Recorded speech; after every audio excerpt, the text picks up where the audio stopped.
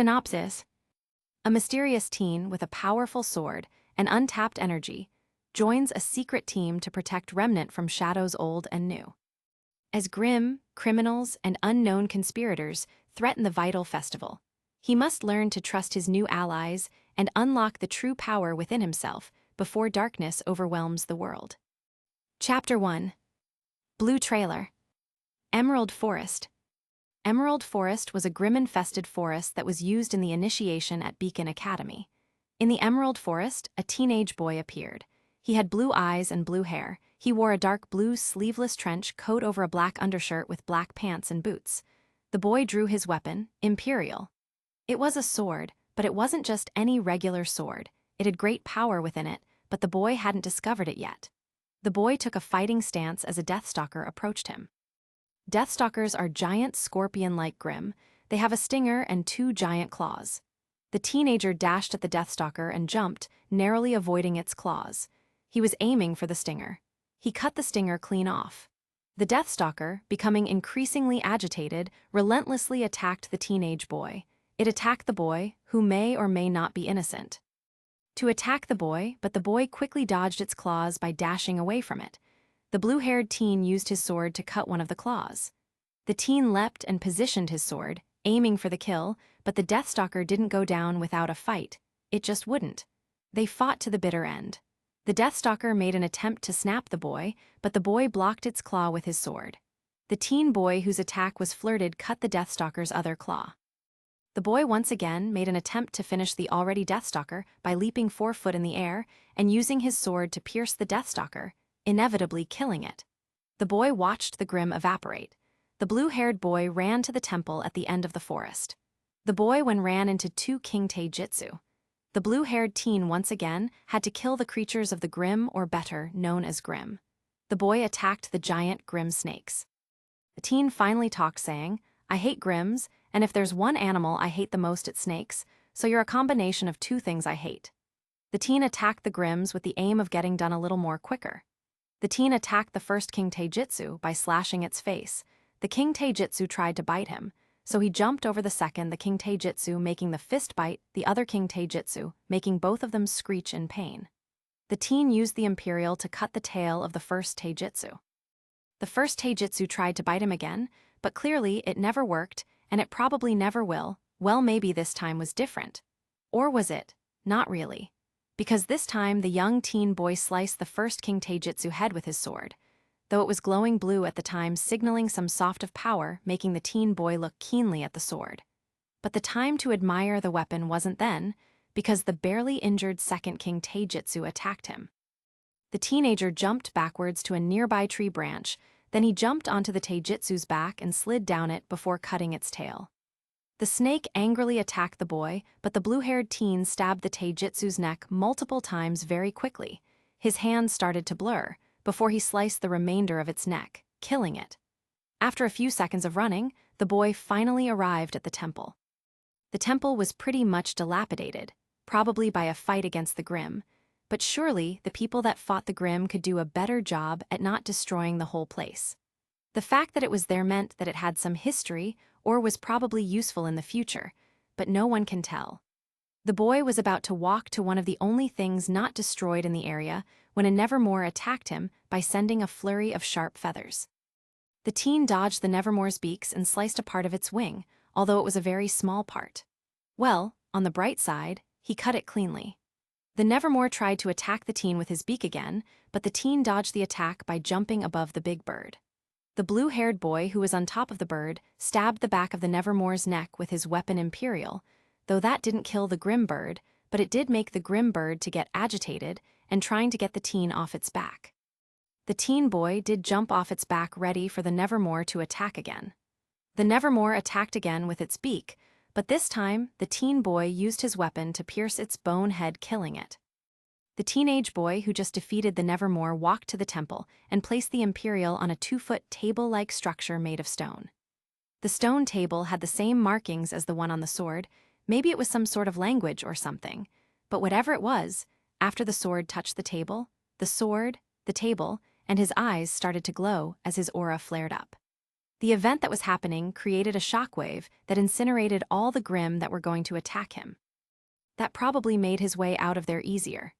The breathtaking event only lasted for about 10 seconds before the glowing stopped. Immediately after the event, 3 people in red clothes and a red mask came out of the forest.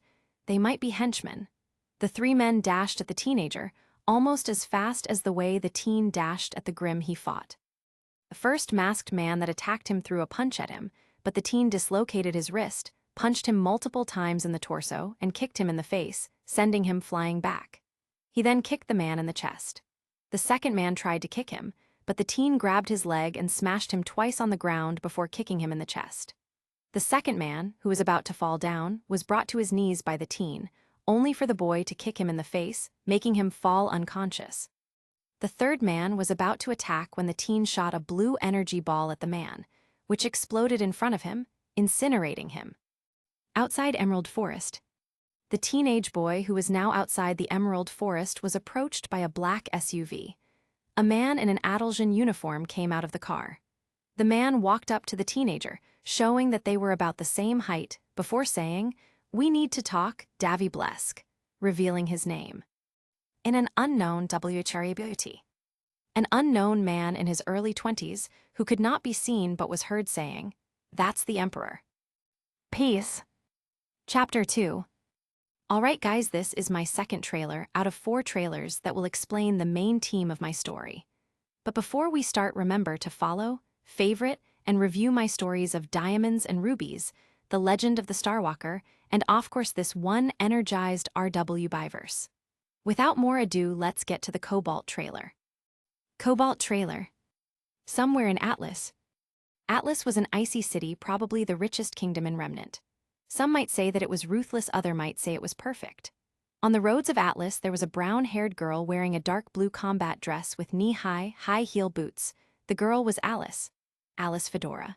She was in Atlas for some reason. No one knew why she was in Atlas, because her father was a huntsman, who was in Vaku at the time, and her mother was a huntress that has gone rogue. She was probably dead, or maybe she was alive. Well, she approached the icy tundra in the end of Atlas. The icy tundra. The icy tundra was at the edges of Atlas. Alice walked towards the icy tundra when she saw a Geist. Geist were like ghosts in typical cartoons. They had a bone skull like every regular Grimm. They also had arms with really sharp fingernails. They lacked legs, instead they levitate in midair, and they left a trail of black smoke. Alice watched the Geist enter a boulder. The Geist which was now a Petragigas, since it fused with a boulder. The Petragigas had its bone skull in the middle of the boulder. It had 4 limbs floating in the air with red linings on it. Alice took her weapon, Excel. Excel were dual katanas that could turn into dual pistols. She dashed at the Petragigas, but the Petragigas punched her one of its floating limbs which it could control. Alice blocked the attack with her dual katanas, though she flew about 1 foot backwards. She quickly took her fighting position back as she tried to slash on of the Petragigas' floating arms. She got a direct hit on the left arm of the Petragigas before using her feet to hit the Petragigas' arm multiple times, cutting the arm of the Petragigas. "Let's see how you'll fight with just one arm," Alice said before the Petragigas attracted another boulder to replace its removed arm. Alice dashed at the Petragigas again, this time aiming for the kill. She tries to slash the Petragigas' bonehead in the middle of the boulder. She took a fighting stance and aimed at the bonehead. Alice slashed the bonehead, making a dent on it. Before she kicked it, it seemed that she had the upper hand in the fight, and out of the blue, the Petragigas punched Alice again, which sent her hurling backwards and attacked her again in quickly, but Alice dodged the multiple attacks from the Petragigas. As the Petragigas tried to punch Alice with one of its arms again, Alice ran on its arm and made 4 clones of herself which looked exactly like her.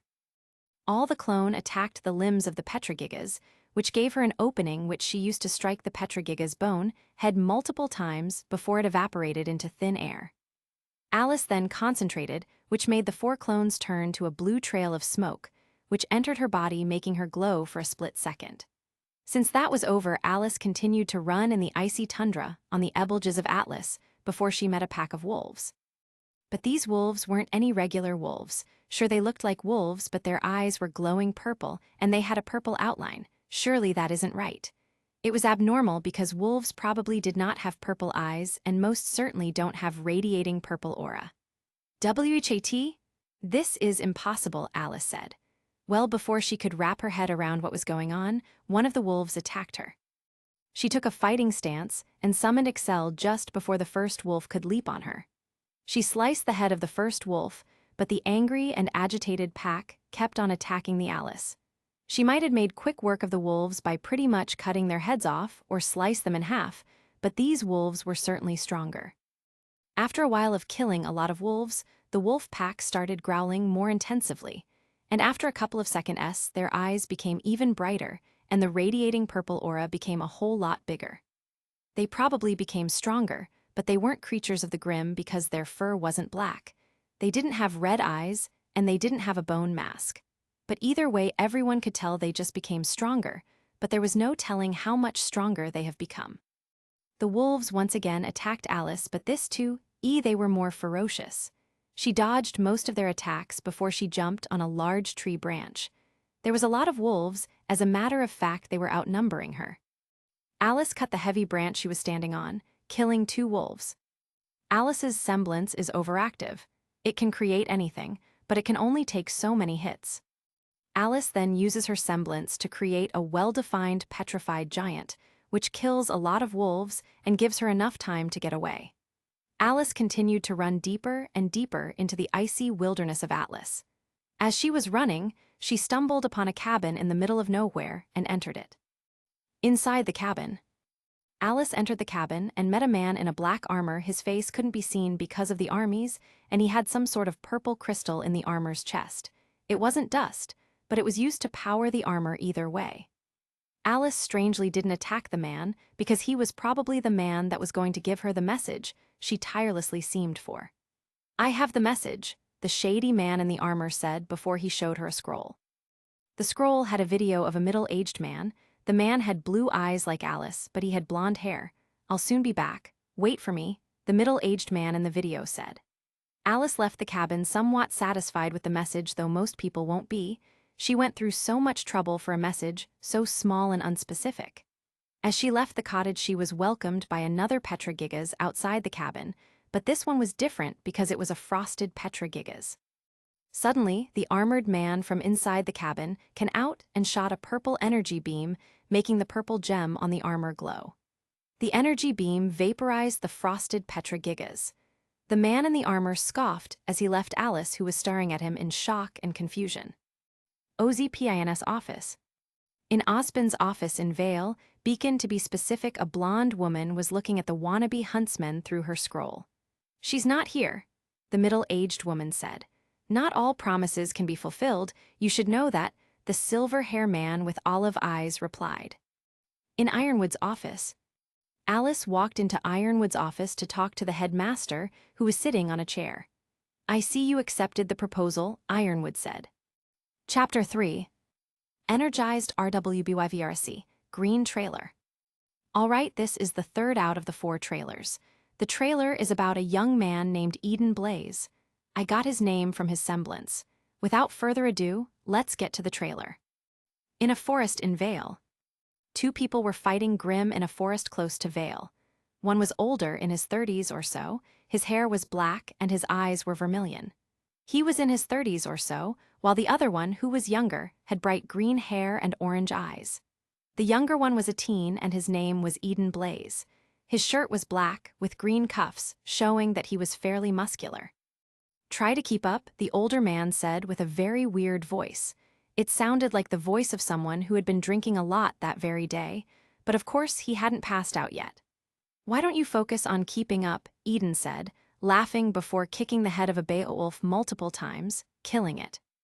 Eden's boots were weapons. The blazing whip is a pair of roller skates with 2 tubes inside them to store dust. The dust stored in his boots will amplify the kicks he dished out. Eden kicked another Beowulf in the head, but there was no time to catch his breath as another Beowulf tried to leap on him. However, he punched the Grimm several times before back-kicking it as its bone skull burnt because of the fire dust. As Eden killed the Beowulf, an Ursa Minor attacked him. He kicked the Ursa's underbelly multiple times in quick succession before smashing the head of the Grimm to the ground, burning it. Those are some neat kicks you got there, the middle-aged man said. I know, I got it myself, Eden said in a very angry and frustrated tone. How did you even know him in the first place? Eden asked angrily. He was a huntsman at Beacon, the older man answered. How did he become a huntsman in the first place? Eden asked, calming down. Less talking, more grimming, the middle-aged man said. You don't like talking about him, do you? Eden asked, killing one Grimm. Look, kid, I understand. You want to have answers about your father's sudden change of heart. How about we make an arrangement? I'll tell you everything tomorrow at my favorite place on Remnant, the middle-aged man said. I wonder why you like Tuscany's bar so much. Eden asked sarcastically, not really expecting an answer. It's much easier to see when you work as a team, Eden said happily. I play solo, and you can't call two people a team. It's more like a duet or duo, the middle-aged man said. Why do you call killing Grimmums grimming? Eden asked. What do you do when you clean? The middle-aged man asked. Cleaning, Eden answered. What do you do when you win? The middle-aged man asked again, clearly trying to prove a point. Winning, Eden answered again. What do you do when you kill Grimm? The man asked again. Killing Grimms, Eden answered as they made their way out of the forest. In a house in Vale that same night, Eden Blaze took a deep breath before he opened the door of the big house in front of him. To some people, being rich will make life easy and solve a good portion of their problems, but it wasn't the same for Eden cause it didn't make life any easier or solve any of his problems. Eden walked into the door he had just opened. The room he had walked into was pitch black, it being the typical scene of a horror movie. Well, until Eden turned on the lights, revealing a man in purple clothes sitting in the room, crossing his arms. The man had orange eyes like Eden's, but his hair was a lighter shade of green. Everyone could tell that the man in purple was his father. Where have you been, young man? You certainly had me worried. The man in purple asked in a creepy way while smirking. I'll be in my room, Father, Eden said angrily before storming off. The next day in the same house. The next day, Eden tried to walk out of the house before his father stopped him. Where are you going? Eden's father said as he stood up and walked towards Eden. Always leaving so early and coming so late. What exactly are you up to? Eden's father said. It's noon, father, Eden said before taking a deep breath before talking again, trying to hide his fear. I don't know if you're trying to care or if you're just encroaching on my private space. There's nothing to hide, young man. I know where you've been. I know that you've been spending time with that huntsman, Kiro Branwyn. You used to be a huntsman, father. Saving lives, father. Don't you see? Eden shouted angrily at the top of his voice. Saving lives? Is that what he told you? Eden's father said angrily at the top of his voice. I see Kiro has baptized you with his words. You're being delusional, Eden said calmly. Then, out of the blue, Eden's father punched him in the cheek, making his green aura flicker and fade away or breaking his aura. Eden, who was on the floor because of the impact, quickly picked himself up and ran away at a really fast speed. Tuscan's bar. Eden entered the bar and approached Kiro, who was sitting there. Hey, Eden, I bet you've changed your mind about this place, Kiro said. No, I haven't, Eden answered. Why so sad? Kiro asked. Just give me what I came for so I can get out of this hideous place, Eden said in a very dull manner. It's unlike you to be dull, Kiro said before Eden gave him the eye. All right, it was long ago, so long ago. He went on a solo mission in Vacuo. He was sent to eliminate weird purple-eyed animals that had an aura. No one knew what he experienced or saw. All we know, Kiro said, taking another shot before he continued. It was unlike him to take that long in a mission, but when he came back, he was an anti-huntsman. Chapter 4. Carmine Trailer. Downtown Vale. Downtown Vale was the bad side of town, for a reason, a very good reason. There was an abandoned warehouse where a bunch of people were talking about their plans to stop a dust robbery attempt by the White Fang the next day. The person who was wearing a black long-sleeve shirt under a red sleeveless jacket and a black fingerless glove with black pants and red shoes was talking to a group of teenage faunus. It was none other than Nero Armstrong, and he pretty much led a group of anti-White Fang people. Mason and I will handle the White Fang, while Aaron, Ever and Elbaz will take the stolen dust back from the White Fang. Nero asked if anyone had any questions or suggestions. The group of faunus looked at each other before Nero spoke again. I'll take that as a no, Nero said, before leaving to the rooftop of the warehouse, while Aaron and Navy looked angrily at the leader, who then left the room. On the warehouse's rooftop, Nero was seen sitting on the rooftop of the warehouse looking down at the street below. Eva was a beautiful and very attractive cat faunus. She had blonde hair with cat ears sticking out of her head. Eva then placed her hand on Nero's shoulder before sitting next to him. Looking down at the streets from above is such a beautiful view, isn't it? Nero asked. I guess it is, Eva answered. Why do you save humans from the rage of the White Fang? Eva asked. The White Fang are just a bunch of liars behind a mask. They don't even save faunus from racial abuse. Nero answered. They only make faunus hated more and more with their schemes. I guess they're too blind to see that because of that mask. I believe that if the White Fang can be less destructive, maybe we'll earn the respect and rights we deserve, instead of being feared and hated for what we are. Nero finished.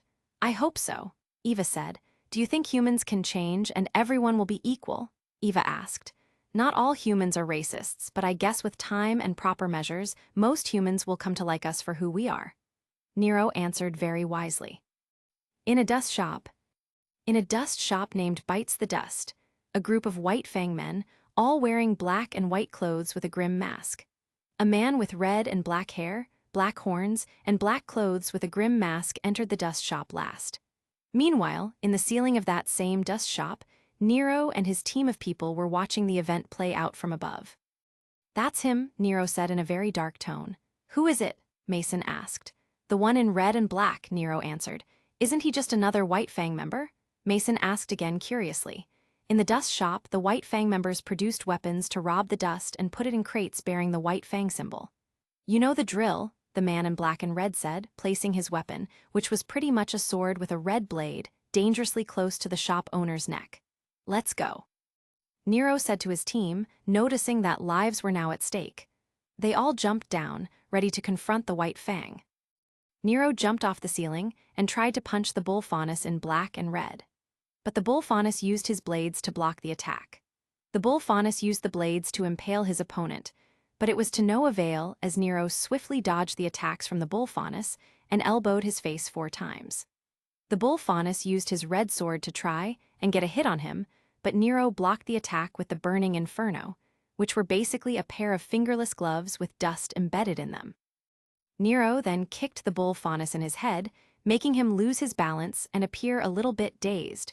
But as Nero was about to deliver a final punch, which could end the fight, the bull faunus once again used his sword to slash Nero, but Nero held the sword and pushed it backward, put on the defense once again. Meanwhile, Mason made quick work on the other White Fang members. He formed a stone gauntlet on his hand as he punched a White Fang member, sending him flying 2 foot backwards and breaking his Grimm mask. Another White Fang member tried to attack him again, but he punched him before turning his left leg to stone before kicking him, which knocked him out. As Mason was about to kick the White Fang member, that mask running towards him, Aaron shot the man with his gauntlet, knocking him out. You know I could take him, Mason said. I wasn't so sure, Aaron replied, smirking. Mason, Aaron, Eva, and Elba took the crates full of the dust the White Fang had stolen. We're ready to go, Mason said as they put the crates of dust in the truck the White Fang had come with. Mason entered the driver's seat, and the others stayed with the recovered goods as they drove away. Nero, seeing that the recovery mission was complete, decided to end the fight once and for all. The bull faunus, trying to dodge an attack from Nero at his face, found an opening and used his second hand to punch his chest, causing a red glow of light. The bull faunus fell down in pain, allowing Nero to leave. That's what they do. That's what all anti-White Fang people do. They run. The bull faunus said in pain before tearing open his clothes to reveal a scorch mark on the area of his chest where Nero had punched him. The next day in the abandoned warehouse, we returned the stolen dust and the shopkeeper barked at us because of who we are, Mason said angrily. Open your eyes, Nero, Aaron said. Us saving humans from the White Fang isn't going to change their thoughts about us. Don't you see? Aaron finished. We're joining the White Fang. They can and will change the world with their measures. They are doing the right thing, and we're in their way, Elba said. What, even you, Eva? Nero asked. Yes, we're leaving, Eva said as they all left, leaving Nero stunned and confused. In a park, Nero was in a park in Vale staring at some bushes when a girl with a bow tie and black and white clothes with black to purple leggings stood near him. Then Nero spoke to the girl who was beside him, not even knowing her. She said, "I wish there was a way to stop the White Fang. They are going to hurt so many people, even Faunus." Then the girl replied, "There is, we just have to find it." Chapter 5. In the beginning. Emerald Forest. Davy had successfully navigated through the dangerous, Grimm's-infested area of the Emerald Forest. However, his respite was short-lived as a black SUV abruptly halted in front of him. The man, who may appear middle-aged or elderly, emerged from the passenger side of the vehicle. He was wearing the official Atlas uniform, clearly identifying him as General James Ironwood. General Ironwood holds the esteemed positions of Principal at Atlas Academy and General of the Atlas Military. His purposeful stride towards Davy indicated his clear sense of purpose. General Ironwood is a highly esteemed individual, deserving of great respect and admiration. Davy, with unwavering composure, responded to General Ironwood's unexpected direct address. The general, exuding authority and respect, commended Davy for his remarkable achievement and outlined the purpose of their meeting with utmost clarity. Despite the element of surprise, Davy maintained his composed demeanor throughout the entire encounter. During their conversation, Davy was deeply honored to be in the presence of General Ironwood, a highly esteemed figure. Davy maintained his composure and engaged in a meaningful dialogue with the general, discussing the current state of Atlas military strategy and the challenges they faced.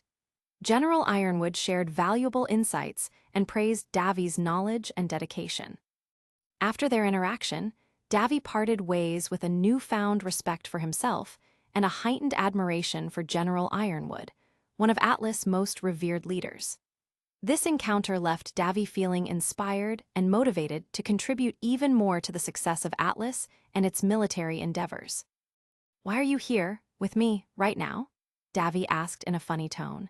"I must request your immediate attention to discuss some highly significant matters in private.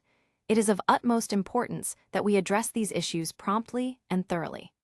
The sensitive nature of these matters necessitates a confidential and discreet conversation. Please make arrangements at your earliest convenience to ensure that we can engage in a discussion that will allow for a comprehensive examination of the subject matter." "Your cooperation in this matter will be greatly appreciated," the general replied. "In private, it is possible for me and someone I've never spoken to before to discuss matters of great importance." Davy said, "That's the matter," Ironwood replied. "Your aura is excessively intense, bordering on the supernatural." Ironwood said, "That's why I have a job for you." Davy chuckled and said, "General, I can confidently assure you that I am not an alien. Rest assured, my origins are firmly rooted in humanity. Mostly." "What job are you speaking of?" Davy asked. "As an undercover huntsman, it is imperative that you adhere to a strict set of guidelines in order to effectively carry out your mission. Firstly, it is crucial that you blend in seamlessly with your surroundings, adopting the appearance and mannerisms of a typical huntsman," Ironwood requested. "Why are you making this offer, General?" Davy questioned. "I mean, you have the ace operatives and the students of Atlas Academy. Why do you need more?" "Being overcautious with the safety of the people of Remnant is not only necessary, but crucial. The risks and dangers that exist in our world are numerous and unpredictable. Failing to prioritize safety measures would be a grave mistake with potentially devastating consequences. It is for the greater good," Ironwood answered. "I agree," Davy said. "I take it that you have accepted my offer," Ironwood said. "Yes, General," Davy answered.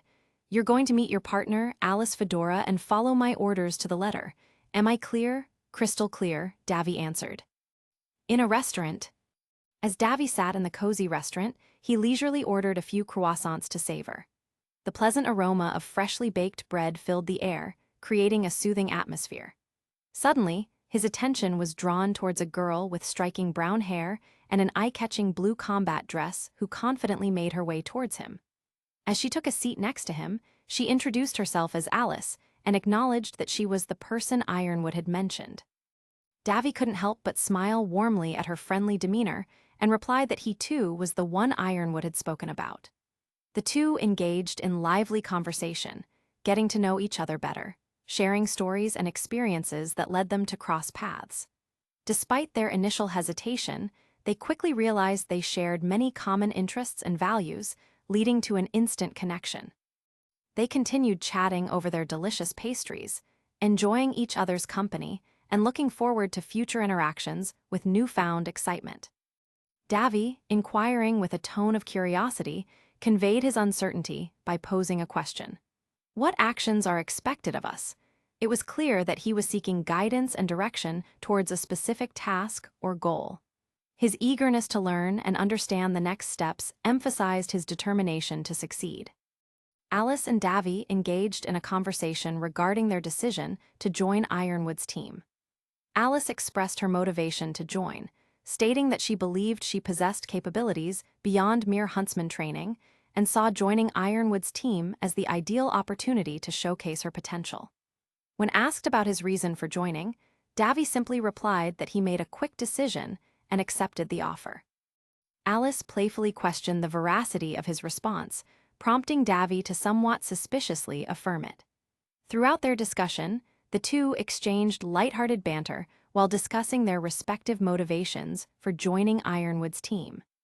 "Why do you think he's forming a team?" Davy asked. "I'm not sure myself, but he did say it was to protect the innocent people of Remnant," Alice answered. "Oh boy, this is definitely raising some red flags. I mean, come on, it's as suspicious as a cat wearing sunglasses. There's gotta be something he's hiding, or maybe he's got a secret agenda up his sleeve," Davy said in a dark tone while stroking his chin. There may be some uncertainty, but it is undeniable that his desire to serve the people of Remnant is unwavering. He is fully committed to dedicating all his efforts towards their well-being and prosperity, Alice said. Davy and Alice had been enjoying their meal at the cozy restaurant when they decided to leave. As they walked out, Davy noticed a group of men in black tuxedos with red ties walking towards a dust store. To his surprise, he recognized the leader of the group as Roman Torchwick, a notorious criminal in the city. Davy and Alice decided to follow them and see what was happening. They watched as Torchwick and his henchmen entered the dust store, and Davy knew that they were up to no good. With a determined look, Davy and Alice exchanged a knowing smile before they went to foil the robbery. They were ready to protect the Veil and bring the criminals to justice, as that was their job as undercover huntsmen, but still huntsmen. I am pleased to inform you that you will be facing the formidable duo of Davy and Alice. They are known for their exceptional teamwork and dynamic abilities. Davy possesses incredible strength and agility, making him a force to be reckoned with. Alice, on the other hand, is highly skilled in strategy and possesses a sharp intellect. Together, they form an unstoppable team, and we will defeat you. If your skills was as big as your words, maybe you'll stand a chance," Roman said, trying to taunt them. You may have thought he was the one and only thief in town, but he didn't count on the fact that there are always two sides to every story, and in this case, the side with the hunters will prevail, Alice said. Say it till you believe it, Roman said. Davy expertly inflicted a severe gash on one henchman's arm using his imperial sword, effectively disarming the other henchman. He then fractured the second henchman's arm with a powerful kick. When another henchman approached, Davy swiftly neutralized him, along with several of his comrades, by disarming, punching, and ultimately striking them with a fire axe. This display of skill and precision demonstrates Davy's remarkable ability to incapacitate multiple opponents with ease. Davy, equipped with the formidable imperial sword, skillfully defeated one of the goons in combat, showcasing his exceptional prowess. However, the situation remains precarious as 3 more assailants loom, posing an ongoing danger. Unfazed by the odds, Davy boldly issues a counter-threat, exuding unwavering confidence and asserting his dominance. The palpable tension in the air hints at the possibility of an imminent, high-stakes confrontation. Brace yourselves for what promises to be an epic clash of wills. Davy said, "Are you really sure about that, buddy? 'Cause I gotta say, I've got a whole bunch of doubts about it." And then he kicked and punched the first henchman in the skull, knocking him out cold. Angrily, the second henchman went for David, attempting to strike the blue-haired teenager with his weapon. But David kicked the guy in the stomach and sliced through his rifle, causing him to stagger backward. The henchman lost his equilibrium, so David moved quickly to attack, hitting the man in the face and chest many times. The goon collapsed to the ground, moaning with discomfort. David didn't stop there, instead focusing on the third henchman. As David confronted the third henchman, the henchman, clearly terrified by David's demonstration of talent, sprang forward to attack with a chain weapon. David skillfully stepped the blow and swiftly cut the chain with his sword, effectively neutralizing the weapon. Seizing the opportunity, David delivered a powerful kick to the henchman's chest, causing him to fall to the ground. Alice utilized Excel's dual pistol mode to engage the henchmen, firing precise shots at them. In addition, she skillfully employed the bundled end of her weapon to strike one henchman repeatedly in the head. Demonstrating her physical prowess, Alice proceeded to deliver several forceful punches to another henchman's abdomen before swiftly dispatching him with a gunshot. As a result, the henchman was propelled 4 feet backwards, landing directly in front of Davy. Alice used Excel's dual pistol mode to shoot at henchmen and used the bundle of her weapon to hit one henchman multiple times in the head. Alice punched one henchman in the guts a couple of times before shooting him, making him fly 4 foot backwards and landing directly in front of Davy. Roman Torchwick, after observing the situation at the dust shop, determined that the robbery was ultimately futile. He made the decision to leave the premises, as the potential gains did not outweigh the risks and efforts involved. Davy activated Imperial, assumed a fighting stance, and prepared to engage Roman. He swiftly charged at full speed, with Alice by his side, ready to confront the thief. Dodging multiple shots from the melodic cudgel, Davy relentlessly advanced towards Roman. Despite his attempt to strike, Roman skillfully blocked the attack with his weapon, giving Alice the opportunity to fire a few shots using Excel's pistol mode. Davy and Alice launched a double kick to his chest, but Roman swiftly defended himself, blocking their attacks. He managed to land a hit on Alice, but it did not deter the 2 teenagers from continuing their assault. Davy launched another attack on Roman, who attempted to defend himself by shooting at him multiple times. However, Roman's shots were ineffective as Davy engaged him in a physical struggle. In the midst of the tussle, Roman failed to notice Alice, who swiftly kicked him in the face. The impact sent him crashing into a nearby wall, causing his aura to momentarily flicker. Roman, consumed by anger, launched another assault on the teenagers. Despite his brutal attacks, Davy skillfully evaded each one. Seizing an opportunity, Davy delivered a powerful punch to Roman's chest, causing his aura to flicker and fade once more. With determination, Davy approached the injured thief, prepared to take him into custody and bring him to justice. As he neared Roman, a young woman in her early 20s intercepted him. She was dressed in a dark red mini dress and wore high heels. Her eyes burned with an intense fire. "Who are you?" Davy asked, but the woman took Roman and disappeared. Davy then faced and asked, "What the fucking hell was that?" Alice, who was shocked with what she has just seen, stood speechless. In an unknown location, Davy and Alice stood before Ironwood, who was staring at them. "What did you say you saw?" Ironwood said, asking for confirmation. "Someone with red fiery eyes who saved Roman and disappeared immediately," Alice asked. "Red fiery eyes?" Ironwood said, stroking his chin. Appreciate your observation. It is imperative that you understand the significance of your insight. Take charge and confidently assert your expertise," Ironwood said, ushering them out of the room. Outside the room, in a passage, Davy and Alice were talking about what played a while ago. "What was that?" Davy asked. "It's actually now no longer whatever properly, and it in all likelihood what we are up against. So I advocate your taking it with each inch of seriousness you have," Alice answered somewhat angrily. "It is not productive for us to remain idle while claiming to be undercover. We should find meaningful tasks to occupy ourselves with." "What are you implying?" Davy asked. "I think it's important for us to dedicate some time to training. You can never be too prepared, right? It's always better to be well-equipped and ready for whatever comes our way. So, let's make sure we set aside some time to train and sharpen our skills." "It'll definitely pay off in the long run," Davy said. "I completely agree that there is no such thing as being too prepared. It is always beneficial to be well prepared in any situation, as it allows us to handle unexpected challenges more effectively. Being prepared not only helps us to avoid unnecessary errors during fights, but it also enables us to make better decisions in combat, seeing that our opponents are no pushover. Therefore, I wholeheartedly support the idea of being well prepared," Alice said, agreeing with Davy. Davy and Alice entered a very big training room somewhere in the building. I can't believe how huge here is, Davy commented. Yes, it's quite big, and all we have to do is set to region. Is Thias the same kind of tech they use in the Vytal tournament? Davy asked.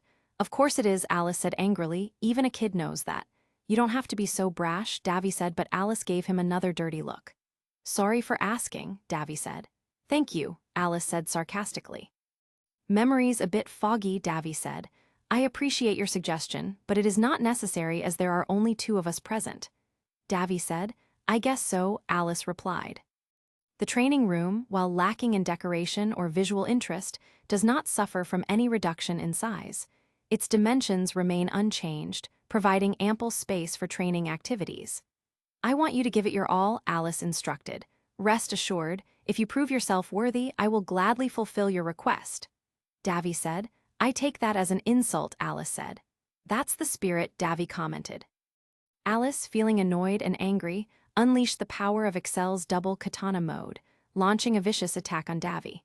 However, Davy's impressive acrobatic skills allowed him to swiftly and easily dodge each strike. In a close call, Davy almost landed a vital hit on Alice with Imperial, but Alice skillfully evaded the attack with ease. Not only you have those fancy tricks up your sleeves, Alice taunted, making Davy scoff. This not the deal? You're holding back. Or are you scared? Alice taunted once more. Let's take it up a notch, Davy said. My pleasure. Alice relentlessly attacked Davy, equipped with Excel, effortlessly evaded the incoming attacks without exertion. With precision, Davy employed Imperial to strike Alice, who initially matched the force of the blows.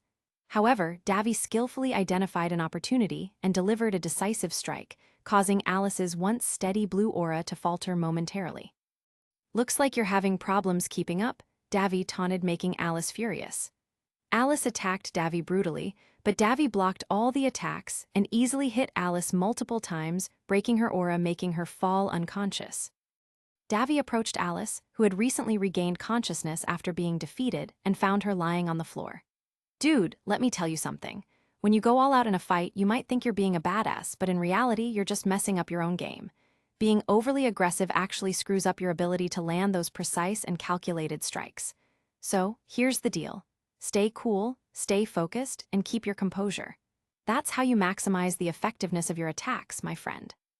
Trust me, approaching combat with a composed mindset is gonna give you the best shot at getting the outcome you want. It's like unlocking a secret power, man. Davy, the advisor, instructed the huntress, Alice. In response, Alice utilized Excel's pistols mode to fire at Davy. However, Davy skillfully intercepted the bullets with his bare hands and proceeded to completely disintegrate them. How did yo? Alice said in shock. In a dark alley. The unknown woman, accompanied by 2 other individuals, saved Roman. As he lay on the floor, panting and coughing blood, she engaged in conversation with him while the 2 others stood by like bouncers. It is truly astonishing that once again, I found myself in the position of having to rescue you. The unanimous woman told Roman Torchwick. Well, don't blame me. I have to do all the dirty work, but you know what? I'm not thrilled about it. Maybe I'll have a great opportunity to demonstrate my skills if I knew your plans. Roman said. It is time to progress beyond the realm of petty crimes and transition into Phase 2. Chapter 6. On the estuaries of Vytal. In the city of Vytal, a man in his early 20s, standing approximately 6 feet tall, was observed. He possessed striking features, with black hair and silver earrings adorning his ears. His attire consisted of a dark blue long-sleeve shirt paired with an unbuttoned brown sleeveless jacket, complemented by dark blue fingerless gloves, brown pants, and dark blue boots. As he strolled past illuminated shops on the night-lit streets, a peculiar phenomenon unfolded. Each billboard or signboard he passed experienced a temporary malfunction of their neon lights, only to resume normal operation once he had moved beyond them. This occurrence, though unusual, did not deter the man from his path, continuing his journey with an air of mystery surrounding him. The unidentified individual confidently proceeded into the building and purposefully made his way to the basement level. It is truly remarkable how you stay one step ahead of the law. Another unidentified man made a statement before the man, and Felix responded promptly. Staying in the dark is my specialty, Felix answered confidently. I hope you didn't attract any unwanted suspicion, the unknown man asked. Stop panicking. Every search for me has gone cold. Plus, I thought you were dead. Let's say staying alive is my specialty, the unknown man said, making Felix to scoff. So where is what I came here for? Felix asked. It's right here. You can use it to hack into anything, even to the communications tower or even Amity Coliseum. The unknown man handed him a small black metal device, claiming it could be used for hacking into secure locations like the communications tower or Amity Coliseum. You really have outdone yourself with this revenge plan of yours, Felix said before collecting it, but as he was about to leave, the unknown man said, it's only just the beginning. There are many more to come. It's the dawn of darkness and he wouldn't see it coming. Felix's departure from the area was preceded by his statement, which left a lingering impact. In a warehouse, Alice and Davy engaged in combat with White Fang members who were attempting to steal dust from a warehouse. In the heat of the confrontation, Davy utilized his weapon, Imperial, to confront the assailants. With precision and agility, he swiftly closed the distance towards one of the intruders, executing a series of slashes with Imperial before delivering a forceful kick to the individual's abdomen. The impact of the blow propelled the White Fang member across the room, rendering them unconscious upon collision with a nearby wall. Davy engaged in combat with 4 White Fang members, executing a series of kicks that proved ineffective. Subsequently, he resorted to employing his Imperial weapon, successfully incapacitating all adversaries. Notably, Davy delivered a decisive blow to one individual, rendering him unconscious. Following this encounter, Davy prominently displayed Imperial around his neck, showcasing his prowess and dominance in the confrontation. Ready to give up? 'Cause I don't think you stand a chance. Why don't you consider giving up, Pipsqueak? One of the White Fang members said. 'Cause I know I have a chance, Davy said, making the White Fang member to groan angrily. That's just the way it is. Davy swiftly executed a series of precise slashes, effortlessly neutralizing all adversaries upon adopting his combat stance. With remarkable efficiency, he disarmed and subdued each opponent, culminating in the removal of the Imperial insignia from behind his neck. This display of skill and speed exemplifies the pinnacle of combat prowess and strategic mastery. Alice effectively utilized Excel to engage in combat against White Fang members. She initiated the confrontation by shooting a White Fang member in the chest, resulting in a significant impact that propelled him several feet away. Subsequently, she skillfully transitioned to Excel's pistol mode, employing it to swiftly incapacitate additional White Fang members. To conclude the altercation, Alice decisively administered multiple forceful kicks to the head of the final adversary, effectively neutralizing the threat. Seems that was the last one, Alice said before they both fist bumped. Should we tell General Ironwood about this? Alice asked. Nah, I'm pretty sure we can handle the White Fang, Davy answered. I can't help but agree, Alice said before they both left. In the darkness, in an alley close to the warehouse, Felix was watching Davy and Alice fight the White Fang. Ironwood id taking the Vytal Festival seriously. I'll have to bring my A game. Junior's bar. Felix, previously spotted in an alley, has now been sighted at Junior's bar. As he reminisced about past experiences, a group of Junior's henchmen entered the establishment, easily recognizable by their distinctive black tuxedos and red ties. Junior Xung, the proprietor of the establishment, stood at the helm of his henchmen as they swiftly carried out his commands. The unmistakable insignia of the bar, bearing his name, left no doubt as to his authority. Don't delay any longer, gentlemen, proceed with the attack immediately, he commanded with unwavering determination. In response, the entire cohort of henchmen swiftly advanced towards Felix, demonstrating a synchronized and forceful assault that showcased their loyalty under Junior Xung's expert leadership. Felix effectively activated Magmus, a substantial Gatling gun, which he skillfully utilized to neutralize one henchman, resulting in the inadvertent destruction of numerous alcohol bottles within the vicinity. Despite the chaos unfolding, the Malachite twins remained unfazed, merely rolling their eyes in response to the ongoing commotion. The henchmen, propelled by the force of the gun, were propelled across the bar, showcasing the sheer power and impact of Felix's weapon. Felix effectively utilized Magmus to eliminate the remaining henchmen, causing them to be propelled through the air, resulting in the breakage of additional bottles and windows. Felix, having decisively emerged victorious in the battle against the henchman, proceeded deliberately towards Junior, his weapon resting casually on his shoulder as he walked towards Junior, who was terrified as he saw him easily win his henchmen. "Do you think your henchmen will save you?" Felix asked. "They are stupid and weak," Junior answered. "Then, why do you hide behind them like a rat hiding from a cat?" Felix then walked closer towards Junior. "It seems he wasn't wrong about your incompetence," Felix said. "The Xing family name has fallen all because of you. Even a teenager can walk in here and make a mess of the Xing family name," Felix finished. "Lies. Nobody did that," Junior said, defending himself. "Why try to hide your failure?" Felix said as he sprayed pictures of a teenage girl with blonde hair. "Just say you're jealous, not as if you could do any better," Junior said, mocking him. Felix, in a fit of anger, forcefully pushed Magnus aside to engage in a fair physical confrontation with Junior. Despite Junior's attempts to strike Felix, he skillfully evaded the blows and retaliated with his own punches. Junior adeptly defended against Felix's attacks, showcasing impressive defensive prowess. Undeterred, Felix let out a fierce cry and intensified his assault on Junior, launching a relentless series of punches and kicks in a determined manner. Junior initiated another attack on Felix by delivering multiple kicks, which were initially blocked. Subsequently, Junior landed a forceful punch to Felix's torso, resulting in a visible flicker in his aura. However, Felix, displaying remarkable resilience, retaliated by delivering two powerful kicks to Junior's head, causing his aura to flicker twice in response. Felix and Junior engaged in a physical altercation, with Felix executing back kicks to Junior's face repeatedly. However, Junior managed to identify a gap in Felix's defense and retaliated by delivering a forceful kick to Felix's chest.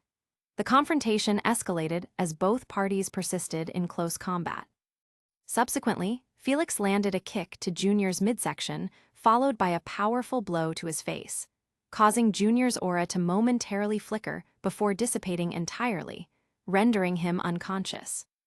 Junior slowly opened his eyes, blinking a few times before focusing on his surroundings. As he regained consciousness, he took a deep breath and tried to sit up, looking slightly disoriented but gradually becoming more alert. "You know, hi, Father never trusted your ability to carry the Xing family name, and all that fear has come to light. Seems he was right and you're too weak to prove us wrong," Felix said. "Father is dead, it's my turn to," Junior retorted. "To do what?" Felix questioned angrily. In a forest, Davy and Alice embarked on a routine huntsman mission aimed at eradicating Grimm to enhance the safety of the environment. Their expertise in combat techniques and strategic planning significantly contributed to the possibility success of their endeavor.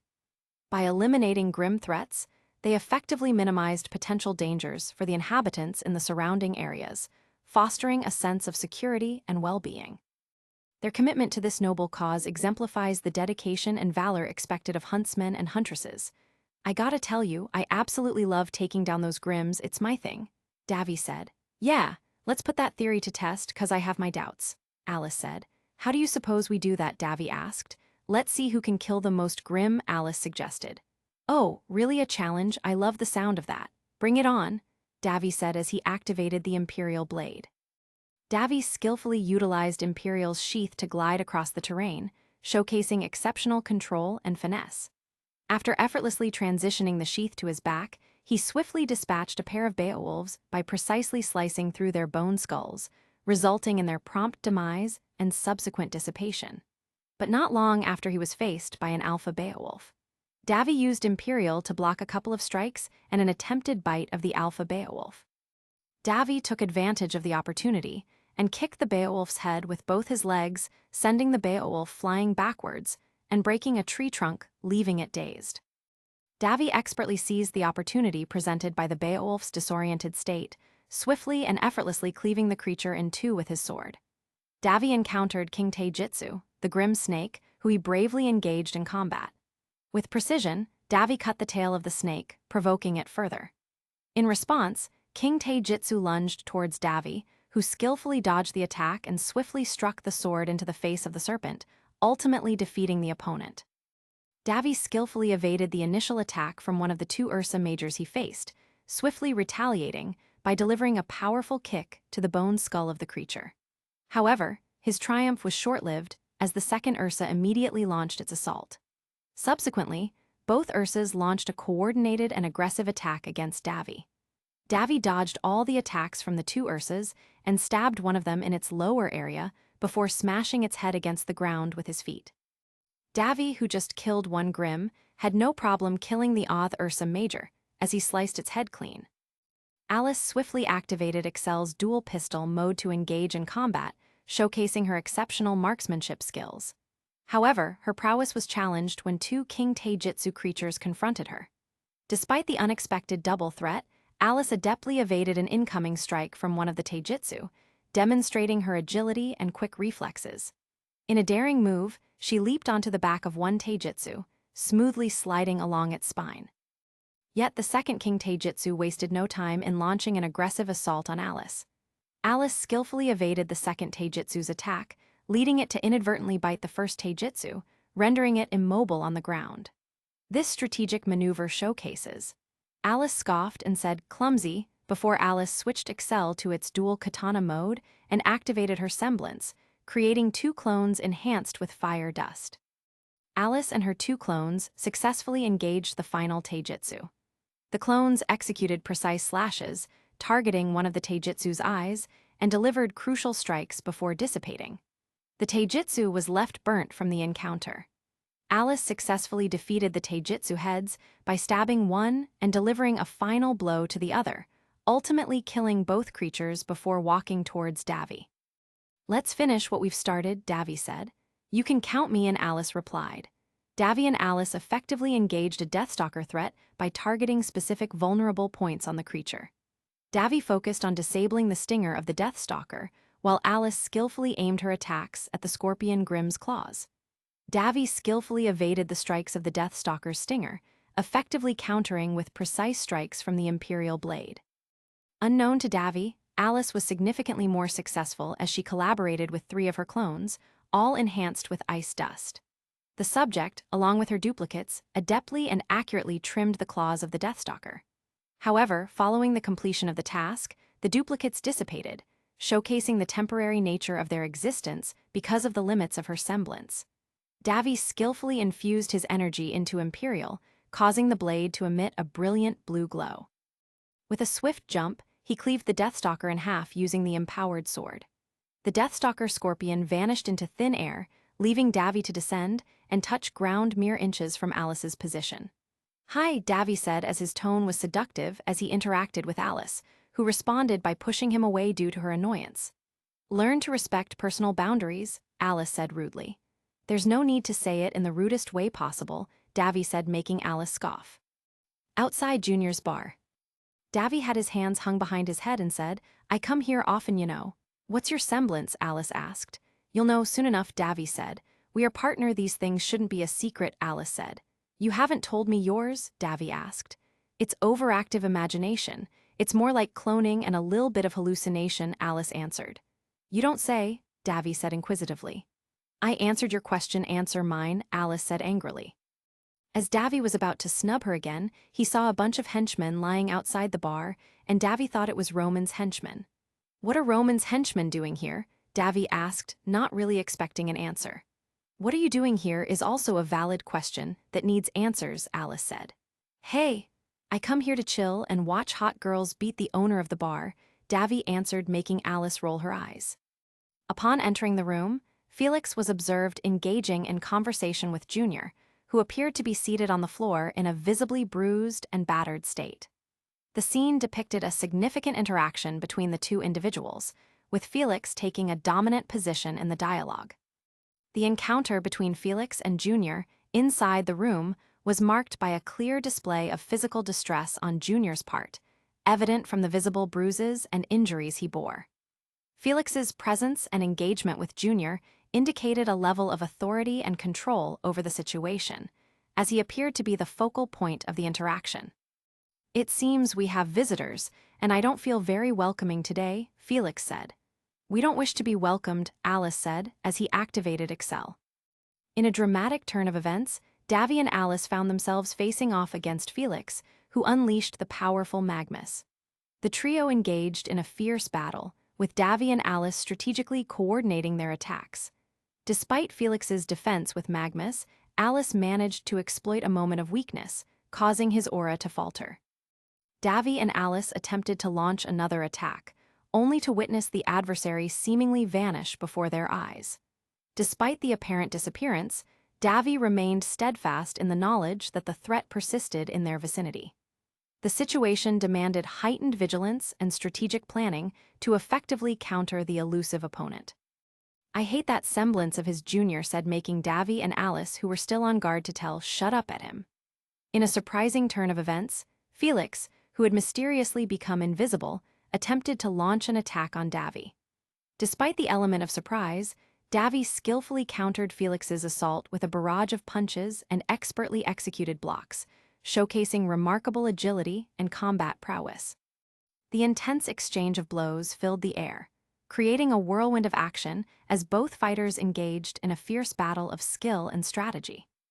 As the confrontation unfolded, Felix suddenly reappeared, his invisibility fading away as he struggled to regain his composure. Gasping for breath, Felix's aura flickered erratically, indicating the immense physical and mental strain he was under. As Davy and Alice attempted to confront the newly revealed adversary, the lighting within the dilapidated bar dimmed, allowing Felix to slip away unnoticed. "He's vanished," Davy announced to his companion. However, before they could process the unfolding situation, law enforcement personnel promptly arrived at the location. The sudden appearance of the police interrupted any further actions by Davy and Alice, signaling a shift in the circumstances. Chapter 7. Outside Junior's bar. Davy and Alice walked away from the bar that was in terrible shape and the horde police cars like unsuspected robbers. "Well, that was a bummer," Alice said. "Can't disagree with you," Davy said. "How were you able to still keep up with that weird guy that was invisible? Is that part of your semblance or something?" Alice inquisitively asked Davy, wanting to know what really happened during Davy's fight in the bar. "Yeah, I can relate to that," Davy said. "What was that mean?" Alice asked, clearly unsatisfied by Davy's answer. "Let's say it's kinda my semblance. You're acting so suspiciously. Every normal person has a semblance except those that haven't unlocked their semblance," Alice said. "I guess I'm not any normal person," Davy responded. "Now you're acting so vague," Alice said, accusing him. "Hey," Davy said because he was offended. "The truth hurts, but you'll be spared of this pain if you'll be more open and less secretive." "Like I said, for us to work effectively, there should be no secrets," Alice said. "All right, fine," Davy said uneasily. "Thank you," Alice said sarcastically. "Who's your father?" Davy asked, not really expecting an answer, making Alice give him the eye. "You see, there's no use of secrets if they are not kept a secret, and we can still fight effectively with the secrets. Plus, no one knows how many secrets Ironwood's keeping from us," Davy advised, making Alice exhale unhappily. In a building. In the same building, Felix met an unidentified man that gave him some device. Another shady man known as Roman Torchwick entered the building and approached the basement. In the basement, he was met by Felix and the unidentified man that gave him the device. "I'm gonna need that device, Arthur," Roman said angrily, but the unidentified man, now known as Arthur, was sitting comfortably on his chair before Felix came out of supposedly nowhere and was completely healed from his injuries in his previous fight with Davy, Alice, and Junior said. "It's already too late." "What do you mean by that?" Roman asked angrily, but wasn't really expecting an answer to his question. "It means I got it," Felix said proudly. "My source was a little late," Roman said, calming from his rage in a blink of an eye. "Well, it doesn't matter, I gonna need that back, pal," Roman said rudely as he summoned his cane, the melodic cudgel, and a combat stance ready to take on Felix and all his sneaky moves and tricks. "Do you mean this?" Felix asked rhetorically as he brought out the device that Arthur gave him, which looked like a simple black toothpick. "Yes, give it," Roman said angrily. "I agree to disagree," Felix said before he summoned his weapon Magmus and attacked Roman with his Gatling gun, which was far, far more deadly than Roman's cane, and the fact that it was with Felix, who was a skilled weapons specialist, only made it more deadly. Felix launched at Roman Torchwick and used it as a baton to brutally attack Roman, but Roman was equal to the attacks as he used the melodic cudgel to block Felix's attacks. Felix took a step back and shot at Roman with his weapon Magnus, but Roman deflected the dust-powered bullets with his cane and shot at him with dust bullets from his cane, which was clearly futile as Felix didn't have to put much efforts to deflect the dust bullets from Roman's weapon. "It seems that you're getting a bit rusty with that gun of yours," Roman said mockingly. "It is you who is getting rusty, Roman," Felix said. "Oh, really? Well, let's find out. Old pal," Roman said confidently, as if he didn't understand what was at stake. Felix once again launched a Roman brutally, and trying his best to get a hit on him, though Roman wasn't bulging, it did make a huge mess in Arthur's well-facilitated lab. Roman swiftly dodged Felix's attacks and jumped behind him and whacked him with the melodic cudgel. Roman was so angry, and that was clearly shown by how hard he whacked him, and he made his aura flicker. Felix groaned angrily by the fact that Roman got a hit on him, but calmed him quickly. "It seems that you've gotten a hit on me," Felix said, "but I assure you it won't happen again." Felix once again launched at Roman with full force, causing more damage to the lab, but this didn't make Arthur angry, not the slightest bit. Felix ferociously attacked Roman with his Gatling gun, trying to get a hit on him, but Roman blocked it with his cane, but the cane broke due to the impact caused by Felix's ferocious attacks with his Gatling gun. "It's you who is gettin' rusty with the cane," Felix said maliciously as he dropped his weapon and took a combat stance ready for a hand-to-hand combat. Felix once again attacked Roman, but this time with his fists. He punched Roman several times, making him a bit lousy, before Felix punched him with full force, causing Roman to cause a crater in Arthur's lab, and making Roman aura flicker and fade away. "Why don't we concentrate on the real problem?" the scientist said. "What problem could be so real?" the beaten-up robber asked as he wiped blood of his face. "It seems that James has a couple of, let's say henchmen to make sure the Vytal tournament goes as planned," the scientist concluded.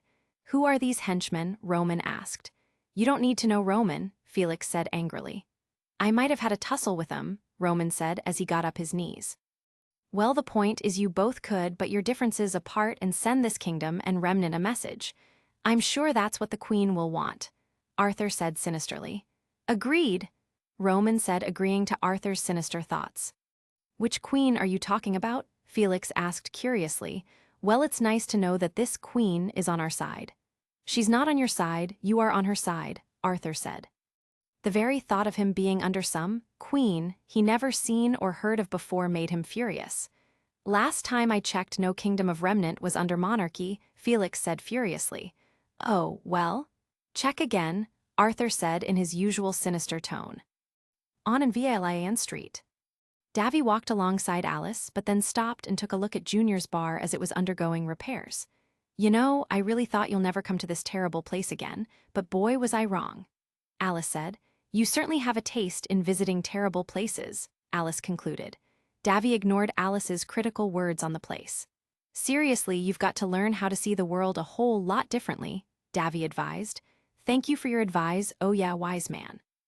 I shall now take this piece of advice and single-handedly defeat evil," Alice said sarcastically, very displeased with Davy trying to advise her. "No, I'm serious," Davy said in the most serious face possible. "Let's just move one," Davy said calmly. Davy and Alice continued their walk down the street before Alice spoke again. "Aren't those a bunch of Roman's stupid henchmen?" Alice said, pointing out the henchmen entering a power grid. The power grid was made functional due to dust in the grid giving power to homes. It was very simple technology, and each kingdom had it. Roman's henchmen invaded the grid, shortly followed by Roman and Felix.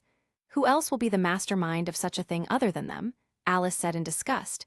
"Yeah, it's Roman and the other dude," Davy said as he talked slowly and silently. "Yeah, thank you for pointing that out, Master Blesk," Alice said angrily. "Should we stay here and take such insolence, or we should go there?" And Davy paused for a while, thinking of what to say as he was stroking his chin.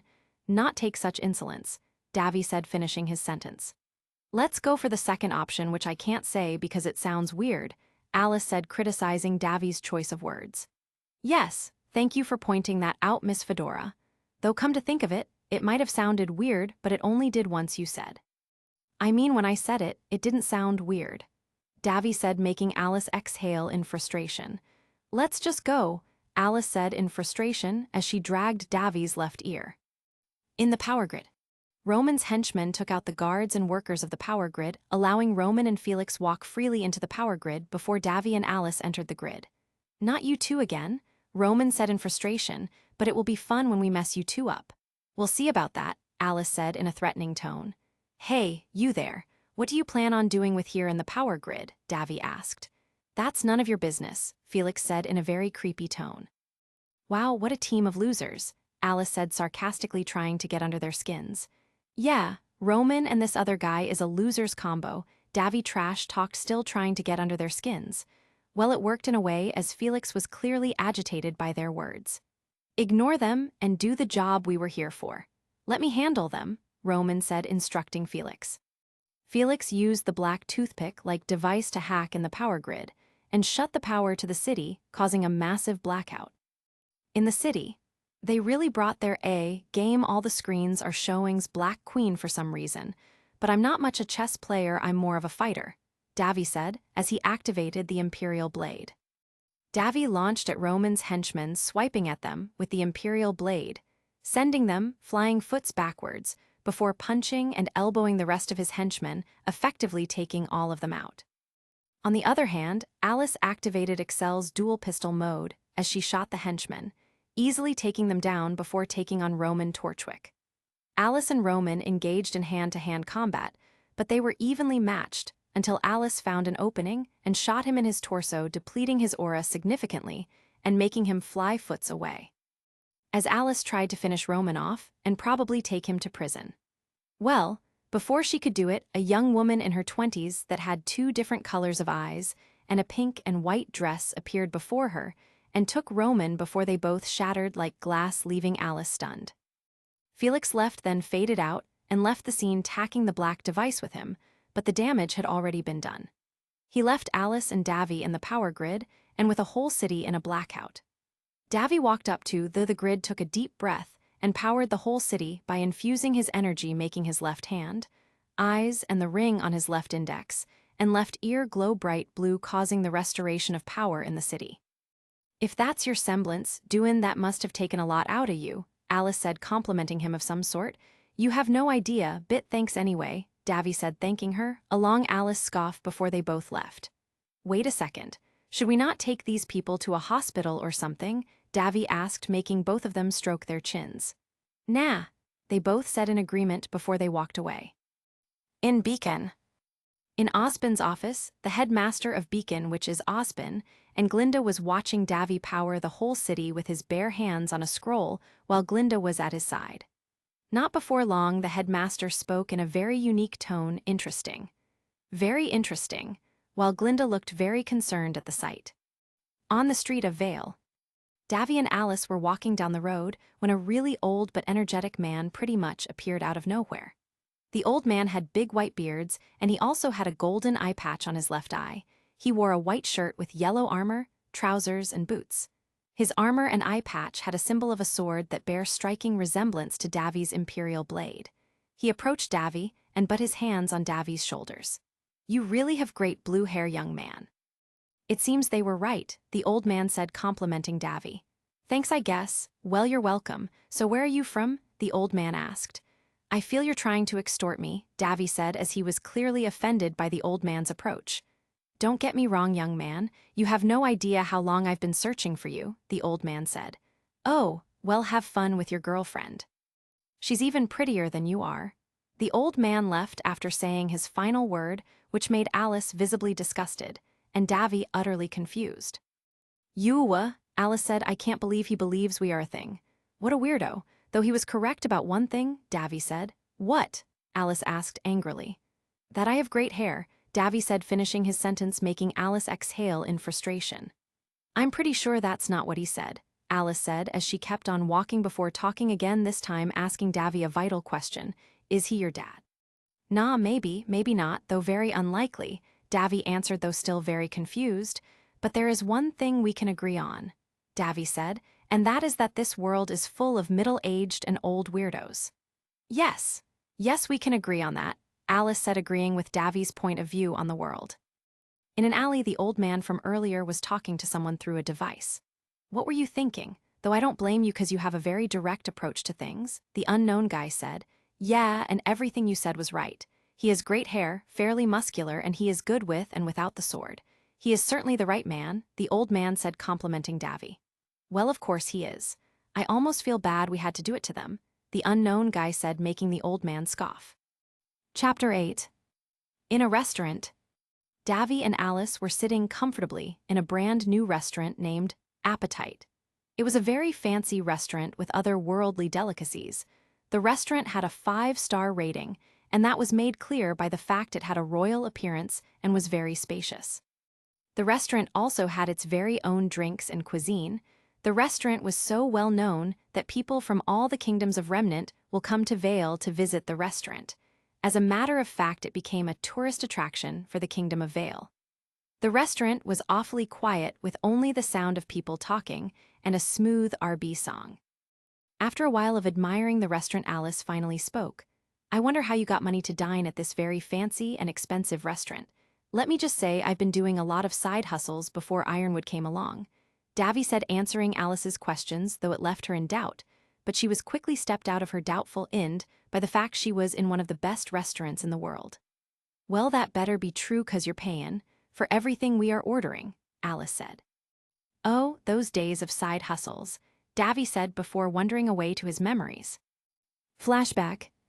Somewhere in Patch, Davy, of the same appearance but without the rings, is seen walking into some cave before a man with blonde hair and wearing clothes that consisted mainly on brown and in his early 40s stopped him. You sure you want to go in there, son? The blonde-haired man asked. Yeah, I'm sure I want to go in there, Davy said quite rudely. Can I tag along? The blonde-haired man asked again, wanting to follow Davy to enter the cave. Yes, sure, Davy said, allowing the blonde man to come with him. Taeyong, call me Tai, the blonde man said before stretching his hand for a shake. Davy said before shaking the man and smiling warmly. Inside the cave was very dark before Tai lighted the area with a flare stick. Where'd you get a flare? Davy asked. I knew to bring it, Tai said, answering his question. Yeah, you did, Davy said sarcastically. You know, you remind me of one of my daughters, Tai said.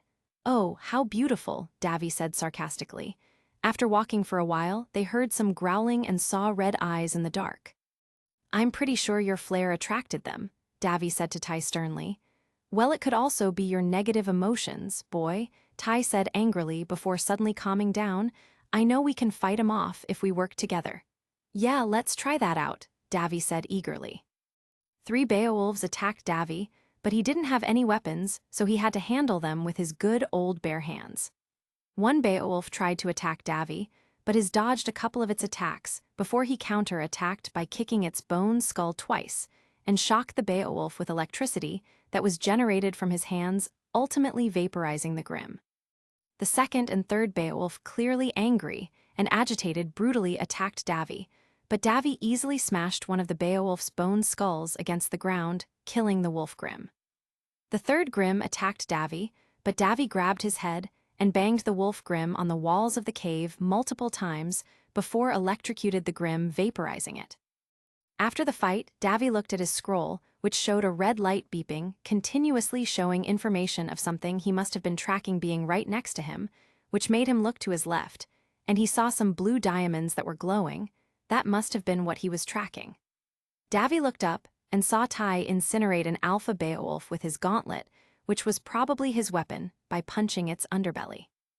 You know, it's not such a great idea to hot things on the walls of caves, especially ones like this, that is very old and fragile, Tai said, warning Davy about his actions.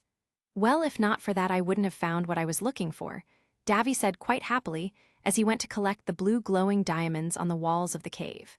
So you came here to collect some random blue glowing stones. You know, there's a legend about blue glowing stones in caves. It pretty much talks about how they contain great energy, and I mean really great energy, Tai said to Davy. What do you know? Davy said sarcastically, outing the diamonds in a pocket in his trench coat. As Davy and Tai were leaving a man of average height that was standing in the shadows and wore a weird red mask that one couldn't even see his eyes or explain how he sees. He donned a black long-sleeve shirt with red gloves and pants and black boots. He was clearly stalking them and groaned angrily at the fact that the glowing diamonds were with Davy. He came out of hiding and said, I need those stones. Give them to me, The mask clearly modified his voice because his voice sounded very sinister. "These are diamonds, not stones. Go to school," Davy said, trying to get under his skin as he always does before a fight. "Is he your friend or something?" Ty asked inquisitively. "Nah, I know him not," Davy said as he answered his question. "We stand a greater chance of winning if we fight side by side," Ty suggested. "Then that's what we're gonna do," Davy said as he took a fighting stance. "I love the sound of that," Ty said as he assumed a fighting stance too. The masked opponent took a metal staff and powered it with electricity he summoned through his hands, but his volts were a different color from Davy's, as his was red and Davy's were blue, but it made Davy's look a little concerned and confused. Attacked both of them. The masked opponent launched at Davy, trying viciously to punch Davy. Though Davy was quick at his feet as he dodged all his punches effortlessly, his opponent was also very fast-paced, making the fight harder for both parties. The masked opponent took his staff and electrified it even more as he viciously attacked Davy with it. Davy swiftly dodged almost all the attacks from his masked opponent and blocked one of his attacks, leaving Davy's opponent open. Davy took chance of this opening and kicked him in his guts, which sent him sliding backwards a few foots before Davy took the opportunity to deliver a heavy and fatal punch to the masked opponent's head. The masked opponent was dazed by Davy's punch, but he didn't have time to wait and heal as Taeyong punched him in the head multiple times with the help of his gauntlet, leaving him incapacitated. As a last-ditch effort, the masked opponent powered his metal staff again with his red energy and tried to use it to hit Davy's torso. As he ran towards Davy, Davy delivered a straight and precise kick to his head, leaving him dazed once more before collecting his staff, and powered it with his own blue volt of electricity, and threw the staff at the masked opponent, sending him flying, until he hit the walls of the cave, therefore knocking him out. "I thought I told you to not damage this cave," Ty said happily. "Sometimes rules have to be broken for the greater good," Davy said happily. "You know, I'm pretty shocked that you aren't unconscious like him for overworking your semblance," Ty said proudly while pointing to the masked opponent. "Should we remove the mask?" Davy asked for permission, inquisitively wanting to know who the masked opponent truly was. "His waking up, let's get out of here," Ty said, making both of them leave the cave. Back at the restaurant. "Hey Davy, snap out of it," Alice said, trying to get Davy out of his memories. Alice ultimately succeeded in getting Davy out of his memories. "So have you ordered the food?" Davy asked. "Well, while you were so deep in your memories, I ordered the food," Alice said unhappily. "Well, that's great. So what did you order?" Davy asked. "It doesn't matter, 'cause you're eating it anyway," Alice said rudely. "Come on, don't do me like this," Davy pleaded. "Well, you should have thought of that before you went flashbacking," Alice said angrily and rudely. After a while, the server arrived with their meal. "Enjoy your meal," the server told them before he left. "Well, this isn't that bad. I guess I owe you thanks," Davy said, somewhat apologizing. "Yeah, you do," Alice said. In Tucson BOKS store. Felix walked into the best bookstore in Vale. The store was a bit messy with books laying everywhere. Felix walked up to the counter and rang the bell, thereby alerting Tucson. "Felix, what a pleasant surprise," Tucson said quite nervously. "Every book under the sun, huh?" Felix said before pausing, then continuing, "Well, judging by all these books, you certainly fulfilled that." "What brings you here?" Tucson asked nervously. Before Felix could talk, a little girl walked in the store and approached the counter. "Hello, little girl, what would you like to buy?" Tucson asked. "Do you have the pieces of Kenneth's Cube?" the girl asked. "Yes, it's right here," Tucson said after he brought the book out of a shelf. The girl gave him money for the book and collected the book before she left. "Surely, this store must be your dream," Felix said. "What do you want?" Tucson asked. "You see, the White Fang has a mission soon. And you're part of it," Felix said before he walked out with his hands behind his back and also leaving Tucson clearly I'm fear. Outside the restaurant. "You know, all things added, we make a great team," Davy said. "Is that a pep talk or a word of motivation?" Alice asked. "I'm not sure myself, but you gotta say it's true," Davy said. "Yeah, I agree, we do make a great team," Alice said. "Come on, let's hug it out," Davy said. "Sure," Alice said before giving Davy a small hug, making Davy smile warmly. As Davy and Alice were walking on the Valian streets, they walked by a warehouse where the lights outside and inside the warehouse was mysteriously turned down. "Hey, do you think Felix's is in there?" Alice asked. "Who's Felix?" Davy asked. You know, the weird guy we fought in Junior's bar that mysteriously disappeared, Alice said, answering his question. How do you know his name is Felix? Davy asked again. Maybe because, I don't know, I'm attentive during a fight scene and not trying to annoy people before a fight, Alice said, clearly annoyed by Davy's habits before a fight. I do it because I want to fight the strongest version of my opponent, Davy said, explaining his reasoning. That reasoning is terrible. In a fight you should always seize the opportunity, Alice said, expressing her own opinion on the matter. So do you think it's Felix? Alice asked. Nah, the lights could be faulty or something, Davy said, debunking Alice's idea. Seriously, Alice said sarcastically before continuing, that's not an option, it's clearly Felix, Alice said. Or it could be a child playing with a light switch, Davy said, opposing Alice's idea. Or it could be Felix, Alice said, opposing Davy's point. Or it could be a really lousy, inefficient repairs man, Davy said, once again opposing Alice's point. How about you stop opposing me and we go check it out, 'cause I know it's Felix, Alice said confidently. OHHH, really? Davy said doubtfully. Inside the warehouse. Davy kicked open the door of the warehouse before walking in with Alice by his side. There was a whole host of White Fang members who were stealing dust, with Felix sitting down and watching them keenly, stunning Davy but not Alice, who just said told ya, making Davy scoff. You know, Felix, your semblance causes more attention than you know, Alice said, mocking him, making Felix groan in anger. Get them, Felix said angrily, commanding the White Fang members while still sitting comfortably. Looks like somebody's following my footsteps, Davy said before taking a stance and activated Imperial. Some things just have to be said, Alice said before taking a stance and activating Excel's dual pistol mode. Before Davy and Alice could take out the White Fang, a boy that had bright green hair and orange eyes and wore a black short-sleeve shirt with green cuffs and a black pants with black boots came in the room seemingly out of nowhere. The boy's name was Eden Blaze, but in the blink of an eye, he punched a White Fang member's guts before punching his head, leaving dazed, but standing, making the second White Fang member agitated. The second White Fang member attacked Eden, but Eden dodged all his attacks with his cane. He moved behind his opponent so quickly everyone in the room couldn't see him, and activated Ice Dust in his boots, which was his weapon, making blazing whip glow bright blue, before kicking the back of his opponent's knee, forming ice crystals in that area, leaving the White Fang member in a whole world of pain. But it didn't just end there. Eden kicked the White Fang member, who was on his knees due to the pain, to the formerly dazed White Fang member, knocking both of them out. Alice, who was stunned by Eden's incredible speed, spoke to Davy. Did you just see that? Alice asked rhetorically. He moved so fast we just couldn't see him. He was sent from heaven by the god of light to help our asses, Davy said, pretty much glorifying the boy.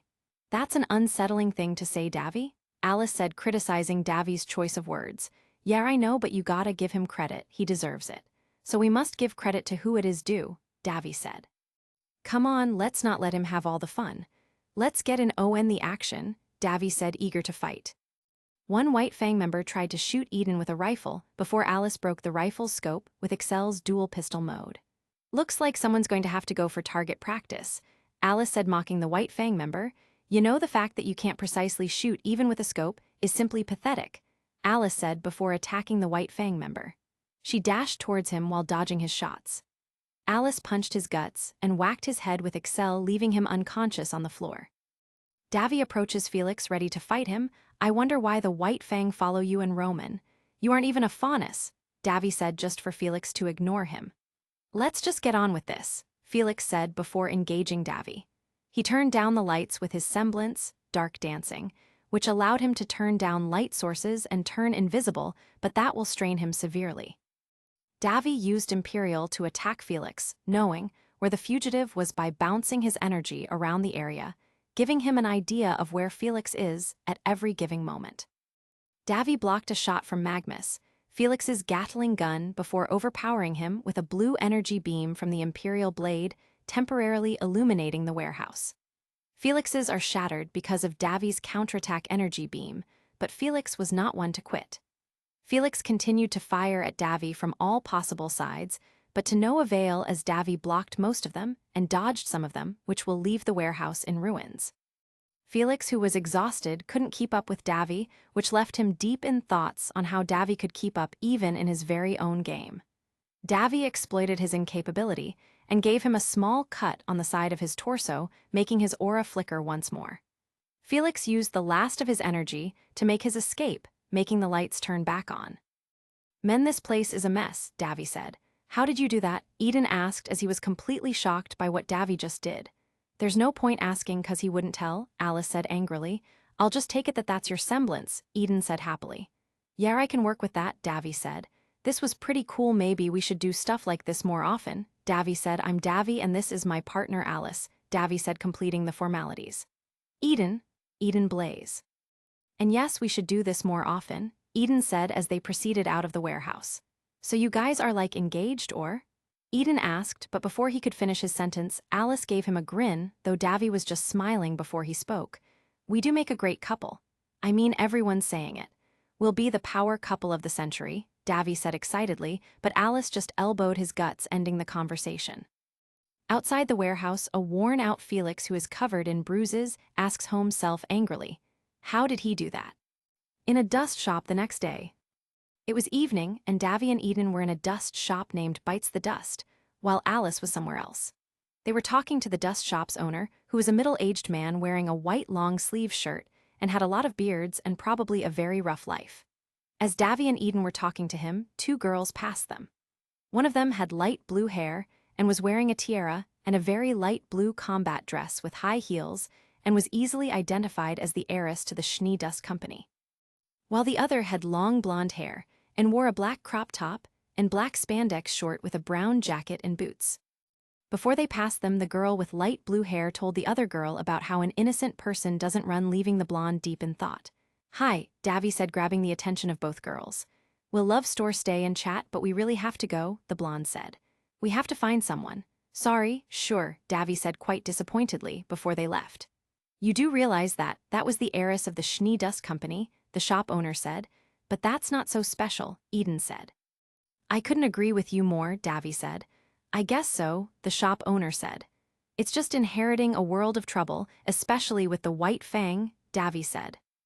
Later that day, Alice and Davy were on the rooftop of a building as they watched a fight between Roman and a bunch of huntsmen in training in the docks. They also watched an orange-haired girl dominate the whole fight with her weapon and abilities. And they also watched the orange-haired girl enter a limo without anyone noticing apart them.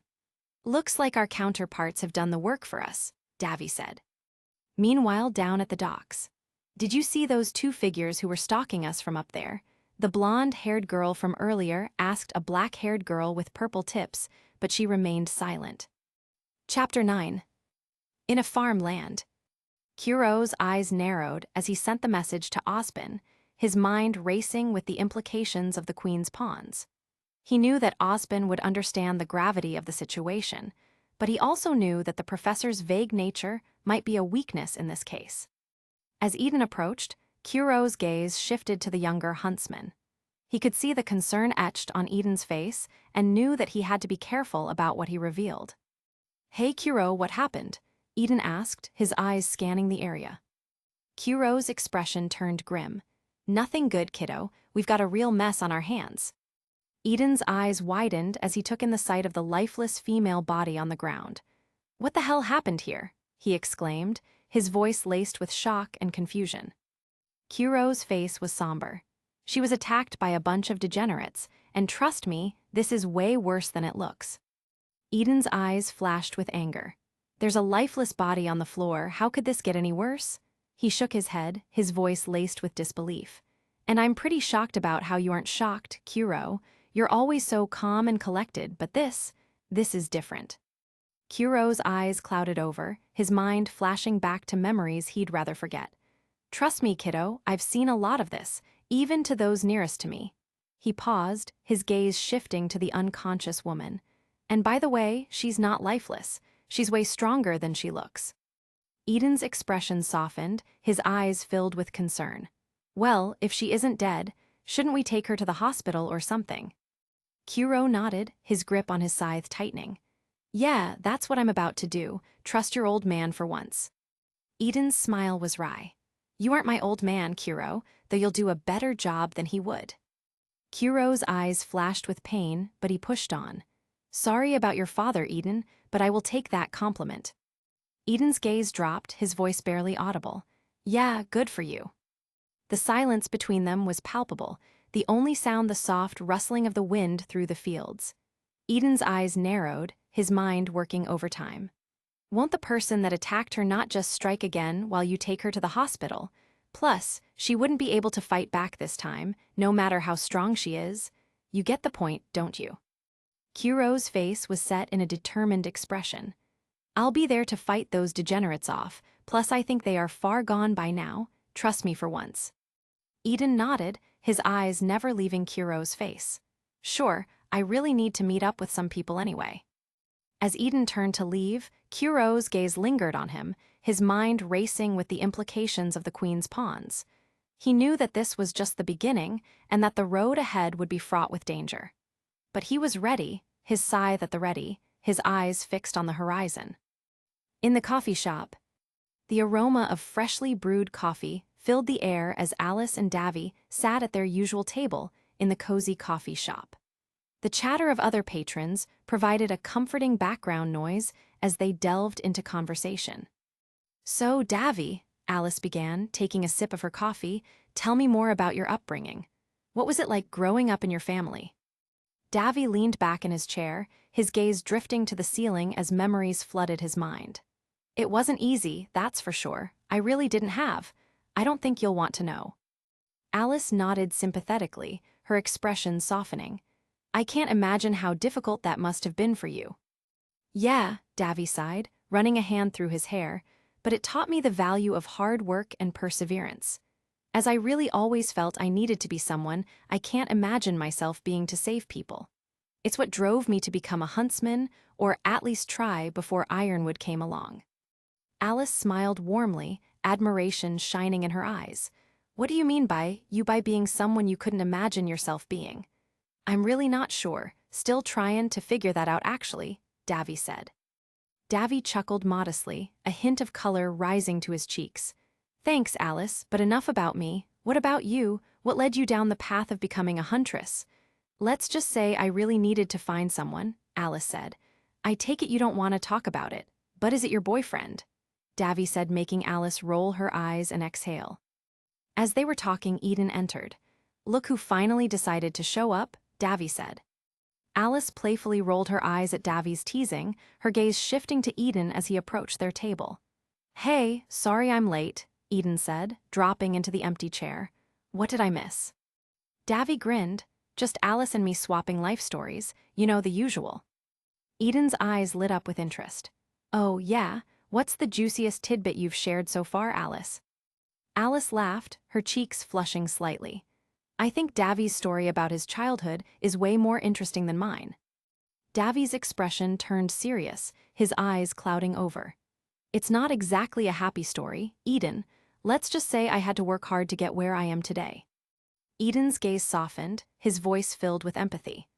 I'm sorry, Davy, I had no idea. You're one of the strongest people I know, and I admire that about you. Davy's face relaxed, a small smile playing on his lips. Thanks, Eden, that means a lot coming from you. As they chatted, Alice's eyes never left Davy's face, her mind working overtime to understand the depth of his emotions. She knew that there was more to his story, that he was hiding something behind his calm exterior. But she also knew that pushing him to reveal more would only drive him further away. The conversation flowed easily, the three friends delving into topics ranging from their huntsman training to their favorite foods. But beneath the surface, Alice sensed a tension, a feeling that they were all hiding something from each other. As they finished their drinks and prepared to leave, Alice reached out and touched Davy's hand. Hey, thanks for sharing your story with me, Davy. It takes a lot of courage to be that vulnerable. Davy's eyes met hers, his gaze filled with gratitude. Thanks, Alice, that means a lot coming from you. Eden's voice broke the spell, his eyes shining with excitement. Hey, let's head to the training grounds. I need to practice my skills, and it's always more fun with you too. Alice smiled, her mind already racing with strategies and techniques. Game on, Eden. Let's see who comes out on top. As they left the coffee shop, the sun cast a warm glow over the city, the air filled with the promise of adventure and friendship. Little did they know that their bond would soon be tested. that the queen's pawns would force them to confront their deepest fears and insecurities. But for now, they walked together, their hearts filled with laughter and their spirits soaring with the thrill of the unknown. In Tucson's bookstore, a young woman in her teens walked down the bustling street, her mind lost in the pages of the fantasy novel she had been reading. The air was filled with the sounds of Valian City, car horns blaring, street vendors calling out their wares, and the hum of conversation from the crowded sidewalks. She barely noticed as she passed a boy with striking gray hair and matching eyes, dressed in clothes that were almost exclusively shades of gray. His presence was oddly unsettling, but she shrugged it off as she continued towards her destination, a quaint little bookstore she had frequented since childhood. Moments later, she crossed paths with a girl who had bright green hair, styled in a way that seemed to defy gravity. The girl was clutching her head with one hand, her expression one of pain or deep concentration. The young woman hesitated for a second, wondering if she should offer help, but then she decided against it and pushed open the door to the bookstore. The familiar scent of old books and polished wood greeted her, providing a momentary comfort. But that comfort was shattered instantly when she saw Tucson, the beloved owner of the store, sprawled lifeless on the floor. The sight was so horrifying that she let out a loud, panic-filled scream, dropping her book as she fumbled for her phone to call the police. Meanwhile, outside the bookstore, Mercury, the gray-haired boy she had passed earlier, stood with a sinister smile playing on his lips. "That's another scream of joy," he said, his tone dripping with malevolence. Beside him, the green-haired girl, Emerald, remained silent, her eyes flitting around as she took in the sights and sounds of the city. Back inside the bookstore, the police had arrived and were busy setting up "crime scene, do not cross" tape around the entrance. A police officer approached the teenage girl, who was still shaken by the sight of Tucson's body. "So, who do you say is the victim of this murder?" the officer asked, his tone detached and professional. "Tucson, the owner of the store," the girl replied, her voice tinged with anger and confusion. "And he is a faunus," the officer continued, his question catching the girl off guard. "Yes, what about it?" she responded, utterly baffled by the relevance of the question. The officer turned to his colleagues and commanded, "Take down the tapes." "Thank you for your time, but we have to go. You understand," he told the girl, his tone dismissive. "What? No, I don't understand. This is a cold-blooded murder, and you're the police." "It's your job," the teenage girl shouted, her frustration boiling over. "Feel free to hire a private investigator if you care, but honestly, you shouldn't care," the officer replied calmly, his indifference infuriating the girl further. "You, son of a bitch," she screamed as the officer turned and walked away, leaving her standing alone in the doorway of the bookstore. Across the road, a male figure in a black cloak with red outlines observed the scene with a frustrated expression. His eyes narrowed as he took in the unfolding drama, his mind racing with thoughts of the implications of this latest development. As the police cars drove away, the teenage girl sank to her knees, tears streaming down her face. Tucson had been more than just the owner of the bookstore. He had been a mentor, a friend, and a pillar of the community. She couldn't comprehend why the police had dismissed his death so casually, and the thought of hiring a private investigator felt both daunting and necessary. She stood up, her resolve hardening. She wouldn't let Tucson's death go unanswered. If the police wouldn't do their job, she would find someone who would. She glanced around, her eyes landing on the mysterious figure in the cloak. There was something about him that seemed out of place, and her instincts told her he might know something.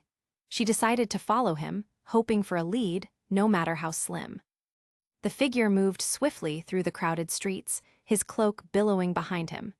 The teenage girl kept her distance, weaving through the throngs of people. She followed him for several blocks until he turned down a narrow alleyway. She hesitated for a moment before gathering her courage and following him into the shadows. The alley was dimly lit, the walls lined with graffiti and the ground littered with debris. The figure had stopped near a door, speaking in hushed tones to someone she couldn't see. She crept closer, trying to catch snippets of the conversation. "You failed, Mercury," a voice hissed from the shadows. The girl was not supposed to find the body. "It won't matter," Mercury replied, his voice dripping with arrogance. The police aren't going to investigate, and she'll never find out what really happened. We can't take that risk, the voice responded. Emerald, make sure she doesn't interfere. The green-haired girl stepped into view, her eyes cold and calculating. Consider it done, she said, her voice devoid of emotion. The teenage girl felt a chill run down her spine as she realized the danger she was in. She turned to leave, but her foot caught on a loose brick, sending her sprawling to the ground with a loud thud. Mercury and Emerald's heads snapped towards her, their expressions darkening. Well, what do we have here? Mercury said, a malicious grin spreading across his face as he advanced towards her. Seems like we've got an eavesdropper. The teenage girl scrambled to her feet, backing away slowly. She knew she was in serious trouble and had to think fast. She glanced around for an escape route, her heart pounding in her chest. Stay away from me, she warned, her voice trembling but defiant. Mercury laughed, the sound echoing off the alley walls. Or what, you'll scream for the police again? They don't care about Faunus. Emerald stepped forward, her eyes fixed on the girl. Let's make this quick, she said, her tone bored. Suddenly, a figure leaped from the shadows, landing between the girl and her attackers. It was the cloaked man, his eyes blazing with determination. Get out of here, he commanded the girl, never taking his eyes off Mercury and Emerald. The girl hesitated for a moment before nodding and running down the alley. She didn't look back, her mind racing with questions and fears. Who was the cloaked man? Why had he saved her?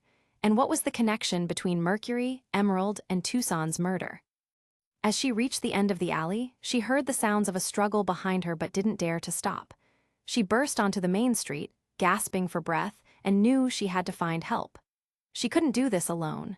She needed allies and she needed answers, and she was determined to get both, no matter what it took. In a bar. The dimly lit bar was filled with the hazy smoke of cigarettes and the pungent scent of alcohol. Felix sat alone at the counter, nursing a drink as he brooded over his misfortunes. His once-proud shoulders now slumped with the weight of countless regrets, and his eyes were bloodshot from too many sleepless nights. Another one, he grumbled, slamming his empty glass down on the worn wooden surface. The noise cut through the low hum of conversation that filled the bar, drawing the attention of a few curious onlookers. The bartender, a grizzled man with weary eyes, approached cautiously. His name was George, and he had seen many like Felix over the years, lost souls drowning their sorrows in liquor, hoping to forget the pain if only for a few hours. I think you've had enough, pal. Maybe it's time to call it a night. Felix shot him a glare, his fists clenching at his sides. Who are you to tell me when I've had enough? Just give me another damn drink. Sighing wearily, George reluctantly poured another shot, his gaze filled with concern. Suit yourself, but don't say I didn't warn you. As Felix downed the drink in one gulp, the bitter taste of regret lingered on his tongue, a constant reminder of the mistakes he couldn't escape.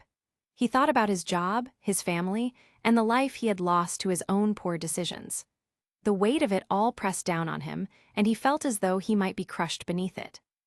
Alone and vulnerable, Felix stumbled out of the bar and into the dimly lit alleyway.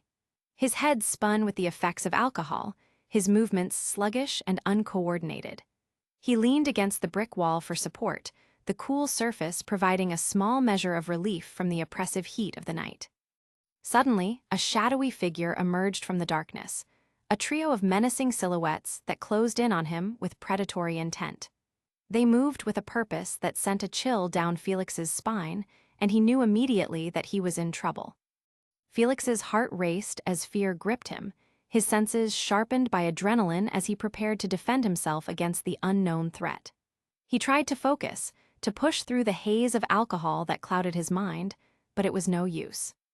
Before he could react, he was overwhelmed, caught off guard by the swift and merciless assault of his assailants. Emerald created an illusion of numerous cinders. Felix tried to take control of himself as he summoned his weapon Magnus.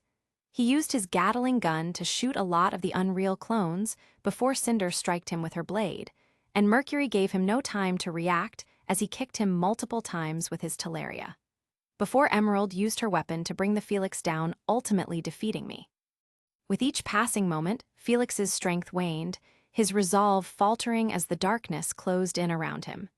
His vision blurred, and he could barely make out the faces of his attackers. He wondered if this was how it would all end, alone, in a filthy bar, beaten and broken. As Felix lay battered and broken on the cold concrete of the alley, the trio loomed over him, their expressions unreadable behind their masks. "Give it," Cinder commanded, her voice cold and imperious. "Fine," Felix said, his voice weak and defeated. He reached into his pocket and pulled out a small black device, handing it to her. "You've certainly earned it." Cinder took the device with a satisfied smile, her eyes gleaming with triumph. "You have a chance to join us and bring Beacon to its knees." She knelt beside him, her voice low and seductive as she offered him a choice. A chance to embrace the darkness that lurked within him, to seize power and revenge with their help. Felix's mind swirled with uncertainty, torn between the promise of salvation and the specter of damnation that loomed on the horizon.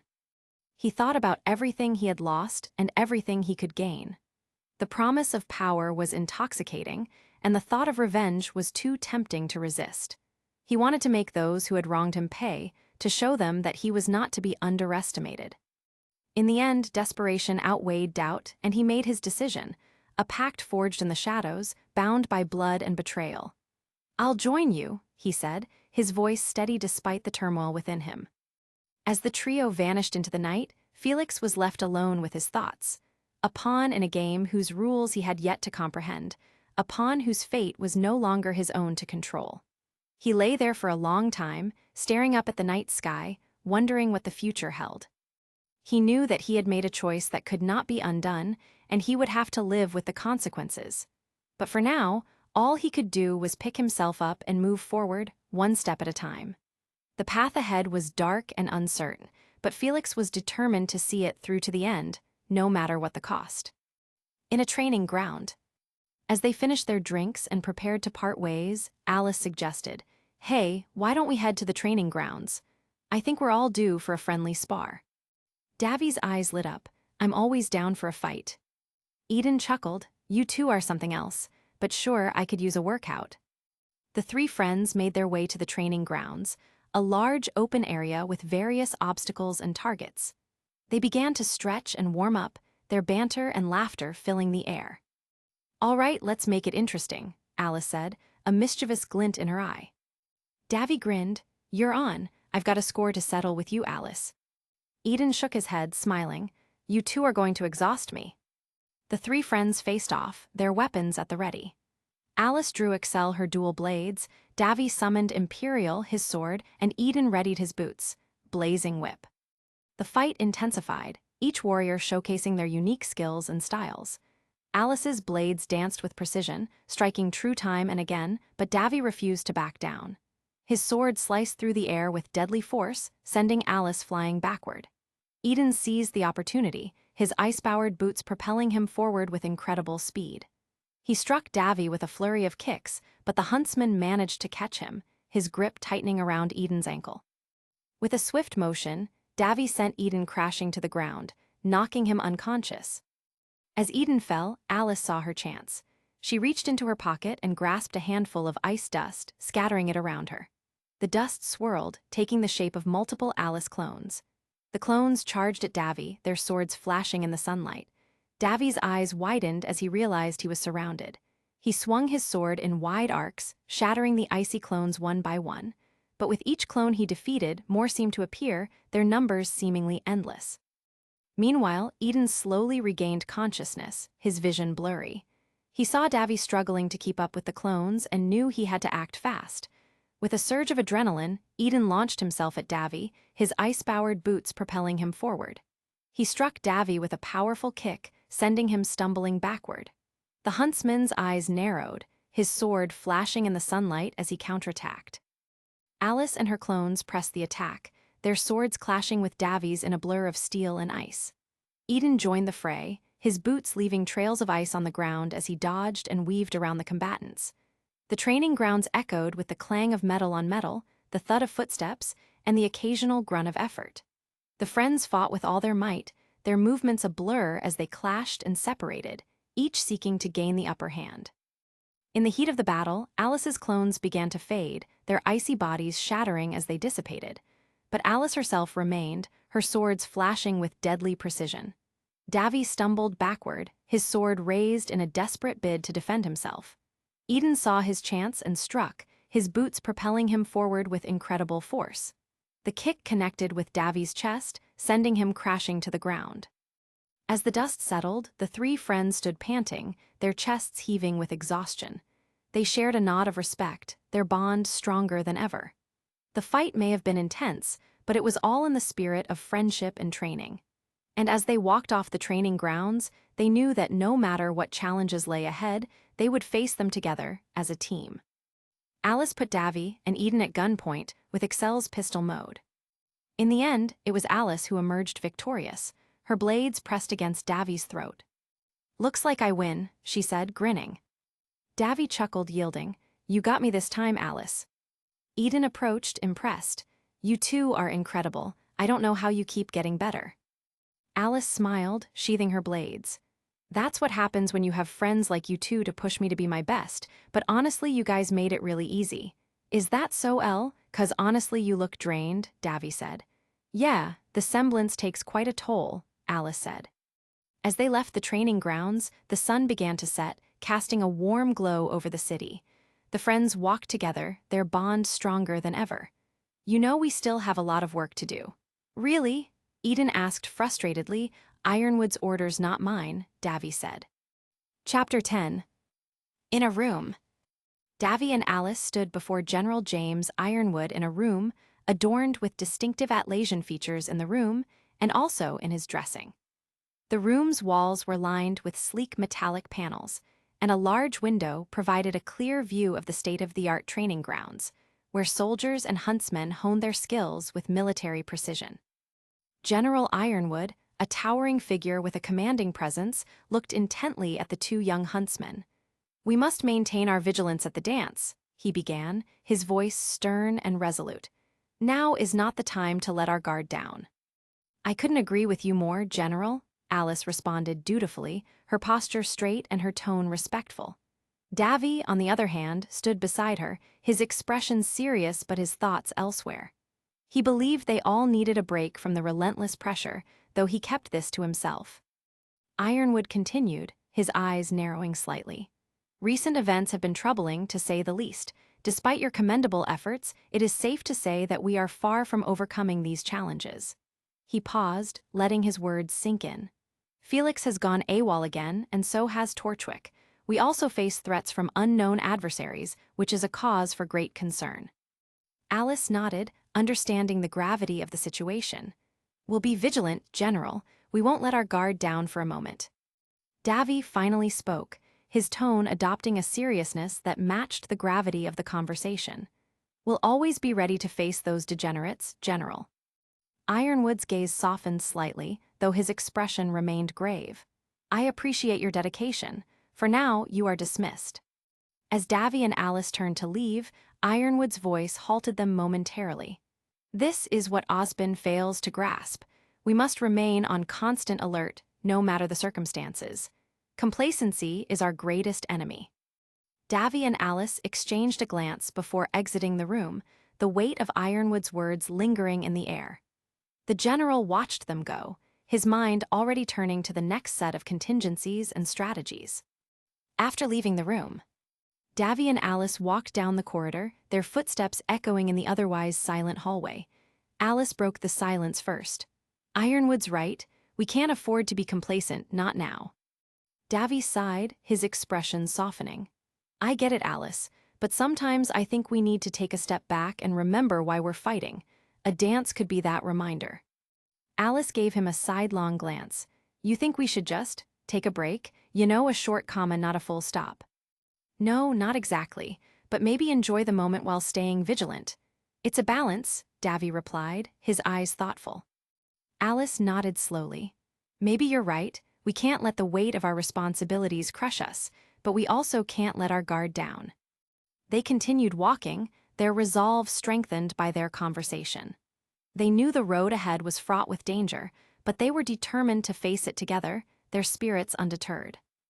Alice's apartment. Alice's apartment was cozy, but spacious enough for 3 people to live comfortably. The walls were adorned with various pieces of art, including a painting of a crying girl and a portrait of a middle-aged man with piercing blue eyes. The space had a mix of antique weapons, sculptures, and modern furniture, giving it an eclectic feel. "How can you even afford this spacious place?" Davy asked inquisitively, looking around. "I use most of the money from a classified source," Alice replied cryptically, not really answering his question. "You take being on guard a little too literally," Davy said with a chuckle, but Alice just shrugged unemotionally. "Love arts?" Davy asked, trying to probe further. "You're asking one too many questions," Alice retorted. "I see a lot of antique weapons, sculptures, and paintings," Davy continued, undeterred. "Guess you could say you have a knack for collecting." "Something like that," Alice replied. "What about those two?" Davy asked, pointing to the paintings of the crying girl and the blue-eyed man. "Those ones seem different." Alice's expression softened slightly, a hint of sadness in her eyes. "Those mean a lot personally, not just because I paid a lot for them." "Why though?" Davy pressed. "Classified," Alice said curtly. "Well, I guess I finally got an answer," Davy said with a smirk, trying to lighten the mood. Alice shook her head, a faint smile tugging at her lips. "I gotta go and put on my dance clothing," she said, leaving him in the living room. Davy also left to change into his dance outfit. He returned, dressed in a tailored midnight blue blazer with a subtle shimmer, slim fit, and silver buttons, paired with a form-fitting cobalt blue dress shirt with a slight sheen, leaving the top few buttons open to reveal a hint of his well-toned chest. A deep blue velvet vest with a subtle pattern enhanced his muscular definition, while slim-fit trousers in midnight blue, tailored to highlight his athletic legs, tapered slightly towards the ankle. Polished silver cufflinks, a matching slim tie in rich silver and lighter blue, a sleek silver belt, and shiny black leather dress shoes with a slight heel completed his ensemble. Admiring his reflection once more, Davy went to fetch Alice. He walked into her room and stopped, his eyes widening as he saw a bit more skin than expected. He couldn't help but smile mischievously at the sight. Alice caught his look and sighed. "You should really learn how to knock," she said, rolling her eyes but with a faint blush on her cheeks. "Sorry, but your beautiful look and dress certainly hide your persona," Davy replied with a grin. "Thanks for the compliment in disguise," Alice said, adjusting her dress. She was wearing an elegant dance gown in a captivating shade of royal blue. The floor-length chiffon skirt swayed gracefully with every step. The bodice was form-fitting, adorned with intricate beadwork and sequins that caught the light, creating a dazzling effect. The sweetheart neckline and off-the-shoulder sleeves added a touch of romance and sophistication. A delicate, beaded belt cinched at the waist, highlighting her figure. The back of the dress featured a subtle V-cut, adding an element of allure without being too revealing. Completing the ensemble were a pair of strappy silver heels and delicate silver jewelry. Davy admired her dressing for a moment longer. "How do I look?" he asked, not really expecting an answer. Alice glanced at him and nodded approvingly. "Not bad, for a guy who doesn't know how to knock." Davy laughed. "Let's go fetch Eden," he said, stretching his hand out to Alice. She took his hand, and he gently and romantically guided her out of the apartment. As they walked, Davy couldn't help but feel a mix of admiration and curiosity about the woman beside him, wondering what other secrets her art and her past might hold. Junior's bar. Felix stepped into Junior's bar, the very place he had once laid waste to during a violent confrontation with his brother and the bar's henchmen. The memory of the chaos he had sown that night flickered in his mind as he scanned the bar, comparing its current state to the aftermath of his last visit. The air was thick with tension, the scent of spilled drinks and smoke lingering in the dimly lit room. Before Felix could complete his appraisal, he found himself at gunpoint, surrounded by Junior's henchmen. Junior himself stood at the forefront, eyes filled with a mixture of anger and wariness. Felix raised his hands in a mock gesture of surrender, a sinister laugh escaping his lips as if he was savoring the potential for another bout of destruction. "I just want to talk," Felix said, his voice dripping with insincerity. Despite his apparent submission, no one lowered their weapons. They knew better than to trust him. "Just want to talk, then go on, start talking," Junior demanded, his patience wearing thin. Felix's smile widened, his eyes gleaming with malevolence. "Oh, brother, I have quite something to say, and boy, will you want to hear it." Junior's grip on his weapon tightened. "I said, start talking," he repeated, his tone laced with irritation. "It's about something private," Felix replied, his calm demeanor unsettling. Junior hesitated for a moment before motioning for his henchmen to leave. "Leave us, but if anything suspicious happens, you come in and kick him out." The henchmen reluctantly obeyed, casting wary glances at Felix as they exited the room. Once they were alone, Junior turned his full attention to his brother. "Do you really think your henchmen can defeat me? They couldn't even defeat you, no matter how hard they tried, and I am so much more powerful," Felix taunted, his voice dripping with mockery. "Enough with the side talk," Junior snapped, his temper flaring. "What do you want? Why'd you come back to the same place you wrecked?" Felix's expression grew even more sinister. "What do I want?" he echoed sarcastically. "I only want to see our family, the Xing family, return to its past glory." Junior's eyes narrowed. "And how do you propose to do that, brother?" "I'll bring Beacon Academy to its knees," Felix declared. "I will cause the fall of Beacon, and it has already begun." "Your thirst for power and destruction will kill you one day," Junior warned, his voice tinged with a mix of concern and frustration. Felix scoffed. "You've grown soft, Junior. How do you think the Xing family name came about? Do you think it came by just running a bar, flirting with girls, and having weak men?" His words were laced with scorn. "Father chose you to run this place, but he should have chosen me," Felix continued, his tone venomous. "You lack the vision, the strength to carry our family name forward. You're content with mediocrity while I strive for greatness." Junior's face hardened. "I protect what father built. I keep this place safe." "Safe?" Felix laughed, a cold, humorless sound. "You're hiding behind these walls, behind these men. You could have been so much more if you had the guts to step out of your comfort zone. But no, you chose to play it safe, to be weak." Junior's eyes flashed with anger. "Being safe has kept us alive. It has kept our family together." "But at what cost?" Felix snarled. "You think running this bar makes you a leader? You think flirting with girls and bossing around henchmen makes you powerful? You're nothing but a caretaker, a shadow of what you could have been." Junior clenched his fists, struggling to maintain his composure. "And you think destruction and chaos make you powerful? You think by tearing others down, you can build yourself up?" Felix's smile turned cruel. "It's not about tearing others down. It's about reminding the world who the Xing family truly is. Our name was feared, respected. And I will restore that fear, that respect, by any means necessary." Junior shook his head. "You're delusional. You think causing havoc will bring honor to our name? It will only bring ruin." "Ruin? No, brother, it will bring rebirth," Felix said, his voice low and menacing. "Beacon Academy is just the beginning. Once it falls, everyone will remember the Xing family. They will remember the power we wield, the fear we command." Junior's resolve hardened.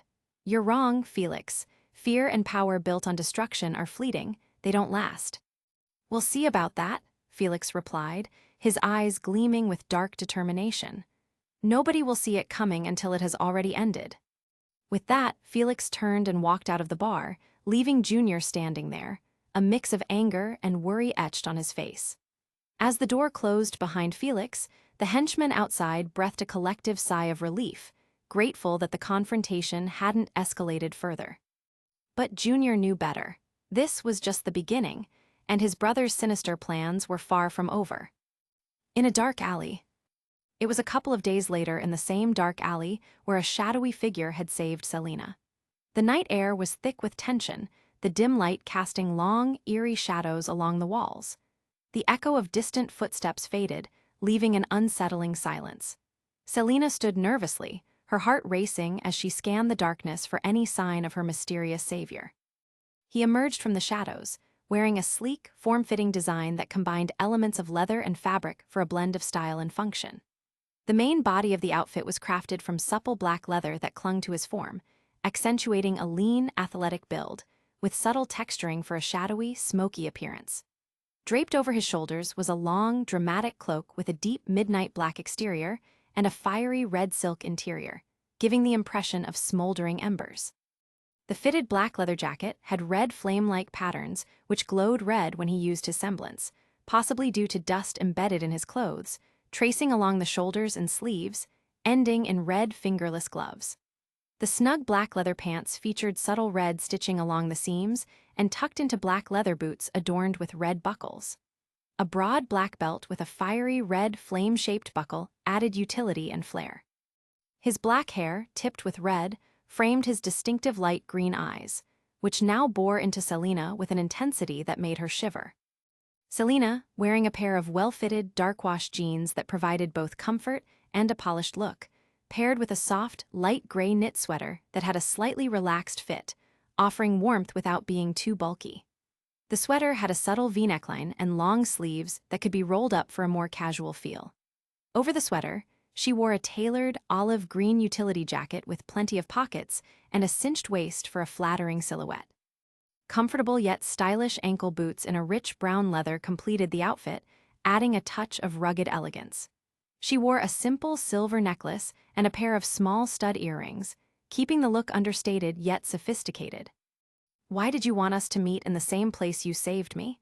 Selena's voice cut through the silence. "So you want to shame me, show me that I'm not a quality fighter?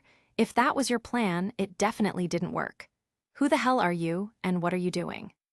"You have very distinctive eyes," the girl complimented. "That doesn't answer my question," Nero replied. "And your attitude is particularly rude to a compliment," Selena shot back. "Who are you?" Nero asked venomously. "Why did you save me?" Selena countered, ignoring his question. "If you think I'm such a bad fighter, why step in?" Nero hesitated, his eyes narrowing. "You were reckless. Your actions could have gotten you killed. Saving you was a split-second decision, not a favor." "Reckless?" Selena scoffed. "I was trying to survive, and you didn't answer my question." Nero sighed, running a hand through his hair. "I saved you because it was the right thing to do, but your carelessness almost made it a wasted effort." Selena's expression softened slightly. "Who were those attackers?" "They got away," Nero said curtly. "Do you think they were just random killers?" Selena asked. "I'm positive they were assassins," Nero answered, his tone grim. "And they weren't after just anyone, they were after Tucson." "Why would anyone want to him?" Selena asked, her voice trembling. "I have my suspicions," Nero said, his voice dropping to a whisper, "but I'm mostly clueless." "Why do you care so much?" Selena pressed. "What's in this for you?" Nero paused, looking away. "Let's just say I have my reasons." "You're not going to tell me, are you?" Selena said, frustration creeping into her voice. Nero shook his head. "It's better if you don't know." "Fine," Selena said, crossing her arms. "But I need to know one thing. Why did you mention Tucson?" Nero's eyes darkened. Tucson was a member of the White Fang. His involvement with them likely led to his death. Selena's face fell. "Tucson was a good person. He helped me a lot." "Being a good person doesn't change the fact that he was involved with dangerous people," Nero said harshly. Selena's eyes filled with tears. "What do we do now?" "What can we do?" Nero retorted angrily. "This isn't a game. We're dealing with killers." "I want to help," Selena said firmly. "I can't just sit back and do nothing." Nero looked at her, his expression softening. "You need to be careful. This isn't your fight." "It became my fight the moment Tucson was killed," Selena said, her voice shaking but determined. Nero sighed. "All right, but you have to follow my lead. No more reckless actions." "Agreed," Selena said, nodding, "but you have to promise me something." "What?" Nero asked warily. "Promise me you'll tell me the truth, no matter how hard it is," Selena said. Nero hesitated but then nodded. "I promise." Selena smiled slightly. "Thank you." They stood in silence for a moment, the weight of their conversation settling over them. Finally, Nero spoke. "We should get out of here. It's not safe." "Agreed," Selena said. "But first, tell me why you're so invested in this." Nero looked at her, his eyes filled with a mixture of pain and determination. "Let's just say I have my reasons." Selena frowned but nodded. "All right, but one day I'm going to find out." "Maybe," Nero said, his voice softening. "But for now, let's focus on staying alive." They left the alley together, the shadows closing in behind them. As they walked, Selena couldn't shake the feeling that there was more to Nero than he was letting on. But for now, she had to trust him. He was her only hope in this deadly game. Eden's house. The sky was painted in hues of twilight as Davy's sleek black car rolled to a stop in front of Eden's house. The vehicle's engine purred softly before shutting off, leaving a gentle silence in its wake. Davy turned to Alice, who sat quietly in the passenger seat, her eyes fixed ahead with a contemplative gaze. "Wasn't it a smooth ride?" Davy asked, his voice breaking the silence. Alice, always succinct in her responses, gave a small nod. "Can't say it wasn't," she replied, her tone as measured as ever. Davy chuckled. "You stay here while I fetch Eden," he said, opening the door and stepping out. "I couldn't have it any other way," Alice responded, her voice carrying a hint of dry humor. As Davy made his way up the path to Eden's front door, the evening air felt crisp against his skin. He raised his hand to knock, but before his knuckles could make contact, the door swung open. Eden stood there, a wide grin on his face, stretching his arms out as if to present himself. "How do I look?" Eden asked, doing a slow turn to show off his outfit. Davy's eyes took in the sight of his friend, impeccably dressed in a vibrant emerald green tuxedo. The tuxedo was tailored to perfection, hugging Eden's athletic frame with a single-breasted, slim-fit design and sharp-notched lapels. He paired this with a crisp white long-sleeve dress shirt, creating a classic contrast that highlighted the rich green of the tuxedo. Matching green trousers with a sharp crease added to the formality of the look, while sleek black leather boots with subtle green stitching provided a stylish finish. A deep green satin bow tie and a simple black belt with a silver buckle completed the ensemble. "Damn, Eden," Davy said, genuinely impressed. "You look like you're ready to steal the show." Eden laughed, his eyes sparkling with excitement.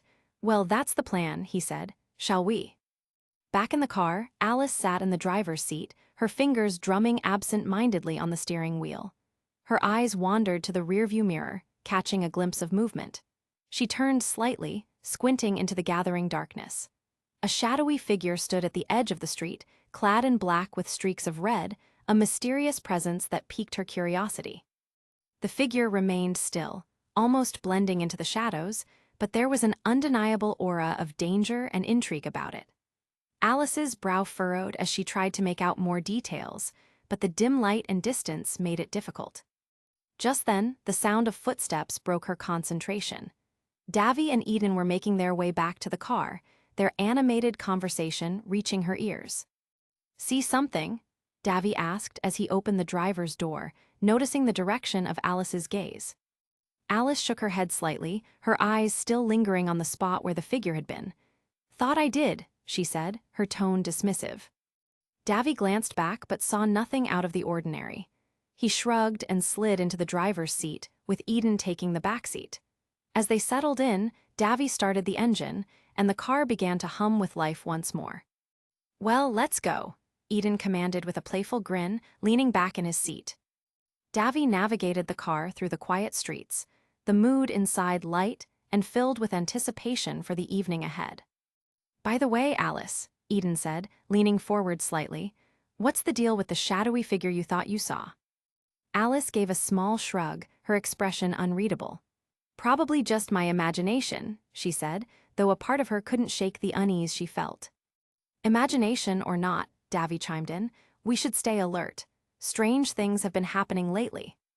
The conversation shifted to lighter topics as they drove through the city, the streets gradually becoming more lively as they approached the venue for the dance.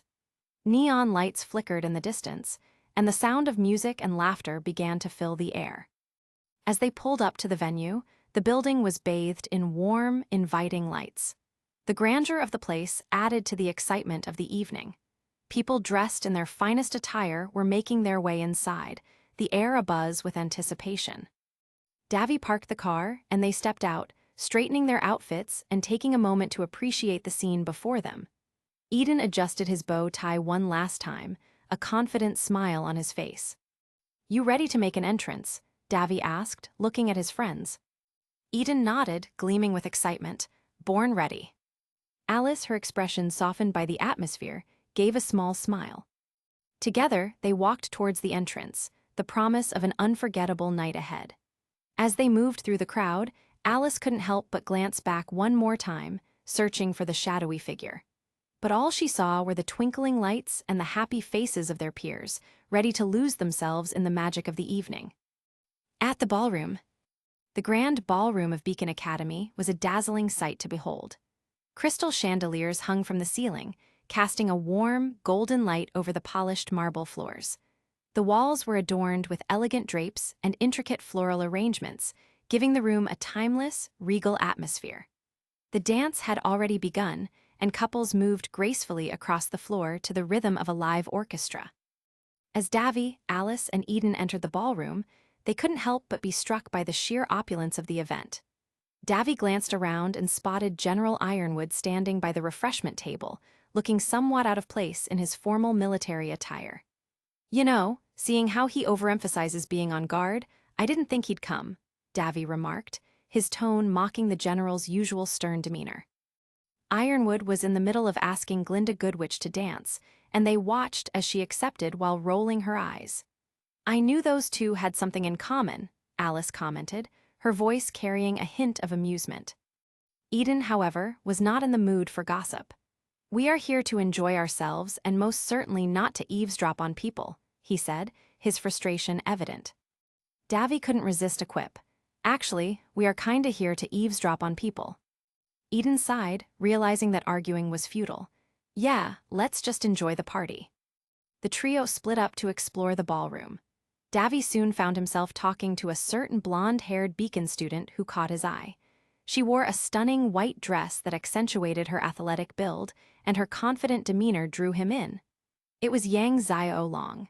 Both of them stood close, the music playing softly in the background as they engaged in conversation. "Your eyes," Yang began, her gaze fixed on his. "They are so bright." "Yeah, I get that a lot," Davy interrupted with a smile. "Your dress made my eyes bright. How's that for a pickup line?" Yang chuckled, shaking her head. "It's terrible." "Yeah, I also get that a lot," Davy admitted, grinning. "Wanna dance?" Davy asked, extending his hand. "Yeah, there's no better way to spend the evening," Yang said, accepting his offer. Their dance was lively and full of energy, much like Yang herself. They moved in perfect sync, their laughter mingling with the music as they twirled around the floor. Meanwhile, Alice sat near the dance floor, sipping a drink and watching Davy and Yang with a small smile. Eden approached her, looking a bit nervous but determined. "Your boots are really nice," Alice said, breaking the ice. "I love your dress," Eden replied, his eyes lingering on her elegant attire. "You know, you don't have to be such an Ironwood all the time," he added, trying to lighten the mood. "One of the sacrifices of being vigilant," Alice replied with a shrug. "Take a leaf out of Davy's book and relax once in a while," Eden suggested, nodding towards their friend who was now dipping Yang dramatically, eliciting a cheer from the crowd. Alice sighed, her gaze softening. "Maybe you're right." "Do you want to share a dance?" Eden asked, offering his hand. Alice hesitated for a moment before smiling and accepting his hand. "Sure, I don't see why not." As they joined the dance floor, Eden and Alice moved gracefully, their steps perfectly matched. For the first time in a long while, Alice allowed herself to let go, enjoying the moment. On the other side of the ballroom, Cinder Fall, dressed in a long, sleek black dress that shimmered in the light, danced with Mercury Black. Their movements were calculated and precise, a stark contrast to the carefree atmosphere around them. Emerald Sustrai approached them, her expression serious. "Everyone is distracted. There's no better time," she said in a low voice. "All right then," Cinder replied, her eyes glinting with anticipation. Back on the dance floor, Davy and Yang continued their spirited dance, while Eden and Alice found themselves laughing and enjoying each other's company. The music played on, weaving a tapestry of joy and celebration. Cross-Continental Transmission Tower. The Cross-Continental Transmission Tower, commonly known as the CCT Tower, was a beacon of technological marvel and security, connecting the four kingdoms of Remnant. However, tonight, its imposing structure was compromised by a sinister presence. Cinder Fall, who had seamlessly transitioned from a sleek black ball gown to a form-fitting black catsuit, moved with lethal grace through the tower's halls. Her transformation was both practical and symbolic, shedding the pretense of the dance for the deadly precision of her mission. The guards, caught off guard by her sudden and silent approach, were no match for her. With a few swift and decisive movements, Cinder incapacitated them effortlessly, their bodies crumpling to the ground in unconscious defeat. The hallway fell silent once more, save for the soft echo of her footsteps as she advanced toward the mainframe. Inserting a black device into the tower's mainframe, she watched with satisfaction as the monitors flickered, then displayed a black chess queen. The symbol was both a message and a signature, marking the completion of her task. Cinder turned to leave, intending to return to the ball and resume her guise as a mere guest, when she was confronted by an unexpected adversary. Ruby Rose, a first-year student at Beacon Academy, had caught wind of the infiltration. With a determined expression, she summoned her weapon, Crescent Rose, from the dust-powered locker. The massive scythe gleamed ominously in the dim light of the tower, ready for battle. Ruby, unaware of Cinder's true identity, lunged at the intruder with youthful fervor. Cinder, her eyes narrowing in amusement and disdain, summoned obsidian glass blades with a flick of her wrist. The dark weapons shimmered with a deadly edge, reflecting the light as she moved with blinding speed. Her strikes were precise, each one a calculated effort to incapacitate Ruby. However, Ruby's semblance allowed her to dodge swiftly, leaving a trail of rose petals that momentarily disoriented Cinder. Taking advantage of the distraction, Ruby transformed Crescent Rose into its sniper rifle form, taking aim at Cinder. But Cinder was no ordinary opponent. She danced around the bullets with fluid elegance, her movements a blur. With a growl of frustration, she summoned more obsidian blades, sending them hurtling towards Ruby. The fight was intense, a deadly ballet of skill and power. Amidst the chaos, Emerald's voice crackled through Cinder's earpiece, informing her of General Ironwood's imminent arrival. Realizing the urgency, Cinder disengaged from the fight, her blades vanishing into thin air. She cast a final, mocking glance at Ruby before slipping away into the shadows, her mission accomplished. Cinder's return to the ballroom was nothing short of miraculous. She slipped back into her ball gown and seamlessly rejoined the festivities, her demeanor calm and collected. No one suspected the infiltration's mastermind was among them, sipping champagne and exchanging pleasantries. She approached Mercury and Emerald, who were engaged in a lively dance. "Excuse me," she said, her voice smooth and composed. "Oh, sorry for interrupting. I'll just have some drinks," she added with a smile before turning to the bar. As she walked away, she glanced back at Emerald, sharing a conspiratorial smile. Back at the CCT tower, General Ironwood stood in the aftermath of the attack, his face a mask of frustration and anger. The sight that greeted him was a scene of chaos.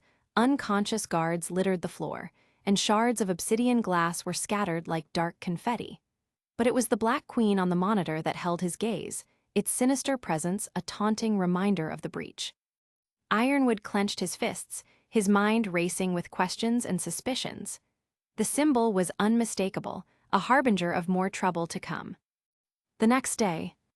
In Osbin's office the next day, the tension was palpable. General Ironwood and Glinda Goodwitch, his dance partner from the previous night, were locked in a heated argument about the best way to handle the recent attack on the CCT tower. Their voices echoed through the spacious office, bouncing off the high ceilings and the large windows that offered a panoramic view of Vytal. "James, we cannot simply flood Vytal with soldiers," Glinda insisted, her tone firm but weary. "Too much military presence will only incite fear among the citizens." Ironwood's face was stern, his jaw set in determination. "Glinda, the Vytal Festival is approaching. It's the perfect opportunity for our enemies to strike. We need to be prepared for any eventuality." Their argument was abruptly cut off as the door opened and Ruby Rose entered the room. The young huntress in training stood confidently before the two high-ranking officials, her silver eyes gleaming with determination. "Miss Rose, mind telling us exactly what happened at the CCT tower last night?" Ironwood's voice was commanding, but there was an edge of curiosity and urgency. Ruby took a deep breath before recounting her experience. The tower was attacked by a woman in a glowing catsuit. She moved incredibly fast and was able to summon obsidian glass weapons. I'm not sure if it was her semblance or something else. "Dust-embedded clothing is an age-old tradition," Ironwood mused, his mind racing through the possibilities. Obsidian glass weapons, Glinda repeated thoughtfully, her brow furrowing. Do you recall anything else, Miss Rose? Ruby hesitated for a moment before speaking.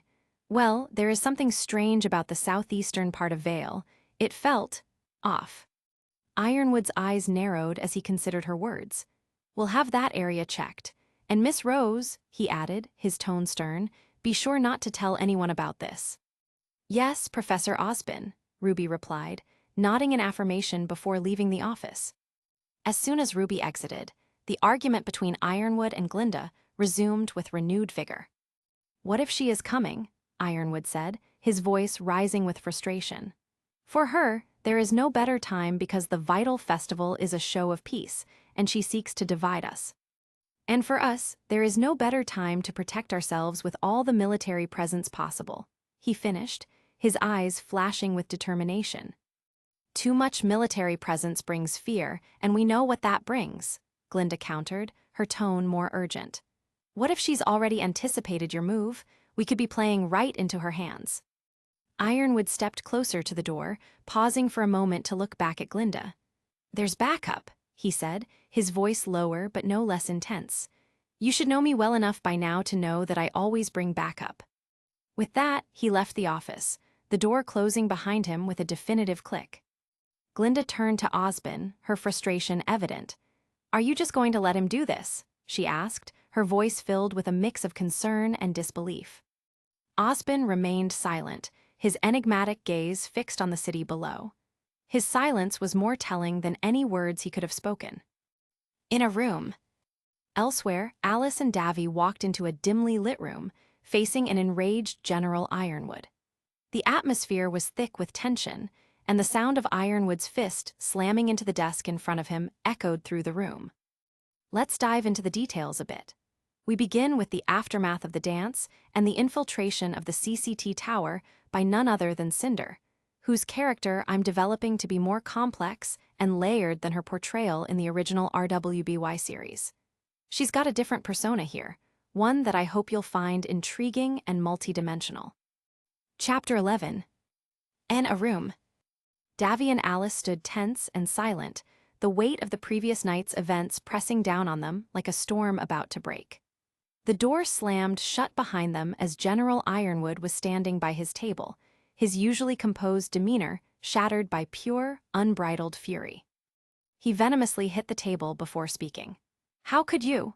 Ironwood's voice thundered through the room, his eyes blazing with anger as he glared at the two teens, his fists clenched, and for a moment it seemed like he might lose control entirely. I warned you, I explicitly warned you to stay vigilant, to not lose your guard for a single moment. And yet, this is what happens. Davy and Alice flinched, feeling the full force of his wrath. Ironwood began pacing the room, his steps heavy and deliberate, his mind clearly racing with the consequences of what had transpired. The CCT was attacked under your watch, Ironwood continued, his voice lowering but no less intense, the fury simmering just below the surface. Do you have any idea what this means? The communication lines across Remnant were compromised because of your failure. You were entrusted with a mission, a critical one, and you let it slip through your fingers. Alice swallowed hard, trying to keep her voice steady as she spoke. We're sorry, General. It won't happen again. Ironwood stopped in his tracks, fixing them with a cold, hard stare. Sorry won't restore the CCT, and it won't undo the damage caused last night. Do you realize the gravity of this failure? Davy looked down at the floor, the shame and guilt weighing heavily on his shoulders. The room was thick with tension, every second stretching out as they waited for Ironwood's next words. Ironwood took a deep breath, struggling to contain the raging storm within him.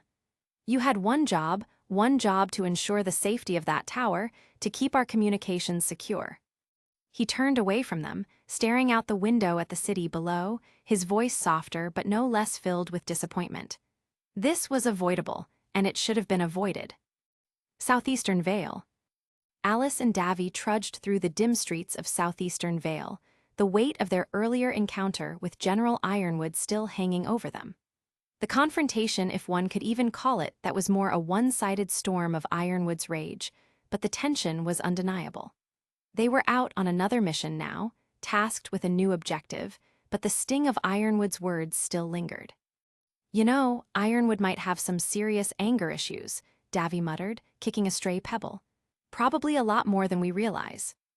Alice remained silent, not wanting to dwell on the memory of Ironwood's fury. The thought of it made her stomach twist uncomfortably. Fortunately, the passing sight of Team RWBY with Professor Oobleck provided the perfect distraction. Alice seized the chance to steer the conversation away from the uncomfortable topic. "You know, sometimes I think they're following us," Alice said, nodding toward Team RWBY as they disappeared around a corner. "It's weird how we always seem to end up in the same place at the same time." Davy raised an eyebrow, intrigued by the idea. "What if we're the ones following them?" he suggested, his tone half serious, half joking.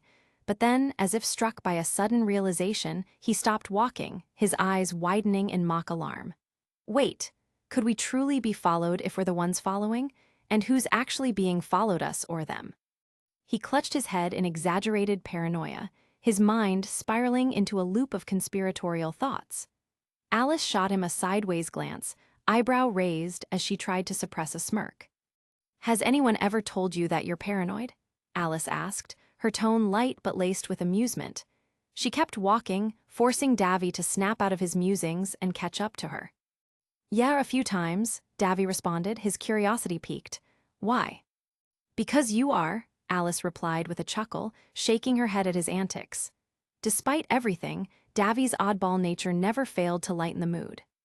As they continued along their path, the air seemed to thicken, the tension from their earlier conversations slowly fading as they became engrossed in their surroundings. Unbeknownst to them, their steps took on a subtle rhythm, as if guided by some unseen force. Before they knew it, the ground beneath their feet gave way. In an instant, they were plunging downward, the world around them spinning in a blur. They landed with a hard thud, the breath knocked out of them as they hit the cold, stone floor of an underground cavern. Alice groaned, sitting up and rubbing her head, trying to get her bearings. What just happened? In the cavern. Before Alice and Davy could scramble to their feet, they found themselves face to face with two White Fang guards. The pair, clad in their signature masks and uniforms, stood between the intruders and the only visible exit. Their sudden presence was both unexpected and intimidating, especially considering the cavern's hidden location. "Hey, y'all," Davy greeted, trying to sound as casual as possible, though his voice betrayed a hint of nervousness. He knew very well that their uninvited arrival wasn't going to be received with open arms. The guards exchanged a quick glance, their hands already moving toward their weapons, clearly prepared to deal with the intruders in the most direct way possible. But before they could make a move, one of Alice's clones, shimmering with the faint blue glow of ice dust, materialized behind them. With a swift and powerful motion, the clone smashed the guards' heads together, the impact sending a resonant crack through the cavern. Both White Fang members collapsed to the ground, unconscious before they even realized what had hit them. The clone, maintaining its icy composure, bent down and scooped Alice up off the ground. It then turned to Davy, intending to do the same, but as it reached out to help him, it suddenly dissipated into a shower of icy particles, leaving Davy sprawled awkwardly on the floor. Alice couldn't help but chuckle at the sight, while Davy let out a frustrated groan as he pushed himself up. "Haha, very funny," Davy muttered sarcastically, brushing dirt off his clothes. "Come on, cheer up," Alice teased, still amused by the situation. "They don't last forever, you know." Davy shot her a mock glare but couldn't stay mad for long. His attention shifted to the two unconscious guards, and an idea sparked in his mind. He bent down and removed one of their masks, holding it up triumphantly. "What are you doing?" Alice asked, a mix of curiosity and skepticism in her voice. Davy grinned as he put the mask on, muffling his voice. "I'm thinking this is the best way to finish the mission," he said, his voice distorted through the mask. He handed the other mask to Alice, who raised an eyebrow at him but eventually relented, putting it on. "You've got to be kidding me," Alice said, her voice tinged with sarcasm as she adjusted the mask. "Yeah, seriously," Davy replied, nodding confidently. "We blend in, no one suspects a thing, it's perfect." There was a brief silence as they both stood there in their makeshift disguises, the situation sinking in. Davy, always one to fill awkward silences, decided to keep the banter going. "So?" he began, trying to sound casual. "You know, knocking them out might not have been the best idea. I mean, I had them charmed, totally under control. They were just about to offer us cookies and maybe something to drink, and then bam, they're out cold." Alice sighed, shaking her head. Sure, Davy, cookies and drinks, that's exactly where this was headed. Before Davy could respond with another quip, the sound of something, or rather, someone falling through the hole they had come through, made them both freeze. They looked up just in time to see a girl with black hair streaked with red tips, unmistakably Ruby Rose, plummet into the cavern with a startled yelp. "Oh, no," Alice muttered in shock, recognizing her immediately. Ruby landed with a thud, disoriented but not injured. Before she could even get her bearings, Davy's instincts took over. He panicked, grabbed the hilt of his weapon, and knocked her out cold with a swift blow to the back of her head. "What are you doing?" Alice shouted, her eyes wide with disbelief as she rushed over to Ruby's unconscious form. "Why'd you do that?" "I got nervous, and she surprised me," Davy stammered, already regretting his hasty action. "Look, it was a reflex, okay? Look, she just fell out of the sky." "Check her pulse, you reflex psycho," Alice said. "I don't know how to check a pulse." Davy said, "Who do I look like? A doctor." Davy finished very calmly, making a disappointed look appear on Alice's face. "Well, if you know how to check a pulse, do it yourself," Davy replied. "Well, I don't want my fingerprints on your crime." Alice checked Ruby's pulse anyway, making sure she was still breathing, though her frustration was evident. "What if she's dead, Davy?" she asked, her voice tight with concern and anger. Davy, always quick with a retort, shrugged nonchalantly. "I'll tell the judge it was unintentional," he said, as if that would somehow make the situation less dire. Alice shot him a death glare, trying to process the absurdity of the situation. "We were supposed to give her cookies and something to drink," she remarked sarcastically, echoing his earlier comment. Davy sighed, rubbing the back of his neck awkwardly. "Yeah, well, guess that ship sailed. But hey, at least she didn't scream or anything. That could have been way worse." On a balcony. Ironwood stood alone on the balcony, gazing out at the city of Vale sprawled beneath him. The city lights twinkled like stars, but there was something hollow in their glow, something that gnawed at the general's insides. The night was still, almost too still, and the weight of his thoughts made it impossible to find any peace. His brow furrowed, and his metal hand tightened around the railing, a faint creaking noise barely audible as the metal strained against his grip. The sound of footsteps behind him was soft but unmistakable. Glinda approached, her presence always calm, always composed. She stopped beside him, taking in the view of the city. "Having trouble sleeping?" she asked gently, her voice breaking the silence. Ironwood sighed, his shoulders sagging slightly. "Yeah, the arms acting up again," he replied, though both of them knew that wasn't the real reason for his unrest. Glinda reached out, placing a reassuring hand on his shoulder. "You've always been one to keep late nights," she remarked, her tone warm with the familiarity of an old friend. Ironwood gave a small, humorless chuckle. "You know me too well," he said, the tension in his voice betraying his attempt at lightening the mood. He paused, as if weighing his words carefully, before continuing. "I'm sorry for my reaction today, Glinda." She didn't flinch, her expression remaining steady. "I don't need a sorry, James. I've known you long enough to expect that kind of response," she replied calmly. There was no bitterness in her voice, just an understanding that only years of close companionship could bring. "That is not why you left, is it?" Ironwood's gaze remained fixed on the city, his expression hardening. "Quite a view, isn't it?" Glinda said, trying to steer the conversation to something less heavy, even if just for a moment. "Yeah, too bad Ozpin's doing nothing to keep it," Ironwood retorted, his voice laced with frustration. Glinda's eyes widened in shock at the harshness of his words, but she quickly regained her composure, though her silence spoke volumes. "We've known him for a long time, Glinda, but lately, it feels like he's doing too little. It's almost as if I don't know him anymore, or worse, as if he's keeping something from us," Ironwood continued, his voice growing more agitated.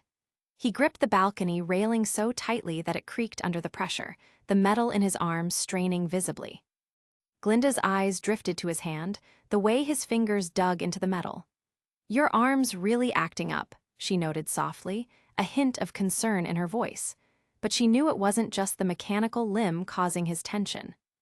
"There's no staying away from this, Glinda," Ironwood said, his voice firm but tinged with a desperation she rarely heard from him. "The situation is spiraling out of control, and we can't just sit back and trust that everything will be fine."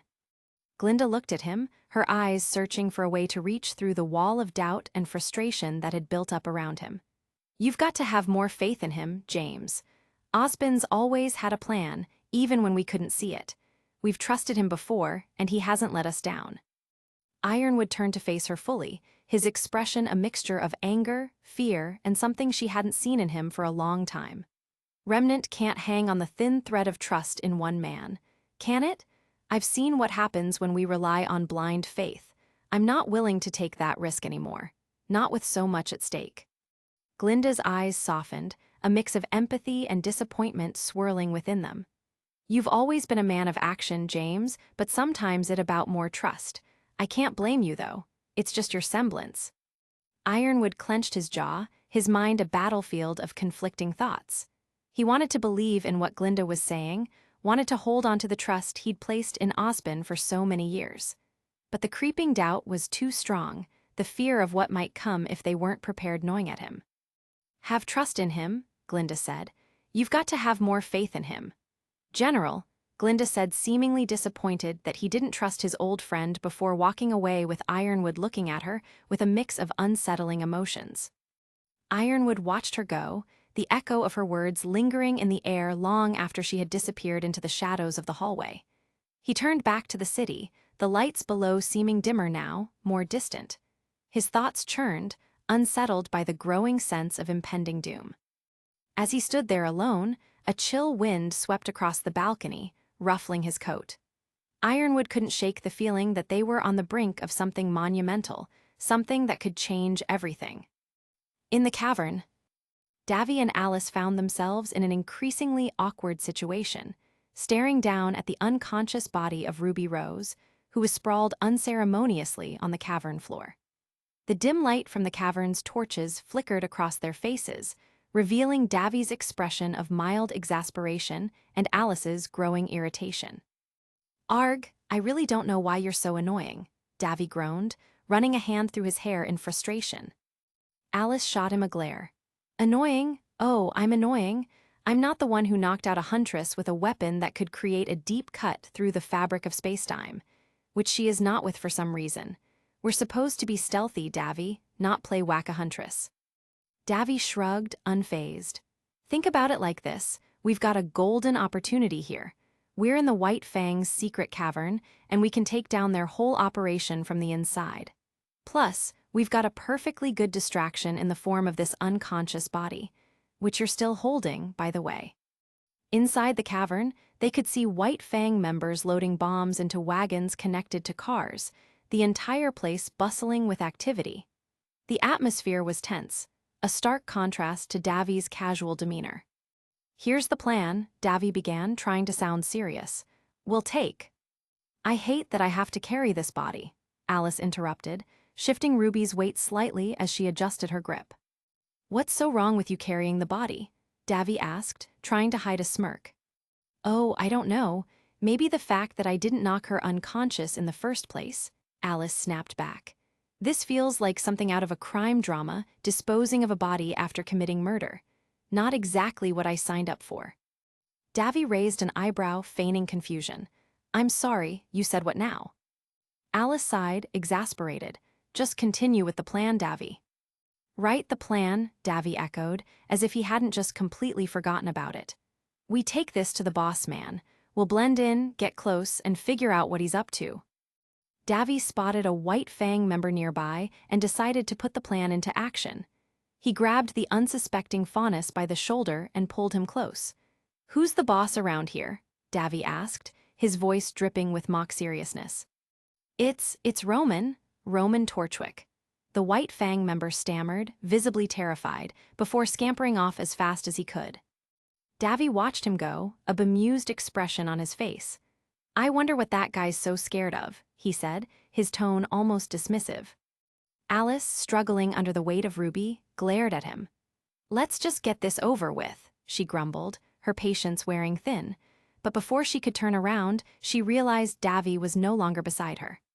She looked around frantically, only to spot him bolting down a side tunnel. "I really hate him," Alice muttered under her breath, half tempted to just drop RWBY and leave Davy to fend for himself. Eventually, after some struggle, Alice managed to drag RWBY's now fully conscious body to where Roman Torchwick was overseeing the operation. Roman, ever the showman, was initially enraged to see RWBY, but quickly composed himself, a sly grin spreading across his face.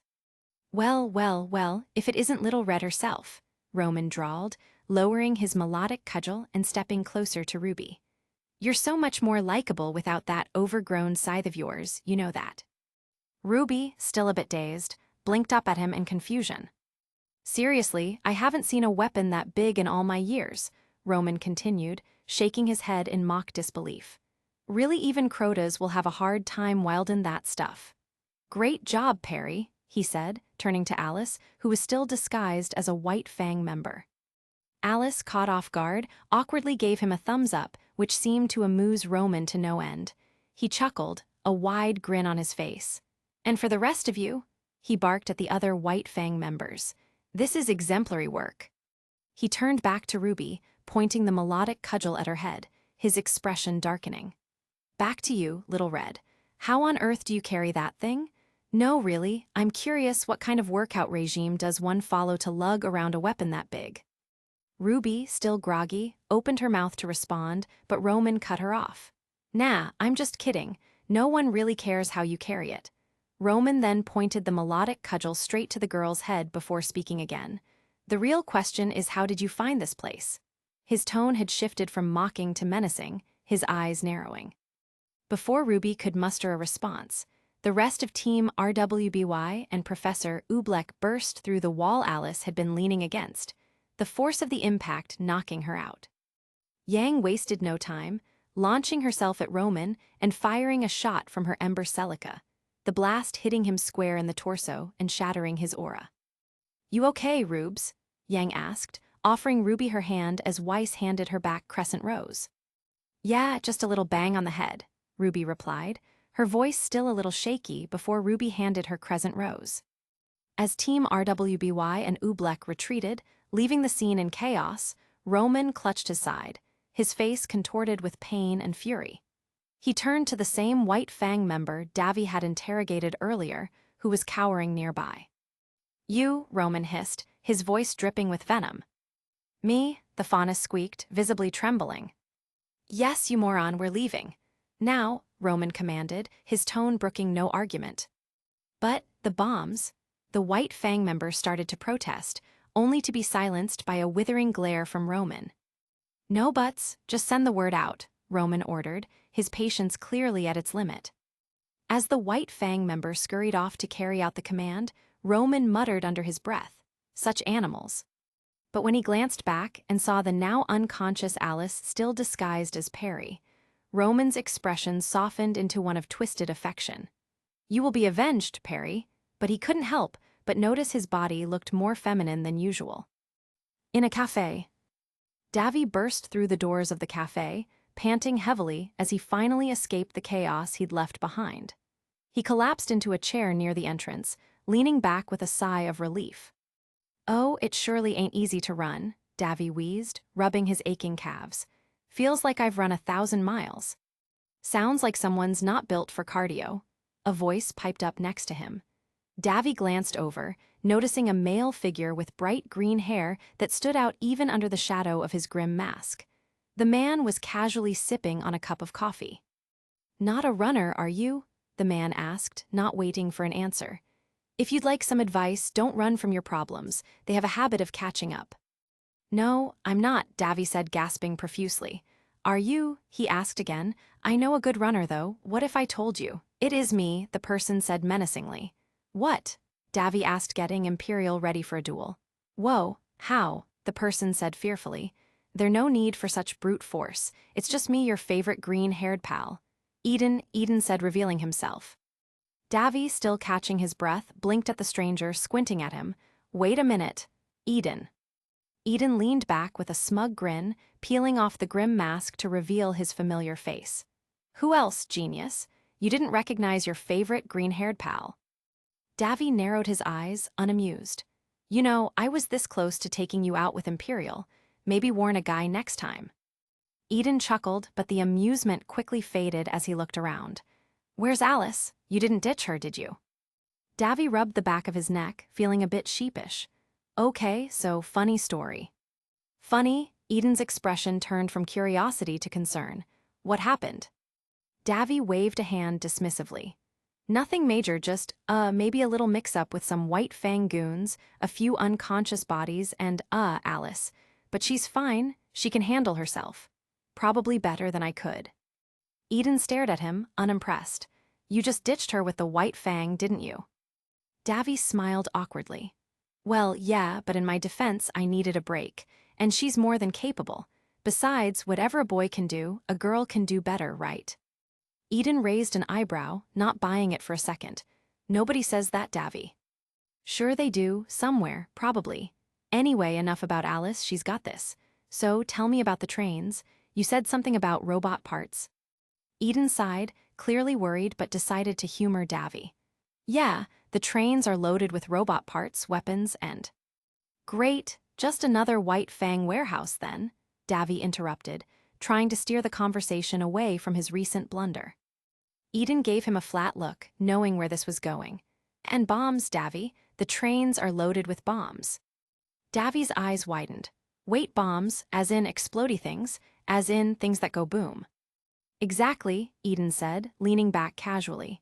It's kinda like a taco filling, but instead of deliciousness, it's destruction. The White Fangs planning to flood Vale with Grimm. Quite a daunting task, but it's possible. Davy nearly choked on his own spit. You're kidding, right? This is one of your jokes, right? Eden looked him dead in the eye. Do I look like I'm kidding? I helped load him up myself. Davy's jaw dropped. So you're saying you helped load bombs to destroy Vale? Eden shrugged nonchalantly. Yeah, something like that. WHY? Davy nearly shouted, drawing the attention of the other patrons. Eden gave him a sideways glance. Relax, I wasn't planning on letting it happen. Just needed to see what they were up to. You know, undercover work. Plus, there's no better way to learn how something can be stopped than raw experience, Eden said. Sure, undercover work. That doesn't sound suspicious at all, Davy muttered, rubbing his temples. Suddenly, the ground began to rumble slightly, and both of them looked out the window. The cargo trains began to move, slowly at first, but gradually picking up speed. Are they supposed to move so soon? Davy asked, his voice tinged with panic. Eden stood up, stretching his arms. Looks like we've got an early departure, boys. Time to split up, disarm the bombs, and try not to, die. Davy got up, looking more alarmed than ever. And you're just saying this so casually. Eden grinned. What can I say? Keeps life interesting. As they headed for the door, Davy paused. Just to be clear, when you say try not to die, you mean that in a we totally got this kind of way, right? Eden chuckled, patting Davy on the back as they walked out. Sure, buddy, whatever helps you sleep at night. Davy groaned. You know, sometimes I wonder why I hang out with you. Because I'm your favorite green-haired pal, Eden said with a wink before sprinting off toward the moving trains. Yeah, right. This is definitely going to be one hell of a story for Alice, Davy muttered to himself, chasing after him. In the cavern. The cavern was dimly lit, casting ominous shadows along the jagged walls as Davy cautiously navigated through the labyrinthine tunnels. The atmosphere was tense, thick with the anticipation of danger. His thoughts drifted back to Eden, who had gone off on his own, leaving Davy with the ominous task of covering more ground alone. Flashback. Davy and Eden stood huddled together in a darkened corner of the cavern, crouched over a makeshift table covered in diagrams, tools, and disarmed explosives. Eden was speaking rapidly, pointing out key details on a bomb's casing, while Davy stared at him with a vacant expression, clearly overwhelmed. All right, so you cut the red wire first, then the blue one, no wait, it's the green one, after you've rotated the casing 90 degrees counterclockwise, Eden explained, his voice a mix of focus and urgency. Davy nodded absently, trying to follow the barrage of instructions. Yeah, got it, totally, absolutely. Eden paused, looking at Davy skeptically. Davy, you didn't hear a single word I just said, did you? Davy blinked, a sheepish grin spreading across his face. Not a single word, man. Eden sighed heavily, pinching the bridge of his nose. You've got to be kidding me. This is important, Davy. We're talking about disarming bombs, not playing a round of guess which wire blows us all to bits. Davy chuckled nervously. Come on, Eden, help a brother out. You know I'm not exactly the bomb disarming type. Eden gave him a flat look. Yeah, I've noticed, but we don't have time for a crash course in Bomb Disposal 101. You're just going to have to wing it. Davy groaned, slumping his shoulders. Great, I'll just try not to get us all blown up then. Eden clapped him on the back with a grin. Don't worry, Davy, you've got this. You're a very smart person, sometimes. Davy rolled his eyes, grumbling under his breath.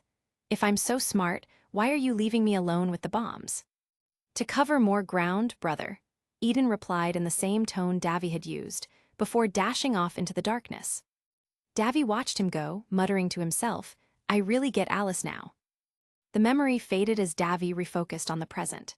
The sound of clattering metal and hurried footsteps echoed off the walls, mingling with the muffled voices of White Fang members preparing for their final assault. Davy's heart pounded in his chest as he moved forward, gripping his sword, Imperial, tightly. One wrong move could spell disaster, not just for him, but for his entire team. And the thought of facing an enraged Ironwood again was enough to make him break out in a cold sweat. As he rounded a corner, Davy stumbled upon a scene that made his blood run cold. There, lying unconscious on the cold stone floor, was Yang Xiao Long, her blonde hair fanned out around her like a halo. The person he had once danced with, now at the mercy of her attacker. Standing over her, with a twisted smile on her face, was Neapolitan, ready to unalive her. Davy's mind raced. He had to do something, anything, to stop Neo from hurting Yang. But before he could react, another presence made itself known. A tall figure clad in black and red stepped out of a swirling red portal. Her eyes, hidden behind a menacing Grimm mask, scanned the scene before locking onto Davy. He didn't know who she was, but her intimidating presence sent a shiver down his spine. This was no ordinary combatant. For a moment, the three of them stood in tense silence, each sizing up the others. Davy could feel the tension in the air, like the calm before a storm. Then, without warning, Neo lunged at him, her parasol hush striking out with deadly precision. Davy barely had time to raise Imperial in defense, the force of the impact sending him stumbling back. He quickly regained his footing, but Neo was relentless, her strikes coming faster and faster, each one more difficult to parry than the last. Neo moved like a shadow, her petite frame allowing her to slip in and out of Davy's defenses with ease. She grinned wickedly, enjoying the challenge of facing someone new. Davy, on the other hand, was struggling to keep up. Neo's movements were almost too fast to follow, and every time he thought he had her, she would disappear, only to reappear on his other side with a fresh attack. Just as Davy thought he was about to be overwhelmed, Raven intervened. With a swift, fluid motion, she drew her katana, Omen, its distinctive red blade gleaming in the dim light. She deflected Neo's attack with ease, forcing the smaller girl to retreat a few steps. Davy blinked in surprise. He hadn't expected anyone to help him, let alone this mysterious warrior. But there was no time to dwell on it. Raven's intervention had only escalated the situation. Now, the three were locked in a chaotic three-way battle, each trying to outmaneuver the others. Neo, with her speed and agility, was a difficult target, darting around with a grace that made it hard to land a hit. She twirled her parasol with deadly precision, using it as both a shield and a weapon, blocking attacks and launching counters with lightning speed. Davy found himself constantly on the defensive, barely managing to block Neo's strikes while trying to keep an eye on Raven. Raven, on the other hand, was a master swordswoman, her strikes precise and powerful. Every movement she made was calculated, designed to keep both Neo and Davy off balance. She wielded Omen with expert skill, her blade flashing through the air as she deflected attacks and countered with deadly force. Davy could feel the weight of her experience in every blow, and he quickly realized that he was out of his depth. But he couldn't afford to back down now. Davy gritted his teeth and pressed on, looking for any opening he could exploit. He focused on Neo first, trying to anticipate her movements and catch her off guard. Neo, however, was too quick, and every time Davy thought he had her, she would slip away, leaving him open to Raven's attacks. As the battle raged on, Davy could feel his stamina waning. Neo's relentless assault was wearing him down, and Raven's sudden, powerful strikes were pushing him to his limits. His muscles burned with exhaustion, and his breath came in ragged gasps. But he couldn't stop, not when so much was at stake. Just when Davy thought he couldn't hold out any longer, he managed to land a glancing blow on Neo, the edge of Imperial slicing through her sleeve. Neo hissed in pain, her eyes narrowing in anger. But before she could retaliate, the cavern shook with a loud explosion, sending debris and dust flying through the air. The shockwave knocked all three combatants off balance, momentarily halting their fight. In the chaos, Raven seized the opportunity to make her move. With a swift, precise strike, she disarmed Neo, sending the parasol clattering to the ground. Neo glared at Raven, her fists clenched in anger, but she knew better than to challenge the older woman without her weapon. Before Davy could capitalize on the situation, Raven turned her attention to him. Their blades clashed in a flurry of strikes, each trying to overpower the other. Davy could feel the intensity of Raven's attacks, each blow carrying the weight of years of combat experience. He was barely holding on, his arms trembling with the effort of blocking her strikes. In a desperate attempt to gain the upper hand, Davy used his footwork to shift to Raven's side, kicking her torso and grazing her. The impact caused Raven to stagger, giving Davy a brief moment of respite. But she quickly recovered, her eyes narrowing in determination. She wasn't going to let him get away with that so easily. They clashed again, their swords ringing out with each strike. Davy could feel the pressure mounting, the weight of Raven's skill and experience pressing down on him.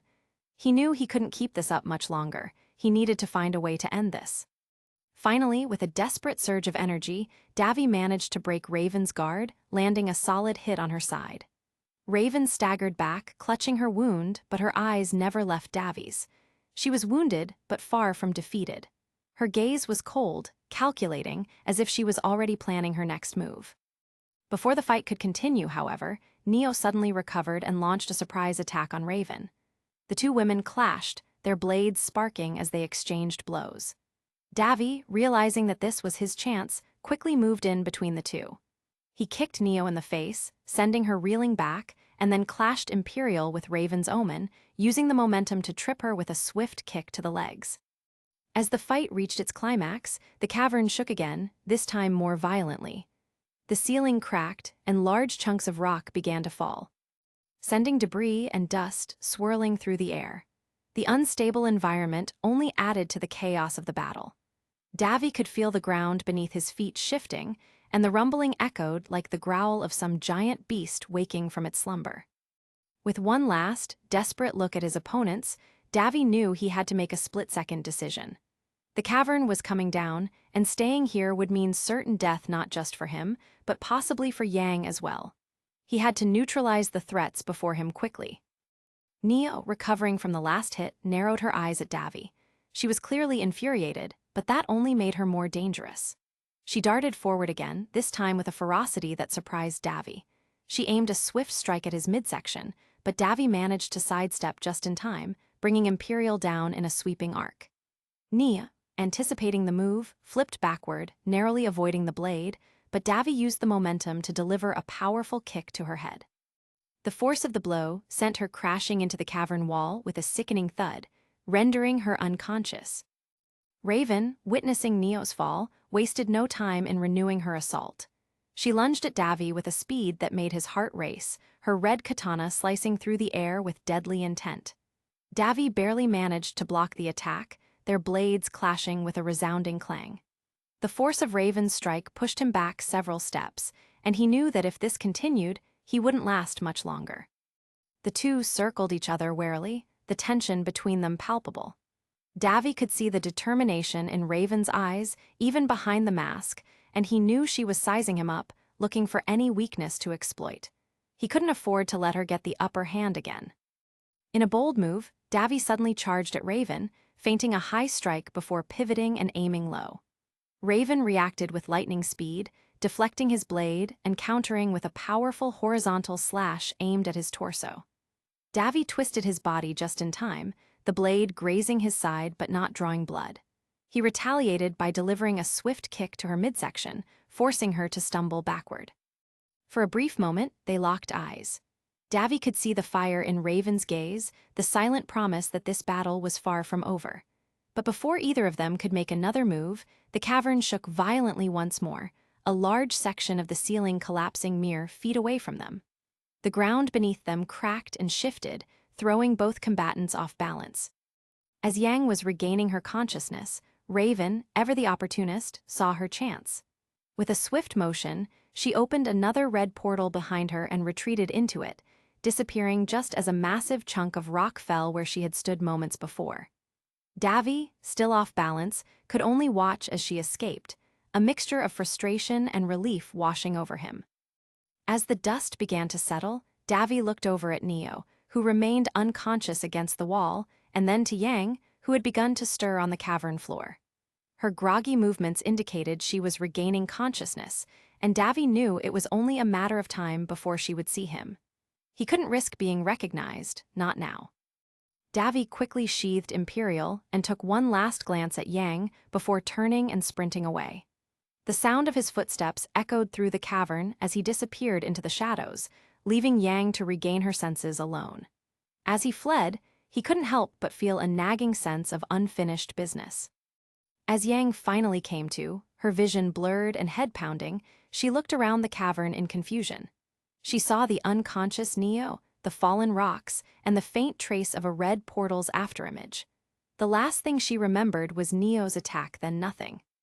She rubbed her head, trying to piece together what had happened. There was a fleeting memory of two figures, two of them were masked like a Grimm. She could remember their clothes and hair. The female one having long black hair and male one having blue hair. She knew a couple her people with blue hair, but she thought, it couldn't them. Confusion deepened as she realized that whoever they were, they had saved her, but why, and where were they now? Yang pushed herself to her feet, shaky but determined. She knew she had to find her team, to figure out what had happened here, but the mystery of the masked figures would linger in her mind. Whoever they were, they had left her with more questions than answers. The cavern's eerie silence was unsettling as Yang made her way out, still processing the events that had transpired. Meanwhile, deeper within the shadows, Davy continued his escape, knowing that he had just barely survived an encounter with what he thought was two of Remnant's most dangerous individuals. And as he disappeared into the darkness, a single thought gnawed at the back of his mind. This isn't the end. Elsewhere in the cavern, Eden darted through the cavern, his boots, blazing whip glowing with energy as he moved with lightning speed. He was a blur of motion, expertly navigating the narrow, winding tunnels while easily outmaneuvering any White Fang members that crossed his path. With each step, sparks flew from his boots, illuminating the dark, echoing space around him. As he rounded a corner, Eden caught sight of Weiss Schnee, the heiress to the Schnee Dust Company, battling a White Fang lieutenant. The lieutenant was armed with a menacing, saw-like weapon that buzzed ominously as he swung it with force, attempting to land a decisive blow on Weiss. Eden couldn't resist chiming in with a grin. "That's quite the unique weapon you've got there," he quipped, his tone light despite the intensity of the situation. The lieutenant sneered in response, his grip tightening on the saw's handle. "And you think you're so special with those fancy boots? You're just another imposter pretending to be a hero," he shot back, his voice laced with disdain. "Never underestimate the power of good footwear," Eden replied with a chuckle. "But if you need a demonstration, I'd be happy to oblige." Without warning, Eden pivoted and delivered a swift, controlled kick to Weiss's side. The force of the impact sent her flying out of the lieutenant's reach, allowing Eden to step in and face the threat head-on. He could see Weiss out of the corner of his eye, quickly recovering and giving him a brief nod of thanks as she moved to a safer position. The lieutenant, enraged by Eden's interference, revved his weapon once more, the sound filling the cavern with a mechanical growl. "You're going to regret that, kid," he snarled, swinging the saw in a wide arc, aiming to overwhelm Eden with sheer force. But Eden was already moving, his boots propelling him forward at incredible speed. He closed the distance between them in a flash, his movements fluid and precise. The lieutenant barely had time to react before Eden delivered a series of rapid kicks, each one landing with pinpoint accuracy. Eden's first kick struck the lieutenant's shoulder, throwing him off balance. The second connected with his midsection, forcing him to stumble back. Before the lieutenant could recover, Eden followed up with a spinning kick that sent him crashing into a stack of crates, the impact reverberating through the cavern. Breathing heavily, the lieutenant struggled to his feet, his weapon now a bit unsteady in his hands. "You think this is over?" he growled, his voice shaking slightly. "I'm not done yet." Eden shook his head, his expression calm yet determined. "You're outmatched, just stand down." The lieutenant, fueled by anger and pride, ignored the warning. He swung his saw again, but Eden was faster, sidestepping the attack with ease. As the lieutenant overextended, Eden saw his opening.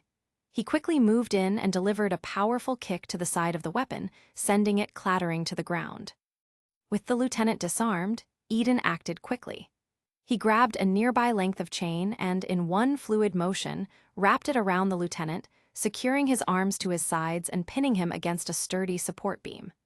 The lieutenant struggled against his bonds, but Eden had tied the chains tight, ensuring there was no escape. Taking a step back, Eden took a moment to catch his breath, surveying the scene. The lieutenant, now restrained and unable to fight back, glared at Eden but said nothing. His defiance had been quelled, at least for now. But Eden knew this was only a small victory. The real challenge lay ahead, deeper within the cavern. With a final glance at the defeated lieutenant, Eden turned and dashed deeper into the tunnel, his boots once again blazing as he prepared for the next phase of the mission. In the cavern, the air was thick with tension as Blake Belladonna found herself face to face with Roman Torchwick. His smirk was as infuriating as ever, but before he could taunt her further, a blur of movement caught Blake's eye. In an instant, Nero appeared behind Roman, his fist blazing with the energy from his burning inferno gloves. With a swift, brutal punch to the back of Roman's head, Nero knocked him out cold. Roman crumpled to the ground, unconscious before he even realized what had hit him. Blake's eyes widened in surprise, but her surprise quickly turned to wariness as Nero stepped forward, standing over Roman's unconscious body. The tension in the air thickened, and Blake realized that Nero wasn't here to help her, he was ready to fight. He didn't know who she was or which side she was on, and to him, she was just another enemy. Without a word, Nero lunged at Blake, his fists glowing fiery red. Blake barely had time to draw her weapon, Gamble's shroud, before Nero was upon her. She deflected his first strike with the flat of her blade, but the force behind his punch sent her skidding back a few feet. "I'm not scared of you," Blake declared, her voice steady as she shifted Gamble's shroud into its katana mode, the blade gleaming in the dim light of the cavern. "I don't need you to be," Nero retorted, his tone just as firm.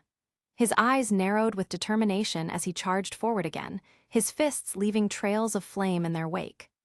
The two fighters clashed, their movements a blur of speed and precision. Blake's agility was her greatest asset. She moved like a shadow, dodging Nero's powerful blows with fluid grace. Her katana whirled through the air, slicing through the space where Nero's head had been only moments before. But Nero was no slouch, his punches were fast, and each one packed a devastating punch. The metal surface of the train's roof beneath them sizzled and smoked where his fists connected, leaving scorch marks in their wake. Nero swung a heavy punch at Blake's midsection, but she spun out of the way, using the momentum to bring her blade around in a swift arc toward his side. Nero blocked the strike with his forearm, the heat from his gloves scorching the edge of her blade. The impact reverberated through Blake's arms, but she gritted her teeth and pushed back, driving Nero off balance. But Nero was relentless. He recovered quickly, his fists a blur as he unleashed a flurry of punches aimed at Blake's head and torso.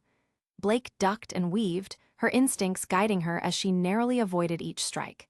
But Nero was closing the distance between them, his attacks becoming faster and more aggressive.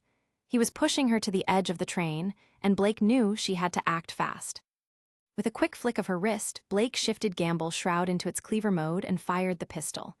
The blast wasn't meant to hit Nero, it was a distraction, a way to buy herself a split second to gain the upper hand. As Nero instinctively dodged the shot, Blake darted in close, bringing the blunt side of her weapon down on his wrist. Nero grunted in pain, but he didn't let up. Instead, he grabbed hold of Gamble's shroud with his free hand, trying to wrench it out of Blake's grasp. They struggled for control, their faces inches apart, both of them breathing heavily. Blake's amber eyes locked onto Nero's, and for a brief moment, she saw something in his gaze: hesitation. The moment passed as quickly as it had come, and Nero's grip tightened. Blake took advantage of his brief hesitation. She shifted her weight and swept her leg out, catching Nero behind the knee and knocking him off balance. As he stumbled, Blake wrenched her weapon free and delivered a powerful kick to his chest, sending him sprawling backward. But Nero wasn't done yet. He hit the ground hard, but he quickly rolled back to his feet, his fists crackling with renewed energy. He charged at Blake again, but this time she was ready. With a swift, fluid motion, she shifted Gamble's shroud back into its katana mode and parried his punch, using his momentum to throw him off balance. Blake spun around, her blade flashing as she delivered a series of precise strikes. Nero blocked each one, but Blake could see the strain in his movements. She was faster, more agile, and she was wearing him down. Just as Blake managed to land a solid hit on Nero's side, sending him stumbling back, the entire train lurched violently. The screech of metal on metal filled the air as the train screeched to a halt, nearly throwing both fighters off their feet. Blake's eyes widened as she heard a loud crash coming from one of the train cars. The walls of the train had been breached, and in the distance, she could hear the guttural roars of Grimm as they began pouring into the city of Vytal. Her heart sank. This was worse than she had anticipated. They had to stop this, but first, she needed to deal with the threat in front of her. Blake's instincts screamed at her to escape, but she hesitated for just a moment, glancing back at Nero. She could see the conflict in his eyes, the way his fists trembled as he watched the Grimm flood into the city. But she couldn't afford to wait. With one final, determined look at Nero, Blake made her decision. She turned and leaped off the train, disappearing into the shadows as she made her escape. Nero watched her go, his fists still crackling with energy, his mind racing. The situation had spiraled out of control faster than he could have imagined. This wasn't just a mission anymore, it was a full-scale invasion. And now, with Blake gone, he was left alone to face the chaos that was unfolding around him. As Nero turned to assess the situation, he heard a groan from behind him. Roman Torchwick, who had just regained consciousness, was struggling to his feet. But before Roman could fully comprehend what was happening, Nero's fist connected with his jaw once again, the force of the punch amplified by the energy from his gloves' burning inferno. Roman crumpled to the ground, unconscious in one hit, but burns were left on his skin. Nero stood over the defeated criminal, breathing heavily, his gaze sweeping over the scene of destruction and chaos. The train had come to a stop, but the damage was done. Grimm were pouring into the city, and the battle for Vytal was just beginning. He knew they had little time left. The invasion had begun, and the stakes had never been higher. As Nero clenched his fists, the heat from his gloves dissipating, he knew that the real fight was still ahead of them. And this time, there would be no holding back. DAVIS fight. As the night fell over Vytal, the city was in turmoil. The Grimm had overrun the defenses, and the huntsmen and huntresses were fighting desperately to protect the citizens. Explosions and gunfire echoed through the streets, and the sky was filled with the terrifying roars of the Grimm. The full moon cast a pale light over the dense forest in southeastern Vytal, its silver rays piercing through the thick canopy. The night was quiet, almost serene, but the 4 huntsmen in training knew better. In the shadows, lurking just beyond the trees, the Grimm were gathering. Davi's expressions steely and determined. He could sense the approaching threat, the dark energy of the Grimm tainting the air. It was a familiar feeling, one they had faced many times before, but the weight of the battle ahead still hung heavily over them. Davi stood atop a small ridge, his hand resting on the hilt of his sword, Imperial. The blade glowed faintly, the energy within it thrumming in sync with his own aura. The sound of rustling leaves reached his ears, and he knew the Grimm were near. A pack of Beowulfs emerged from the darkness, their glowing red eyes fixated on him. With a swift motion, Davi drew his sword, the blade igniting with blue energy. The Beowulfs snarled, baring their fangs as they charged. Davy's eyes narrowed, and he met their charge head-on. He slashed through the first Beowulf, the energy from his sword disintegrating the creature on contact. The others hesitated, momentarily startled by the sudden loss of their comrade. Davy took advantage of their hesitation, swinging Imperial in a wide arc. A wave of blue energy rippled through the air, cutting down several Beowulfs at once. The creatures howled in pain before dissolving into dark mist, but more came, drawn by the scent of battle. Davy's movements were fluid, each strike precise and deadly. He weaved between the Grimm, his sword flashing in the moonlight as he cut them down one by one. Despite their numbers, the Beowulfs couldn't land a single hit on Davy. His speed and skill were unmatched, and Imperial's energy-enhanced blade tore through the Grimm with ease. He finished off the last of the pack with a powerful downward slash, the blue light from his sword illuminating the area as the final Beowulf disintegrated. Breathing heavily, Davy sheathed his sword. The ridge was silent now, the remains of the Grimm fading into the night. But he knew the battle was far from over. He could hear the distant roars of more Grimm, and he knew his friends were still fighting. Alice's fight. Alice, who has now regained consciousness, moved with the grace and speed of a seasoned warrior. Her weapons, a pair of katana and a pistol, were a blur in the moonlight as she fought off two king taijutsu. The creatures slithered towards her, their dark forms blending with the shadows. Alice fired a round from her pistol, the bullets enhanced with dust, and they exploded on impact, sending the taijutsu recoiling. Without missing a beat, she twirled her katanas, slicing through the Grimm that got too close. Her movements were precise, each strike calculated to maximize damage. One taijutsu lunged at her, its jaws snapping dangerously close to her arm. Alice sidestepped effortlessly, bringing her katana down on its head. The blade cut through the creature with ease, and it dissolved into a cloud of black mist. She flipped backward, avoiding another attack, and fired several more rounds from her pistol, each shot hitting its mark. The taijutsu continued to swarm, but Alice remained calm and focused. She danced around them, her katanas flashing as she cut them down. The stream's water splashed around her feet as she moved, adding to the chaotic scene. Despite the overwhelming size, Alice fought with a smile on her face, enjoying the thrill of the battle. As the last taijutsu fell, Alice paused to catch her breath.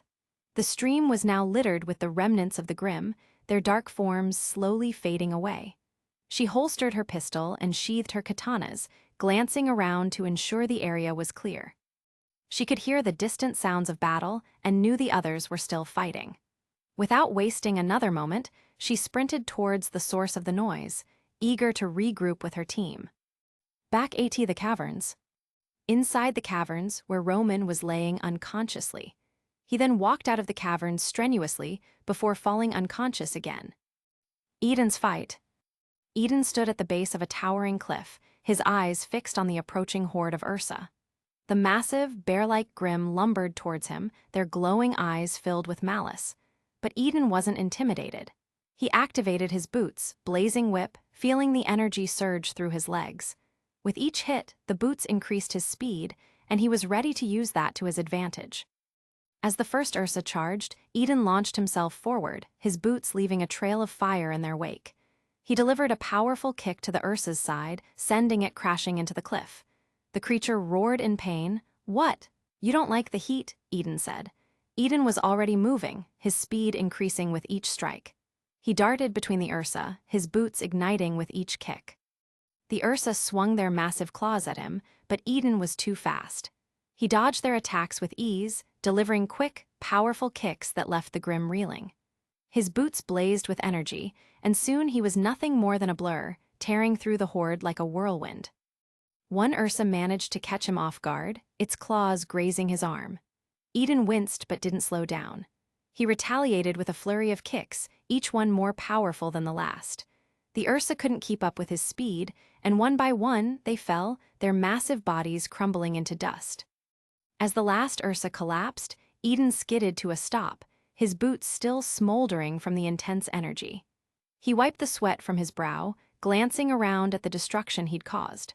The cliffside was now littered with the remains of the Grimm, their dark essence dissipating into the night. He could hear the sounds of battle nearby, and he knew his friends needed him. Without hesitation, he sprinted towards the noise, his boots still blazing with energy. Nero's fight. Nero was deep within the forest, surrounded by a pack of borbatusks. The Grimm charged at him, their tusks gleaming wickedly in the moonlight. Nero cracked his knuckles, the fire dust in his gloves, burning inferno glowing brightly. As the first borbatusk charged, Nero stood his ground. At the last second, he sidestepped, slamming his fist into the creature's side. The fire dust activated on impact, concentrating the energy directly into the Grimm's core. The borbatusk erupted into flames, disintegrating before it could even hit the ground. The rest of the pack was undeterred. They charged in unison, their tusks aimed directly at Nero. He ducked, dodging their attacks with practiced ease. With each strike, he unleashed bursts of concentrated fire, obliterating the Grimm in fiery explosions. One borbatusk managed to ram into him, pushing him back with its full weight. Nero grunted but quickly regained his footing. He grabbed the creature by its tusks, channeling his energy into his gloves. The borbatusk struggled, but Nero's grip was unyielding. With a final surge of power, he sent a wave of fire through the Grimm, turning it to ash in his hands. As the last of the borbatusks fell, Nero dusted off his gloves, the flames flickering and dying down. He could hear the distant roars of Grimm and the sound of clashing weapons. He knew the others were still fighting, and he needed to find them. The four fighters converged in a large open area, the moonlight casting long shadows on the ground. The air was thick with tension, the distant howls of the Grimm echoing ominously. Davy, Alice, Eden, and Nero stood in the center of the clearing, each of them scanning the surroundings with focused determination. Davy, always ready to break the silence, looked at Alice with a teasing grin. "So, how have you been?" Alice shot him a look of pure exasperation. "Oh, I don't know, Davy, maybe unconscious, thanks to you." Davy chuckled, clearly enjoying himself. "That's what they call karma. You knock out a huntress, and the universe decides to give you a taste of your own medicine." Eden crossed his arms, his brow furrowed in frustration. "I can't believe you, Davy. You're always getting us into these situations." Davy held up his hands defensively. "Hey, that's not exactly how it went down. There were circumstances." Before the conversation could continue, Nero, who had been keeping a watchful eye on their surroundings, spoke up with urgency. "I don't know if you guys noticed, but the Grimm are closing in." They all turned their attention to the shadows beyond the clearing. The Grimm were emerging from the darkness, their eyes glowing with malevolent intent. Beowulfs, Ursa, and even a few towering Beringels stalked toward them, their growls filling the night air. The ground seemed to tremble under the weight of their approach. The team instinctively moved back to back, forming a tight defensive circle, their weapons at the ready. "This is it," Davy said, his voice surprisingly calm despite the overwhelming odds. He twirled his weapon in his hand, the blade humming with energy. "We take them all down together." Alice nodded, her twin blades gleaming as she unsheathed them. "Let's make it quick. I'm getting tired of these guys." Eden activated his boots, the energy in them flaring up with a bright blue light. He cracked his neck and grinned. "Ready when you are." Nero, with a serious expression, ignited his fists, flames flickering in his palms. "Let's do this." The Grimm charged as one, a dark, snarling wave of destruction. But the four fighters were ready. They moved as a single, cohesive unit, each of them perfectly in sync with the others. Davy was the first to engage, launching himself forward with a burst of energy that left a glowing blue trail behind him. His strikes were precise and powerful, each swing of his weapon cleaving through the thick hides of the Grimm. He moved with agility and power, a force to be reckoned with. Alice was a whirlwind of steel and speed, her katanas slicing through the air with deadly precision.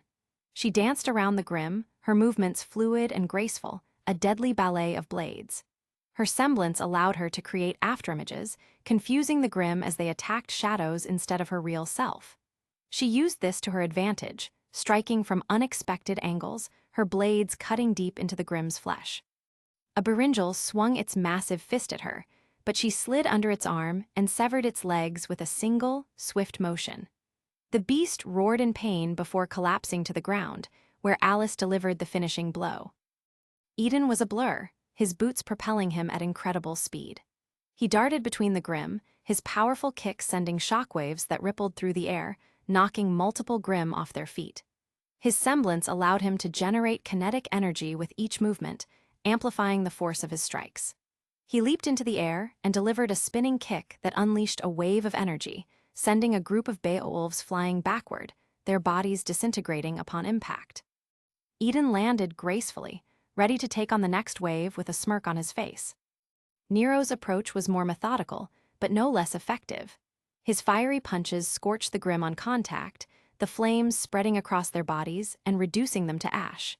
He summoned pillars of fire from the ground, trapping the Grimm in rings of flame before finishing them off with precise, burning strikes.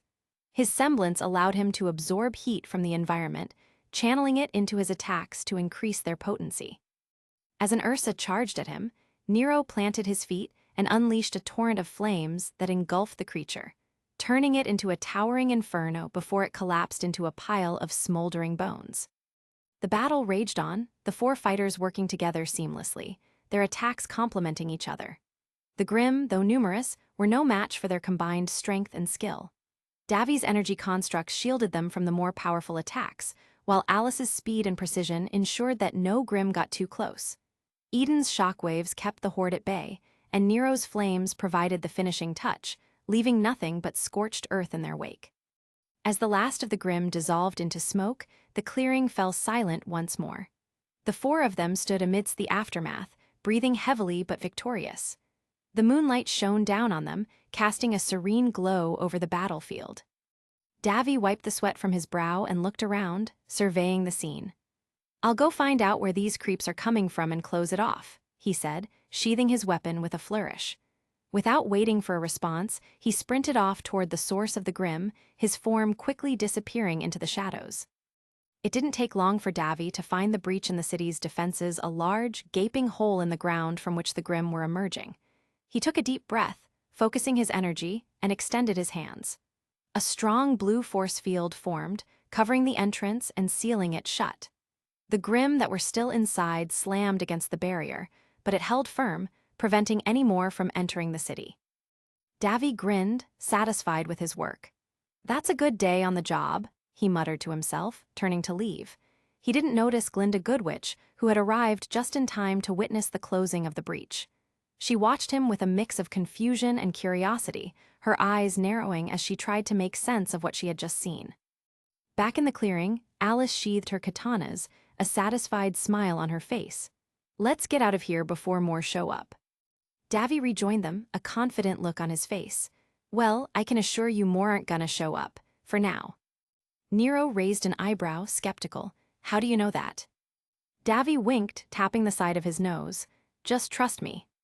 Eden and Nero exchanged a glance, but they couldn't help but nod in agreement.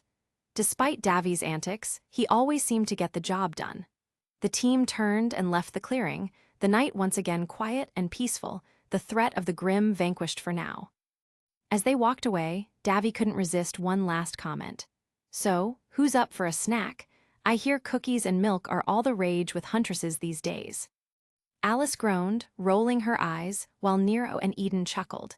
Despite the danger they had just faced, the camaraderie between them made the experience almost enjoyable.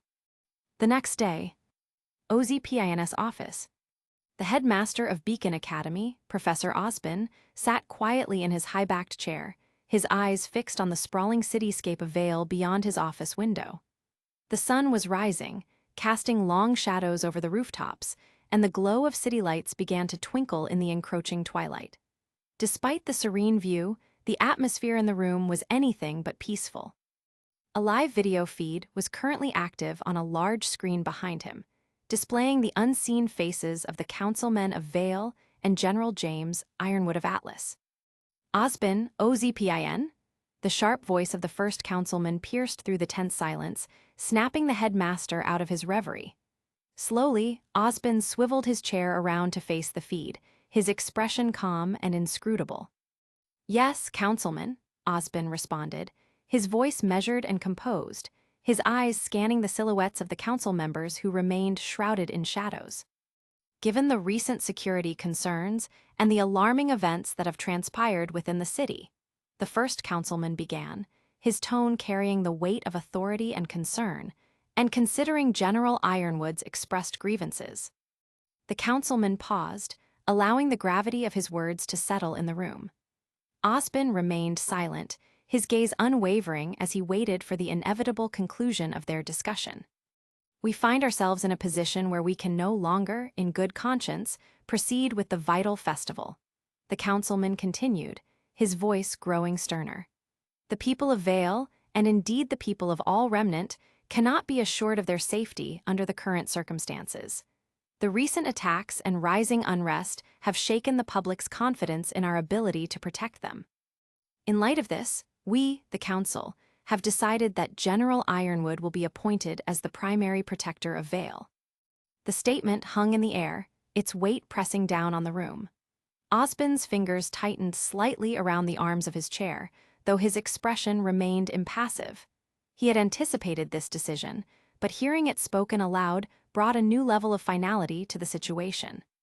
The first councilman cleared his throat, continuing, "This appointment will be temporary, of course," the second councilman said.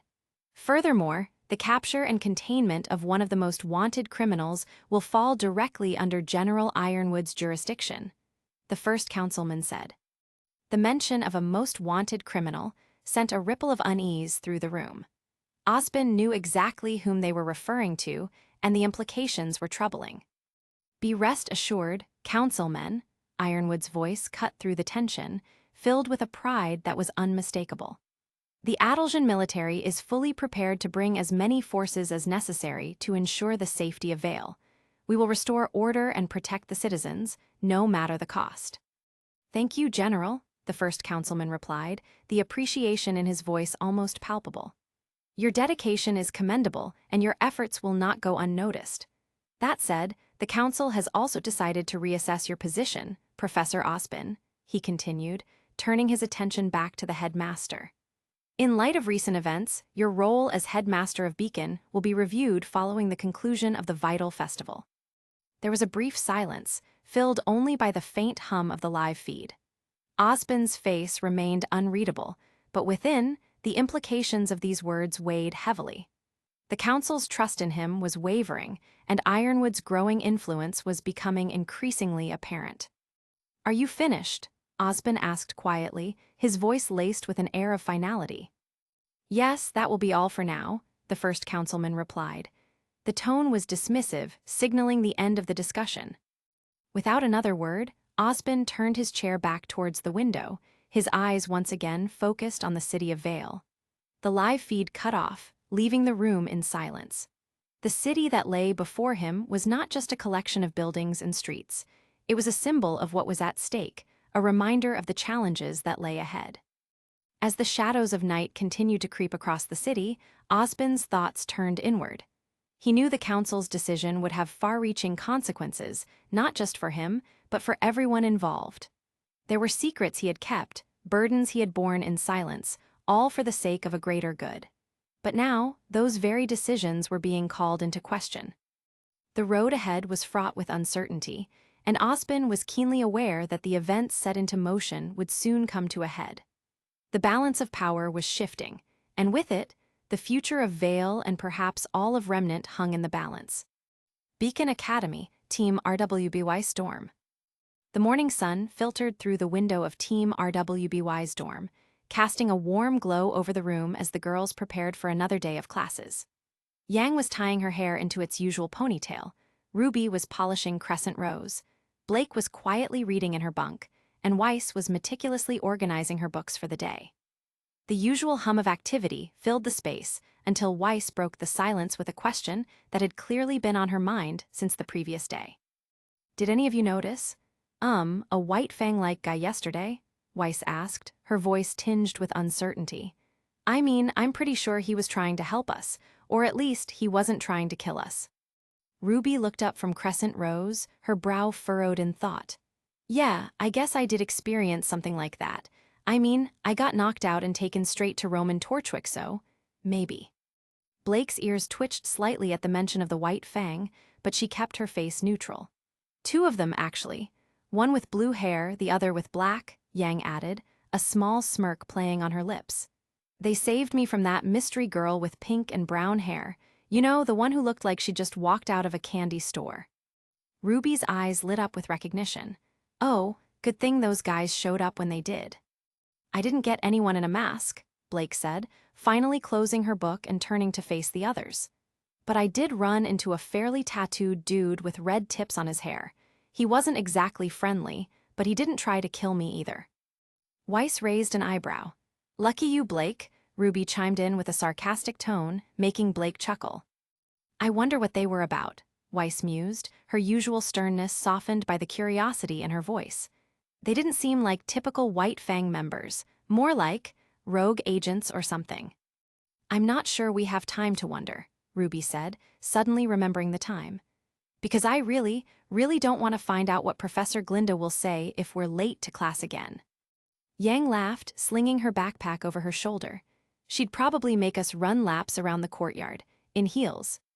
That would be torture, Weiss muttered under her breath. But honestly, this is serious. The White Fang Roman, something's going on and I don't like it. Blake nodded, her expression thoughtful. We should keep an eye out. Those guys might have saved us, but they're still a mystery, and mysteries like that usually spell trouble. Right, so we'll be extra vigilant, Ruby said, taking charge as she clipped crescent rows to her back. But let's not be late, or we'll have more than just Roman to worry about. With that, the team grabbed their belongings and headed for the door, their earlier lightheartedness giving way to the weight of the unknown threat looming over them. As they walked down the hallway, they couldn't shake the feeling that yesterday's encounter was just the beginning of something much bigger and much more dangerous. Chapter 12. In a warehouse. Nero walked confidently into the dimly lit warehouse, his black boots making a steady, echoing rhythm on the cold concrete floor. Dressed in his usual black t-shirt under a dark jacket with a red hoodie, he looked every bit the menace he intended to be. The shadows from the hood partially obscured his face, but the tattoos creeping up his neck hinted at a history not to be ignored. His gloved hands, clad in burning inferno, pulsed faintly with a deep crimson glow, ready to unleash fiery fury. The warehouse was packed with crates of dust valuable and highly volatile. White Fang members stood in groups, guarding the crates and chattering among themselves. When Nero stepped into their midst, the room quieted. Some recognized him instantly, exchanging uneasy glances.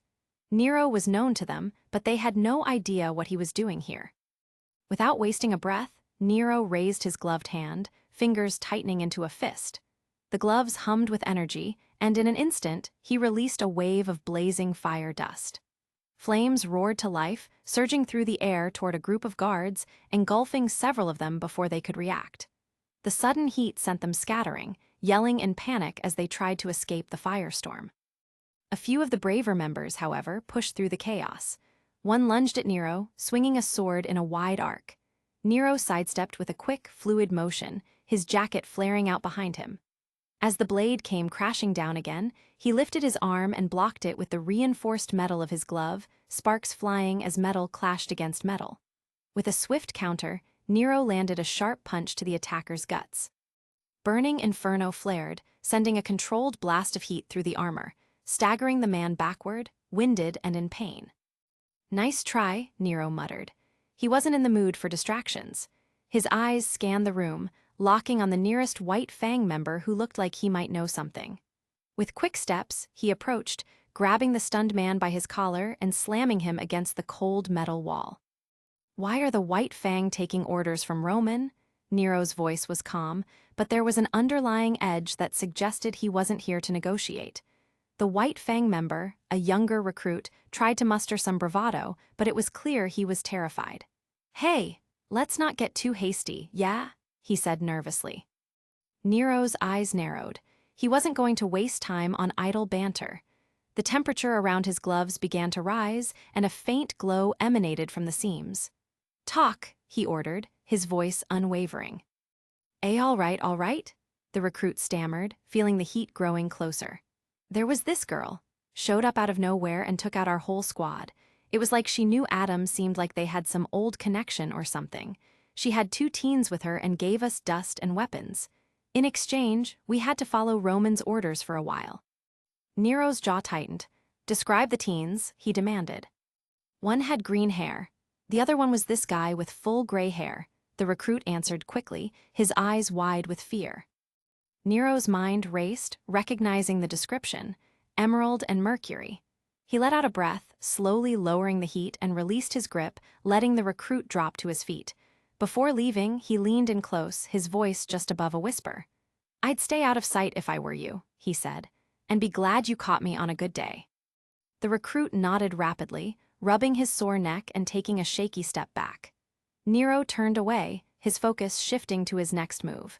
He walked calmly out of the warehouse, leaving the White Fang members in a state of disarray.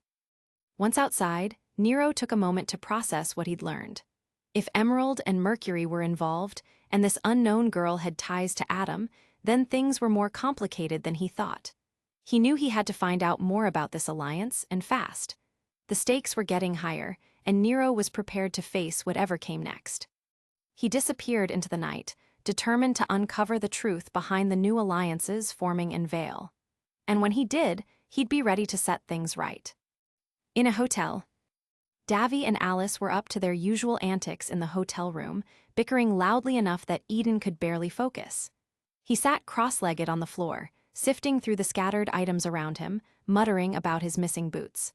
"I swear, if I don't find these boots, I'm going barefoot to the next mission," Eden grumbled under his breath, still too distracted to intervene. Meanwhile, Alice and Davy were locked in another round of their never-ending argument. "I'm telling you, you hit Ruby on the head," Davy said, his arms crossed, standing defiantly in front of Alice.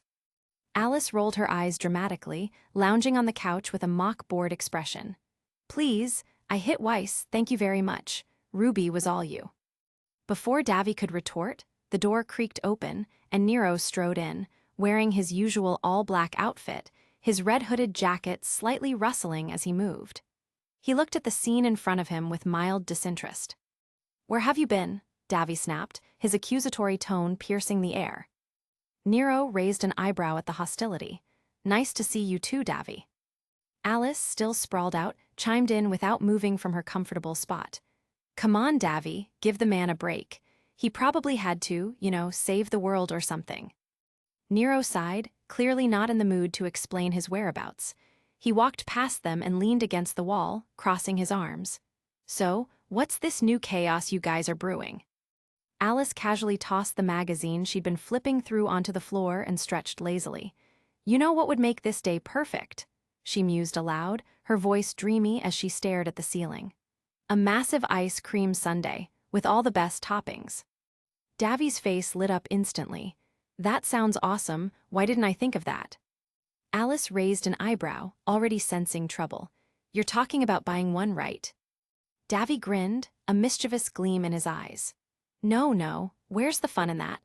I'm talking about creating the ultimate sundae by borrowing, and I use that term very loosely, the best ingredients from around Vytal. Eden finally found his boots, lacing them up before chiming in with a smirk. "I like the sound of this. A mission, an ice cream mission. It's a strategic operation with snacks at the end." Nero, ever the voice of reason, was less enthusiastic. "Are you sure this is a good idea? What if we get caught? The last time we borrowed stuff, it didn't exactly end well." "Relax, Nero." Davy waved his hand dismissively. "We're just having a little fun. It's not like we're going to rob a bank or anything." Alice sat up straighter, now fully invested in the ridiculous plan. "All right, I'm in," she said with a wicked grin. "But we need a plan. This has to be done right."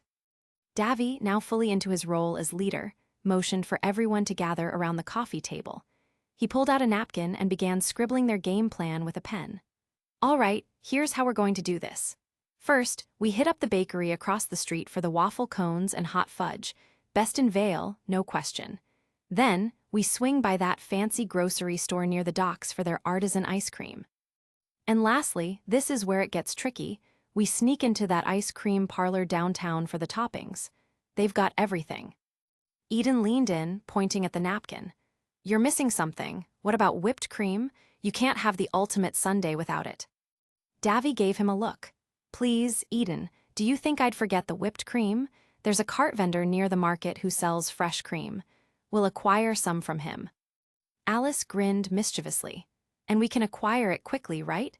No need to dawdle when we've got ice cream on the line. Nero shook his head, clearly not convinced. You guys realize you're planning a heist for ice cream ingredients, right? You're treating this like it's some big covert mission. Alice stood up, brushing herself off with a sly smile. Exactly. It's the perfect operation. High reward, low risk, and all we get is ice cream at the end. What's not to love? Nero sighed again, but couldn't help a small grin tugging at the corner of his mouth.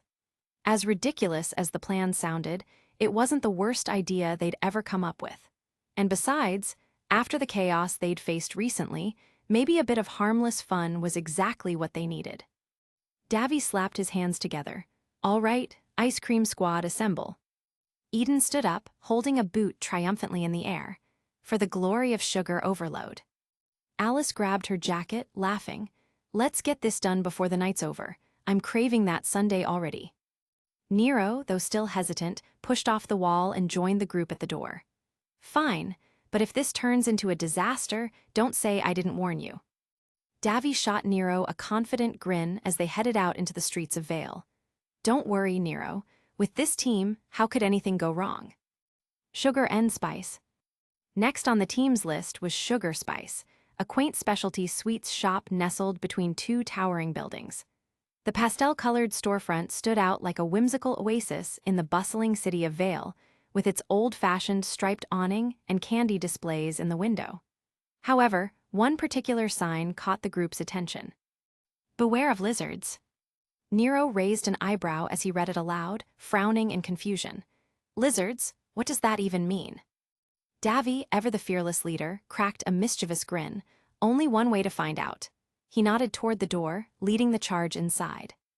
As soon as they stepped over the threshold, the answer became clear. A pack of small, sleek lizards no larger than a loaf of bread sat perched on the counter, their sharp eyes tracking every movement with unsettling precision. They were an assortment of vibrant colors. Emerald green, sapphire blue, and fiery orange, their forked tongues flicking in and out as they watched the group enter. Despite their size, the lizards looked highly trained. At the counter stood the shop's owner, a petite elderly woman with a hunched back, her gray hair tied into a tight bun. She wore a pair of thick-rimmed glasses that magnified her sharp, discerning eyes. As soon as the door chimed to announce their entrance, her gaze snapped to the group, her expression as unyielding as stone. Eden, ever the team's smooth talker, stepped forward, hands clasped together as he flashed his most disarming smile. Good afternoon, ma'am. What a lovely shop you have here. Quite the gem of Vytal, if I may say. The woman's eyes narrowed at first, but after a long moment her expression softened. Well, aren't you a polite young man? She said, her voice raspy but somewhat pleased. Her gaze lingered on Eden a little too long, sizing him up. You know, you remind me of my late husband. Eden's smile faltered for a fraction of a second, and he could feel Davy's smirk burning into his back. Oh, really? Well, that's quite flattering. He trailed off, hoping to steer the conversation somewhere less personal.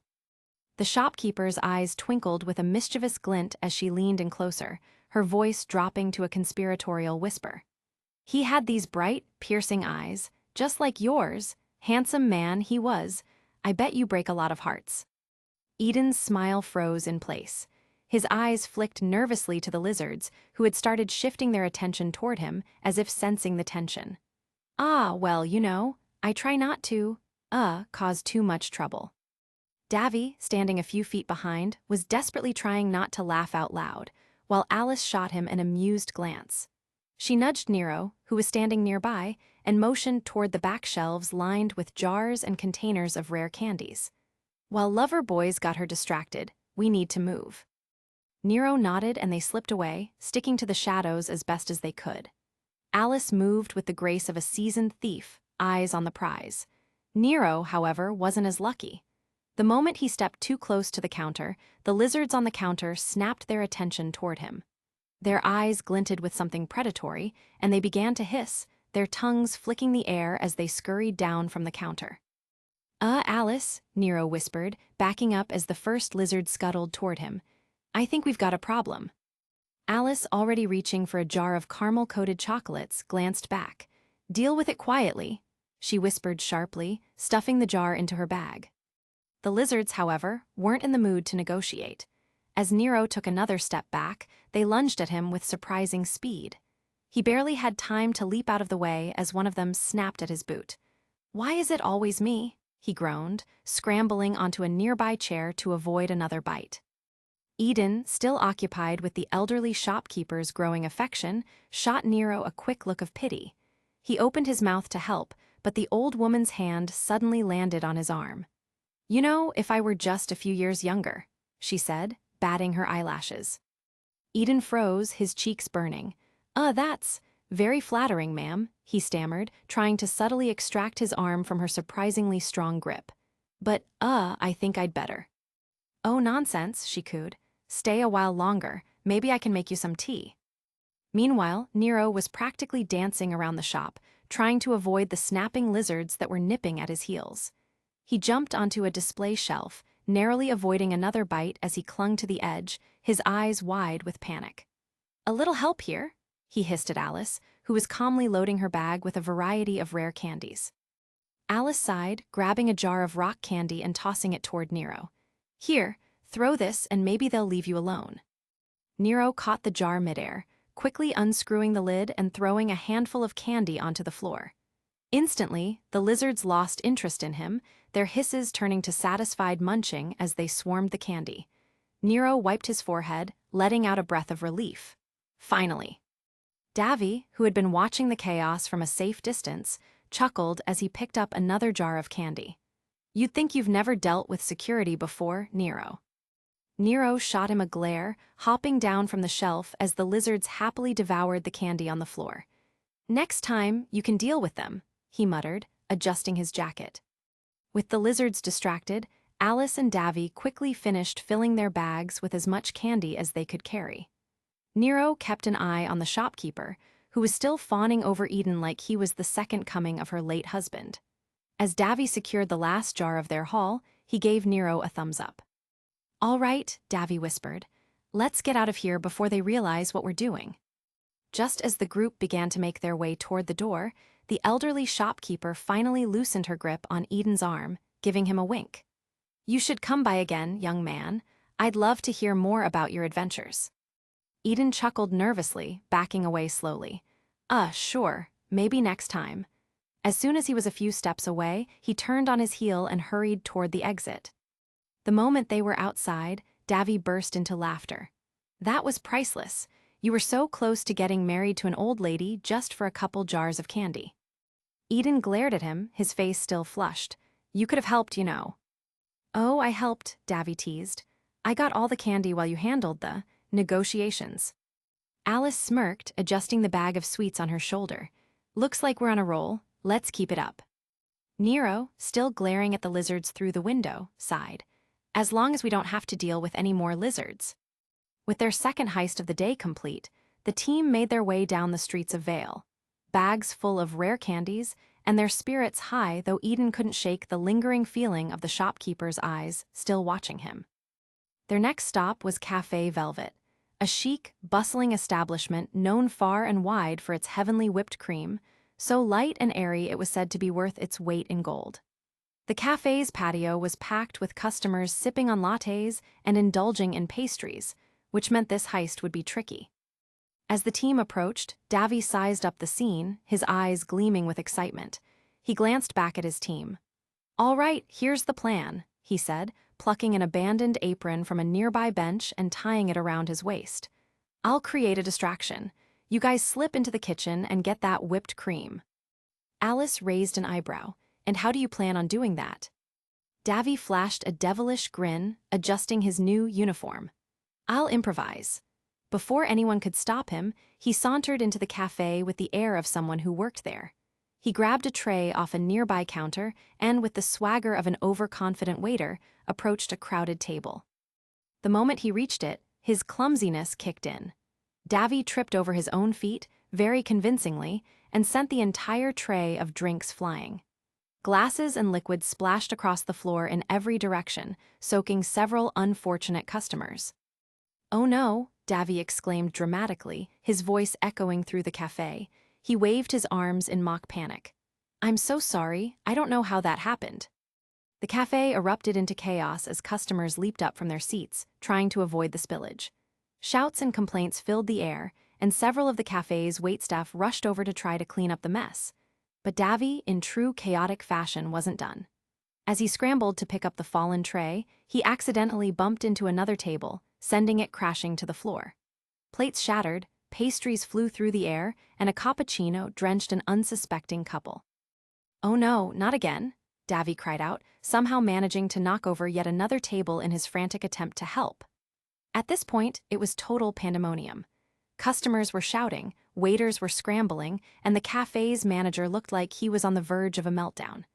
"I'm so sorry, this isn't my lucky day," Davy exclaimed dramatically, secretly winking at his team. Amid the chaos, Alice and Eden slipped unnoticed through the crowded dining area and into the kitchen. The heart of Café Velvet was just as bustling as the front, with cooks preparing delicate pastries and baristas making fancy coffee art. And there, in all its fluffy glory, was their target, the bowl of whipped cream, sitting on the counter like a prized jewel. But there was one problem: the head chef. The chef was a towering man with broad shoulders and a thick, waxed mustache that twirled at the ends. He was dressed in the finest white uniform, and the look in his eyes said he didn't tolerate nonsense in his kitchen.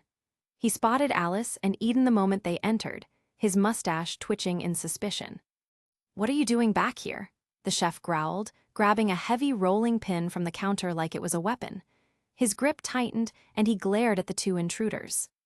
Alice was quick on her feet, her hand darting to a nearby whisk as she twirled it between her fingers like a makeshift weapon. She smiled sweetly at the chef, though her stance was anything but sweet. "Oh, we're just here for a little cream," she said, winking flirtatiously, even though her eyes were locked onto the rolling pin in the chef's hand. The chef's scowl deepened, clearly not impressed by her charm. "You've got 2 seconds to get out before I throw you out," he warned, stepping closer. Eden, always thinking on his feet, rummaged through his bag and pulled out a handful of candies from Sugar Spice. In a desperate attempt to distract the chef, he tossed the brightly colored sweets at him like they were weapons. Unfortunately for them, the chef wasn't easily fooled. He swatted the candies out of the air with the rolling pin, his movements surprisingly graceful for such a large man. "You think you can distract me with candy?" he bellowed, his voice booming across the kitchen. "I've been running this kitchen for 20 years, boy." Alice groaned, dodging a strike from the rolling pin. "Nice try, Eden. You really thought candy was going to work." "It was worth a shot," Eden retorted, grabbing the large bowl of whipped cream while Alice fended off the increasingly aggressive chef. The chef lunged at Alice again, swinging the rolling pin with deadly accuracy, but Alice parried the blow with her whisk, the two utensils clashing in a surprisingly intense kitchen duel. The clang of metal against metal echoed through the room as Alice spun out of the way, narrowly avoiding a follow-up strike. "Do you always fight this intensely for cream?" Alice taunted, ducking under another swing. The chef growled. "This isn't just any cream, girl. This is Café Velvet's secret recipe, passed down for generations. You're not stealing it on my watch." Eden, meanwhile, was frantically trying to figure out how to carry the oversized bowl of whipped cream without spilling it everywhere. "Alice, a little help here," he called, carefully cradling the bowl in his arms like it was a baby. Alice glanced over her shoulder at him, then looked back at the chef, who was preparing for another swing.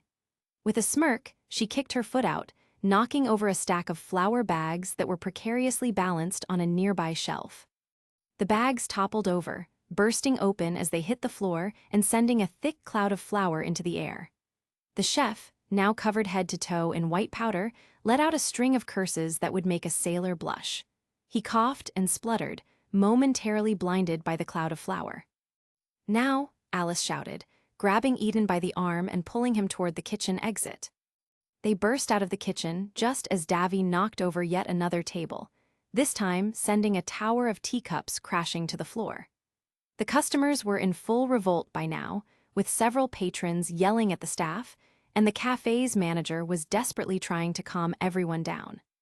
"Is everything in place?" Nero asked, standing by the door with an amused look on his face as he watched the chaos unfold. "Got the cream," Eden panted, holding up the massive bowl. "Let's get out of here before."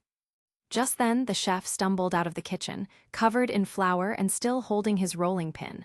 "Thieves!" he roared, pointing an accusing finger at Alice and Eden. "Get back here." "Time to go," Davy shouted, abandoning his act as a clumsy waiter and sprinting for the door. Alice and Eden followed close behind, with Nero bringing up the rear. As they burst through the cafe's door and into the bustling street, the sound of chaos and confusion echoed behind them. Davy, still wearing the apron, couldn't help but laugh. "We pulled it off, and with style." Eden gave him a flat look. "Style? You mean utter chaos." "Same thing," Davy said with a grin, slinging an arm around Eden's shoulders. "Besides, we got the cream, didn't we?" Alice, adjusting the bag of whipped cream they'd managed to stuff into a cooler, glanced back at the cafe. The chef was still shaking his fist at them from the doorway, shouting curses into the street. "Let's just hope he doesn't have a good memory," Alice said, shaking her head with a laugh. "Stupid rich kids, they don't know the value of money, and they expect us to trust our lives to this forsaken generation." With another successful, but if chaotic heist under their belts, the team made their way down the street, ready for the next challenge, and hoping they wouldn't run into any more angry chefs along the way. Back in their hotel, the team gathered around the kitchen table, their spoils from a day's worth of mischief piled high before them. The cooler of ice cream, carefully retrieved from Gelato di Luna, sat proudly in the center. Around it were jars of candies from Sugar Spice, whipped cream from Café Velvet, and the golden cherry they'd managed to snatch as their prized topping. They all stood back for a moment, admiring their creation. "All right, let's put this masterpiece together," Davy said, rubbing his hands together with a mischievous grin. "This is going to be legendary." Alice took charge of the assembly, expertly layering scoops of rich, exotic ice cream flavors from the parlor. "Chocolate, vanilla, mint, and what even is this one?" she asked, holding up a tub. "Truffle surprise," Nero replied, wrinkling his nose. "Sounds fancy." "Who cares? It's going on," Alice said as she dropped the strange, dark scoop onto the mountain of ice cream. The ice cream sundae grew taller with every scoop, a magnificent, towering creation that looked like something out of a dessert fantasy. Eden was in charge of the candies, sprinkling them in a rainbow cascade over the ice cream. He carefully added the jars of rare and exotic sweets, each candy glowing with vibrant colors as they settled into the mix. "This is going to taste interesting," Eden muttered, eyeing a particularly bright green candy suspiciously. Alice piped the whipped cream they'd wrestled from the Café Velvet chef, her face set in deep concentration as she spiraled it into perfect peaks.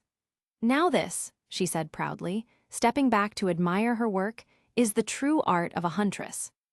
As the finishing touch, Alice plucked the golden cherry from its jar with a flourish and placed it delicately at the summit of the sundae. "Behold, the golden peak of victory," she declared, hands in the air as though she had conquered a great mountain. The group stood back, admiring their work. This was not just any sundae, it was a monstrosity of sugar, cream, and luxury, a creation that could only be born from a chaotic day of mischief. "All right, everyone ready?" Davy asked, excitement in his eyes. "This is going to be the best dessert we've ever had." They all sat down, eager to dig in. But just as Davy picked up his ladle and hovered it over the sundae, a sudden realization dawned on Nero, his eyes darting around the room. "Wait, did anyone grab spoons?" Silence. The whole team froze, staring at each other in disbelief. How could they, after all that effort, forget the spoons? "Please tell me you're joking," Alice said, incredulous. "We can't eat this with our hands." "Well, I could try," Davy said with a grin, holding up his hand like he was about to dive in face first. Eden chuckled, leaning back in his chair. "This might be our finest achievement, and we forgot spoons. That's just classic us." The absurdity of the situation sank in, and they all burst into laughter, each member realizing just how ridiculous the day had been. After the laughter subsided, Davy stood up and marched over to the cabinet, pulling out a set of spoons with a victorious flourish. "Ladies and gentlemen," he said, handing one to each of them, "this is why quick thinking saves lives." They all grabbed their spoons, finally ready to dive in. Nero scooped up a chunk of the mint truffle surprise, making a face at the strange combination of flavors. "This is Weird, but not bad. Alice, with a spoonful of whipped cream and chocolate, grinned. Weird is what we do best. Eden leaned back in his chair, enjoying the sundae with a sense of satisfaction. You know, for all the chaos today, this actually turned out pretty great. As they ate, the conversation shifted to recounting the highlights of their wild day. Eden's awkward run-in with the candy shop owner, Davy's over-the-top waiter act, and Nero's dance with the lizards. But no moment could top the sheer pride they felt looking at the empty bowl in front of them. Davy, leaning back with a satisfied sigh, raised his spoon high in the air like a sword of victory. Best day off ever. They all laughed, clinking their spoons together in a mock toast, their bellies full of sugar and victory. Well, next time we do this, Alice said, smirking, maybe we plan a little better. Davy grinned. Nah, where's the fun in that? Chapter 13. In Alice's apartment. Alice's apartment had an almost serene elegance to it. The rich hues of deep reds and golds from the intricate paintings on the walls blended seamlessly with the cozy, warm browns of the furniture. The large windows let in just enough light to make the place feel both inviting and slightly mysterious. There was something about the balance of colors and space that made it feel like home, like a place someone thoughtful had put together. Eden leaned back in the plush armchair, his eyes roaming around the room with appreciation. I gotta say, Alice, you've got one hell of an apartment here. It's classy, almost makes me feel bad for tracking mud inside. His compliment barely registered with Alice, who was too lost in thought to notice. She was standing near the window, looking out over the city. Vale was bustling below with the excitement of the upcoming Vytal Festival. She gave a slight nod as if acknowledging Eden's words, but her mind was clearly elsewhere. There are a lot of people who came to Vale just to watch this Vytal Festival thing, Alice said absently, her eyes still on the crowd. Eden shrugged, pulling his feet up onto the coffee table in front of him. Why not? It's a big deal. People love watching kids beat the crap out of each other. Yeah, it seems like a good way to waste money if you ask me, Nero grumbled from his spot in the corner, where he was lazily flipping through a magazine. I mean, you can just watch it on TV or scroll through highlights later. Why spend all that cash? Davy, who had been leaning against the wall near the door, perked up. Oh, here's a good question I want to ask you. Why do you have to be so grumpy all the time, Nero? He asked, his voice brimming with exaggerated positivity. Look at me, I'm positive and happy all the time, just like me, buddy. Alice snorted, finally turning away from the window. Yeah, you're a real ray of sunshine, Davy. Davy puffed out his chest. I am, thank you very much. Bright as the sun, full of energy, always ready to go. Nero rolled his eyes but didn't bother looking up from the magazine. Just saying, if it were up to me, I wouldn't waste my money on it. Not only because, you know, security fears with the Grimm roaming around, but because I'm not paying to watch teenagers tumble around a stadium for nothing. His comment landed in the room with a thud, leaving an awkward silence. Even Eden looked like he was searching for something to say to break the tension. Finally, Alice rolled her eyes and turned to face Nero, arms crossed. You do realize it's not just about the fights, right? She said. It's also a festival. There's food, music, parade stuff that isn't about watching people tumble around a stadium. Nero shrugged again, clearly unbothered. Doesn't make it less of a cash grab. Why do I even try sometimes? Alice muttered to herself. Nero pushed himself off the couch, stretching lazily before heading towards the door. Anyway, I'm out of here. Got places to be, things to not care about. Shouldn't we go see Ironwood soon? You know, for our next mission or something, Alice suggested. Davy groaned, rubbing her temples. Why do you have to be so? I don't know Alice all the time. Can't we just relax for once? I bet it runs in the blood, Davy said. If you ask me, I'd say that blood runs bad, Eden said. You got that from a song, by the way, Davy said. We did that yesterday, she reminded him. Davy blinked, confused. No, we didn't. We went on that super important heist thing that Ironwood wanted us to do. That doesn't count as chilling. That's what you call chilling? Alice muttered, visibly exasperated. Sometimes I wonder how you function. Davy threw his arms up in a theatrical display. Hey, I function perfectly fine. I get things done, I'm a team player, and I'm always positive, which is more than I can say for some people. He shot a look at Nero's retreating figure. Alice's eyes followed Nero until he disappeared out the door, and she let out a deep sigh. Speaking of functioning, Eden, you need to get out. Eden, who had been lounging like a cat in his armchair, sat up abruptly, his face a picture of confusion. Wait, what? Why? I'm not even doing anything. Exactly, Alice snapped, throwing her hands in the air. We're leaving soon, and you can't just stay here. Eden gave her a wounded look, as though Alice had just told him his favorite pet had died. But this is a nice apartment. I'm comfortable. Besides, what's the rush? Alice shot him an exasperated look. I don't know, maybe because we have things to do, places to be, missions that need completing. Eden groaned dramatically, leaning back into the armchair. You're so high-strung, Alice. You sure it's not that time of the month? Davy snickered beside him, adding fuel to the fire. Gotta admit, Alice, you're coming in hot today. Alice's face darkened as she glared at the two boys, her eyes narrowing to slits. If either of you says one more word. Eden held up his hands defensively. Whoa, okay. I'm out. No need to get murder. He slowly stood up, making a big show of dragging his feet as he shuffled towards the door. Davy gave Alice a cheeky grin. Guess Eden's out. You're the boss, after all. Every conquest I had made will make me more of a boss to you, Alice said. Alice shot him a withering look. Yeah, and you'd better remember that. All right, that's just out of line, Davy replied. Yeah, it just came out, Alice said.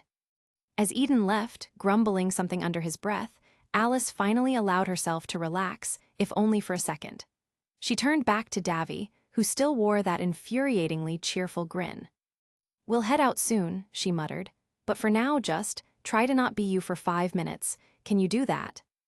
Davy laughed, stretching his arms behind his head. No promises. Alice let out a groan but couldn't help the small smile that tugged at the corners of her lips. Despite the constant chaos, this was her team. And as frustrating as they could be, she wouldn't trade them for anything. Well, if nothing else, Alice sighed, at least it's never boring with you guys around. In a festival. The festival grounds were a sea of people. Colorful tents and vibrant banners lined the streets, and a sense of excitement buzzed through the air. People from every corner of Remnant had gathered in Vytal to witness the Vytal Tournament, the once-every-4 years event that brought students from different kingdoms together.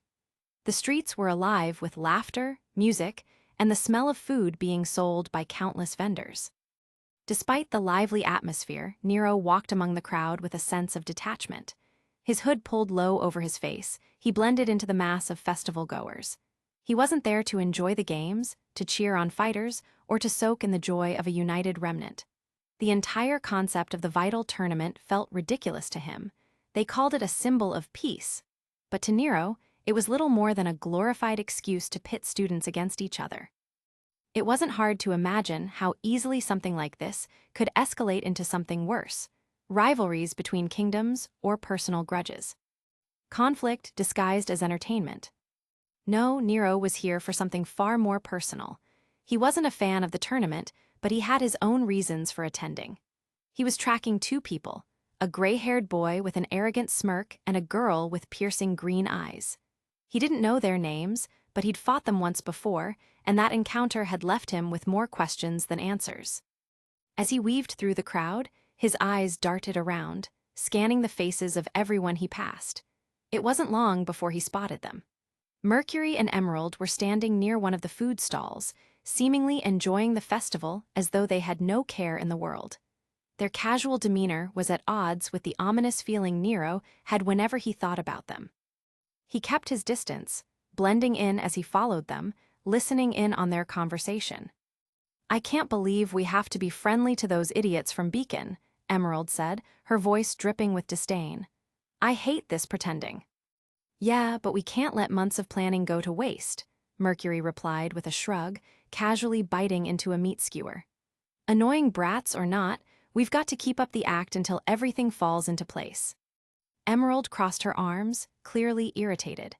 I know that, but it hasn't been months of planning. You make it sound like we've been slaving away for ages. Mercury shrugged again, flashing that ever-present cocky grin. Felt like months to me, but hey, at least the food here is pretty good. Emerald shot him an annoyed look. Of course, You'd find something to like about Vytal. You'd probably enjoy yourself if you weren't busy being a part of all this. Mercury smirked. Gotta enjoy the little things, Em. Besides, it's almost sad, isn't it? The city's going to crumble soon, and they're all just having the time of their lives, completely clueless. Emerald's gaze darkened. Yeah, too bad for them. The pair finished their food and began walking away from the festival grounds, turning down an alleyway that led away from the bustling crowds. Nero felt his pulse quicken. This was his moment. He had been waiting for an opportunity to confront them again, and now they were alone, far from the eyes of the festival-goers. He stepped forward, making sure they could hear his boots echo off the cobblestone streets. "Hey!" he shouted after them, his voice cutting through the quiet of the alley. "You two remember me." Mercury and Emerald stopped, both turning to face him. Mercury's grin widened when he recognized Nero, and he casually cracked his neck like he'd been waiting for this moment too. "Yeah, I remember you," Mercury said, his tone dripping with smug satisfaction. "You're the guy who couldn't finish our little fight last time. Something interrupted us, if I recall." Emerald smirked. "I remember you quitting," she added, her voice mocking as she crossed her arms. Nero felt his hands ball into fists, his gloves his weapon, burning inferno flexing in response. He was done with their games. "Funny, that's not how I remember it," he shot back, taking a step closer. "How about we go again? This time we'll settle it for good. Let's see who really quit." Mercury exchanged a glance with Emerald, and for a moment they both seemed to consider it. Then Mercury chuckled, shaking his head. "You want a rematch? Fine by me, but you're just gonna end up disappointed. Again." Emerald sighed, rolling her eyes. "We don't really have time for this, Mercury." "Relax, Em," Mercury said, a dangerous glint in his eye as he stepped forward, cracking his knuckles. "This won't take long." Nero narrowed his eyes, feeling the temperature around him rise ever so slightly. His semblance, the ability to raise the heat in an area when he struck something, was already preparing itself. He knew this wouldn't be an easy fight. Mercury was fast, and Emerald was no slouch either. But he had something they didn't. He wasn't just after answers anymore. He wanted to win. "I hope you've gotten better since last time," Nero said, his voice low and steady. Mercury smirked. "I'm always getting better. Hope you can keep up." Without another word, Mercury lunged forward, his foot snapping out in a blindingly fast kick aimed at Nero's head. Nero barely had time to block, raising his arm just in time to deflect the blow. The impact sent a shockwave through his body, but he stood his ground. Emerald didn't waste any time either. She moved in from the side, her weapons drawn and ready. Nero spun just in time to dodge her blade, the heat in the air around them intensifying as his gloves began to glow faintly. The alley seemed to shimmer as the temperature rose, and Nero slammed his fist into the ground, sending a wave of heat through the stone.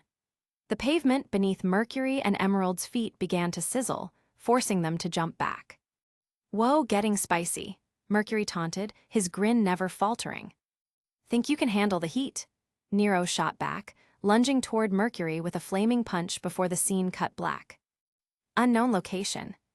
Davy and Alice stood in front of the towering doors of General Ironwood's office, the atmosphere feeling a bit too quiet. The sun hadn't fully risen yet, and the soft morning light crept through the large windows that lined the hallways. It was eerily calm, especially considering the tension that had been building in Vytal after the recent CCT tower attack. Davy leaned against the wall, arms crossed with a bored expression. He glanced over at Alice, who was standing rigidly at attention, like a soldier waiting for orders. "We're here early," Davy muttered, rubbing the back of his neck. "Too early, as a matter of fact." Alice let out a deep sigh, not even turning to look at him. "Wow, Davy," she said, voice dripping with sarcasm. "You find new ways to annoy me, even when I think you've already reached the peak of it." "Yeah, I know," Davy said, grinning slightly. "I'm a natural." Before Alice could unleash another retort, the large doors to Ironwood's office slid open with a soft hiss, and the man himself stepped into view. His expression was stern, as always, with an air of urgency surrounding him. His sharp gaze landed on the two as he stepped closer, his polished military boots echoing against the floor. "You're here early," General Ironwood stated, his tone neutral but slightly approving. He didn't waste time on pleasantries, getting straight to the point as he always did. "Yeah, well," Davy began, but Alice cut him off with a sharp look before he could go on one of his casual tangents. She knew this was no time for jokes, especially not with what was at stake. Ironwood's piercing gaze softened just a fraction as he continued. "Either way, I'm glad you're here. We don't have time to waste. You both need to ensure that nothing goes wrong. The Vytal tournament is already drawing in too much attention, and we can't afford any further complications." Alice nodded firmly. "Yes, sir, you can count on us." The general turned, walking over to the window behind his desk. He stared out at the city below, his hands clasped tightly behind his back as if he was trying to get a handle on the weight of the situation. "The attack on the CCT tower was no coincidence. I believe the attackers have deeper, more dangerous motives." There was a heaviness in his voice, and Alice felt the weight of his words settling in her chest. She and Davy had been there when the attack happened, witnessing the chaos firsthand. But hearing Ironwood confirm that it was all part of a larger plot made the situation feel even more dire. Davy's grin had long faded, replaced by a more serious expression. "What kind of motives, sir?" he asked, his tone shifting to match the gravity of the situation. Ironwood turned around, his gaze intense. "We don't know the full extent of their plans yet, but I need you to make sure their next move doesn't succeed. The Vytal Festival is the perfect stage for them to try something else, something worse. Keep an eye out for anything unusual and be ready to act at a moment's notice." Alice stood at attention, her resolve solid. "We'll make sure their plans fail, General. You can trust us." Ironwood's eyes shifted to Davy, who for once wasn't cracking jokes. Instead, Davy gave him a confident nod, the usual playfulness in his eyes replaced with something more serious. "Don't worry, sir. We've got this," Davy said, his voice steady. "Whatever they're planning, we'll throw a wrench in it before they can even get started." The general paused for a moment, studying them both. "I hope you understand how important this is," he said slowly. "This isn't just about stopping an attack. This is about protecting everything Veil stands for, and by extension, everything Remnant stands for." Alice swallowed hard, feeling the full weight of what Ironwood was asking of them. "We won't let you down, sir." Ironwood nodded, the tension in his shoulders easing slightly. "Good, stay vigilant. I am counting on you." Without another word, he turned back toward the window, clearly lost in thought, already planning his next move. Alice and Davy exchanged a brief glance before Alice gave a respectful salute and turned to leave. As they exited Ironwood's office and made their way down the hall, Davy broke the silence, a mischievous glint returning to his eyes. "You know, I could have handled that entire conversation myself. I was ready to knock his socks off with my charm." Alice rolled her eyes. "Please, the last thing General Ironwood needs right now is more of your charm." Davy grinned. "I'm just saying it could have lightened the mood a little." Alice smirked, shaking her head as they walked. "If by light you mean made things worse, then sure." Davy chuckled. "Come on, Alice. Deep, deep inside, you know you love my charm." "Davy," Alice said, shooting him a look that could have melted steel. "The only thing I love is when you stop talking." With a laugh, Davy threw his hands behind his head as they left the building, their mission clear in both their minds, but the banter between them as lively as ever. Back at the alley. The narrow alley behind the market is scorching as Nero, his gauntlets burning inferno glowing fiercely, squares off against Mercury and Emerald. The air shimmers with heat, the temperature rising with every passing moment.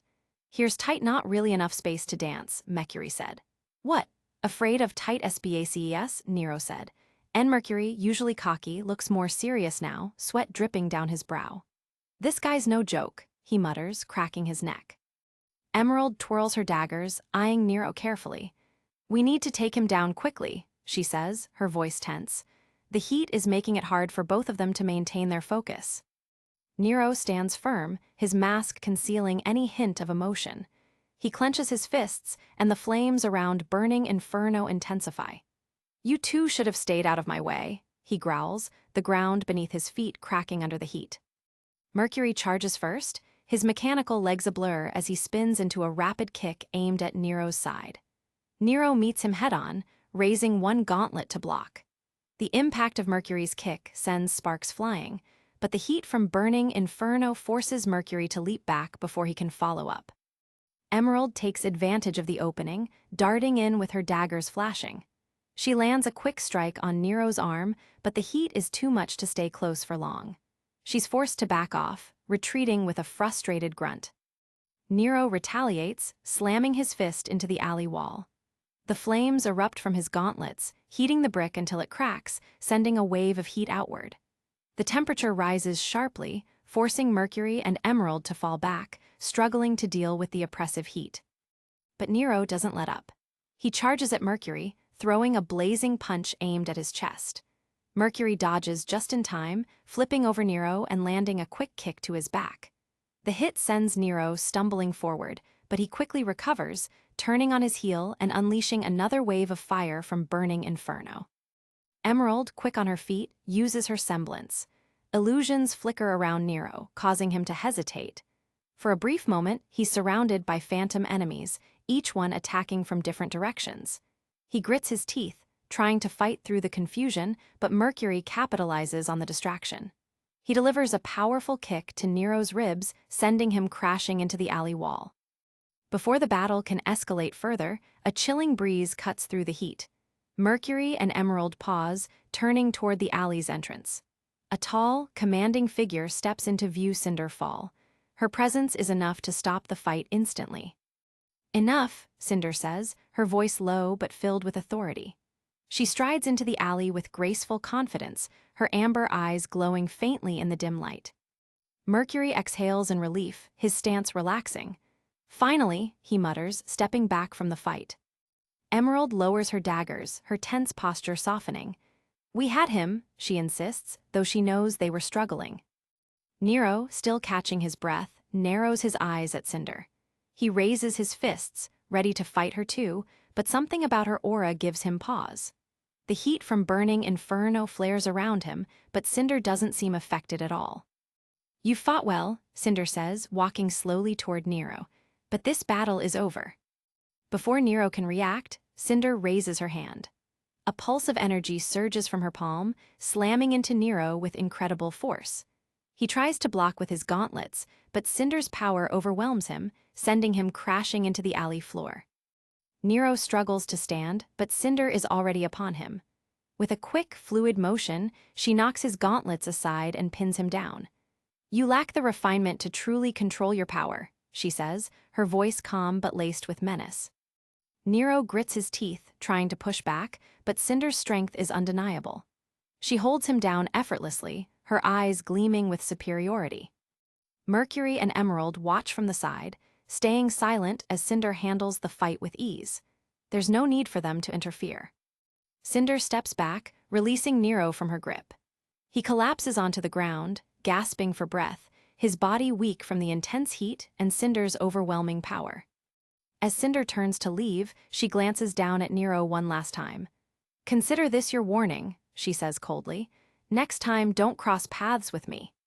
"That was too easy," Cinder said. "Can't believe it took you guys so much. We softened high up for you," Mercury said. "Shouldn't we go and—" "You know," Emerald said while making a kill him sign, "no, we don't need to draw attention. We can't let months of planning go down the drain just because of some really hot boy," Cinder said. "Still thinks it's days of planning," Emerald said. Without another word, Cinder walks away, Mercury and Emerald following close behind. Nero, left battered and exhausted in the alley, watches them disappear into the night. The heat in the alley fades, leaving only the cool night air and the faint glow of the streetlights overhead. Vytal Tournament. Team RWBY faced off against Team ABRN in the doubles round. The excitement of the Vytal Festival hung heavy in the air. As the stadium roared with life, spectators from every kingdom gathered to witness the best young fighters from across Remnant showcase their skills. The arena was set an immense, circular platform with segments that shifted to create various biomes: a dense forest, a rocky mountain, a riverbank, and a patch of urban ruins. The Vytal Festival tournament wasn't just a test of combat ability, but also of adaptability, requiring the competitors to adjust to different environments mid-battle. As the biomes shifted into place, the stadium lights dimmed briefly, heightening the anticipation. Thousands of spectators watched eagerly from the stands, while countless more viewed from homes, captivated by the event broadcast across the world. Davy was eagerly waiting for the games to begin while Alice was watching out for people who looked off. "Baby, let the games begin. Are you ready for it?" Davy said, while Alice just rolled her eyes, knowing what he was talking about. "I think you got that from a song, a popular song," Alice said. "No, I did not. It just came out," Davy said, defended. On one side of the platform stood Team RWBY, represented in this round by Yang Zio Long and Weiss Schnee. Yang exuded confidence, cracking her knuckles with a grin as her long blonde hair flicked in the breeze. Her fiery gauntlets, Ember Celica, were ready to unleash devastating close-range strikes. Beside her, Weiss Schnee, composed and elegant, wielded her rapier, Miatenester, her stance poised and graceful. Weiss's sharp eyes focused on the battlefield, calculating her every move with precision. Across from them, Team ABRN prepared themselves. Two members, Arslan Alton and Balin Hori, took their positions. Arslan, a martial artist, moved fluidly, her graceful steps suggesting years of intense training. Her partner, Balin, was a giant of a man, armed with a massive shield and a stoic demeanor. They were confident in their skills, knowing they had to prove themselves against Beacon's finest. As the countdown reached 0, a loud gong echoed through the stadium, and the fight was on. Weiss was the first to act, summoning her glyphs and darting forward with incredible speed. She dashed toward Arslan, her rapier flashing as she struck. Arslan, quick on her feet, dodged and parried, relying on her agility to keep up with Weiss's rapid strikes. Each swing of Miatenester was precise, aimed to force Arslan into a defensive stance, but Arslan's martial prowess kept her dodging and countering in fluid motions. At the same time, Balin rushed at Yang, his shield raised to absorb any incoming attacks. Yang smirked, always ready for a head-on fight. She charged forward, cocking her fist back before launching a powerful punch with Ember Celica. The impact resounded through the arena as Balin's shield absorbed the blow, but Yang wasn't done. With her semblance feeding off the energy of every attack she took, her strikes only became stronger and faster.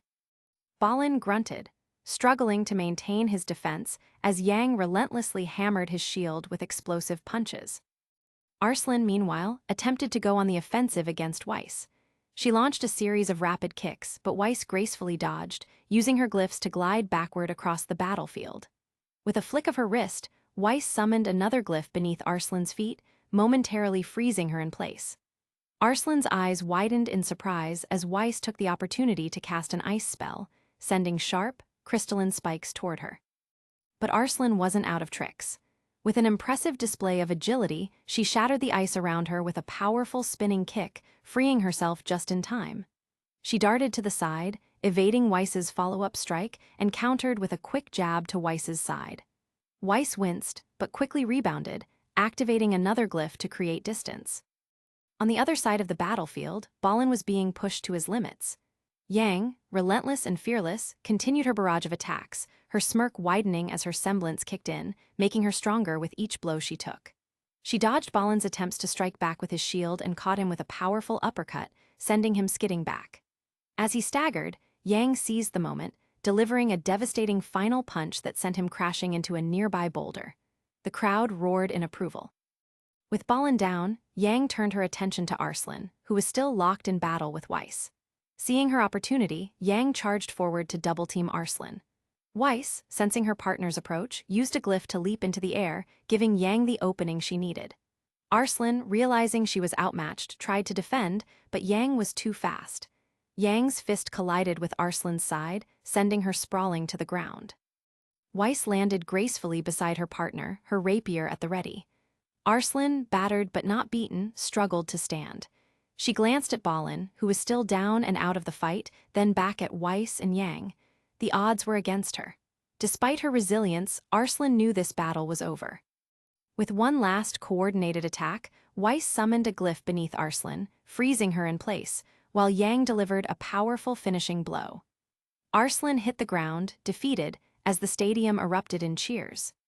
The announcer's voice boomed across the arena, and the victory goes to Team RWBY. Yang and Weiss shared a quick high five, their victory well earned. As the crowd cheered, Both combatants took a moment to bask in the glory, but their eyes were already on the next round of the tournament. This was only the beginning, and they knew the road ahead would be even tougher. Team RWBY had passed their first test, but with stronger teams awaiting them, including some unknown challengers, the Vytal Festival tournament was far from over. Yeah, on second thought, watching fight you didn't participate in is rather boring, Davy said. Who could have guessed Nero was right after all? That is not why he didn't like the whole Vytal tournament thing, but you aren't entirely wrong. Later that day, Alice and Davy strolled casually through the plaza, which was bustling with festival goers. The air was cool, and the buzz of excitement surrounded them as the Vytal Festival events carried on. But Alice's attention was elsewhere as she spotted a figure ahead of them. "And here comes Winter," Alice remarked, her tone flat but with a trace of amusement. Davy raised an eyebrow, looking around in confusion. "It's not Winter, at least not yet. Don't worry though, I get your point. I love winter too. Nice cold weather, hot cocoa. Ah, the best." Alice stared at him, her patience already wearing thin. "Why do I even bother talking to you sometimes?" Davy grinned, hands tucked behind his head as they walked. "Please, enlighten me, I'm curious." "You know, Winter the specialist," Alice clarified, pointing at Winter Schnee, the very strict, very icy Adeljan officer talking to a girl in white none other than Weiss Schnee. Davy squinted, clearly struggling to make the connection. "Specialist? I have no idea what all those words mean." Alice sighed dramatically. "Yep, confirmed, you are very, very dumb." Davy put a hand to his chest in mock hurt. "Wow, harsh. But hey, your specialist is talking to that Schnee heiress over there. What's the chance they actually know each other? That'd be weird, right?" Alice shot him a withering look. "Yeah, very unlikely. Like completely far-fetched," she deadpanned, her sarcasm dripping heavily. Davy nodded enthusiastically, completely missing the tone. "Right? I mean, what are the odds?" Alice shook her head. "Why do I bother?" Davy suddenly perked up. "Wait, should we just stand here and watch them talk, or should we, interrupt?" Alice raised an eyebrow. "Interrupt? Yeah, that seems like the wise course of action, or we could just, watch." Before they could make a decision, the sound of metal clattering drew their attention. Davy spun around as two Adeljan Knight 200s went flying into a nearby wall. Kuro Branwen, grinning smugly, had just smashed them with a swift blow from his weapon. "Oh, drama," Davy said with a grin, dragging the word out sarcastically as Winter, predictably, lost her cool. "This is about to get good." Alice sighed, but even she couldn't help but feel the tension as Winter's icy demeanor cracked, and she challenged Kuro to a fight. The two huntsmen squared off in the middle of the plaza, weapons drawn, and the air between them sparked with hostility. "Oh great, now we've got a street brawl," Alice muttered. Davy, completely ignoring the tension, pointed up at the sky. "Hey, look at that raven," he said, sounding genuinely impressed. Alice shot him a side-eye. "Wow, a raven, how fascinating. I bet you've never seen one of those before." "Hey, don't blame me for spotting an out-of-place raven," Davy said defensively. "It's a bird, and birds are important." As Kuro and Winter clashed, their fight drawing more and more attention, Emerald and Mercury quietly slipped out of the scene. But Davy, of course, was too distracted by his self-proclaimed ornithological discovery to notice. "Hey, speaking of distractions, do you think I should go get popcorn?" Davy asked, scratching his chin thoughtfully. Alice blinked. "Popcorn, seriously?" "Yeah, I mean, if I'm gonna watch this train wreck, I might as well enjoy a snack." Before she could respond, the sound of metal footsteps announced the arrival of General Ironwood, storming onto the scene with all the authority of a dad catching his kids fighting in the backyard. "All right, which one of you snitched?" A voice came from behind them. Davy and Alice turned to see Eden, leaning casually against a nearby pillar. Davy pointed an accusing finger. Alice totally snitched. It wasn't me, I swear." "Hold up," Davy blinked at Eden. "How did you even get here?" Eden raised an eyebrow. "I've been here the whole time, man. You're the one who was too busy bird watching." "Yep, he was," Alice chimed in with a smirk. "Can't believe you managed to spot an out-of-place raven, but not the person standing right next to you." Davy folded his arms. "Look, Doesn't answer the question of who actually snitched, though. Alice rolled her eyes, but Davy wasn't done. Whoever snitched, whoever that is, he said dramatically, casting a suspicious glance at Alice, really snitched hard. Osbin's over there, acting like a stern dad who's had just enough of his kids' nonsense. Ironwood's the big brother trying to look tough, and Glinda, total young stepmom vibes. Eden snorted. "Tell me about it, thou wise one," he said with exaggerated seriousness. The scene in the plaza was chaotic. As Kuro and Winter's fight drew to a close, with Osbin stepping in to put an end to it, Glinda swept in, her face a mask of exasperation as she waved her riding crop, fixing the plaza with her semblance. "Look at that," Eden said dryly. "Now the young wife is cleaning up everyone's mess, again." Davy clapped his hands together. Ah, classic family dynamics at play, a tale as old as time.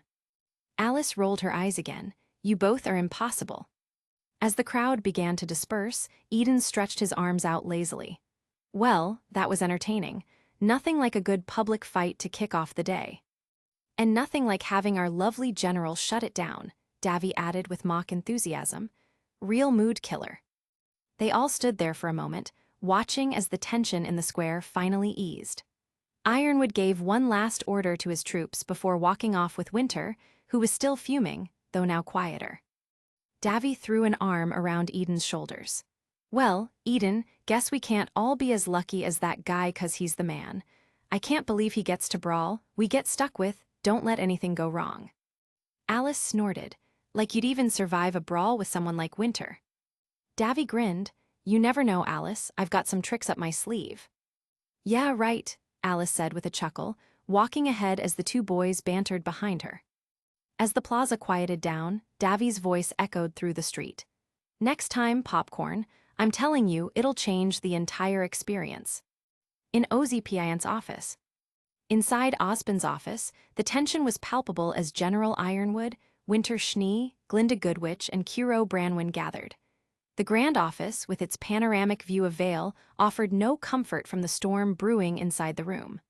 Osbin sat at his desk, hands folded in thought, his presence grounding yet silent.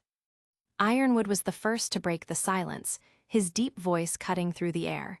"Kuro, I've seen your reports, but we need more than cryptic warnings. If Vale's in danger, we need actionable intel." Kuro, leaning casually against the wall with his usual grin, took a long sip from his flask.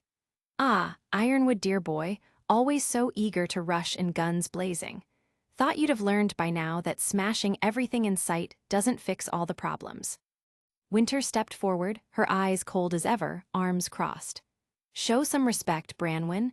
General Ironwood is simply asking for information. That's not too much, is it?" Kuro smirked, waving a dismissive hand. "Easy, Schnee. Didn't mean to step on your perfectly polished boots. But let's be real here, charging in with more soldiers isn't gonna solve this one." Winter's eyes narrowed, but Ironwood raised a hand to stop her from responding. His gaze was fixed on Kuro. "If soldiers aren't the solution, then what is, Kuro? You've been following these people for months now. I need to know what we're up against." Kuro's smirk faded, his face growing serious. "I wish I could give you names, faces, something concrete. But these people, they're professionals. They know how to stay out of sight. They've been stirring up trouble from the shadows for a long time, and now they're aiming straight at the heart of this festival." Glinda, who had been watching quietly, adjusted her glasses and stepped forward. "You've mentioned increasing Grimm activity, Kuro, but you're suggesting that this is more than just a coincidence. Do you have proof?" Kuro exhaled sharply, looking around the room. "The Grimm are part of it, yeah, but it's bigger than that. We've got someone pulling strings, drawing them in. You've all seen it, the random attacks, the increased Grimm numbers. They're not random. Someone's orchestrating this, and it's all leading to something big." Winter crossed her arms, her voice firm. "And yet we're still in the dark about who is behind all of this. If we don't know the enemy, how can we fight them?" Kuro shot her a glance, then looked to Ironwood. "You think you're gonna stop these people with bigger guns and more ships? I hate to break it to you, but this isn't a fight you can win with numbers. Whoever's behind this is smart. They're moving pieces while we're still figuring out the board." Ironwood, not one to back down, clenched his jaw. "Then tell me, what's your plan? because sitting around while Vale is at risk isn't something I'm comfortable with. Kuro raised an eyebrow, a glint of amusement in his eyes. Plan? You know me, Ironwood, I like to keep things flexible. But here's the truth, you need to stop thinking like a soldier and start thinking like a hunter. We've got to play their game, be just as unpredictable as they are. Glinda frowned, her voice steady but concerned. And how exactly do we do that? We can't just sit here waiting for them to strike. Kuro tilted his head, giving her a more serious look. We stay on high alert. We use this time to gather more intel, find out who's pulling the strings, but we don't make the first move. That's what they're counting on. Ironwood folded his arms, frustration clear on his face. So, we wait for them to come to us. That's your solution. Kuro's smirk returned. Not wait, Ironwood. We watch, we prepare. And when they show themselves, we hit back hard. But until then, don't go throwing your weight around. You'll just give them exactly what they want. Winter, her patience thinning, stepped forward. And what exactly do you suggest we do in the meantime? Sit on our hands. Kuro chuckled. Oh, I wouldn't expect you to do that, Schnee. You're much too uptight for that. Before Winter could fire back, Ozpin raised his hand, his voice calm yet commanding. That's enough, both of you. The room fell silent, all eyes turning to the headmaster. Ozpin stood, walking slowly to the window, his gaze thoughtful as he looked out over the festival. Kuro is right. We cannot afford to make a rash move. Our enemy thrives in the shadows. They want us to act out of fear and uncertainty. Ironwood frowned but nodded, though his frustration was still evident. We're running out of time, Oz, if we don't act soon. We will act, Ozpin said softly, turning to face the group again. But we will do so with precision. Vale's safety is our priority, but we cannot play into their hands. Kuro raised his flask in a mock toast. Now that's what I like to hear. Ironwood's eyes narrowed at Kuro's casual demeanor. I hope you're not taking this lightly. Kuro shot him a look, his humor dropping.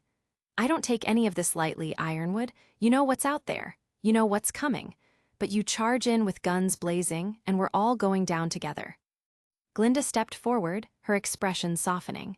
Then we'll keep watch, increase our defenses but hold our forces back until we know more. Winter's voice was still sharp. And what if we don't find out more in time? What if we're blindsided? Kuro gave her a look. Then we do what we always do, improvise. But trust me, these guys, they're not invincible. We'll find them, we just have to be smarter. The room fell into silence again as the gravity of the situation settled in. Each of them understood the weight of what was coming, even if they didn't know the full extent of the threat. Ozpin finally spoke again, his voice calm but determined. We'll move forward carefully, stay vigilant, gather information. But above all, we must not let fear drive our actions. Ironwood's face remained tense, but he nodded, albeit reluctantly. All right, Oz, but the moment we have something solid, we're taking action. Kuro gave a small nod of approval. Good call, Jimmy. Now, if you'll excuse me, I've got a few more rocks to turn over. As Kuro made his way toward the door, he paused, looking back at Ironwood, Winter, and Glinda. His smirk returned, but his eyes held the weight of everything he'd seen. Keep your heads up. Things are gonna get worse before they get better. With that, he left the room, the weight of his words lingering behind him. Ozpin sat back down, his face unreadable as he quietly sipped his coffee. The others exchanged glances, all of them aware that the storm was coming and that they had little time to be ready for it. Until next time, remember to favorite, follow, and review all of my stories. Bye and peace. Chapter 14. Cinder's dorm. The room was dimly lit, shadows dancing on the walls from a single flickering lamp. Cinder sat at her bed, her amber eyes glowing faintly in the darkness as she scrolled through classified files on her device. Suddenly, her lips curled into a wicked smirk, sharp enough to cut glass. Sitting cross-legged on the floor, Emerald glanced up from cleaning her weapons. Did you just win the lottery or something? She asked dryly, her tone tinged with curiosity. Cinder's smirk deepened, her voice low and dripping with menace. Even better. Emerald raised an eyebrow, intrigued but skeptical. Better than the lottery? Please enlighten me. Mercury, sprawled lazily on the couch nearby, perked up at the exchange. Oh, I got it. You hit the jackpot. he quipped with mock enthusiasm, a grin playing on his lips. Emerald rolled her eyes. Winning the lottery is hitting the jackpot, genius. Not the way I see it, Mercury shot back with a shrug, preparing to dive into a petty debate. Before the squabble could escalate, Cinder's voice sliced through the air, commanding and icy. Enough, she said, her tone brooking no argument. She rose gracefully from the bed, the light from her scroll casting an eerie glow across her face. There's been a slight change in plans. Emerald narrowed her eyes, now fully attentive. A change? Why? What's going on? Cinder turned the scroll toward them, revealing a display of stolen military files. Because things just got so much easier for us, she purred. On the screen were blueprints labeled Project PENNY, showcasing detailed schematics of a mechanical humanoid. Mercury whistled, leaning forward to get a closer look. So that's what Ironwood's been cooking up. Impressive, in a tin can kind of way. That's not all, Cinder said, scrolling further. Another file opened, this one marked Axis operatives in bold letters. A series of photographs and reports flashed across the screen, catching Emerald's attention immediately. Who are they? Emerald asked, squinting at the images of two masked figures, one wielding a glowing sword covered in alien-like symbols, the other holding a weaponized staff. They look dangerous. They are dangerous, Cinder confirmed, zooming in on a picture of Davi's weapon. This one, Davi, his aura is remarkable even by Ironwood standards. He plans to exploit it, use it to power some experimental technology. And this? She gestured to the strange runes etched into the sword, her eyes glinting with intrigue. This is something ancient, something not even he fully understands. It only makes sense Ironwood wants to experiment on his aura. After all, this penny of a girl has an aura, so maybe Atlas and Ironwood are doing some intense research on aura, Emerald said. Great deduction, Emerald, Cinder said, complimenting her. Mercury leaned back, arms crossed. Okay, but what's the big deal? They're just a couple of operatives. How does this make our job easier? Cinder chuckled darkly, the sound sending a shiver down Emerald's spine. Because now, we know exactly where to strike. Ironwood's most ambitious projects are tied to these two. If we eliminate them, or better yet, turn them, we cripple his plans before they even begin. Emerald frowned, uncertainty flickering in her eyes. And what if they're not so easy to handle? Yeah, that's a great plan and all, but technically, we already planned for one of them, Mercury said. Cinder's smile widened, her confidence unshaken. Oh, Emerald, that's the beauty of it. Everyone has a weakness. All we need to do is find theirs. The room fell silent as her words hung in the air, heavy with implication. Emerald and Mercury exchanged uneasy glances, while Cinder returned her attention to the scroll, her fingers dancing across the screen like a spider weaving a deadly web. Get ready, she said, her tone final. We are going to awaken the monster, and no one will ever seize it coming. OZPINS office. The soft ticking of a clock echoed through the spacious room as Kuro Branwen strolled in, a cocky swagger to his step. He paused near the large windows, looking out at the view of Vale, his sharp eyes narrowing at the sight of Adaljan airships hovering above the city. You know, Kuro started, his voice laced with sarcasm, Ironwood's making you look real smart, Oz. Bringing all this military muscle to a festival, subtle as a bull in a china shop. I bet he's aiming to make me look dumb, too. Ozpin, seated behind his desk, didn't bother looking up from the papers he was reviewing. Good afternoon, Kuro, he said calmly, ignoring the jab. Kuro muttered under his breath, yeah, good afternoon to you too, Oz, with your fleets and gadgets. He gestured vaguely toward the window. What's all this supposed to be anyway? Overkill. You think so ill of people, Ozpin replied, finally glancing up with a faint smile. Do you know that? Kuro smirked, leaning casually against the edge of the desk. Yeah, it's one of my better qualities. Just ask my exes, it's why none of 'em stuck around. Ozpin raised an eyebrow, his expression indifferent. How fortunate for them, he said dryly, flipping a page. Kuro chuckled, waving a hand. All right, enough about my love life. Let's talk about yours. Have you picked a guardian yet? This question made Ozpin pause. He set the papers aside and turned his chair to fully face Kuro. Yes, he said simply, his voice steady. Kuro blinked, his casual demeanor faltering for a moment. Really? You, Mr. I like to think things over for a century, finally made a decision? He folded his arms, skeptical. All right, spill it. Who's the lucky candidate? Osbin leaned back in his chair, his fingers steepled. She's exceptional. From the moment I met her, I saw something unique, something far beyond her years. And let's just say, she already has a reputation for being more than ready for this responsibility. Kuro raised a brow, trying to piece it together. Well, that's cryptic. Could you maybe be a bit more specific, for clueless folks like Ironwood and Fine Me? Osbin's gaze sharpened, but before he could respond, Kuro's expression turned suspicious. It's not my niece's, is it? 'Cause if it is, let me tell you, Ruby's a sweetheart and Yang's got a good head on her shoulders, but they're kids, Oz, naive, no offense to them.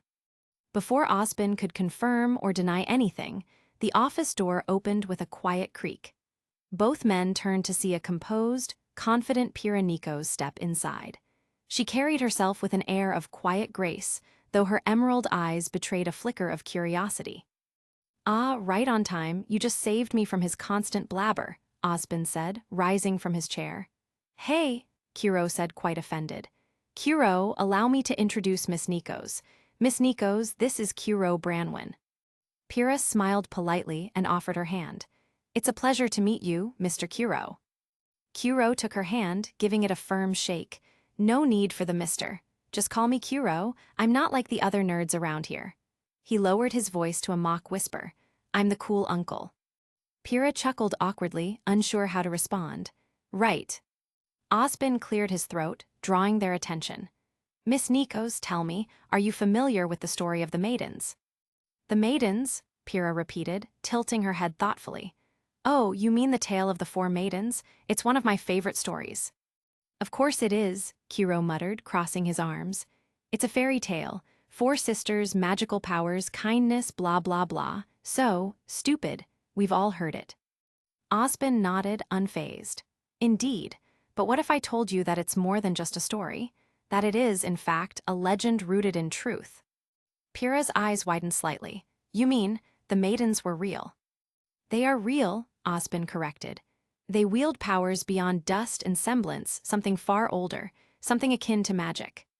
The office door opened again, and this time Glinda Goodwitch and General Ironwood entered. Both wore serious expressions as they joined the conversation. Osbin continued, because of their power, the maidens have been hunted throughout history, feared, envied, even killed. To protect them, a secret order was formed, and their existence was allowed to fade into legend. He paused, his gaze steady. We are that order, and we need your help, Miss Nikos. Before Pira could respond, Osbin gestured for the group to follow him. They left the office, descending into the depths of Beacon Academy. Beacon Vault. The vault was a cavernous, dimly lit chamber, its walls lined with glowing runes. In the center of the room lay Amber, the Fall Maiden, encased in a glass pod and connected to a life support system. Pira froze at the sight, her breath hitching. What happened to her? She was attacked, Osbin explained grimly. Her powers were stolen, half of them at least. Kuro managed to intervene before the process was complete, but the damage was done. This has never happened before, and we do not yet understand the full consequences. Ironwood stepped forward, his voice firm. Normally, a maiden's power is passed to the last person in her thoughts, but if the recipient is male or otherwise unsuitable, the power transfers randomly to a young woman. This situation, however, is unprecedented. Yeah, Kuro muttered, rules are a little gender-biased, don't you think? Osbin ignored him. Miss Nikos, we believe you are the ideal candidate to inherit the Fall Maiden's power. Atlas has been researching aura transfer, and with your permission, we can ensure a safe transition. Pira's hands trembled slightly as she looked at Amber. And what about her? What happens to her if I accept? Osbin's expression softened. Amber is a brave huntress. If she could speak, I am certain she would choose to entrust her power to someone capable of carrying her legacy. Pira nodded slowly, her mind racing. I need time to think about this. Of course, Osbin said. But remember, this is a secret you must not share with anyone, not even your teammates. With that, the group left the vault, leaving Pyrrha alone with her thoughts and the weight of an impossible decision. In the Amity Coliseum, Cinderfall sat in the shadowed corner of the Coliseum stands, her sharp golden eyes fixed on the ongoing match below. Mercury black-faced off against Yang Xiaolong, moving with a cocky precision that matched his smirk. Emerald Sustrai sat beside Cinder, her gaze flicking between the fighters and her leader. "Mercury's getting too showy," Emerald muttered under her breath, her tone betraying both irritation and concern. Cinder's lips curved into a faint smile. "Let him, he's playing his role well. Confidence can be just as disarming as fear." Emerald said nothing, her fingers tapping lightly against the armrest as she watched Mercury dodge one of Yang's fiery strikes. Cinder's gaze briefly shifted, her mind wandering to the past, to the beginning of their little family. Flashback: an alleyway in a dusty city. Emerald was younger then, lean and scrappy, her green eyes darting nervously as she clutched a sparkling diamond ring in her hand. Behind her, a commotion was growing louder. "Hey, that girl is a thief." Shouts echoed down the street as Emerald ducked into an alleyway, her breath coming in sharp, panicked gasps. She pressed her back against the cold brick wall, clutching the stolen ring tighter, her mind racing for an escape route. "You're clever," a smooth voice said, cutting through the noise like a knife. Emerald's head snapped up. Standing at the mouth of the alley was a tall woman with flowing black hair and piercing amber eyes. She exuded an aura of confidence and menace. "Who are you?" Emerald asked, her voice edged with defiance, though her trembling hands betrayed her fear. "I'm someone who sees potential," Cinder replied, stepping closer. Her heels clicked softly against the ground, each step calculated. "And I must say, you have a rare talent." Emerald tightened her grip on the ring, narrowing her eyes. "If you're with the police, you can forget it. I don't need your help." Cinder chuckled, low and dangerous. "Police? Hardly. I've been in your shoes, Emerald, hungry, desperate, alone." She tilted her head, her gaze softening ever so slightly. "But I can offer you something better. Food, security, a purpose." Emerald hesitated, her gaze flicking toward the distant street noise. "And what's the catch?"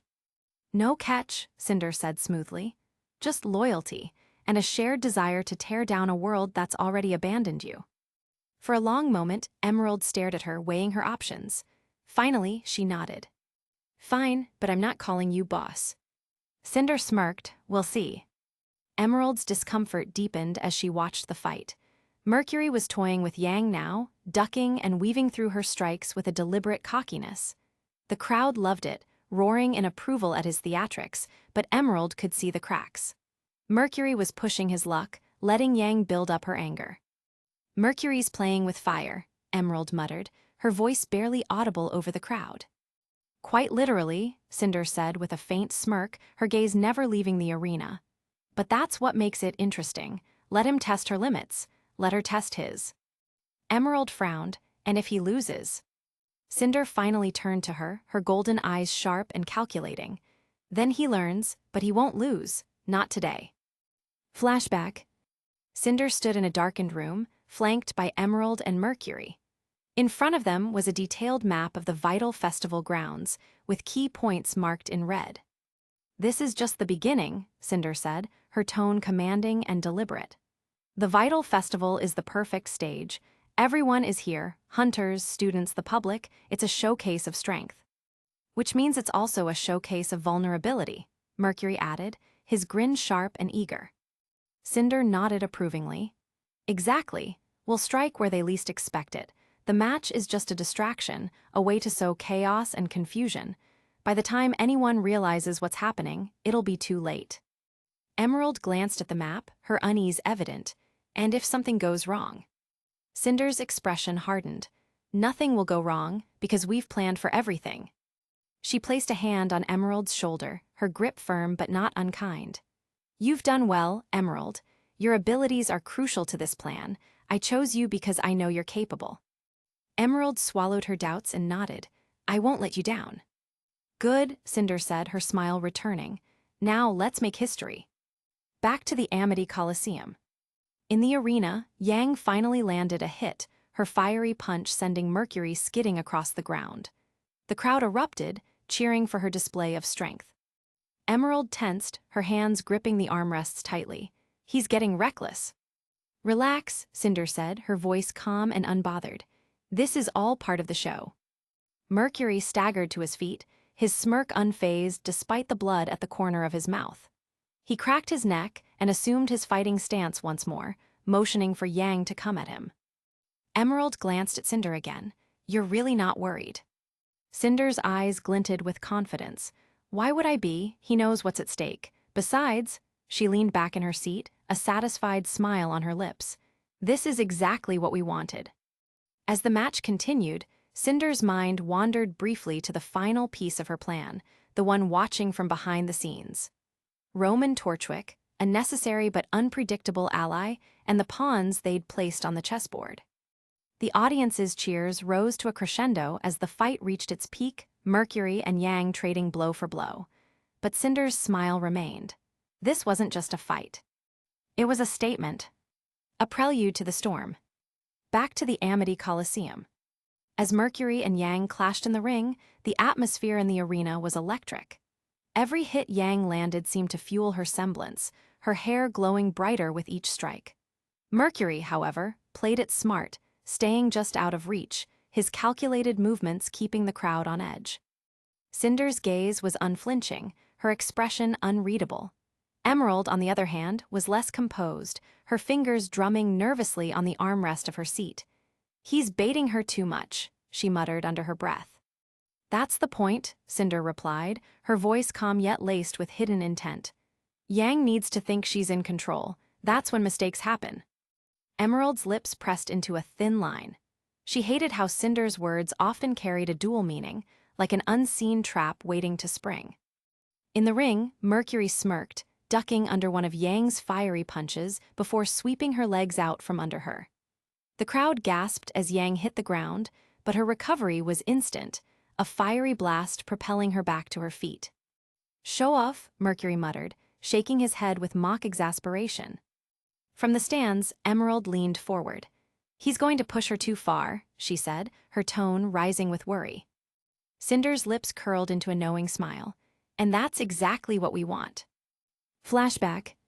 Cinder, Emerald, and Mercury stood in the dimly lit chambers of the White Fang hideout. The air was thick with tension, and masked faunus surrounded them, their weapons visible and their stares hostile. Adam Taurus stepped forward, his red mask glinting in the low light. Cinder Fall, he said, his voice calm but commanding.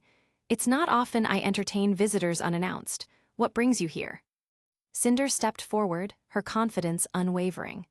I bring an opportunity, Adam, one that could change everything for the White Fang. Adam's eyes narrowed beneath his mask. We've heard promises before, from humans who claim to understand our plight. What makes you different? Cinder's smile was sharp and cold. Because I don't care about your plight, Adam, I care about results. You want power, I can give it to you. Weapons, dust, everything you need to make the world see the strength of the White Fang. Adam crossed his arms, his stance unyielding. And what do you want in return? Loyalty, Cinder said, her tone leaving no room for argument. When the time comes, I'll call on you. Until then, take what I'm offering and use it to your advantage. For a moment, the room was silent, the tension palpable. Then Adam extended his hand. We'll see if your promises hold weight, Cinder Fall. Haven't seen you since he left, Adam said. He had some long-lasting effect on all of us. Some very positive, long-lasting effects, Cinder said before she left. Back to the Coliseum. The match had reached its climax. Yang's aura was visibly flickering, her fiery semblance pushed to its limits. Mercury, however, still appeared unfazed, his movements precise and deliberate. Cinder leaned back in her seat, a satisfied smile on her lips. This is it, she murmured, her golden eyes glinting. Emerald frowned. This is what? Cinder didn't answer. Instead, her gaze remained fixed on the arena as Mercury feigned a stumble, his hand reaching for his injured leg. The crowd gasped as Yang, in her adrenaline-fueled state, fell for the act, delivering a punishing blow that sent Mercury flying. The referee called the match in Yang's favor, and the crowd erupted in cheers. Davy, who was sitting near the Alice, were both watching the match between Yang and Mercury. The match was as pretty much expected. It was even. It would seem that way until Yang somehow got the upper hand and significantly reduced Mercury's, or a meaning she had won the fight, but that is when everything changed. As Yang was walking away, she turned back a hit Mercury, seemingly unprovoked, resulting in Mercury breaking his legs. And this caused the crowd to jeer. "Looks like your dance partner needs a therapist," Alice said, teasing Davy, who had a look of utter shock on his face. "At least, we now know who will be wearing the pants in you guys' relationship, if you ever have one," Alice said, teasing Davy again. Outside Amity Coliseum. Davy and Alice stood near the grand entrance to the Amity Coliseum, the chatter of angry, departing spectators filling the air around them. General Ironwood, his expression tense and his hands clasped behind his back, addressed the pair with his characteristic authority. "This is a serious matter," Ironwood began, his tone clipped. Yang Xiaolong's actions during her match with Mercury Black were clear. She struck an opponent who was down. Mercury insists he never attacked her, yet Yang is adamant it was self-defense. He paused, glancing at the bustling crowd. There's a strong divide in the testimonies. It's already spreading tension throughout the tournament. Alice tapped her chin thoughtfully. "It could be combat stress," she mused. "The stakes are high, and Yang's semblance relies heavily on adrenaline. Prolonged matches like these can mess with a person's perception." "Or," Davy interrupted, leaning closer with a sly grin and lowering his voice, "she's haunted by demons." He wagged his fingers dramatically, his tone dripping with exaggerated eeriness. Alice rolled her eyes, crossing her arms. "I had a feeling you'd say something ridiculous." Ironwood sighed, pinching the bridge of his nose. "This isn't a joke, Davy." Davy shrugged. "Hey, sometimes the truth is stranger than fiction." The general continued, ignoring the playful banter. "When I spoke to Yang earlier in her dormitory, she was resolute. She firmly believes Mercury attacked her. There wasn't even a shred of doubt in her tone." Wait, Davy interjected, holding up a hand. "You're telling me you entered a girls' dorm, alone?" Ironwood's gaze snapped toward him, unamused. "There's so much wrong with that, General," Davy added, shaking his head with mock disappointment. "I expected better from you." Alice smacked Davy lightly on the arm, giving him a sharp glare. "And expect better from you," cutting the general in the middle of his sentence, Alice said. "Will you take this seriously for once?" She turned back to Ironwood. "For what it's worth, though, I noticed something strange during Koko and Yatsuhashi's match against Mercury and Emerald. They both seemed off, not their usual selves." Ironwood raised a brow. "Off how?" "Koko was hesitant," Alice explained, her voice growing more analytical. "And Yatsuhashi, despite his strength, seemed slower than usual, almost like they weren't entirely present." Davy tilted his head thoughtfully. "So, you're saying Yang's story might hold water. What if Mercury or someone in his circle is responsible for planting illusions or manipulating perception?" Ironwood nodded slowly, his mind racing. "That aligns with Yang's claims. If what you're suggesting is true, it points to a coordinated effort, someone targeting specific combatants to manipulate outcomes." "Sounds like a theory worth investigating," Alice agreed. "If Mercury and Emerald are connected to whatever's happening, this isn't just about Yang, it's about the integrity of the tournament." Davy gestured toward the distant crowd with a flourish. "Well then, I say we grab Eden and Nero. A little reconnaissance, some investigative flair, and maybe a chance to catch the culprits red-handed." Ironwood straightened, his gaze sharp. "Do what you must, but keep a low profile. This situation is delicate, and the last thing we need is a public panic." As the general turned and walked away, Alice looked to Davy, who was already pulling out his scroll. "Eden's gonna love this," Davy said with a grin. "Nothing like a good mystery to get the team back in action." Alice smirked, a glint of determination in her eyes. "Let's just hope Nero agrees to help. He's not exactly the team player type." Davy said, waving a hand dismissively. "I've got a way with people. He'll be on board in no time." As they headed toward their next destination, the faint hum of anticipation hung in the air. Something bigger than a mere match dispute was brewing, and they were determined to uncover the truth. A quiet corner in Vale. Davy, Alice, and Eden stood in a secluded corner of Vale's bustling streets, waiting for Nero to arrive.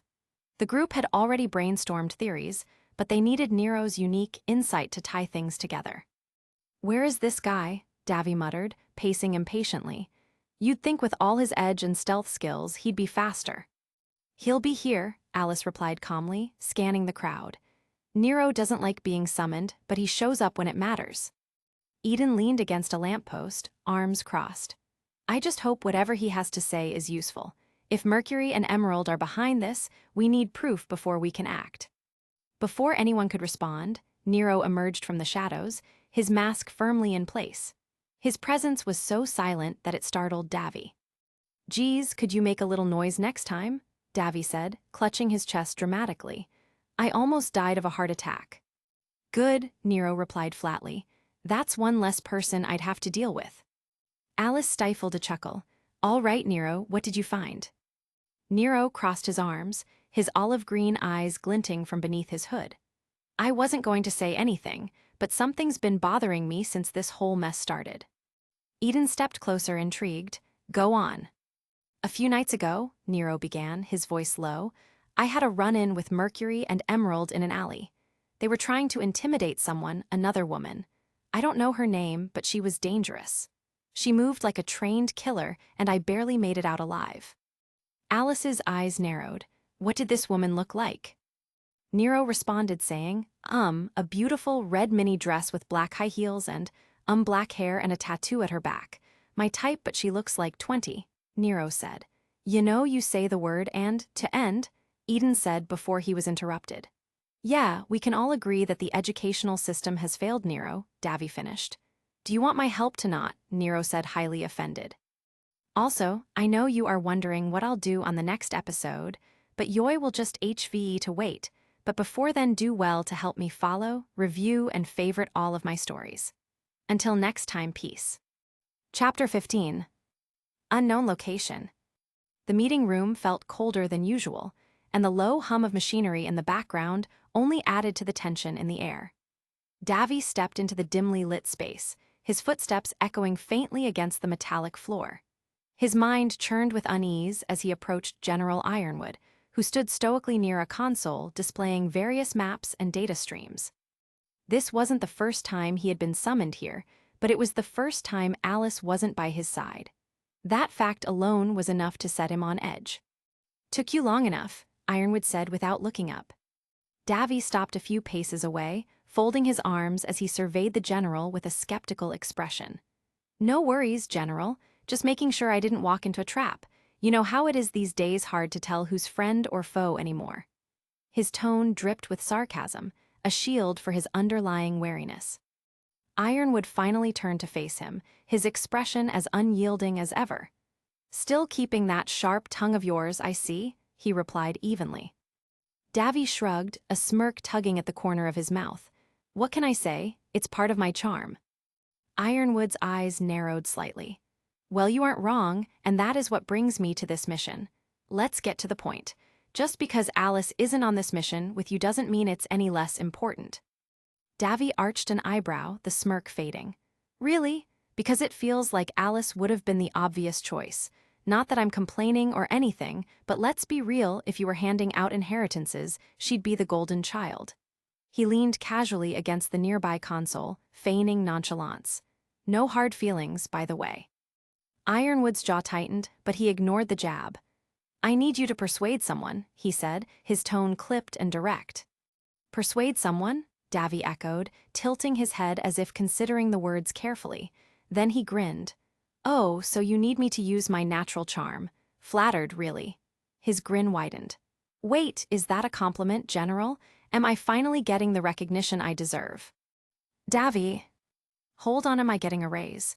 No, wait, am I even getting paid? Because. Enough. Ironwood's voice cut through Davy's playful banter like a blade, his patience visibly thinning. I swear, one of these days you'll be the death of me. Davy held up his hands in mock surrender. All right, so who's the lucky soul I'm supposed to charm? Ironwood stepped closer, his gaze hardening. Pira Nikos. She needs to make a decision, and she needs to make it quickly. Our enemies are moving, and I don't know how much time we have left. The playful glint in Davy's eyes dimmed slightly. Pira Nikos, the invincible girl? He frowned, scratching the back of his head. I mean, I've seen her fights. She's intense. What exactly am I supposed to persuade her to do? That information is classified, Ironwood replied flatly. And frankly, it's better if you don't know. Davy narrowed his eyes, straightening his posture. Right, of course. Classified, your favorite word. But seriously, why me? Why not Alice? She's better at the whole follow orders without questioning everything thing. Ironwood's expression didn't waver. That's classified as well. Davy let out a low whistle, shaking his head. You've really got this whole mysterious authority figure thing down, don't you? He leaned in slightly, his voice dropping to a conspiratorial whisper. You sure you don't just want me to sweet-talk her because you think I'm irresistible? Ironwood sighed heavily, rubbing his temples. You're going to be the cause of my premature death, I'm certain of it. Davy chuckled, clearly enjoying himself. Come on, General, you're spoiling me. All these compliments. It's almost too much. Ironwood's patience finally snapped. Do you want the job or not? He barked, his voice echoing in the room. Davy raised his hands again, this time in a gesture of surrender tinged with genuine amusement. Yeesh, all right. No need to yell, General, I'll do it. But for the record, you're no fun when you're grumpy. Ironwood's gaze followed Davy as he turned to leave, his sarcastic quips still lingering in the air. One of these days, the General muttered under his breath, shaking his head. As Davy exited the room, his smirk faded slightly, replaced by a more contemplative expression. Persuading Pyranikos, of all people, there was more to this than Ironwood was letting on, and if there was one thing Davy hated, it was walking into a mission blind. Looks like this is going to be interesting, he muttered to himself, his voice laced with a mix of curiosity and trepidation. AT Beacon Academy. As Davy strode down the dimly lit corridor, the weight of the task began to settle on his shoulders. The playful bravado he displayed in front of Ironwood masked the unease creeping into his thoughts. Pyranikos wasn't just a skilled fighter. She was a symbol, a paragon of virtue in a world teetering on chaos. Persuade her to do what, exactly? Davy muttered to himself. He could feel the gears turning in his mind as he tried to piece together the fragments of information Ironwood had given him. Whatever it was, it had to be big. He stopped at a junction in the hallway, leaning against the cold metal wall. Reaching into his pocket, he pulled out a small communicator. Alice, he whispered into it, you there. Static crackled on the other end before Alice's voice came through, calm but tinged with concern. Davy, what's going on? You were called in alone, should I be worried? Davy hesitated, glancing around to make sure he wasn't being watched. Nothing's wrong, yet, but something's definitely off. Ironwood wants me to talk to Pyranikos. Didn't say why, just that it's important. Pyra, Alice's voice carried a hint of surprise. That's unexpected. Did he give you any details? You know him, Davy replied, rolling his eyes. Everything's classified, but I can't shake the feeling that this is more than just a simple pep talk. Alice was silent for a moment, the faint hum of the communicator filling the void. Be careful, Davy. Ironwood's intentions might be good, but his methods. Leave a lot to be desired, Davy finished, smirking despite himself. Yeah, I know, don't worry, I've got this. Just, don't let your sarcasm get you into trouble, Alice warned. Davy chuckled softly. Trouble me, never. The line went dead, and Davy slipped the communicator back into his pocket. Straightening up, he squared his shoulders and started walking again, his mind now focused on the task ahead. Beacon Training Ground. Pyra stood alone in the center of the training arena, her spear, Milo, spinning in a graceful arc before transitioning seamlessly into a defensive posture. She moved like water, each motion fluid and deliberate, her red hair glinting in the soft glow of the overhead lights. The rhythm of her training was mesmerizing, her precision almost hypnotic. Davy leaned casually against a nearby pillar, watching her from a distance. He had seen skilled fighters before, but Pyranikos was something else. Every strike, every parry, every pivot was executed with surgical accuracy. For a moment, Davy considered turning around, and leaving this was going to be a tough sell. Well, he muttered to himself, if I'm going to get my butt kicked, might as well make it entertaining. He stepped into the arena, his boots echoing softly against the polished floor. Pyrrha, hearing the sound, paused mid-spin, her green eyes locking onto him. "Can I help you?" she asked, her tone polite but guarded. "You're incredible, you know that?" Davy said, gesturing to her spear. "I mean, I've seen people fight, but you're like poetry in motion." Pyrrha blinked, caught off guard by the unexpected compliment. "Thank you, but who are you?" "Oh, right, introductions." Davy placed a hand on his chest and gave a mock bow. "Davy Egan, at your service, and you must be Pyrrha Nikos, the invincible girl from Mistral." A faint smile tugged at her lips.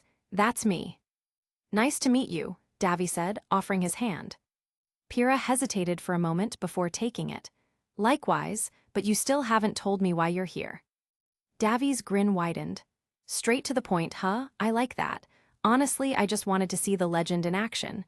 You didn't disappoint." Pyrrha tilted her head slightly, studying him. "You're not from around here, are you?" "Caught me," Davy admitted. "I'm just passing through.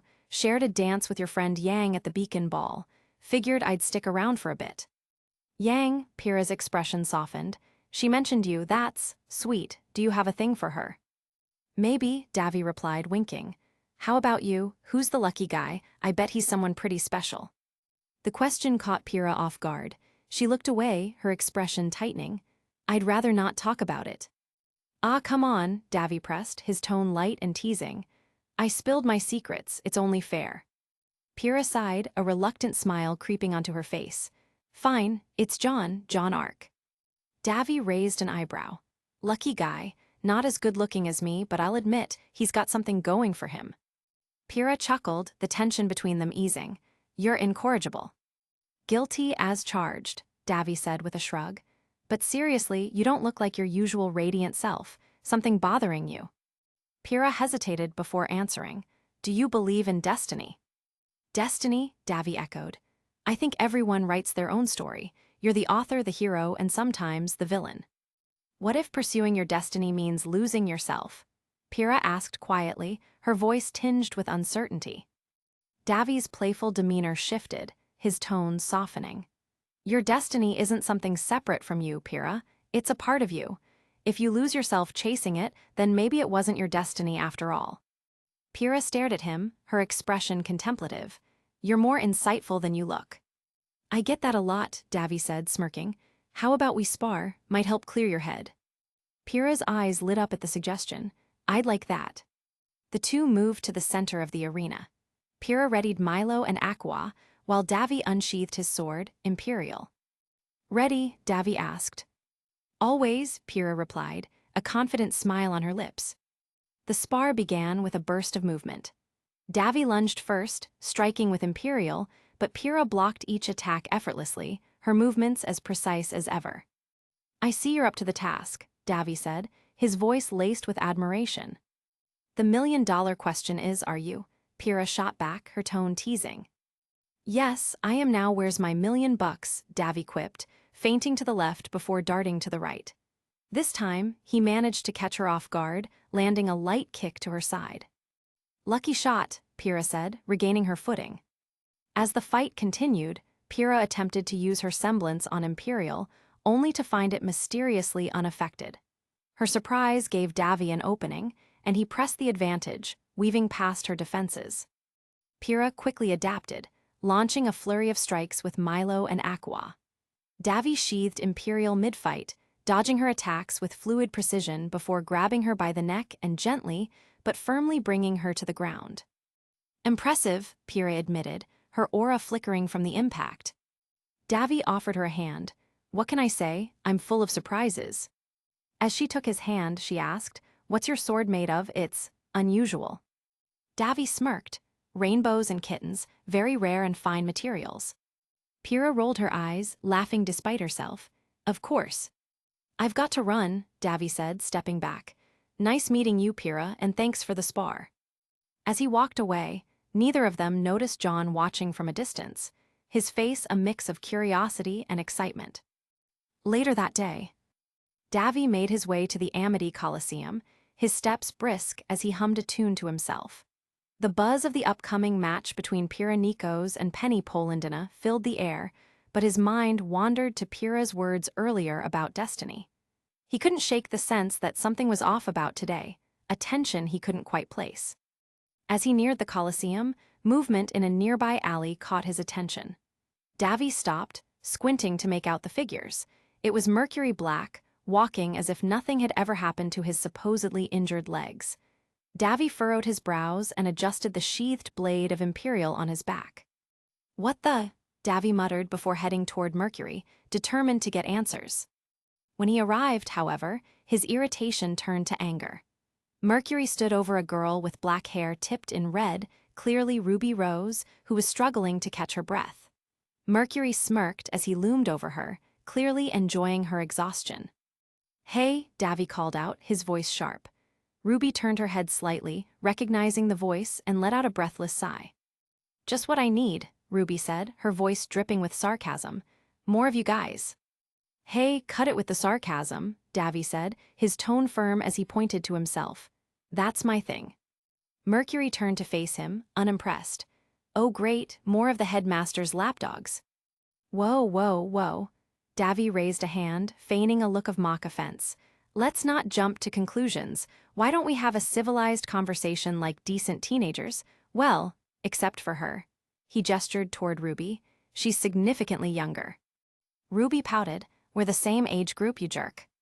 Ignoring her, Davy locked eyes with Mercury. "So, first question, how are you walking again?" Mercury smirked, spreading his arms as if inviting applause. "Like everyone else, left, right, repeat." "He was never injured," Ruby interrupted, her voice tight with frustration. Davy crossed his arms. "See, I was just about to say that. But any sane person would avoid getting stabbed or, losing two perfectly good limbs. But no, you had to fake it." Mercury shrugged, his smirk growing. "Just part of the job." Davy scoffed.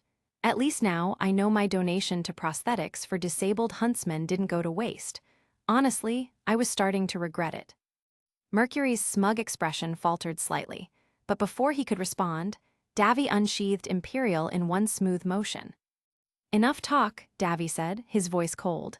"Let's see if you're as tough as you think you are." Mercury barely had time to react before Davy lunged, his blade slicing through the air. Mercury deflected the attack with Teleria, sparks flying as metal clashed against metal. Mercury retaliated with a swift kick, firing dust rounds from his boots, but Davy blocked them all with Imperial. Unknown to Mercury, Imperial absorbed the energy from the dust, causing its blade to glow with an ominous light. "Uh-oh," Mercury muttered, realizing too late that something was wrong. Davy smirked. "Now it's my turn." With a burst of energy, Davy unleashed a powerful strike that sent Mercury flying backward. His aura flickered as he crashed into a wall, disoriented. Ruby didn't waste the opportunity. Using her semblance, she accelerated toward Mercury, delivering a powerful blow that sent him careening into the ground, creating a massive crater. Davy sheathed his blade, turning to Ruby. "Nice timing, Red."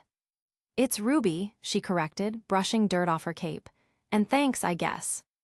"Well, Ruby, we need to stop the match," Davy said, his tone serious. "It's too late," Mercury groaned from the crater, his voice barely audible. "Shut up," Davy snapped, glaring at him. Ruby looked worried. "What do we do? No one's going to listen to me." Davy tapped his chin, pretending to think. You could try turning off the lights or something. Nobody's going to listen to a 15-year-old girl trying to stop an interesting match." Ruby frowned. "We're the same age." Davy waved her off as she ran toward the Colosseum. Moments later, the lights flickered and went out, plunging the arena into darkness. A chilling voice echoed through the Colosseum. "Oh, some people are gonna die tonight." Davy's blood ran cold as Felix stepped into the dim light, his eyes glowing an unnatural purple. A sinister smile spread across his face, sending shivers down Davy's spine. Ruby reappeared, panic in her eyes. "The lights came back on," she yelled. All eyes turned to the arena as the horrific sight came into view. Pyrrha standing over Penny's shattered remains, her lifeless body sprawled across the ground. Gasps and cries of anger and fear rippled through the crowd, drawing the attention of the Grimm. Ruby fell to her knees, tears streaming down her face. "No, no," she whispered, her voice breaking. Davy clenched his fists. his jaw tightening as he glared at Felix, who merely laughed, the chaos unfolding exactly as he had planned. To cause more trouble for them, a mysterious voice started speaking. "This is not a tragedy. This was not an accident. This is what happens when you hand over your trust, your safety, your children, to men who claim to be our guardians, but are in reality nothing more than men. Our academy's headmasters wield more power than most armies, and one was audacious enough to control both. They cling to this power in the name of peace, and yet, what do we have here? One nation's attempt at a synthetic army, mercilessly torn apart by another star pupil. What need would Atlas have for a soldier disguised as an innocent little girl? I don't think the Grimm can tell the difference. And what, I ask you, is Osbin teaching his students? First, a dismemberment, now death. People cling to this concept of hope. Hope is not a course of action. It is merely a weakness, a romanticism, a false sense of security. You want to be safe? Protect yourselves. Take it into your own hands. The Huntsman Academies will only use you. You should not trust them." Felix has come back, and Davy is not happy about that at all. Alice and the rest barely appeared in this episode, so it was pretty much Davy-centered. Trust me, there will be a lot of that in everyone's personal arcs after the fall of Beacon building up to Haven. But no spoilers. Until next time, to follow, favorite, and review all of my stories, and before I forget, have yourself a Merry Christmas and a Happy New Year. Peace. Chapter 16. Outside Amity Coliseum. The lights flickered as Felix walked in, giving Mercury a chance to escape, but not before saying, "Ha ha ha, good luck with that." Just seeing Felix made Davy's eyes twitch. "I can see you've come for more beaten, and trust me, I will deliver it to you," Davy said. "Oh, I don't think you can see anything," Felix said menacingly as the light bulbs continued to slowly off. Davy stood at the center of the passage, Dawn's Imperial glinting faintly in the dim light. He shifted his stance, his keen eyes scanning the shadows. Across from him, Felix emerged, Magnus resting casually on his shoulder. "Ready to lose, Davy?" Felix smirked, his hand flexing as the lights above them flickered ominously. "Don't get cocky, Felix," Davy replied, gripping Imperial. The blade hummed faintly with energy. Felix raised a hand, and the lights in the passage dimmed further, plunging the area into near darkness. Only the faint glow of Davy's blade and the dull light of Magma's barrel remained. Without warning, Felix spun Magma's forward, unleashing a barrage of bullets. The weapon roared, the flashes of gunfire illuminating the passage. Davy darted sideways, his movements fluid as he deflected the bullets with his sword. Sparks flew as energy met metal. "Stay still," Felix growled, adjusting Magma's trajectory to follow Davy's movements. Davy smirked, redirecting a burst of energy from Imperial to create a shield, absorbing the incoming fire. He dashed forward, using the cover of his shield to close the gap. Reaching Felix, Davy swung Imperial in a wide arc. Felix stepped back, narrowly avoiding the strike, and countered by slamming the barrel of Magnus into Davy's side. The force sent Davy stumbling, but he recovered quickly, flipping backward to create distance. "Not bad," Felix admitted, but his grin widened. "Let's see how you handle this."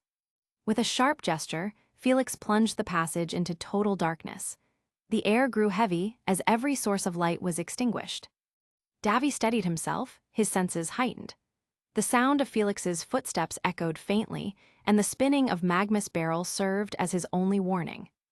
"Lost yet?" Felix taunted, his voice bouncing off the walls. Davy closed his eyes, focusing on the energy around him. He could feel the faint hum of Felix's aura and the powerful vibrations of Magnus. With a flick of his wrist, he sent a pulse of energy outward, momentarily illuminating the passage and revealing Felix's position. "Gotcha!" Davy launched a surge of energy at Felix, forcing him to dodge. The blast missed but struck the wall, creating a brief burst of light that Davy used to reposition. Felix growled in frustration, using the cover of darkness to maneuver. He fired sporadically, the bullets ricocheting off walls and forcing Davy to stay on the move. But Davy had a plan. Channeling his semblance, he sent arcs of energy into the walls, creating faint glimmers that disrupted Felix's darkness. With each flash, Davy closed the distance, until he was finally within striking range. Felix swung Magnus like a club, but Davy ducked under the attack and drove his knee into Felix's gut. As Felix staggered back, Davy spun, slamming the flat of Imperial against Felix's head. Felix stumbled, disoriented, as Davy unleashed a final pulse of energy, momentarily blinding him. Taking advantage, Davy stepped forward and delivered a powerful strike with the hilt of his sword, knocking Felix unconscious. The lights in the passage flickered back on, revealing Felix crumpled on the ground and Davy standing over him, breathing heavily. "Not so tough in the light," Davy muttered, sheathing Imperial. In the Amity Coliseum. Davy proceeded to go outside the Amity Coliseum as he tried to find Alice, Eden, and Nero, and after a while of frantically searching, he finally found them. "You won't believe who I ran into today," Davy said. "It was Felix, can you believe it?" "I can't believe your luck," Alice said sarcastically. "Mondays, right?" Eden said. "Not funny," Davy replied. "Yeah, especially when people are running around, panicking," Nero said. "Yeah, it's pretty much an all-you-can-eat buffet for Grimm," Eden said. "Not funny again, but totally true," Davy said. "Well, we should split up so we can kill more Grimm and help with the evacuation," Davy said. "Best plan that you've come up with since I've known you," Alice said. "Thank you," Davy said happily. "It's not a compliment," Alice said. "Ouch," Davy said. Alice's fight. Alice stood at the edge of the clearing, her sharp gaze fixed on the dark figures emerging from the trees. Her dual katanas gleamed faintly in the fading light. Behind her, a group of innocents who just wanted to watch a good fight clutched each other tightly, fear etched on their faces. "Keep moving and stay close," Alice instructed calmly, her voice steady even as the guttural roars of the Grimm grew closer. The first Beowulf charged, its claws extended. Alice stepped forward, her movements precise and controlled. With a quick upward slash, she severed its arm. Before the creature could react, she spun, slicing through its torso. The Grimm dissolved into black mist as Alice turned to face the next threat. The growling increased as more Grimm poured into the clearing. Alice glanced back at the villagers and extended her semblance. Illusory duplicates of the group appeared, scattering in multiple directions. The Grimm hesitated, confused by the sudden influx of prey. "Follow the real path," Alice whispered to the people, nodding toward a hidden trail. As the villagers slipped away, the Grimm lunged at the illusions. Alice took advantage of the chaos, dashing forward with her katanas at the ready. A towering Ursa emerged from the trees, roaring as it locked eyes on Alice. She smirked and created a shimmering copy of herself, taunting the Ursa as it charged. The illusion darted left, leading the massive creature into a cluster of trees, while Alice flanked it from the right. As the Ursa crashed into the trees, disoriented, Alice leapt onto its back. Her katanas flashed as she drove them into its neck. The creature roared in pain before collapsing, dissolving into mist beneath her. Alice turned her attention to a group of creeps emerging from the ground. She twirled her katanas, her movements fluid and deliberate. The first creep lunged, and Alice sidestepped, slicing cleanly through its midsection. She kicked another into the path of a third before slashing them both in a single arc. More Grimm poured into the clearing, drawn by the lingering fear. Alice gritted her teeth, her semblance shimmering as she cast a larger illusion.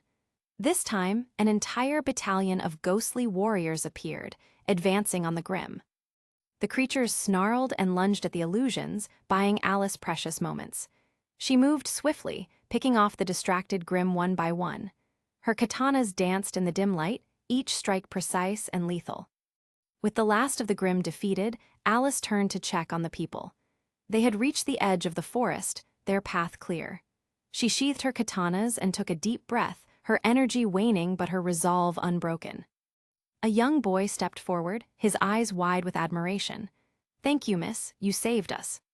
Alice allowed herself a small smile, placing a hand on the boy's shoulder. "It's what I do. Now go." Eden's fight. The courtyard outside Beacon Academy is in chaos. The fall of Beacon rages on, and a swarm of corrupted Adaljan mechs has broken through the defenses. Eden, armed with his dust-powered roller blades and rapid-fire kicks, finds himself alongside Weiss, who's determined to make a stand. Eden crouched low, his roller blades humming with energy as he surveyed the incoming mechs. Sparks flew from their joints, their red eyes glowing with malice. Beside him, Weiss stood poised, Mia Tenaster in hand, her glyphs shimmering in the air. Her usually calm expression was edged with tension. "You ready for this, princess?" Eden asked, his grin widening. Weiss spared him a sharp glance. "Focus on the fight, we don't have time for your banter." Eden chuckled, skating forward. "Just try to keep up." The first mech lunged, its arm-mounted blade swinging down. Eden darted to the side, his roller blades leaving streaks of dust-powered energy across the ground. He closed the distance in a flash, delivering a spinning kick to the mech's midsection. The impact, amplified by kinetic dust, sent the machine staggering backward. Weiss flicked Miatenaster, summoning a glyph beneath Eden as he moved. His speed doubled, and he used the boost to launch himself upward, landing a devastating kick to the mech's head. The machine crumpled, sparks flying. "Not bad, huh?" Eden called over his shoulder.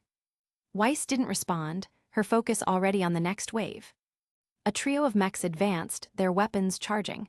Weiss twirled Miatenaster, creating a series of glyphs in midair. Ice shards shot forth, freezing one mech in place. As the second mech lunged at her, Weiss dodged gracefully, conjuring a glyph beneath her feet to propel herself upward. From her elevated position, she directed a flurry of rapier strikes at its joints, disabling it. The third mech turned its attention to Eden, firing a volley of energy blasts. Eden weaved between them, his movements growing faster with each close call. "Let's make this interesting," he muttered, activating the fire dust in his blades. Flames erupted as he skated toward the mech, delivering a blazing kick that tore through its chest plate. More mechs poured into the courtyard, their sheer numbers threatening to overwhelm the duo. Eden, now a blur of motion, fought tirelessly, his kicks growing stronger and faster with each strike. But even he couldn't take them all down alone. One mech managed to knock him off balance, its blade grazing his side. Weiss saw her opening. She dashed forward, creating a glyph beneath the mech that sent it hurtling backward. "You're getting sloppy," she said, helping Eden back to his feet. "Just setting you up for the big finish," Eden replied, wincing. The last mech was massive, its reinforced armor gleaming even in the dim light of the battle. Its dual energy cannons charged ominously as it stepped forward. Eden squared his shoulders, his blades flaring with dust energy. "You take the left, I'll take the right." Weiss nodded, her expression steely. Eden launched himself toward the mech, dodging its cannon blasts with dizzying speed. He targeted its joints, delivering a series of rapid kicks that left scorch marks in their wake. Weiss, meanwhile, summoned glyphs to propel herself around the mech, striking its armor with precision. But their attacks weren't enough to bring it down. The mech roared, firing a devastating energy blast that knocked Eden to the ground. As Eden struggled to rise, Weiss gritted her teeth, her eyes narrowing. She raised Miatenaster, her aura flaring. A massive glyph formed behind her, shimmering with icy light. Eden looked up, his eyes widening. "What is that?" Weiss didn't answer. She thrust Miatenaster forward, and the Armagigas emerged from the glyph, its towering form radiating power. The summoned knight charged the mech, its sword clashing against the machine's reinforced armor. The ground shook with each strike. Weiss directed the Gigas with precision, guiding its attacks to exploit the mech's weak points. Eden seized the opportunity, skating in to deliver the final blow. With a fiery kick to the mech's power core, he triggered a chain reaction. The machine exploded, pieces scattering across the courtyard. Weiss dismissed the Gigas, her breathing heavy but controlled. Eden leaned on his knees, catching his breath. "Well, that was something," he said, grinning. "Didn't know you had a giant knight up your sleeve." Weiss didn't smile, but there was a hint of pride in her voice. "There's a lot you don't know about me." Eden laughed, straightening up. "Fair enough, but remind me never to get on your bad side." The two stood amidst the wreckage, the battle won but the war far from over. Nero's fight. The skies are dark, the air thick with smoke and ash. The sound of battle echoes across the ruins of Beacon Academy as Nero and Yang confront Adam, who stands triumphantly over a wounded Blake. The tension is palpable, the stakes high. Blake fell to her knees, her hand clutching her side where Adam's blade had pierced her. Blood seeped between her fingers as she gasped for breath. "You've always been predictable, Blake," Adam sneered, raising Wilt and Blush to finish her off. A flash of motion interrupted him. Nero leapt between them, his fists crackling with energy as the dust in his gloves activated. He struck downward, forcing Adam to step back. "Not another step, Adam," Nero growled, his voice low but laced with fury. Adam's eyes narrowed as he took a closer look at Nero. A flicker of recognition crossed his face. "Nero, I should have known you'd be here, still clinging to your belief in humanity." "You know, she thought that too." "It only means we are right," Nero replied. Nero spoke again, his fiery gaze locked on Adam. "And you're still hiding behind cheap theatrics and a broken cause. I've got no love for the White Fang, but I won't let you hurt her again." Behind him, Yang charged forward, her gauntlets primed. Adam smirked, parrying Yang's punch with a swift motion of wilt. Sparks flew as their weapons clashed. Nero seized the moment, moving in to strike from the side. His fist connected with Adam's shoulder, the heat from his semblance scorching the fabric of Adam's coat. Adam hissed in pain but recovered quickly, spinning to deliver a powerful kick that sent Nero sliding back. "2 against 1, Adam taunted. "I thought you both had more pride than that." "After what you've done," Yang said through gritted teeth, "you don't deserve a fair fight." The fight intensified. Nero and Yang moved as a chaotic yet complementary duo, their attacks relentless. Yang's explosive punches forced Adam to stay on the defensive, while Nero's fiery strikes kept him from regaining control of the fight. Adam, however, was no ordinary opponent. His precision was deadly, each swing of wilt forcing Nero and Yang to evade or block. His semblance, moonsless, glowed ominously as he absorbed the energy of their attacks, waiting for the perfect moment to unleash it. Nero lunged forward, his fist aimed at Adam's chest. Adam sidestepped and slashed upward, narrowly missing Nero's face. As Nero turned to retaliate, Adam unleashed a moonsless, sending a wave of energy barreling toward him. Nero raised his arms, absorbing most of the blast with his gloves, but the force sent him stumbling back. "Stay sharp," Yang yelled, launching herself at Adam. Her fist collided with his blade, creating a deafening explosion. The force pushed both of them back, but Yang quickly recovered, her semblance igniting her with newfound strength. As they fought, Blake, still on the ground, stared at Nero, her expression a mixture of pain and confusion. "How does he know, Adam?" she whispered, her voice barely audible over the clash of steel and the roar of explosions. Adam's smirk deepened. "Oh, you didn't tell her. We're from the same family tree of believers before someone betrayed us all." Nero's fists flared with heat, the ground beneath him beginning to blacken. "Enough talk, Adam. You've always been a coward hiding behind others' suffering. Let's end this." Nero and Yang synchronized their attacks, Yang delivering a barrage of explosive punches while Nero targeted Adam's openings with precise, scorching strikes. Adam began to falter, his movements less sharp as he struggled to keep up with their relentless assault. Desperate, Adam absorbed another wave of energy into wilt, the blade glowing ominously. He released a massive moonsliss, the wave of energy tearing through the courtyard. Yang grabbed Nero, using her gauntlets to propel them both out of the attack's path. "This ends now," Nero said, his gloves glowing brighter than ever. Yang launched herself into the air, drawing Adam's attention. He raised wilt to block her, leaving his back exposed. Nero seized the opportunity, rushing forward with blinding speed. His fist connected with Adam's back, the heat from his semblance igniting the remnants of Adam's coat. Adam screamed in pain, staggering forward. Yang landed behind him, her gauntlet glowing with stored energy. "Hey, Adam," she said coldly, "this is for Blake." Her punch connected with Adam's chest, the explosion sending him flying. He crashed into a pile of rubble, his weapon clattering to the ground. Adam struggled to his feet, his once cocky demeanor replaced with rage and desperation. But before he could retaliate, Nero stepped forward, his fists still glowing. Adam glared at them, his hand twitching toward wilt, but as Nero's gloves flared brighter, Adam hesitated. With a sneer, he turned and disappeared into the shadows. Yang rushed to Blake's side, helping her up. Nero stood silently, his eyes following Adam until he was gone. Blake looked up at Nero, her voice weak but steady. "You knew him, didn't you?" Nero's jaw tightened. "It doesn't matter, he's gone now." The three stood in the ruins of Beacon, battered but alive. the echoes of the battle fading into the distance. Davy saw an ominous bright glow from Osmond's office, and just then he met Alice. "I can't find Ironwood, but I think I know what he'll tell us to do," Alice said. "Oh, yeah, and what will that be?" Davy asked. "Go up there and take back the skies," Alice said. "Yeah, that actually does sound like what he'll say. You do that, and I'll rush over there to check what is happening, 'cause I've got a bad feeling about this," Davy said, pointing to the beacon tower as they both departed. Ruby tightens her grip on Crescent Rose, her breathing heavy as Neo circles her like a predator. Roman Torchwick leans casually on Melodic Cudgel, smirking.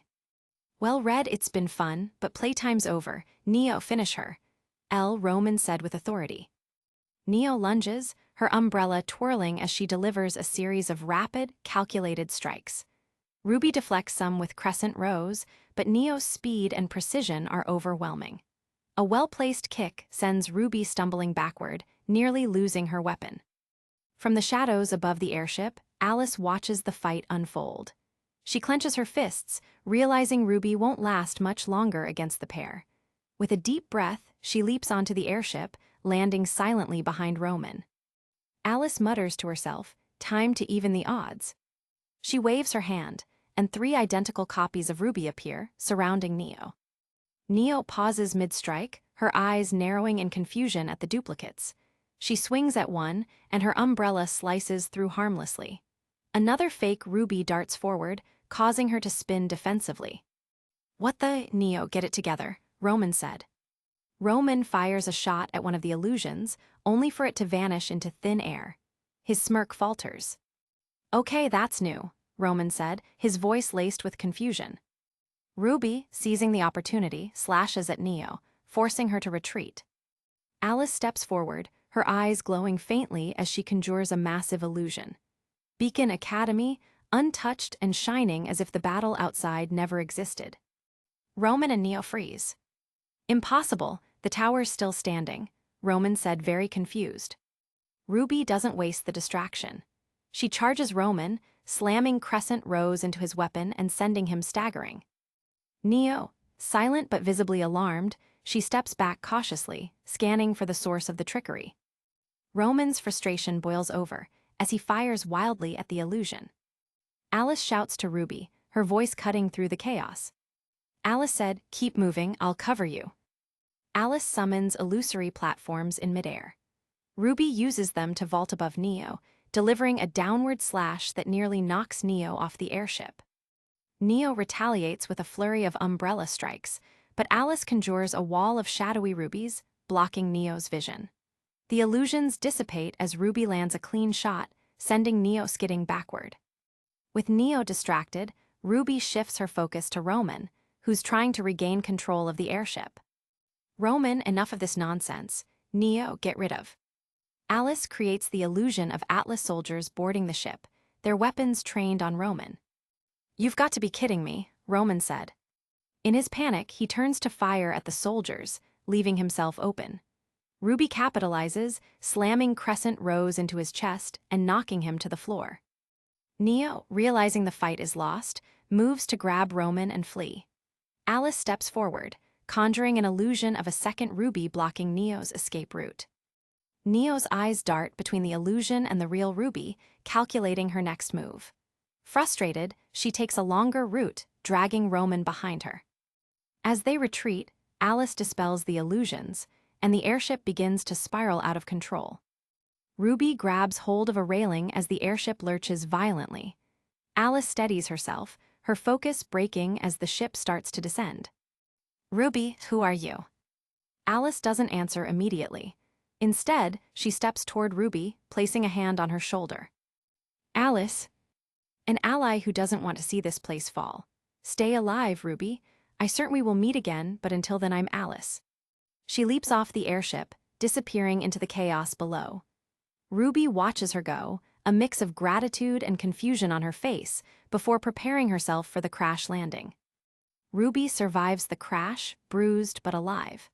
As she looks out over the burning city, she wonders about the mysterious girl who came to her aid. Ruby to herself, who was that? Alice, now blending into the shadows of the battlefield, glances back at the distant airship. The top of Beacon Tower. The fall of Beacon is in its final moments. The air is heavy with tension, the night sky alight with flames and chaos. Pyrrha lies injured on the floor, an arrow from Cinder's bow lodged in her ankle. Cinder, now fully empowered with the Fall Maiden's abilities, stands triumphant over her, a wicked smile on her face. As Cinder raises her hand to finish Pyrrha, a blast of energy tears through the space between them, forcing Cinder to step back. Not so fast, a voice echoes from the shadows. Davy steps forward, his mask slightly cracked, revealing his steely gaze. His sword, Dawn's Imperial, gleams with stored energy, its edge glowing faintly. Cinder smirks, tilting her head. Another interruption, how quaint, do you really think you can stop me? I don't think, Davy replies, his voice calm but firm. I act. Cinder flicks her fingers, sending a volley of molten glass shards hurtling toward Davy. He blocks with his sword, the energy within Dawn's Imperial flaring as it absorbs and deflects the projectiles. Davy charges, his movements precise and fluid. He closes the distance in an instant, slashing at Cinder. She blocks with her fiery blade, the clash creating a burst of sparks and heat. Impressive, Cinder says, her tone mocking, but you're out of your league. She spins, her flames erupting into a whip that lashes toward Davy. He sidesteps, using his semblance to channel energy into his sword. With a swing, he releases a wave of force that dissipates the whip and forces Cinder to retreat a step. Cinder's eyes flash with anger. She summons a torrent of fire, the flames spiraling into a massive phoenix-like projection that dives toward Davy. Davy braces himself, plunging Dawn's Imperial into the ground. A dome of energy forms around him, shielding him from the fiery onslaught. But Cinder doesn't let up. She teleports behind him in a burst of flames, slashing at his back.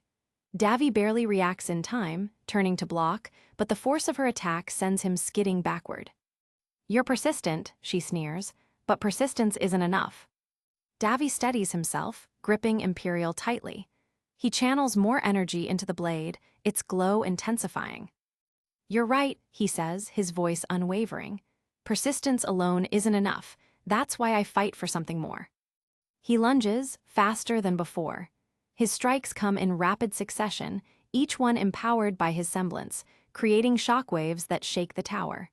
Cinder is forced onto the defensive, her smug expression replaced with concentration. Davy presses his advantage, leaping into the air and bringing his sword down with immense force. The impact creates a massive crater in the tower floor, sending Cinder tumbling.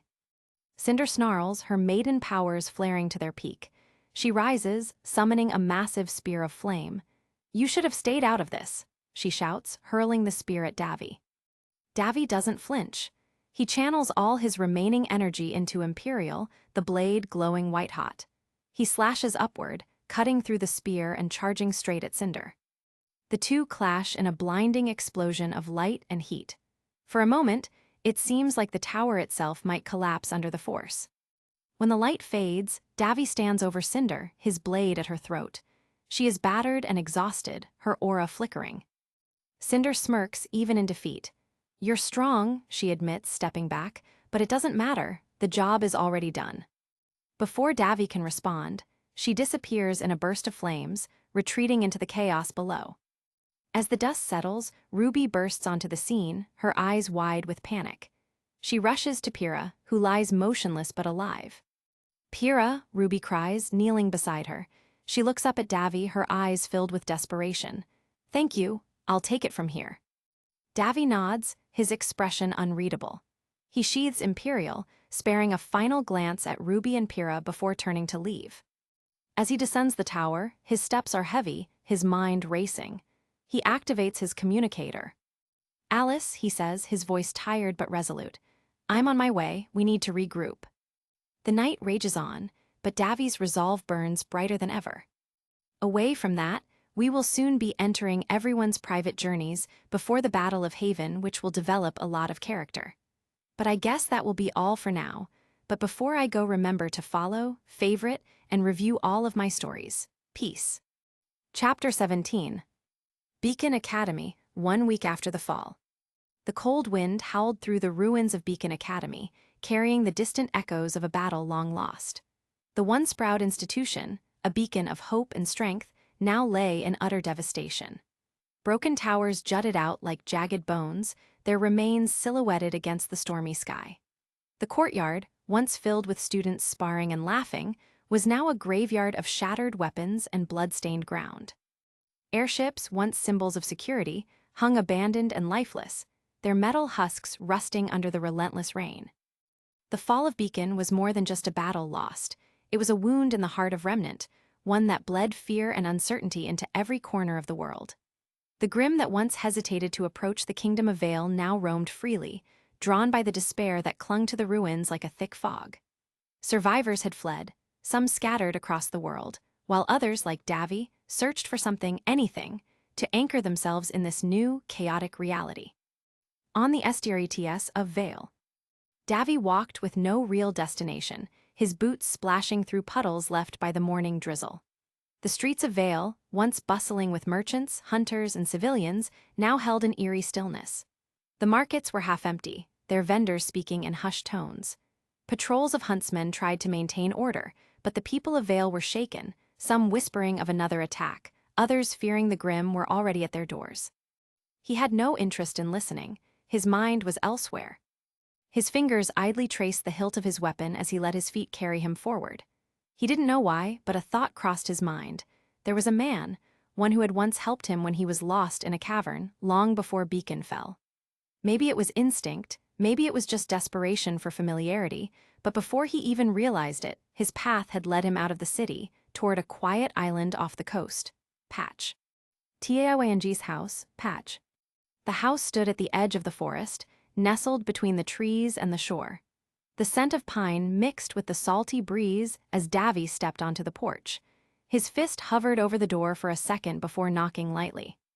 It barely took a moment before the door creaked open, revealing Taeyang Xiao Long, dressed in his usual casual attire, his arms crossed over his chest. His sharp eyes took in Davy with mild surprise before he let out a sigh and a small chuckle. "Well, I wasn't expecting visitors," Tai said, leaning against the doorframe. "But there's always room for one more." Davy smirked, "So I can come in?" "Of course." Taeyang stepped aside, motioning him in. "But a little heads up, my daughter is around and she's not in the best mood, so don't go making a mess of things." Davy raised an eyebrow. "The one I remind you of." Tai's face darkened slightly, a flicker of old memories passing through his eyes. "More or less, and by her standards she hasn't said much." "Don't worry," Davy assured him, stepping inside. "You won't even notice me." "Doubt that," Tai muttered before nodding toward the stairs. "First room upstairs to the right." "Got it." Davy adjusted the strap of his bag and started toward the stairs. "Thanks for the space, by the way." Taeyang waved him off, rubbing his temple as if already anticipating trouble. Not long after, soft footsteps sounded from the stairs as Yang Xiao Long descended. Her golden hair, usually vibrant and wild, hung slightly duller, the weight of recent events pressing on her shoulders. She rubbed her tired eyes as she walked into the living room, pausing only when she sensed someone unfamiliar. Her tired gaze locked onto Davy. He was just setting his bag down, stretching his arms when their eyes met. Time seemed to freeze. Neither of them spoke, both caught in the same whirlwind of disbelief. Davy, the rogue she had danced with once upon a time, the enigma she had traded blows and words with, was now standing in her home. And after everything that had happened, Beacon's fall, her shattered world, he was the last person she had expected to see. Davy wasn't much better off. Of all the places he could have gone, of all the people he could have stumbled upon, it had to be her. A tense silence stretched between them. "You," Yang finally muttered, her voice a mix of exhaustion and wariness. Davy, ever the opportunist, gave a lopsided grin, surprised. Yang scoffed, crossing her arms, but there was no real anger behind it, just exhaustion. "You could say that." He tilted his head slightly, eyeing her mechanical arm, or rather, the lack of one. His grin faltered for just a second before he shoved his hands into his pockets. "I see you've been through a lot." Yang's jaw tightened, but she didn't answer. Instead, she walked past him, heading straight for the kitchen. "I need coffee." Davy smirked, following her lead. "Make that too." Taeyang sighed from the side. Oh boy, here we go. Vale. Alice stood at the edge of Vale, the cold night wind brushing against her face as she tightened her grip on the strap of her bag. The city behind her was a shell of what it once was, its people filled with uncertainty, its streets scarred by the fall of Beacon. Vale had always been a symbol of strength, but now it was a city on the verge of collapse. She exhaled slowly, her breath visible in the chilly air. The flight she had secured was not exactly legal, far from it. With the CCT tower down and communication in chaos, desperate people were seeking any means to escape the city. Smugglers, rogue pilots, and black market traders saw an opportunity, and Alice had taken advantage of that. The pilot she hired was part of a private company that operated in the shadows, more concerned with profit than safety. As she approached the small aircraft, its engines humming quietly in the night, a rough-looking man in a pilot's jacket leaned against the entrance ramp, watching her carefully. "Hope you're not expecting in-flight service," he muttered, spitting onto the ground. "Just get me to Vacuo," Alice responded coolly, tossing a small pouch of Lee in his way. The man caught it, weighed it in his hands, then nodded. "Strap in, it's gonna be a rough ride." Alice took one last look at Vale, the continent that had lost so much, the place where everything changed, before stepping onto the plane. The ramp closed behind her with a metallic clang. She was leaving the past behind. Or at least she hoped she was. Vacuo. The journey from Vale to Vacuo was grueling. The turbulence, the storm clouds, and the occasional detour to avoid air patrols had turned what should have been a relatively straightforward trip into a near nightmare. But Alice hadn't rested. She couldn't. She barely gave herself time to breathe after landing. The moment she stepped off the plane, her boots hit the scorching sand of Vacuo, and she was moving. The desert wind howled as grains of sand battered against her clothes. The sun was beginning to set, but the heat still clung to the air. Despite the exhaustion pressing against her body, Alice pushed forward, each step sinking into the endless golden dunes. She wasn't here for leisure. She was here to meet someone, a man whose very existence was a stain on Vacuo's already corrupt underbelly. A broker, a dealer of secrets, the kind of person who didn't just have information but traded it like a weapon.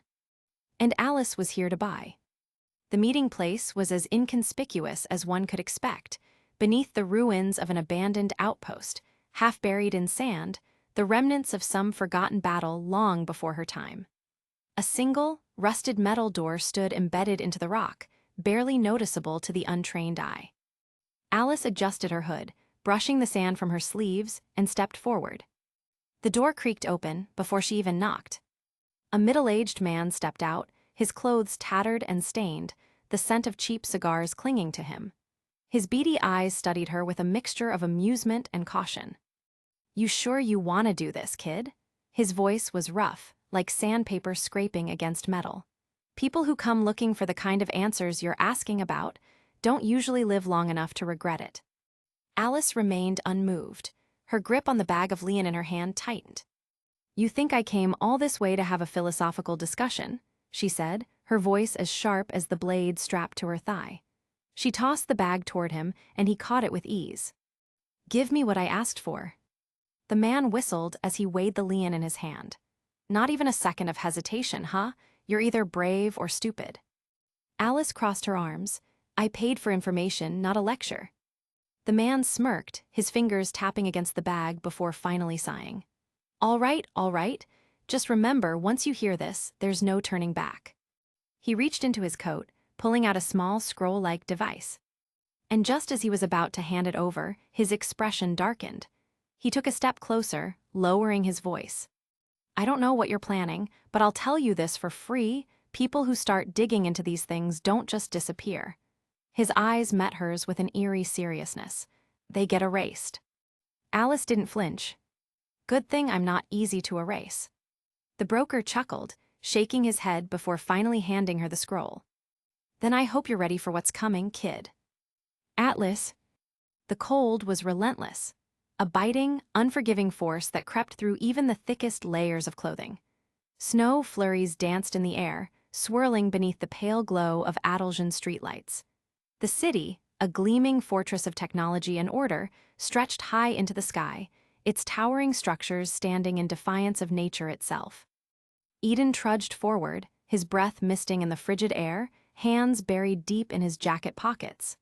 The Adaljan knights patrolled the streets in their usual rigid formations, their metallic footsteps clanking against the pavement.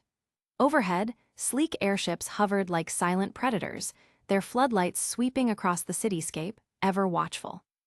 The atmosphere in Atlas was suffocating, precise, controlled. Too controlled. Eden had been here before, but this time it felt different. The world had changed. Beacon had fallen. Vale was in chaos. And now, he found himself in the most militarized kingdom in Remnant, surrounded by soldiers and machines, all while trying to figure out his next move. He clenched his fists inside his gloves, feeling the rough material press against his skin. I came here to get stronger, to fight real battles, but this city, it's like a damn cage. Just as the thought settled in his mind, the night was shattered. A sudden explosion erupted in the distance, a thunderous roar that split the air and sent a violent shockwave through the streets.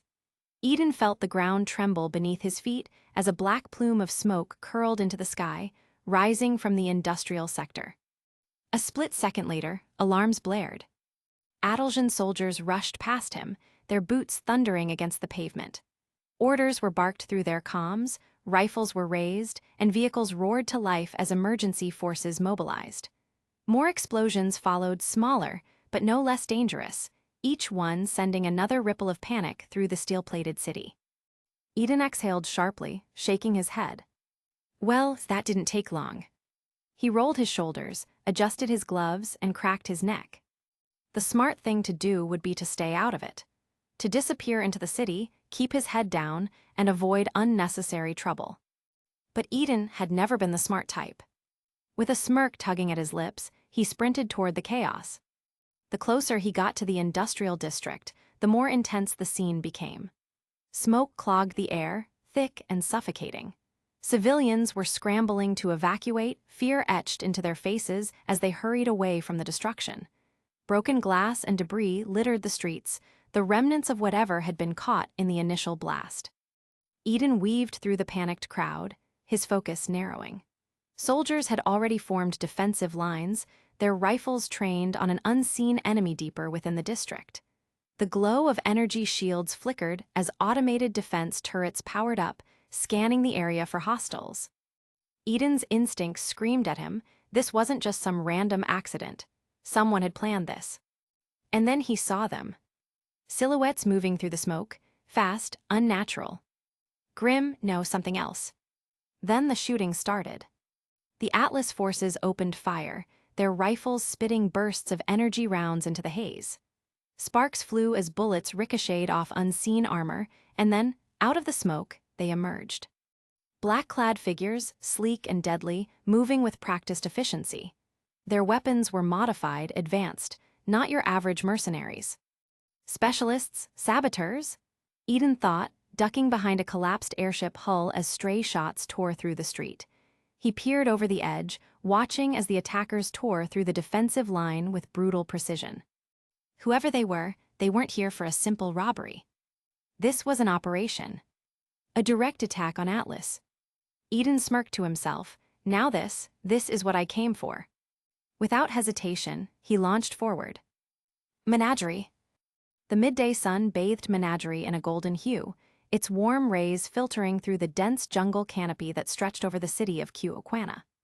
The salty breeze from the nearby ocean carried the scent of grilled fish, spiced rice, and fresh fruits from the bustling market stalls lining the dirt paths. The hum of conversation, the occasional laughter of children playing, and the rhythmic crash of distant waves painted a picture of peace. But beneath the surface, there was tension. The fall of Beacon had sent shockwaves across Remnant, and even here, in this isolated Faunus haven, the ripples were felt. Fear and uncertainty whispered through the streets, lingering in the hurried conversations of merchants and the wary glances exchanged between travelers. The STRETS of KUOKUNA. Nero moved beside Blake, his hood pulled low over his head, the mask covering the lower half of his face as usual. His hands were stuffed into his pockets, his sharp eyes scanning the market crowd with the wariness of someone who had spent too long on the run. "You sure we can trust them?" he asked, his voice casual but edged with something sharper. Blake sighed, glancing at him. "Yes, Nero, they're my parents." Right, Nero muttered, kicking a stray pebble along the dirt road. "And they're definitely not going to sell us out to the White Fang, or, I don't know, try to lock me up." Blake stopped abruptly, turning to face him with a deadpan look. "My parents left the White Fang years ago. They're not like the ones you've seen." Her voice was firm but patient. "And they're not going to judge you for being human." Nero hesitated for a moment before scoffing. "Yeah, about that, I'm a faunus." Blake's expression shifted instantly. "What?" Nero shrugged, figured it wasn't really important to bring up. Blake narrowed her eyes, scanning him carefully. "What kind of faunus are you? I don't see any tails, ears, scales, nothing." He smirked beneath his mask. "Topic for another day." "Why am I not surprised?"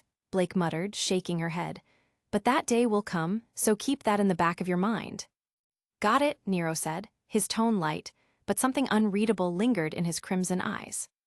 They continued forward in silence, their boots crunching against the dirt path as the market slowly gave way to the more private outskirts of Cuauhtémoc.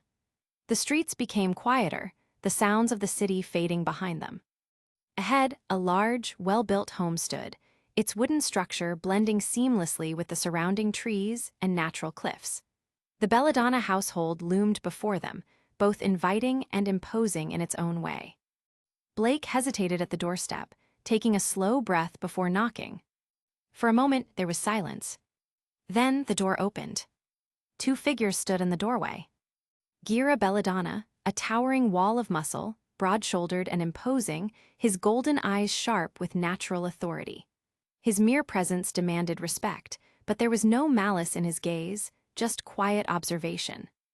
Beside him, Kali Belladonna, softer in demeanor but no less perceptive, her amber eyes immediately warming at the sight of her daughter. The tension in her shoulders eased as she smiled.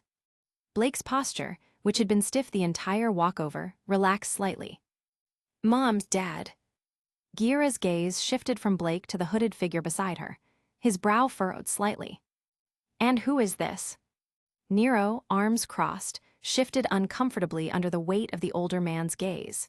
He could already feel their eyes scanning him, measuring him up.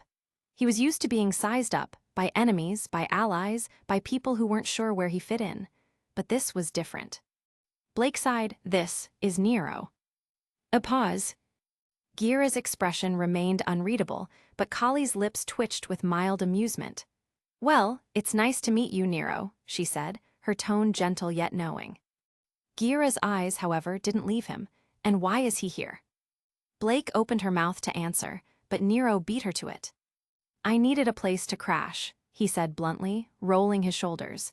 "Your daughter seems to think this is the place for that." Gira's frown deepened ever so slightly.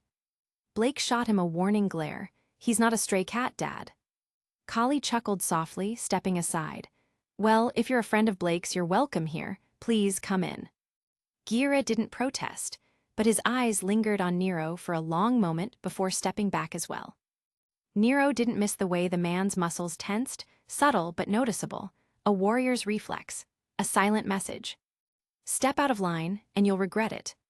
Nero smirked behind his mask. "I'd like to see you try." With a casual shrug, he stepped into the Belladonna home. "Padge." The warm scent of freshly brewed coffee filled Taeyong Zio Long's living room, mixing with the faint scent of wood and fabric softened by years of use. The home was simple, comfortable, and familiar. Davy sat on the couch, fingers tapping against his knee as Tai walked into the kitchen, giving him a moment alone. It felt strange being here after everything. The last time he was in this house, he was younger, training under Tai alongside a few others. Now, he was here for something else, someone else. Footsteps creaked on the wooden floor upstairs. Davy glanced toward the staircase just in time to see her. Yang paused at the top step. Her golden hair was slightly messy, as if she'd just woken up. She wore a loose tank top and sweatpants, clearly not expecting company. When her lilac eyes locked onto his, they widened slightly. Davy grinned, leaning back against the couch. "Took you long enough." Yang blinked, gripping the railing for a second. Davy. In the flesh. He gave a small, casual wave, but his smirk faltered when he noticed how different she looked.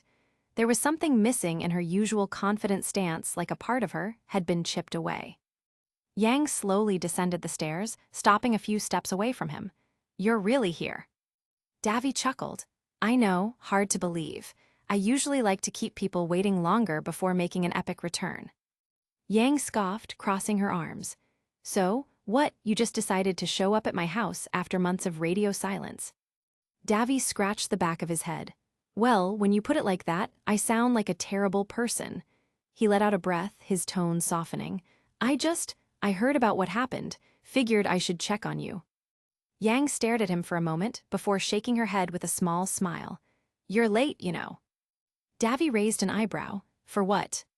She shrugged. For checking on me. His smirk returned, but this time it was gentler. Better late than never, right? Yang rolled her eyes but didn't argue. Instead, she nodded toward the kitchen. Come on, Dad made coffee. You can tell me where the hell you've been all this time. Davy stood, following her with a chuckle. Only if you promise not to hit me when you hear the answer. No promises, Yang shot back, leading him into the kitchen. You know a better way for you to hear your answer is during training, Davy said. Anything that will make you talk, Yang replied. After a short trip to the kitchen and getting a cup of coffee with psychotic amounts of sugar, Davy and Yang went back to the living room. Davy leaned against the wooden frame of the Zio long household, watching as Yang disappeared into the kitchen. Their conversation had been brief, a mix of surprise, sarcasm, and something unspoken beneath the surface. He could tell she wasn't the same person from the beacon dance who would be, after everything.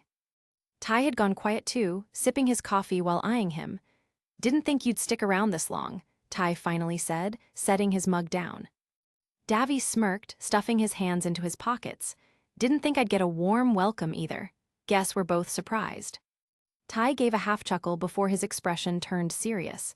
She's trying. Some days are better than others. Davy nodded. I can tell. The sound of running water came from the kitchen, followed by silence. Then, Yang's voice. You just gonna sit there, or are you actually coming? Davy raised an eyebrow at Ty, who gave him a look that said, don't mess this up. With a casual shrug, Davy stepped into the house. Was waiting for an invitation. Yang rolled her eyes from her spot at the sink, drying a coffee mug. Don't push your luck. He sat across from her at the table, glancing around. Cozy place. Makes me feel all warm inside. Yang scoffed. Yeah, didn't know you had feelings. Ouch, he placed a hand on his chest, mock offended. I come all this way, and that's what I get. She shook her head, but there was the slightest tug of a smirk on her lips. A brief silence settled between them. Davy tapped his fingers against the wooden table, debating whether to keep things light or... Why are you really here? Yang asked, cutting straight to the point. Davy exhaled, leaning back in his chair. Told you already. I heard what happened and figured I should check in. Yeah, that can't be true. I mean you disappeared after the dance and... Yang studied him for a moment. You don't even know me. He met her gaze. No, but I know Ty, and I was there when Beacon fell. His expression darkened slightly. I saw what happened, figured someone should show up. Yang looked down at her hands for a second before pushing the coffee mug toward him. Fine, but if you're staying, you're making yourself useful. Hold on a sec. What do you mean you were there during the battle in Beacon? Yang asked confusedly. Story for another day, Davy answered. As Yang and Davy were talking, Ty walked into the room. Hey Davy, since you're going to be sticking around, you might as well just help me put the garage in order. Ty said. So this is what you had in mind all along. Why am I not surprised? Davy replied sarcastically, but still stood up to do it being grudgingly. A few hours later. The afternoon sun hung lazily in the sky, casting long shadows over the Zio long household. The scent of the forest mixed with the faint aroma of dinner cooking inside, but outside, in the backyard, Davy stood with a rake in his hands, staring at the mess of fallen leaves and training equipment scattered across the ground. I feel like I got tricked, he muttered. Yang, sitting on the porch steps with a glass of water in hand, smirked. You did say you'd make yourself useful. You should be thanking me for giving you something productive to do. For the record, I only accepted to do Ty's side quest, not yours. Davy said, too bad, it's my house so you're going to have to live with it. Yang said, unless you want to leave and go someplace else. Yang said, and miss spending time arguing with you, no thank you. Davy said, so you do want to spend time with me. How cute, Yang said sarcastically, making Davy sigh in frustration. Davy exhaled through his nose, twirling the rake like a staff, before lazily dragging it across the ground. Pretty sure there are better ways for a guy like me to be useful. Yang leaned back against the steps, watching him work. Yeah, and what exactly is a guy like you good at? He paused, tapping the rake against the ground. Wouldn't you like to know? Yang raised an eyebrow. That wasn't an answer. Davy shrugged, continuing to clear the yard. I'm good at fighting, good at tracking people down, good at making bad decisions but somehow surviving them, and best of all, wooing the prettiest of ladies. He smirked, glancing at her. And apparently good at yard work. Yang chuckled. Sounds like you live a thrilling life. You have no idea. Silence settled for a moment, filled only by the rustling of leaves and the occasional chirp of a distant bird. Davy stole a glance at Yang. She looked relaxed, more at ease than earlier. But there was still something guarded about her, like she was waiting for someone to say the wrong thing. So, he started, breaking the quiet, what's next for you? Yang's smirk faded slightly. She stared down at her glass, swirling the water. No idea. Davy slowed his movements, not even a guess. Yang exhaled. Ruby left, Weiss is gone, Blake, she stopped, gripping the glass tighter. Left too. Davy didn't say anything, he just let her talk. I don't know what I'm supposed to do, she admitted. I wake up, I train, I help Dad, and I do it all over again. It's whatever. Davy leaned on the rake, considering her words. Sounds boring. Yang scoffed, wow thanks. He smirked, I mean, you're Yang Zio Long, you lived at Beacon, fought bad guys, and danced with mysterious strangers. He gestured to their surroundings. Now you're stuck here, making me do chores. Yang gave a small laugh but shook her head. Yeah, well, things change. Davy studied her for a second. Yeah, they do. She looked at him then, her lilac eyes searching his expression. Whatever she was looking for, she didn't say. Instead, she pushed herself up and stretched. Well, while you finish slaving away, she said, turning toward the door, I'm gonna grab some food. Try not to die of exhaustion. Davy snorted. If I do, put tricked into free and hard labor on my gravestone. Yang grinned over her shoulder before heading inside. As the door shut behind her, Davy exhaled, gripping the rake a little tighter. He wasn't sure why he was still here, why he hadn't just checked in, made sure Tai and Yang were okay, and left. Maybe he was waiting for an answer to the same question he asked Yang. What's next? Late evening. The house was quiet, the only sound being the faint rustling of trees outside. Davy had just stepped into the hallway, heading for the kitchen, when he caught the low murmur of voices from the living room. He wasn't trying to eavesdrop, but something in their tones made him pause. You never talk about her, Yang was saying, her voice firm but laced with something heavier. Tai let out a long breath, because there's nothing good to say. That's not an answer, Yang pushed. There was a pause before Tai spoke again, quieter this time. What do you want me to say, Yang? The truth, she said. You always just brush it off or say it doesn't matter, but it does. Another silence. Davy stayed still, just out of sight, listening. She was dangerous, Tai finally said, his voice grim. And I don't just mean the way she fought. She had a way of pulling people in, making them think they understood her until they didn't. Yang didn't respond right away.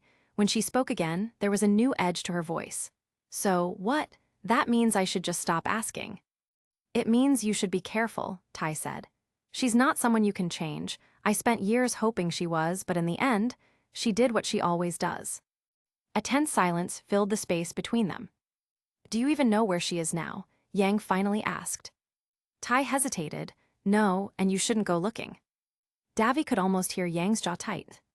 So what am I supposed to do? She asked, frustration creeping in. Tai sighed. Go find your sister. Yang let out a bitter scoff. Right, just forget about everything else and run off after Ruby. Ruby can handle herself. It's not running away, Tai said. It's choosing the right fight, and you still have an obligation to look after Ruby no matter what. Davy heard a chair scrape against the floor. He barely had time to step back into the shadows as Yang stormed toward the stairs, her footsteps heavy with frustration. He waited until the house settled before exhaling quietly. He hadn't meant to listen in, but now that he had a feeling this wouldn't be the last time this conversation came up. I wanted to highlight the small but meaningful interactions between them. Davy's not pushing Yang to open up, but he's there, and sometimes that's enough. Meanwhile, Yang is showing glimpses of her old self, but there's still a lot she hasn't processed. There's definitely more to come. Expect some tension, some conflict, and maybe even a little fun along the way. Peace. Chapter 18. Patch late evening. The Branwyn household was quiet, save for the storm brewing in the kitchen. Davy leaned lazily against the wall in the hallway, arms crossed, eyes half-lidded. He didn't mean to eavesdrop. Well, maybe he did, but Yang and Tai weren't exactly whispering. "Yang, you're not thinking straight." Tai's voice carried, stern but lined with desperation. "I'm thinking just fine," Yang snapped back, her tone sharp enough to cut glass. "You're just too scared to admit I might be right. You're chasing shadows, Yang. Ruby's out there and she's the one who needs you. Not this obsession." Silence for a beat. Then came the scrape of a chair, the slam of a hand against wood. Davy tilted his head, lips twitching into a crooked grin. "Oh, this is about to get good." Yang's voice dropped low, trembling with fury. "You don't get to decide what matters to me." The next sound was the door slamming so hard it rattled the frame. Heavy footsteps thundered past Davy's spot in the hallway. He caught a flash of golden hair and burning lilac eyes before the door banged open, spilling moonlight across the floor. For a moment, silence reclaimed the house. Davy blew out a low whistle. Man, she's got one hell of a temper, even at the guy who raised her. His grin widened, equal parts amused and intrigued. "She's a real walking red flag, and I like it." Outside Patch. The night was clear, the moon shattered and pale above the tree line. Davy leaned against the porch railing, watching Yang as she dropped down onto the grass, her shoulders tense. She sat there staring at the fractured moon, fists pressed to her knees, the light painting her in silver and shadow. For a moment, he debated leaving her be. He wasn't the comforting type, not really, but the pull was there, gnawing at him. Eventually, he sighed, running a hand through his messy hair. Screw it. He sauntered across the yard, hands in his pockets, and stopped a few feet away. "You know," he said casually, "you look kinda hopeless just sitting there, staring at the moon like that." Yang didn't even glance at him. "Wow, just what I need right now." Her tone dripped sarcasm, but there was a crack in it, exhaustion slipping through. Davy smirked, undeterred. "Yeah, well, everybody needs a Davy in their life." He flopped down on the grass beside her, stretching out his legs. "Honestly, in another dimension, I'd probably be the most crushed-on celebrity alive." He gestured at himself dramatically. "I mean, look at this face. Who could possibly reject it?" Yang finally turned her head, giving him a long, flat look. Then she smirked faintly. I don't know, anybody with a brain." "Oh, wait, that makes everybody." Davy clutched his chest as if wounded, but his grin only grew sharper. "Savage, I like it. You know, if you weren't in such a bad mood, I'd have said everybody except you." Yang rolled her eyes, but he caught the flicker of amusement she was trying to hide. "Oh, wow, thank you for being so considerate." "You're welcome," Davy shot back without missing a beat. "Not happy to help." For a while, they just sat there, the silence not as heavy as before. Crickets chirped in the distance. The shattered moon loomed above them, broken but unyielding. Davy tilted his head toward her. "Normally, I'd ask what that little screaming match was about, but I know you won't tell me." Yang smirked sideways at him. "Good to see you already know your boundaries." "Hey, I'm not nosy," he said with a shrug. "I just like seeing sparks fly, and speaking of sparks, do you know what might cheer you up?" Her brow arched. "I'm almost afraid to ask." He leaned back on his elbows, eyes glittering with mischief. "A Grimm killing spree. Nothing hits different like carving through those freaks under moonlight on a cold night. Feels cleansing." Yang's lips twitched into a smirk. "I can't believe I'm saying this, but you couldn't have said it better." "They say great minds think alike," Davy replied, flashing a grin. There was a beat of quiet. Then Yang let out a low laugh, shaking her head. For the first time that night, The fire in her eyes seemed less angry, more alive. Davy stretched and stood, brushing grass from his pants. Well, that settles it. Now all that's left is to grab my weapon from the house. Don't wander off without me.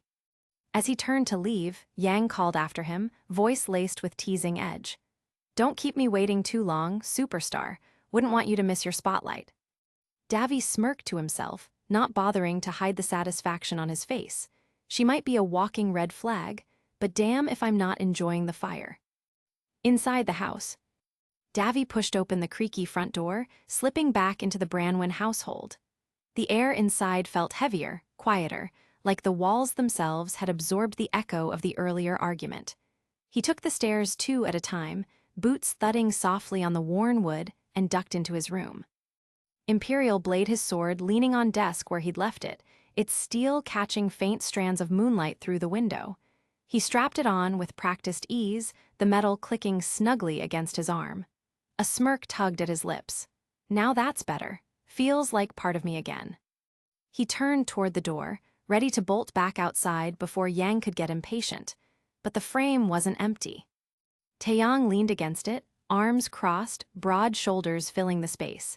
His expression was calm on the surface, but the furrow between his brows betrayed the storm beneath. His voice, when it came, was quiet but edged with warning. I told you to keep your head low. Davy froze mid-step, then let out a low chuckle as if to brush off the weight in Ty's tone. Yeah, well, I guess I just couldn't resist the urge. He adjusted the gauntlet, letting the metal clink for effect. You know me, I'm not really the stay quiet and let things blow over type. Ty sighed, rubbing a hand across the stubble of his jaw. Is this really necessary? Davy tilted his head, golden eyes glinting with amusement. Unless you want her to be angry at you for the next week, yeah, it's necessary. That hit. Ty's lips pressed into a thin line, and for a moment he didn't reply. The weight of a father's worry hung thick in the air. Finally, Ty uncrossed his arms, his voice dropping lower, quieter, like it carried something heavier than the words themselves. Ty stopped him once more, holding him by his hand. Do you love her? Ty asked. After a long pause, Davy spoke. I'm certain I don't, he said, making Ty release him. Fine, but keep her safe. For a moment, Davy actually studied him, really looked. The man wasn't just frustrated, he was exhausted, carrying guilt for 2 daughters slipping further out of his reach. Davy felt the faintest twitch of something like respect stir in his chest, before he buried it under a grin. Trust me, Davy said, swagger back in place. She'll be just fine, she's tougher than both of us combined. He brushed past Ty, clapping the man lightly on the shoulder as he did. Besides, if anything goes wrong, well, you'll have someone new to yell at. Ty turned slightly as Davy stepped into the hall, his gaze lingering with something unreadable, mistrust, maybe, or reluctant acknowledgement. He didn't stop him this time. By the time Davy reached the front door again, the grin hadn't left his face. Savage temper, reckless spirit, and a fire no one can snuff out. He flexed his gauntlet hand, the metal humming faintly. Hell yeah, I'll keep her safe, even if she doesn't want me to. Koakana, Giachere Kali's home. The door creaked open as Blake led Nero into the house. The warm smell of tea and freshly cooked food lingered in the air. It should have felt inviting. To Nero, it felt suffocating. He stepped inside, hands buried in his pockets, his dark gloves faintly catching the light. His eyes swept across the room once, exits, furniture positions, the shadows where someone might hide. Calculating, always calculating. Gira stood near the dining table, his massive arms folded across his chest. His amber eyes locked on Nero like a predator, sizing up another. He didn't say a word at first, letting the silence stretch, his presence filling the room like a wall. Kali, in contrast, stepped forward with a warm smile, her voice soft and disarming. Blake, welcome home, and this must be your friend. Yeah, Blake said quickly, trying to ease the tension. This is Nero, he's been helping me. Gira's expression didn't soften. Helping him? His voice was deep, slow, carrying weight. His eyes never left Nero's. And what exactly does that mean? Nero met his stare without flinching, his face unreadable. It means what it sounds like, he said simply, his voice flat, almost cold. No charm, no explanations, just fact. Blake winced slightly. She knew that tone. The kind of tone that never made things easier. Gira's jaw tightened. You walk into my home, without introduction, without explanation, and expect me to accept you because you're with my daughter. Kali, sensing the storm building, placed a gentle hand on her husband's arm. Gira, please, he's a guest. At least let him sit before you interrogate him. Gira didn't move. A guest proves themselves worthy of trust. His gaze flicked down to Nero's gloves. And I don't trust a man who hides behind weapons, even at the dinner table. Blake stepped in quickly. Dad, stop, he's not. I don't need him to explain, Nero interrupted calmly, his voice cutting through the room like a blade of ice. If you don't trust me, fine, I don't expect you to. I'm not here for you. The room went still at that. Even Kali blinked at his bluntness. Gira's eyes narrowed, his faunus instincts bristling at the sheer lack of deference. You'd better watch your tone. Nero tilted his head slightly, his expression still void of emotion. If tone is what bothers you, you've lived too comfortable a life. Blake's hands clenched at her sides. She had to step in before things collapsed, but then something subtle shifted. From the kitchen, a faint, sharp scent drifted in. Vinegar. Kali had been cleaning earlier, and the tang still clung to the air. Nero's nostrils flared subtly before he caught himself, his jaw tightening. His tongue pressed against his teeth, as if trying to clear the taste from the air. For just a moment, his composure slipped. His gaze flicked toward the kitchen, his body tensing like the smell itself was an irritant. He recovered quickly, straightening, but Blake noticed. She always noticed. Kali, unaware, poured tea with a smile. Why don't we sit? You both must be tired. Gira didn't move at first, still watching Nero with unrelenting suspicion. Nero lowered himself into a chair without a word, his movements calm, deliberate. His gloved fingers flexed once against the table, almost too quietly to notice, bracing. Blake sat beside him, her eyes flicking between her father's distrust, her mother's warmth, and Nero's mask of cold control. For the first time, she wondered if bringing him here was a mistake. Nero stared into the steam rising from his untouched tea. His thoughts cut sharper than any words he could speak. Comfort is weakness, and weakness gets you killed. Atlas Industrial District, night. Snow blanketed the district in heavy sheets, swallowing sound, muffling light. Factories loomed in the distance like giants of steel and smoke, their chimneys coughing steam into the black sky. The streets, lined with pipes that hissed and rattled, glowed faintly from scattered industrial lamps struggling against the storm. Eden crouched low, his breath spilling frost into the cold air. His roller blades clicked against the icy pavement as he studied the figures blocking his path. Not Atlas military.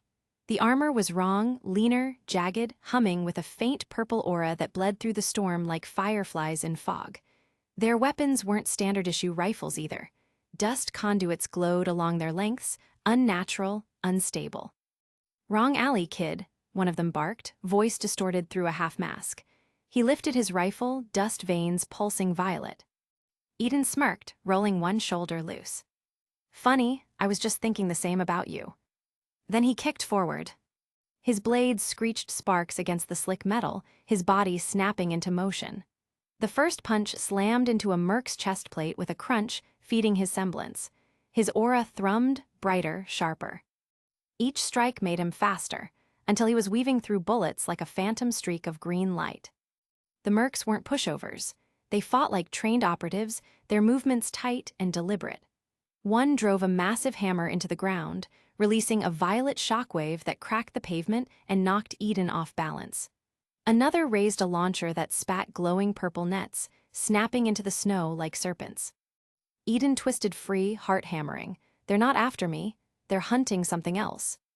Before he could regain momentum, a voice boomed through the storm. Keep moving, boy. A bolt screamed through the air and exploded against a merc's armor in a flare of green energy. From the shadows of a loading dock, a man strode forward, broad, scarred, his presence commanding. He carried a massive repeating crossbow bristling with dust cartridges, its gears whining as it reloaded. At his side darted a boy, no older than Eden, with twin machetes glowing faintly in the snowstorm. His movements were raw but fast, eager. The man's eyes flicked to Eden. "We'll hold their line, use that speed, break them." The boy smirked despite the storm. "Let's see who bags more." Eden wiped a streak of snow from his cheek, grin tugging at his lips. "You're on." The fight erupted. Bolts from the father's crossbow struck true, pinning mercenaries to walls, detonating in green bursts that shredded cover. The boy darted in and out of the chaos, machetes sparking against aura shields, reckless but fierce. Eden became a blur of motion, every strike accelerating him until he was a green storm cutting through their formation. The mercs faltered, their purple aura flickering as if unstable. One fell to Eden's rapid strikes, another to the boy's machetes, and yet another was blasted off his feet by a bolt. Their formation collapsed under the three-pronged assault.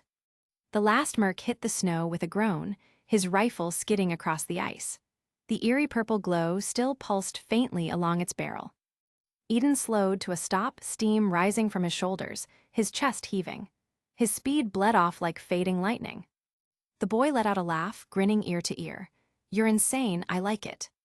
Eden ruffled his damp hair, smirking. "Takes one to know one." The father didn't smile. His gaze locked on the faint purple glow staining the weapons. He lowered his crossbow, voice hard and suspicious. "That aura, that wasn't natural." His eyes cut toward Eden, cold and sharp. "And those mercs weren't common thugs. Whatever you're mixed up in, kid, it's bigger than you think." Before Eden could answer, harsh white light flooded the street.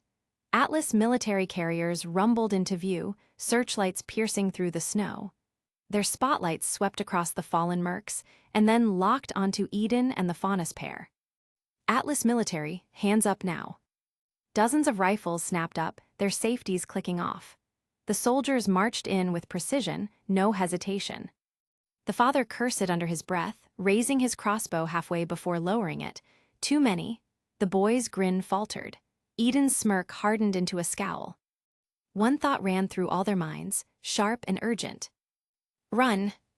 Snow whipped harder, swallowing the mercenary bodies beneath white layers.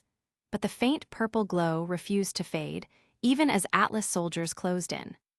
Somewhere in Vytal, the desert winds howled faintly through the broken shutters of the tavern, carrying with them sand and the faint smell of spice and gunpowder. Vacuo's sun had long dipped beneath the horizon, leaving the city to its restless nightlife. Laughter too sharp, arguments too loud, footsteps too hurried in the alleys.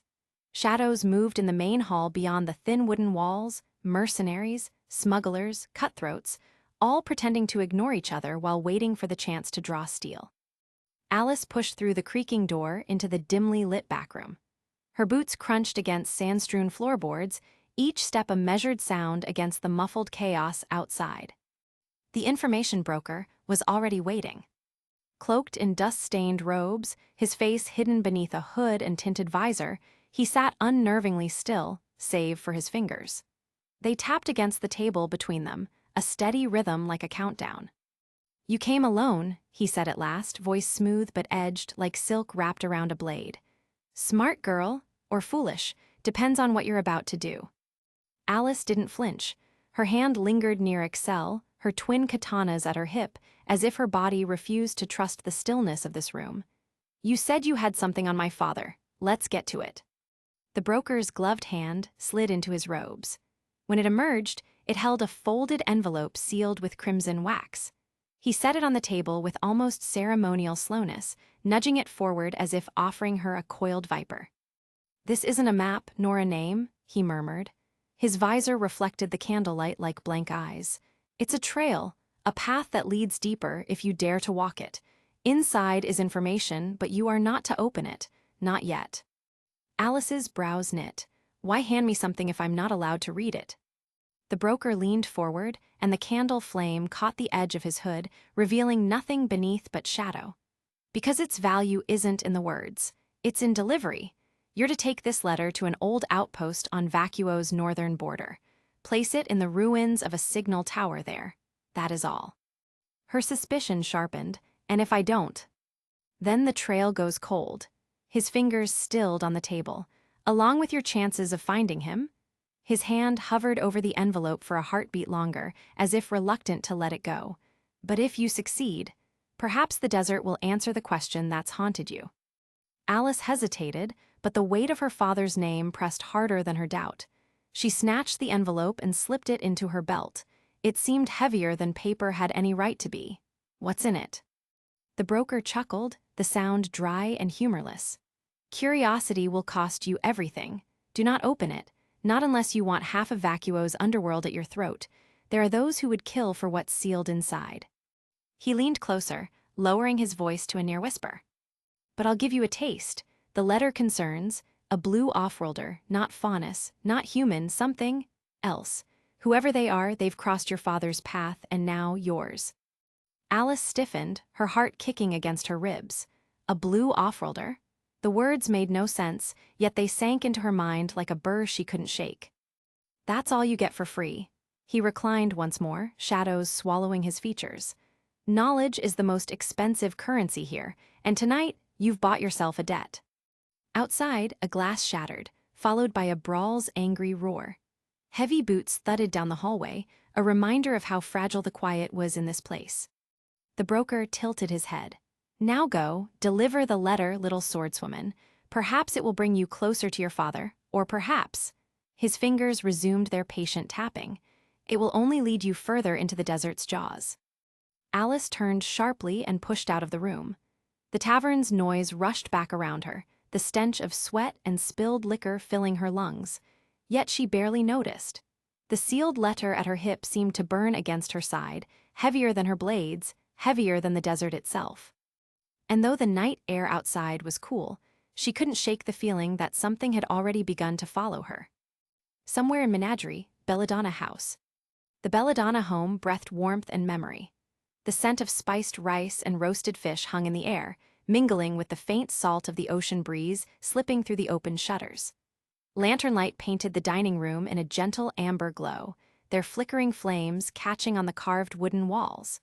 This was a home built not only from timber and stone, but from years of laughter, arguments, and family history. Nero sat at the table, his hood lowered but mask still in place, the black iron gleaming dully in the lantern light. He had refused Collie's polite suggestion to remove it, though his tone carried no disrespect, only quiet finality. His posture was straight, almost rigid, as if every muscle in his body were ready to spring at the faintest threat. Across from him, Blake sat with her arms folded, golden eyes moving between her father and Nero like a referee in a fight that hadn't quite started. She knew her father's instincts well. Gira Belladonna could be as patient as stone, but once suspicion lodged itself in his chest, it took more than words to dislodge it. Collie moved with practiced grace, setting down bowls and plates. Her smile, warm as firelight, filled the room with a sense of ease that almost cut through the tension. "You're our guest, dear," she said gently, "so please eat as much as you'd like. Menagerie doesn't often get visitors from Vacuo." Nero gave a small nod. His voice was low, measured. "Thank you." Gira, seated at the head of the table, leaned forward slightly. His amber eyes weighed Nero with the scrutiny of a man who had once led thousands, a man who knew when someone was hiding their truths. "So?" he began, his tone rumbled but even. "Tell me, young man, where do you come from?" Nero's gaze lifted briefly, sharp behind the mask.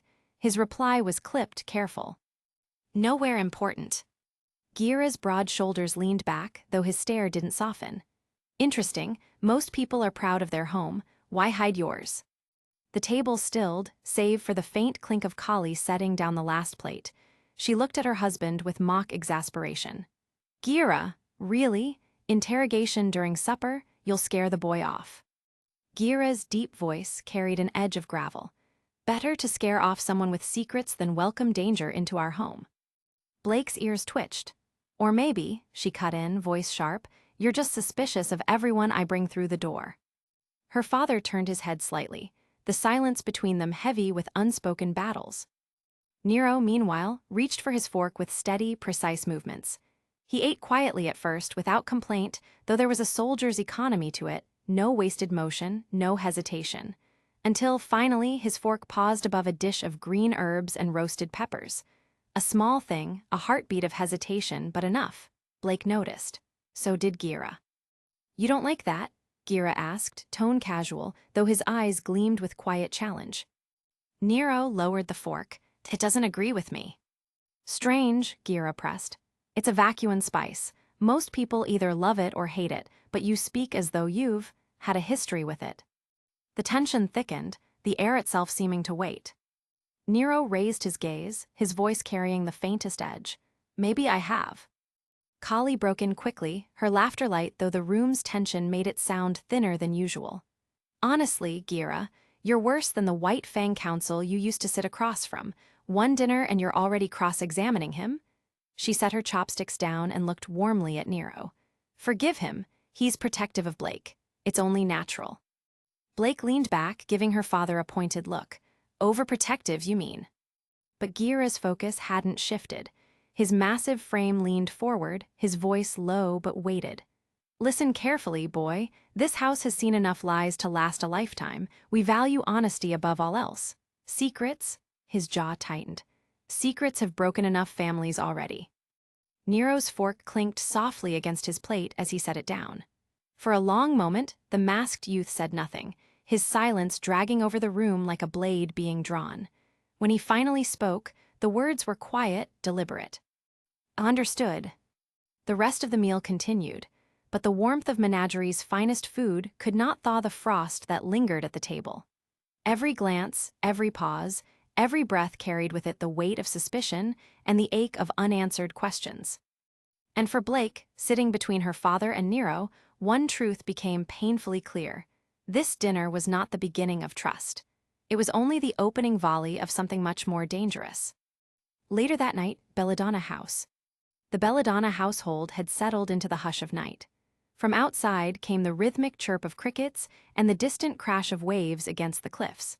The lanterns had been dimmed, leaving the halls soaked in shadows, the air carrying the faint scent of salt and garden blossoms. Nero stood on the veranda, framed by the silver light of the moon. His mask reflected the glow faintly, giving him a statuesque, unyielding air. He hadn't spoken much since dinner, just silence, the occasional sharp glance, and one-word answers. Blake lingered at the hallway's edge, arms folded. Her amber eyes studied him, her ears twitching slightly. You handled my father better than most people do their first time here, she said, her tone a mix of teasing and curiosity. Nero didn't turn, his gaze remained fixed on the sea. Handled isn't the word I'd use. Blake smirked faintly. You're lucky my mother was at the table. Otherwise, he would have kept pressing you until you broke. A low, dry scoff escaped him. I don't break. Before Blake could retort, a sound split the quiet, an upstairs latch creaking open, followed by a sudden slam as the night wind threw a window wide. A hanging lamp inside the guest room rattled violently, chains snapping free. The lamp tipped. Blake's eyes widened, her body already moving forward. But Nero. Nero was faster. The world seemed to flicker. Shadows along the hallway bent unnaturally, the edges of his figure warping as though reality itself blurred. In less than a breath, he was upstairs, hand snapping out to catch the lamp before it struck the floor. The chain clinked softly as he set it upright on a nearby table. His gloved hand lingered against it, tightening, as if willing the moment to erase itself. Silence. Blake froze at the foot of the stairs. Her golden eyes locked onto him, wide with shock. What she'd seen wasn't speed, not even the reflexes of a trained fighter. It was something else. For a single heartbeat, he hadn't been there at all. Nero turned, already knowing his mistake. Blake stood at the bottom step now, her body tense, voice quiet but sharp as a blade. What was that? Nero descended slowly, his boots barely making a sound. It was nothing. That wasn't nothing, Blake countered, her ears flattening slightly. You didn't just move fast. You, she paused, struggling with the word, slipped, like you weren't even here. He said nothing. Blake's hand brushed unconsciously against the ribbon tied to her arm, a relic of her own lies and half-truths once kept. Her tail flicked once, agitation lacing her stance. You've been hiding something this whole time. My father felt it, I felt it, and now you've shown it. Nero tilted his head slightly, his voice edged with dry venom. That's not the thank you I should get for saving a lamp. And by the way, that was cheesier than your classic, we can do it together. Blake's eyes narrowed. Neither is keeping secrets from the people who have taken you in. I didn't ask for your attention or your care. And yet I'm giving it, Blake snapped, her voice low, almost trembling with contained anger. And all I get in return is your cold arrogance. A silence stretched between them, taut and suffocating. Finally, Nero muttered, I told you before, trust doesn't come easy. A pause. Especially when I barely know you. Blake stepped closer, the moonlight catching in her eyes, making them gleam like molten gold. Whatever you just did. If my father sees it, he'll have more questions than I do. Nero met her gaze through the dark lenses of his mask, unreadable. The moonlight reflected faintly, making his expression seem alien, distant.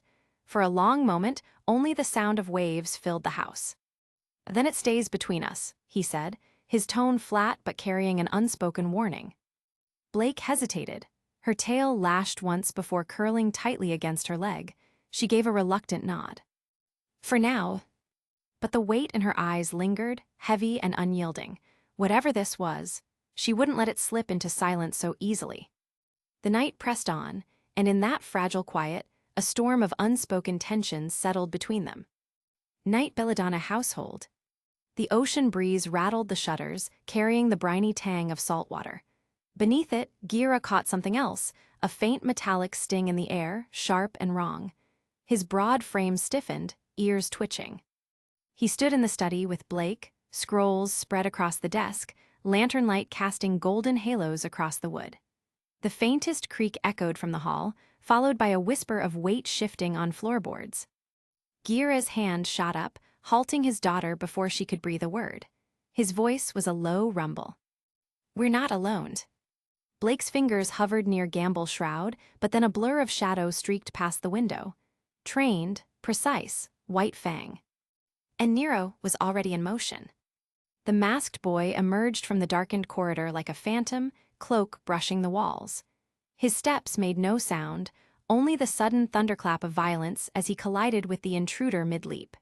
They crashed through a side table, wood exploding into splinters.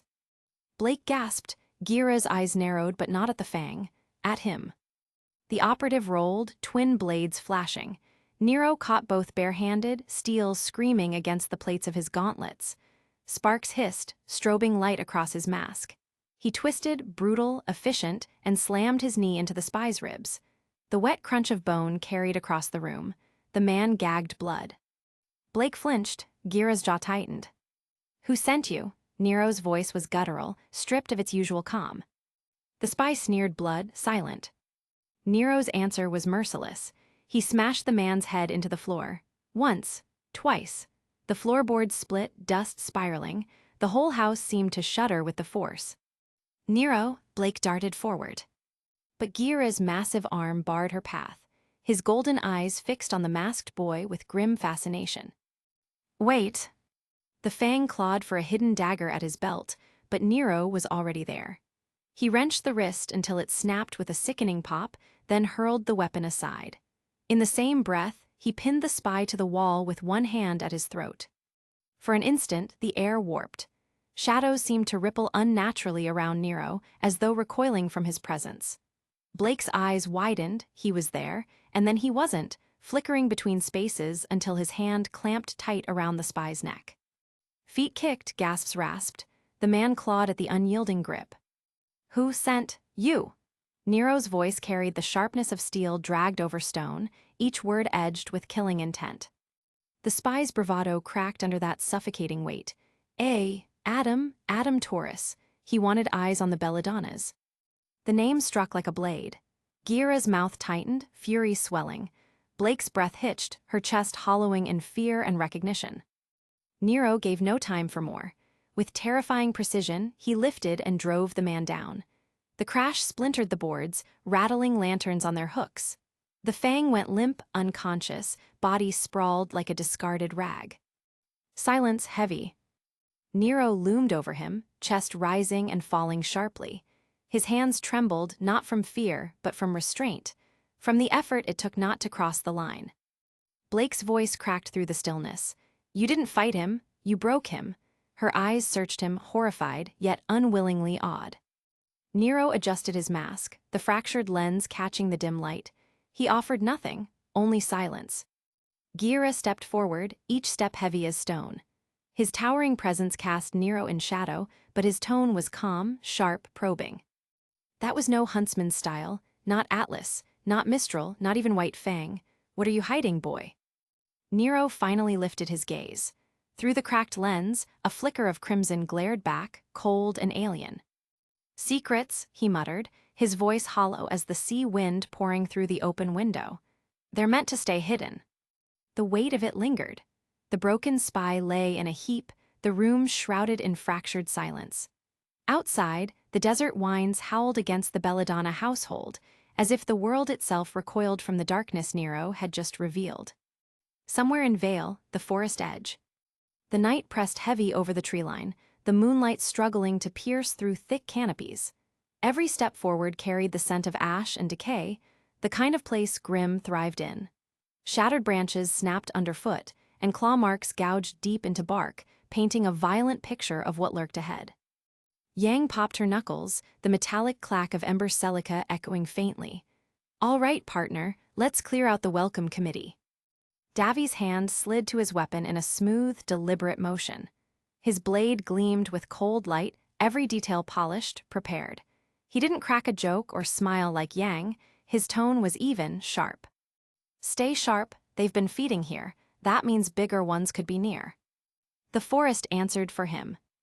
A snarl split the silence, and a Beowulf tore through the brush, jaws snapping. Yang's smirk sharpened. With a twist of her hips, her gauntlets fired, a thunderous blast of flame and recoil smashed into the Grimm's chest, launching it backward into a tree with a crunch. But the underbrush rustled again, and again, and again. One became 5. The pack stalked from the shadows, red eyes glowing like embers in the dark. Their formation was deliberate, almost military, fanning out, circling, testing angles. "Guess word got around," Yang said lightly, though her aura thrummed with anticipation. Davi slid into stance, body taut with readiness. His voice was calm, but there was steel in it. "You take the left, I'll handle the right." Yang raised a brow, hair catching faint moonlight. "Bossy, aren't you? Fine, try to keep up." And then the clearing exploded. Yang surged forward, a whirlwind of golden fists and fire. Ember silica barked with every strike, turning each punch into a miniature explosion that shattered bone and flame alike. Sparks and ash lit up the clearing as she wove through claws and fangs, laughing through the chaos. Davi was her contrast, sharp, efficient, lethal. His blade flashed like lightning, each strike clean, decisive. He didn't waste effort, didn't grandstand. Every slash hit a weak spot, every dodge carried him into position for the next kill. A Beowulf lunged at him from the side, and without glancing, Davi pivoted, slicing its jaw apart mid-leap. Another tried to flank.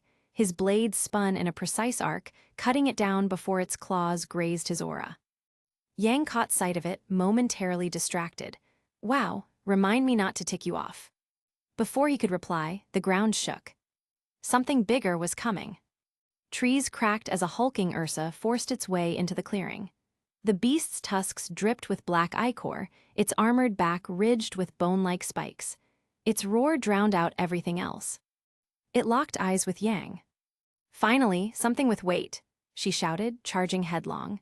The Ursa swung a massive claw, but Yang planted her feet, aura flaring.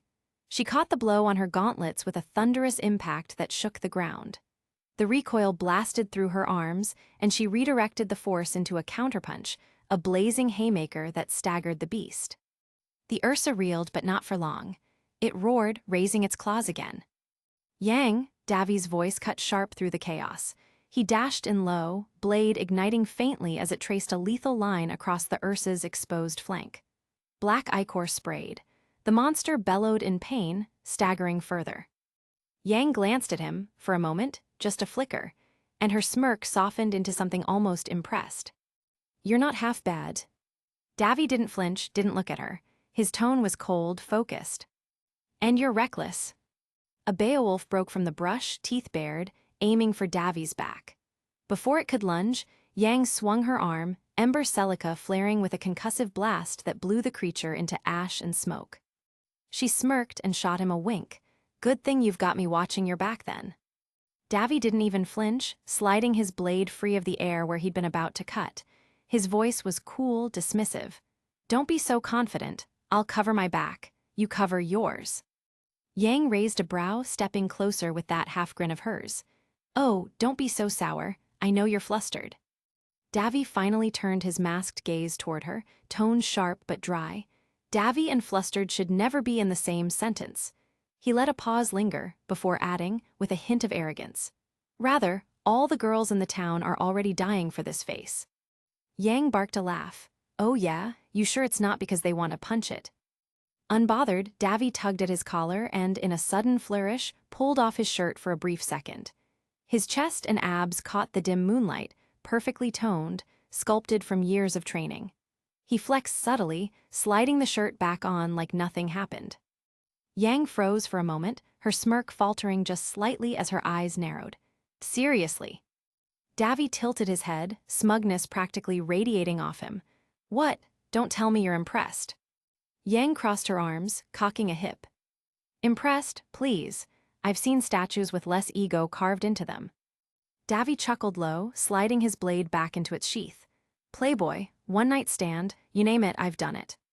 Yang's smirk returned, sharper this time, but her tone dripped with sarcasm.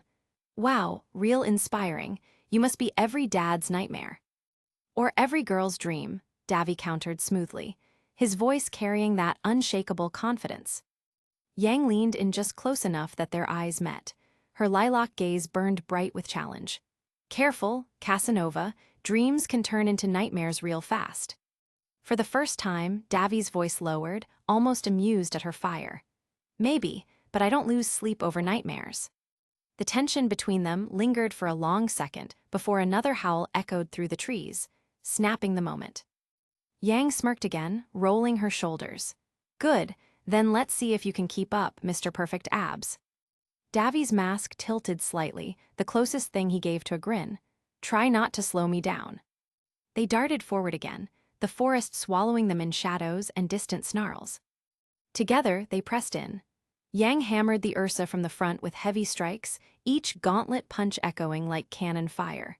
Davy moved behind, carving precise, merciless slashes into joints and weak spots. It roared one final time before collapsing, dissolving into black mist. The last of the pack fell soon after, Yang knocking two into each other with a double blast, while Davy severed the last with a clean upward cut.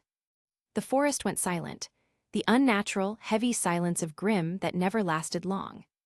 Yang exhaled, rolling her shoulders, letting Ember Celica hiss back into dormant mode. Well, that was fun. Wanna go round two, or are you tapped out? Davy cleaned his blade with deliberate care, sliding it back into its sheath. His mask hid his expression, but his voice was steady. This was just a hunting party. If they're gathering here, there's something worse nearby. Yang's grin faltered, just for a second. She'd fought enough Grimm to recognize the truth in that tone. So we go deeper, she asked, her grin slowly rekindling into fire. Davy nodded once, if you're not afraid to see what's waiting. Yang laughed, hair flaring golden in the night. Afraid? Please, I live for this. The two of them moved deeper into the forest. Their footsteps vanished into the shadows, swallowed by the night, just as a low, distant howl echoed from the heart of the woods, shaking leaves from the trees. Something was waiting, something that hadn't been disturbed in a long time. The forest was unnaturally quiet after the Beowulfs they had cut down earlier. The only sound was the soft crunch of leaves beneath their boots, until the earth trembled. Yang cracked her knuckles as the Deathstalker emerged from the shadows, its many legs tearing through the underbrush. Its massive pincers gleamed in the moonlight, and its stinger dripped with venom that hissed when it hit the dirt. She smirked, Ember Celica primed and ready. Well, that's new. Guess the Grimm decided we needed a boss fight. Davy didn't flinch. His blade slid free with a sharp hiss, his voice steady and cold. Aim for the joints, its armor won't crack easily. The Deathstalker roared and charged, its legs crushing fallen branches like twigs. The stinger whipped down in a deadly arc. Davy rolled sideways at the last second, dirt spraying as the weapon embedded deep into the ground where he'd been standing. Precise, efficient, not a wasted motion. Yang launched herself forward with a recoil blast, fist igniting as she slammed into a pincer. Sparks erupted, but the claw only shuddered back an inch. She landed in a crouch, shaking her fist. "Okay, that's tougher than I thought." "Or maybe you're softer than you thought," Davy replied smoothly, his sword glinting as it carved a shallow crack into the beast's armored limb. Yang gave him a look mid-dodge, lips curling into a grin. "Oh, you're hilarious." The Grimm spun, pincers sweeping like guillotines. Yang ducked under one, blasting herself upward onto its back. She planted her boots against its carapace, firing shot after shot at the stinger joint. Sparks flew with each blast, the air filled with ringing metal and the smell of gunpowder. "I'll distract it, you go for the legs." Davy was already in motion, shadows clinging to him as he slipped beneath the monster's thrashing claws. He struck clean and deliberate, his blade carving into the back legs in precise, surgical cuts. Each strike deepened the cracks until its movements grew sluggish. Above, Yang grinned despite the struggle, hair wild in the night wind. "Come on, ugly, just a little closer." The stinger lashed toward her skull. She braced, but Davy was already there. He leapt high, blade flashing upward in a brutal arc that severed the joint she'd been hammering. The stinger clattered to the ground, writhing uselessly. Yang blinked, impressed. "Not bad." "Don't sound so shocked," Davy said calmly, landing in a crouch. The Deathstalker howled in rage, dragging itself forward. It swung its pincers wildly, one of them catching Yang off balance. She snarled, blasting point-blank against the joint. The shell cracked wider, just enough. Davy appeared on the other side in a blur, his blade stabbing clean through the weakened point. With a sharp twist, the pincer broke apart, shattering in black shards. The beast shrieked one last time before Yang and Davy's combined assault shattered its mask. The Deathstalker dissolved into smoke, carried away by the night wind. Yang stretched, Ember Celica retracting with a hiss. Well, that was fun. Davy wiped his blade on his sleeve before sheathing it. His voice was calm, almost disinterested. "Fun isn't the word I'd use." Yang bumped him with her elbow, smirking. "What would you call it then? Bonding time." His masked face tilted slightly, his voice low but sharp. "Efficiency." Yang groaned dramatically. You're boring." "Yet you're still here," he countered, already walking ahead. Yang jogged after him, grinning. "I guess you like boring boys now." "I like boys who admit what they are," Yang shot back, "and you clearly know you're boring." "So you like me," Davy pressed smoothly. Yang smirked, eyes gleaming with mischief. "I see you're losing your grip on reality." "And what if I am?" His tone was playful now, just a hint of danger. Yang chuckled, shaking her head. "Wouldn't be shocking." "You're savage," Davy muttered, but there was a faint trace of amusement in his voice. Yang smirked, golden hair catching the moonlight as they walked side by side. "Get used to it." The Belladonna household. The Belladonna household was still heavy with the stench of burnt fur and blood. Shadows flickered from the lanterns, stretching long and uneasy across the polished floors. The corpse of the White Fang spy lay motionless near the door, his mask cracked in half, his body twisted at an unnatural angle. The faint crimson smear trailing across the floorboards told the story of his last desperate crawl. Nero stood over him like a sentinel. His claws dripped steadily, each drop of blood pattering softly, unnervingly loud in the silence. His chest rose and fell in sharp, measured breaths, the feral glint in his eyes refusing to fade even as the threat was gone. Ghira's massive frame filled the space by the dining table, arms folded, face unreadable but weighted with thought. His ears flicked back, betraying unease. Kali, meanwhile, stood just behind Blake, clutching her daughter's shoulder with pale fingers. Her golden eyes, wide with alarm, darted constantly between the corpse and Nero, as if the young man might lunge again at any moment. Blake herself hadn't moved since the killing blow landed. Her heart still hammered in her chest, equal parts relief and dread. Nero had protected them, yes, but the way he had done it, the cold efficiency, the merciless brutality, it made her stomach twist. And then the front door creaked open. "Blake, you home?" The voice was unmistakable. Blake's entire body froze. No, not now, not tonight. Footsteps padded into the hall, casual and familiar. And then he appeared in the lamplight. Sun Wukong, staff slung across his shoulders, his blonde tail flicking lazily behind him. His grin, so infuriatingly carefree, so warm it always disarmed her, spread across his face the moment his eyes found hers. "Hey, he stopped. His grin faltered, crumbling as his gaze dropped to the floor. The corpse, the blood, the stranger standing over it like a predator fresh from the hunt. The air shifted. Did I interrupt dinner?" Sun asked weakly, his usual humor failing to mask the unease edging into his tone. "Sun," Blake's voice broke sharper than she intended. She rushed forward, her ears flat.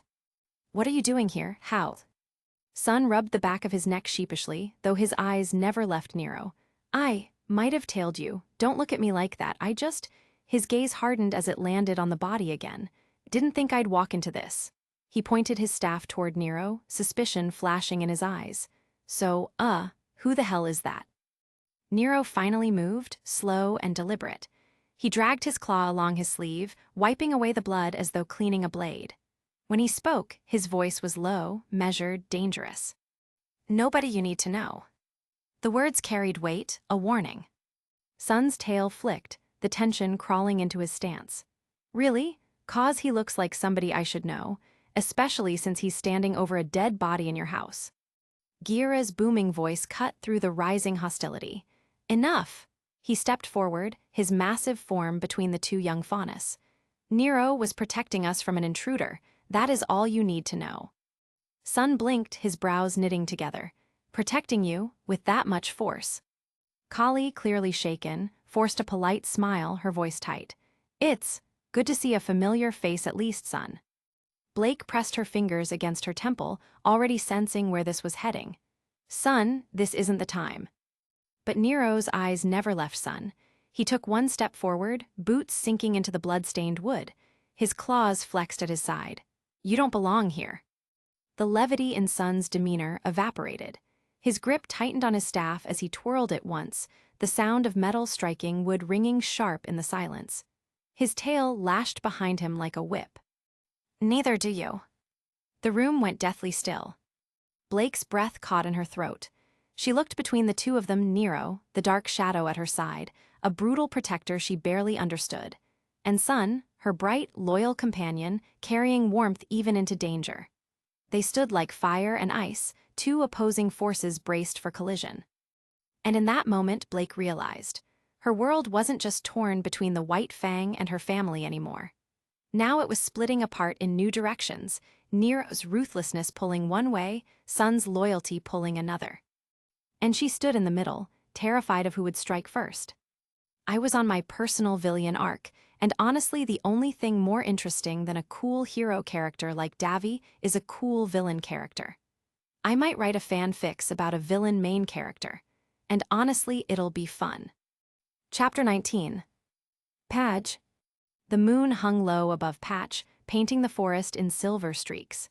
Mist crept across the roots like pale fingers, and every whisper of wind carried unease. The silence was too sharp, as if the forest itself were holding its breath. Yang stretched lazily, hands behind her head, golden hair glinting under the moonlight. "See, nothing to worry about. Patch is peaceful. You're more likely to get bored than attacked."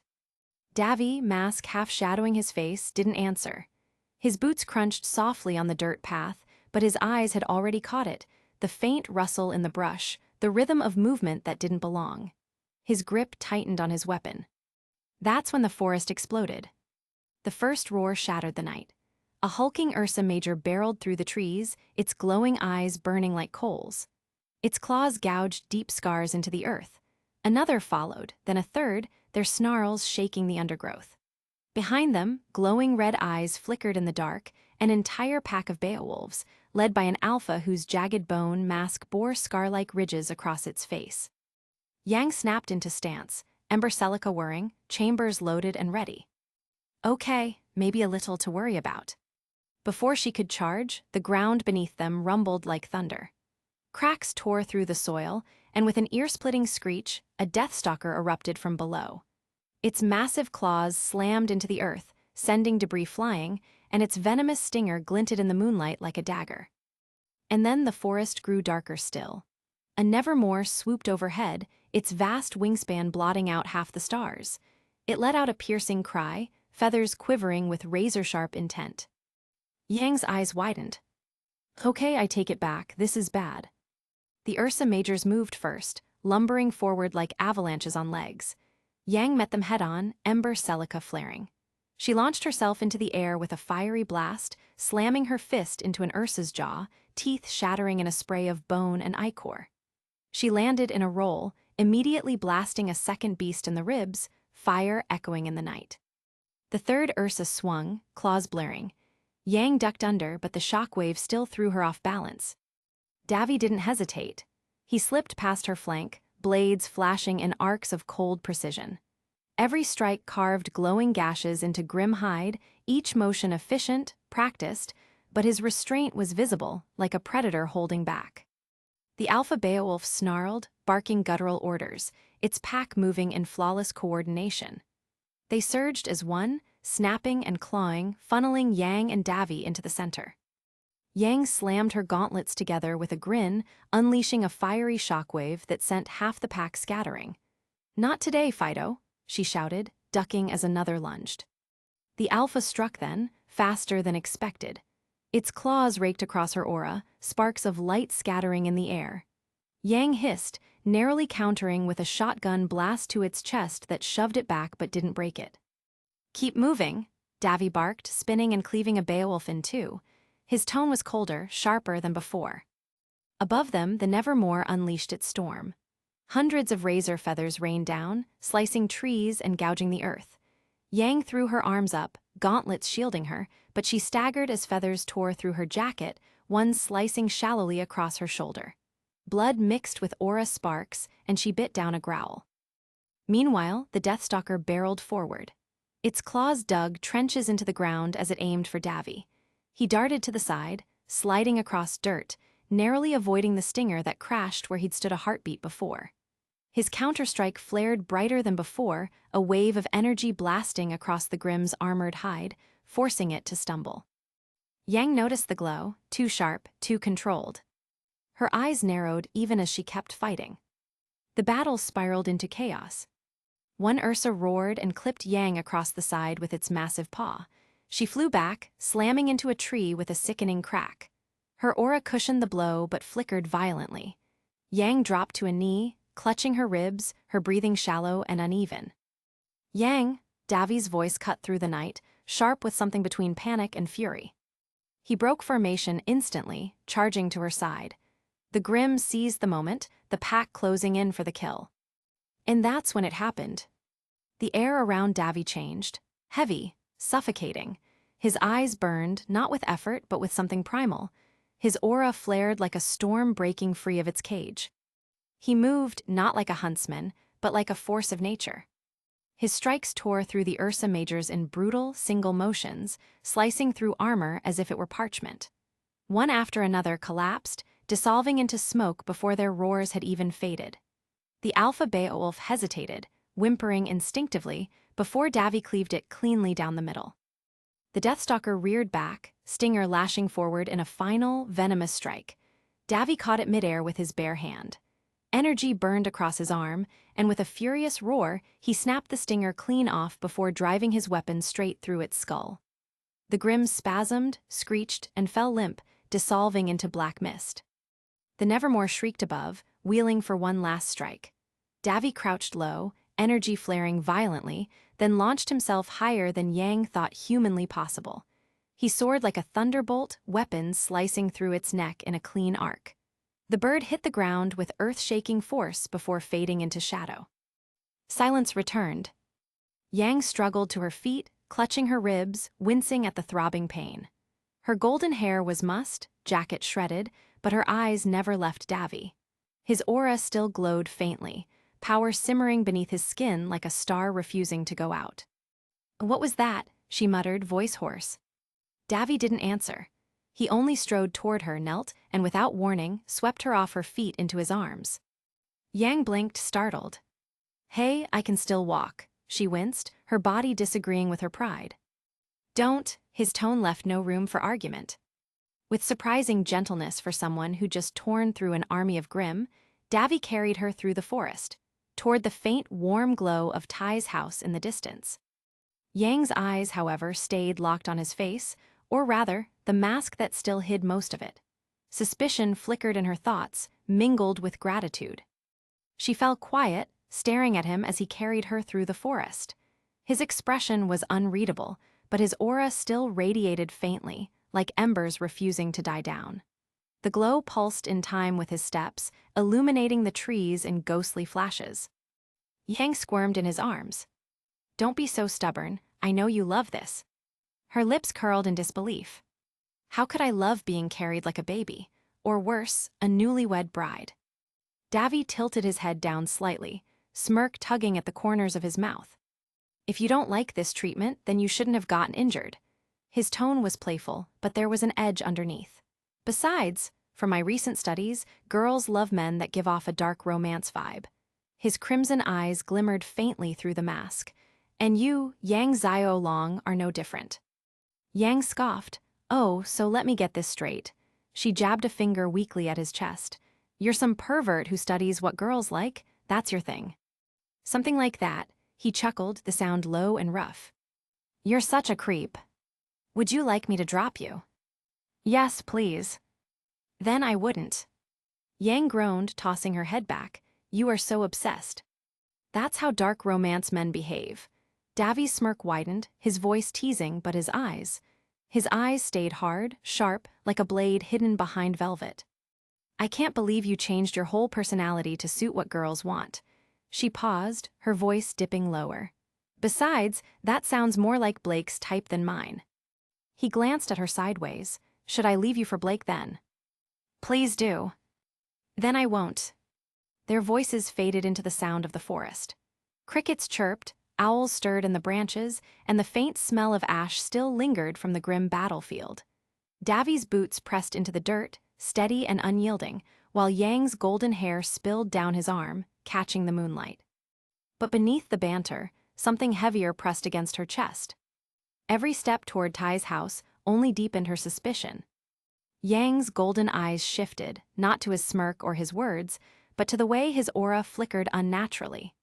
The way his grip was too strong, like he wasn't just carrying her, he was claiming her space, his presence swallowing the night. Her heart gave a nervous flutter. She didn't just see her rescuer anymore. She saw someone dangerous.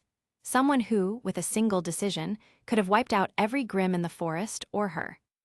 "Davy," she finally muttered, voice quieter now, "what are you?" He glanced at her, the smirk softening, unreadable behind the mask. For a moment, the knight seemed to lean in, listening. Then he looked ahead again, unbothered, as if her question weighed nothing. "Someone like you." And with that, the silence returned, heavier than before. "VACUO desert outskirts, NEARA ruin."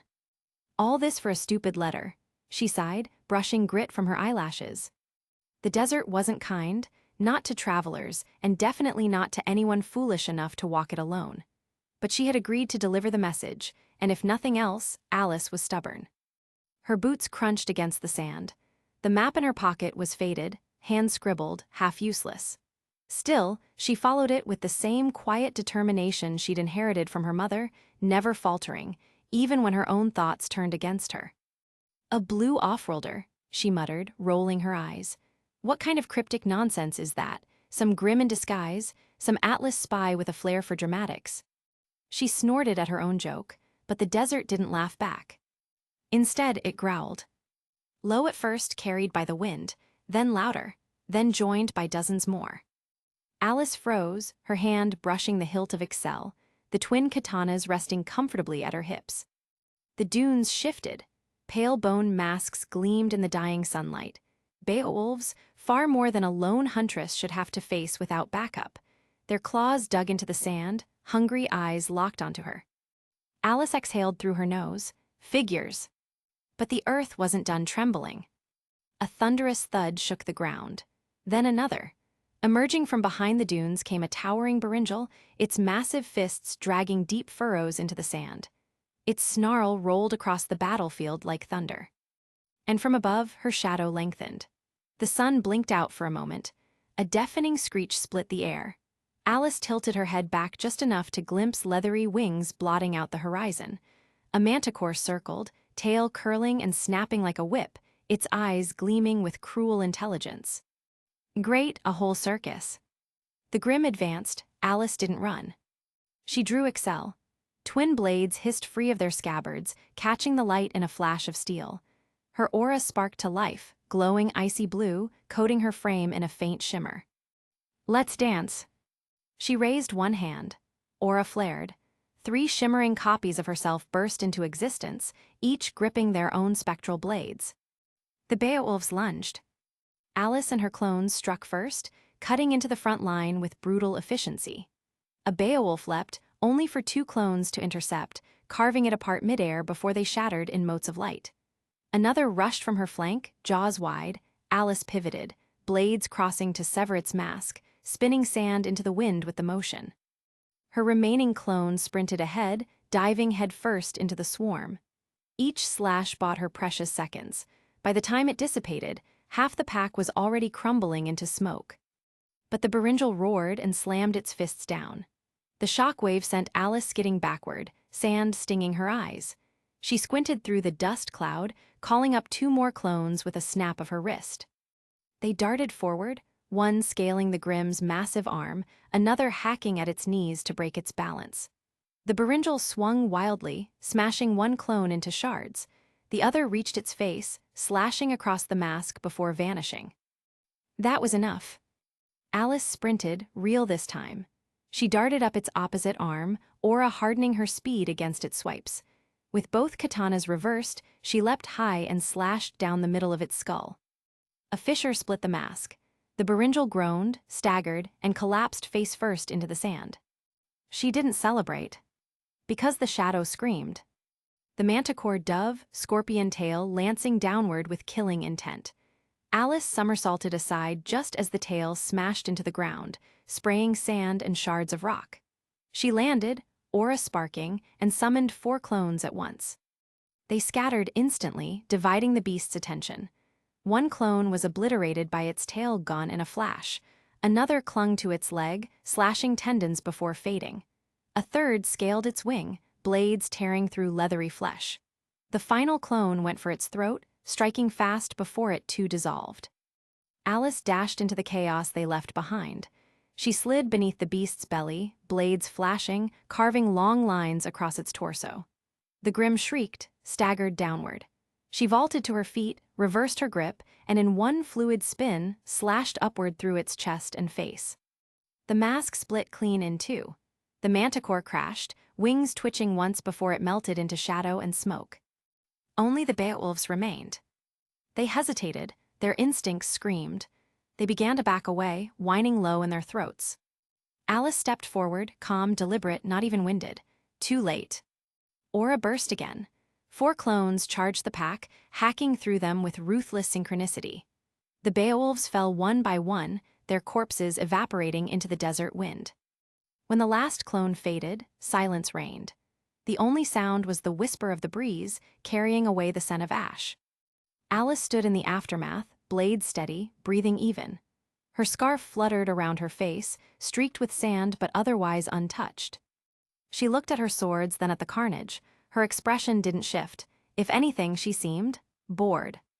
She flicked the edge of Excel clean and slid them into their scabbards. Pathetic. Then she adjusted her scarf, checked that the letter was still tucked in her pocket, and kept walking as though she had never stopped.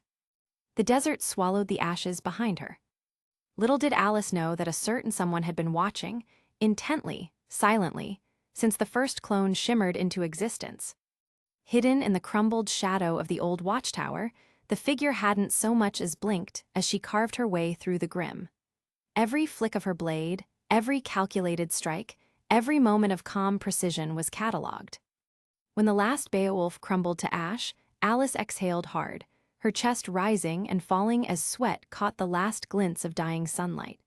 She pushed a strand of crimson hair from her face, sliding one of her twin blades back into its sheath. That's when the sound broke the silence. Clap, clap, clap. Slow, deliberate, echoing against the stones of the ruin. From the shadows emerged a man, middle-aged, well-dressed in a fitted dark coat that was far too fine for the desert. His steps were measured, confident, almost rehearsed. Thick but neat black beard, a touch of gray threaded through, and long black hair tied loosely at his shoulders. His smile wasn't mocking, but it wasn't kind either. "Very impressive," he said, voice deep but calm, each word measured like the man himself. He gestured lightly toward the battlefield, toward the heaps of fading black smoke. "Even I must admit, that was pure strength. Controlled, precise, you handled them as though they were nothing." His eyes flickered toward the dissolving remains of the manticore. "And should I say thank you? Because they certainly would have ruined my evening had you not been here. I'm not much of a huntsman anyway." Alice didn't drop her stance. In fact, she raised her remaining blade, Excel's gleaming edge hovering inches from his head. Her sharp eyes narrowed, the desert heat glinting off their ice-blue sheen. "And who are you supposed to be?" she asked, her voice low, edged with threat. The man lifted both hands slowly, chuckling under his breath. "Steady now. If you wanted to, I don't doubt you could kill me in the time it takes to blink. Your reflexes, your aura control, yes, I'd be dead before my next breath." His smile widened, though not in arrogance, more like amusement. "But don't mistake me for helpless, girl. I wouldn't be a pushover." Alice's grip tightened. "That doesn't answer my question." The man studied her for a long moment. His expression softened, though the weight in his eyes only grew heavier.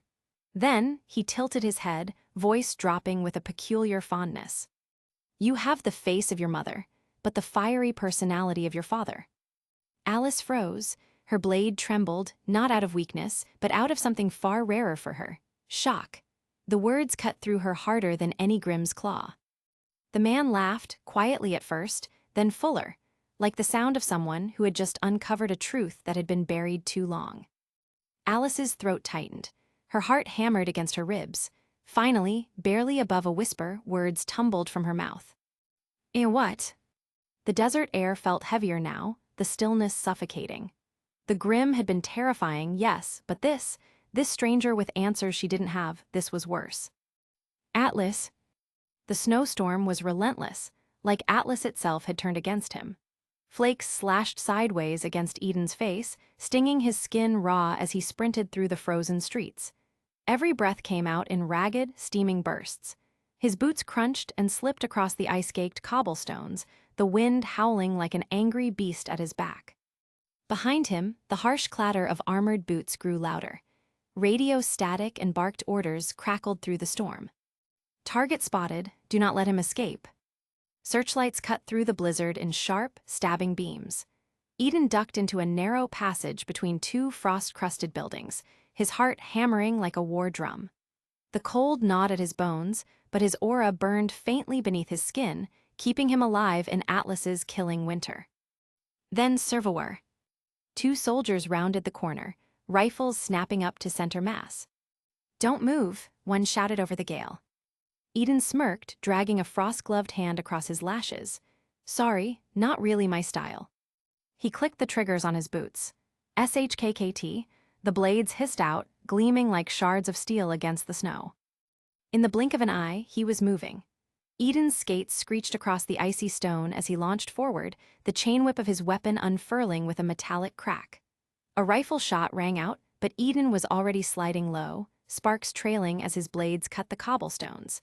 The whip lashed upward, slicing clean through the soldier's gun before snapping across his legs. The man went down hard, crashing into a drift of snow. The second soldier barely had time to widen his eyes before Eden closed the distance. A burst of aura-fueled speed slammed his shoulder into the man's chest plate, sending him tumbling backward into the blizzard. A flare hissed skyward, red fire bleeding through the storm clouds. "Damn it," Eden hissed. They were calling in reinforcements. The wind howled harder. He pushed forward, snow spraying behind him as his roller blades carved through the streets. Every turn he took, the thunder of heavy machinery grew louder, thoom, thoom, thoom. The storm broke just enough for him to glimpse hulking silhouettes moving through the flurry. Adaljan paladins, smaller variants, but enough to flatten him if they cornered him. He burst into a wide plaza, the blizzard briefly thinning like a curtain pulled back. Looming statues of Atlas's military heroes stood frozen in sheets of ice, their proud marble faces dusted with snow. Searchlights from above locked onto him, pinning him dead center in the circle of stone. Freeze! 5 soldiers stormed forward, rifles trained from every angle. Eden skidded to a halt, boots sparking across the icy ground. His chest rose and fell, breath fogging into the night. Slowly, he let blazing whip coil at his side, the chain links glinting like shards of ice in the moonlight. He rolled his shoulders, tilted his head, and let a cocky grin split his frostbitten lips. Always wanted to see how Atlas's finest measure up. One of the soldiers snarled, "Drop the weapon." Eden clicked his blades together with a metallic snap, sparks dancing off the steel edges. Not happening. He shot forward like a bullet. The whip cracked outward, looping around the nearest soldier's rifle. Eden yanked hard, the weapon spinning out of the man's hands and into the snow. Another soldier fired, bullets sparking as Eden twisted mid-skate, aura flashing against his shoulder. He lashed the whip across the shooter's chest, the chain slamming into his armor with enough force to topple him like a ragdoll. The other 3 soldiers spread out, trying to circle him. Eden crouched low, rolling in a tight arc around them, his blades screeching across the stone. He spun the whip overhead in a sizzling blur, sparks bouncing as it scraped against metal. With a sharp flick, it snapped out, wrapping around a soldier's leg. Eden jerked his whole body to the side, sending the man crashing face first into the icy pavement. Too slow, Eden barked, ducking another volley of gunfire. His body blurred, aura flaring bright, as he wove between the remaining soldiers, skating circles around them like a predator toying with prey. A gun clicked empty. Eden smirked, bad timing. He whipped the chain into the rifle, sending it clattering into the snow, then slammed the handle across the man's helmet. The soldier crumpled. The last one backed away, trembling slightly. He barked into his radio, "Unit down, need reinforcing." Eden blurred forward and kicked the comm out of his hands, then leveled the whip at his throat. Not tonight. But unfortunately, reinforcements did come, and there was no sign of them planning to go easy on him. The first shot rang, a crack splitting the air. Eden twisted, aura flaring just in time. The bullet skimmed his shoulder, hot pain biting through the cold. He hissed through gritted teeth but didn't slow. Instead, he surged forward, weaving through the storm of gunfire like a flame dancing in the wind. His blades flashed in quick arcs, each movement deliberate, brutal. One rifle split in half with a shower of sparks, another soldier's weapon ripped away before he could even pull the trigger. Eden struck hard, his rollerblades carving fire trails into the snow as he spun, pivoted, and slashed with precise ferocity. A soldier staggered into the frozen base of a statue, gasping for breath. Another was hurled across the plaza, his armor clattering against the cobblestones. By the time the last one collapsed, groaning in the ice, Eden stood in the middle of it all, chest heaving, breath steaming. The ground around him was littered with rifles, shattered visors, and broken resolve. He tilted his head back. The storm howled, drowning the city in white. Snowflakes stung his face like tiny blades. For a heartbeat, the silence between gusts was deafening, and in that silence, the truth hit him. This wasn't ending, not tonight, not until Atlas ground him into the ice. He swallowed the thought, tightening his grip on blazing whip. Then let's see how long I can keep dancing. He launched forward, snow spraying outward in a fiery blur. His rollerblades roared alive, wheels sparking with fire dust as they tore across the frozen street. Sirens blared again. Radios barked orders. Searchlights cut through the storm like knives. The chase was back on. Target sighted, engage at will. Tracer rounds hissed through the storm, glowing streaks vanishing into the curtain of snow. Eden bent low, dodging, weaving, his body almost parallel to the ground. He cut sharp turns that left burning lines in the ice, lamp posts collapsing in his wake. A hard kick, a snap of his ankle, his boosters roared to life. Flames erupted beneath his wheels, propelling him forward like a comet. The air distorted with heat against the blizzard's chill. Then the ground shook. From the haze, massive silhouettes emerged. Paladins. Their eyes glowed a baleful blue, their steps leaving craters in the snow. Eden's grin was sharp, defiant. Oh, now we're talking.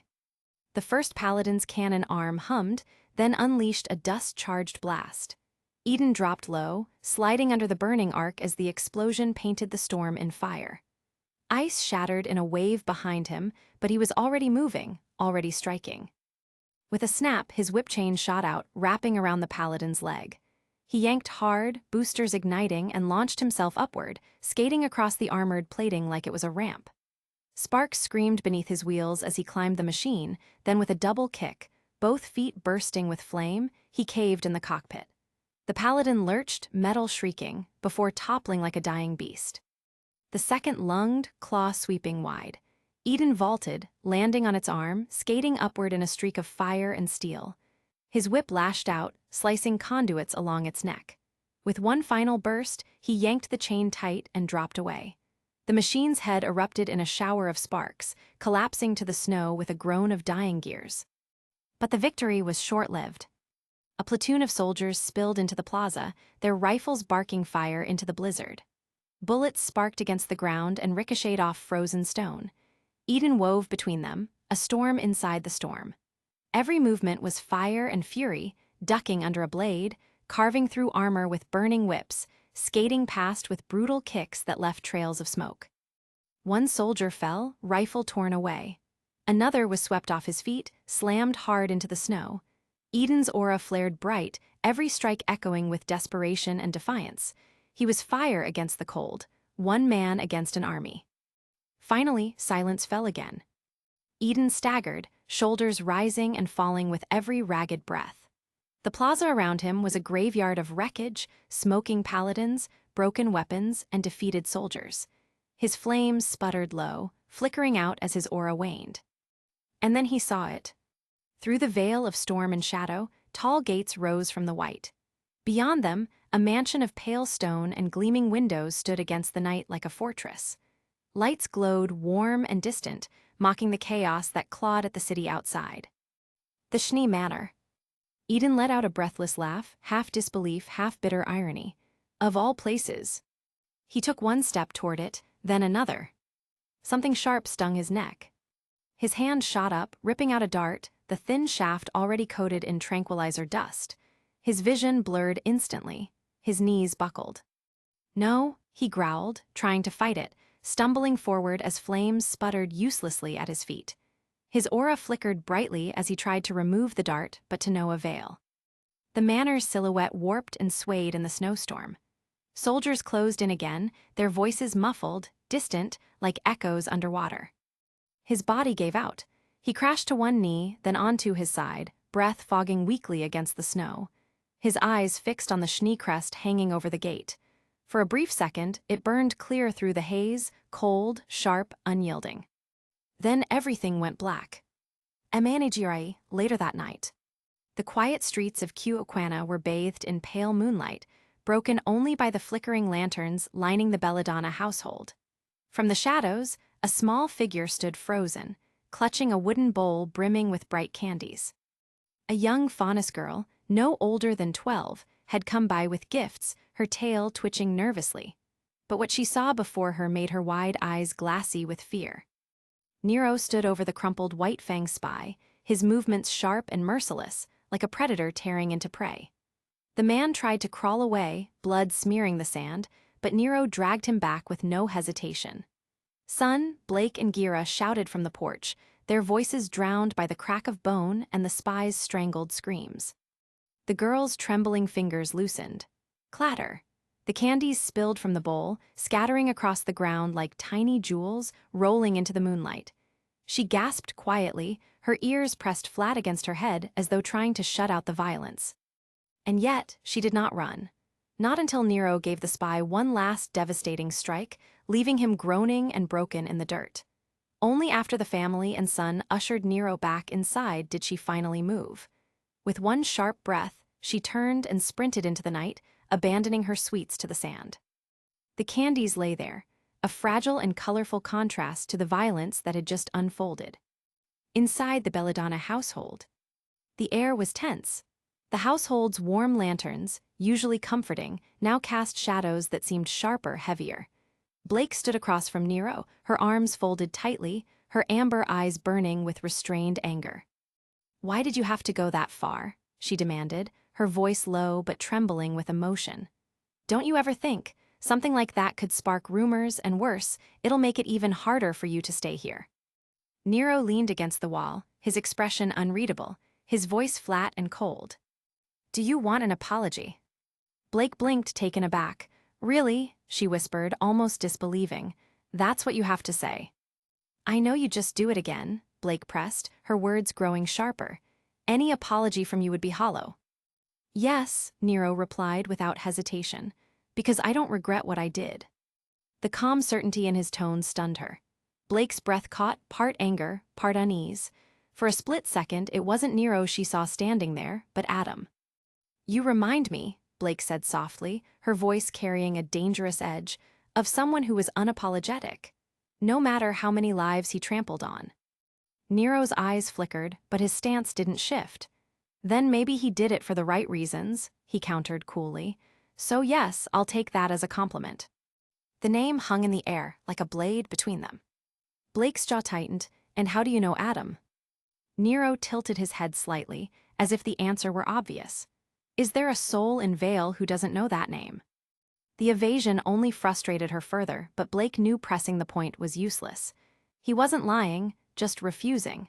With a weary exhale, she turned away, disappointment etched across her face.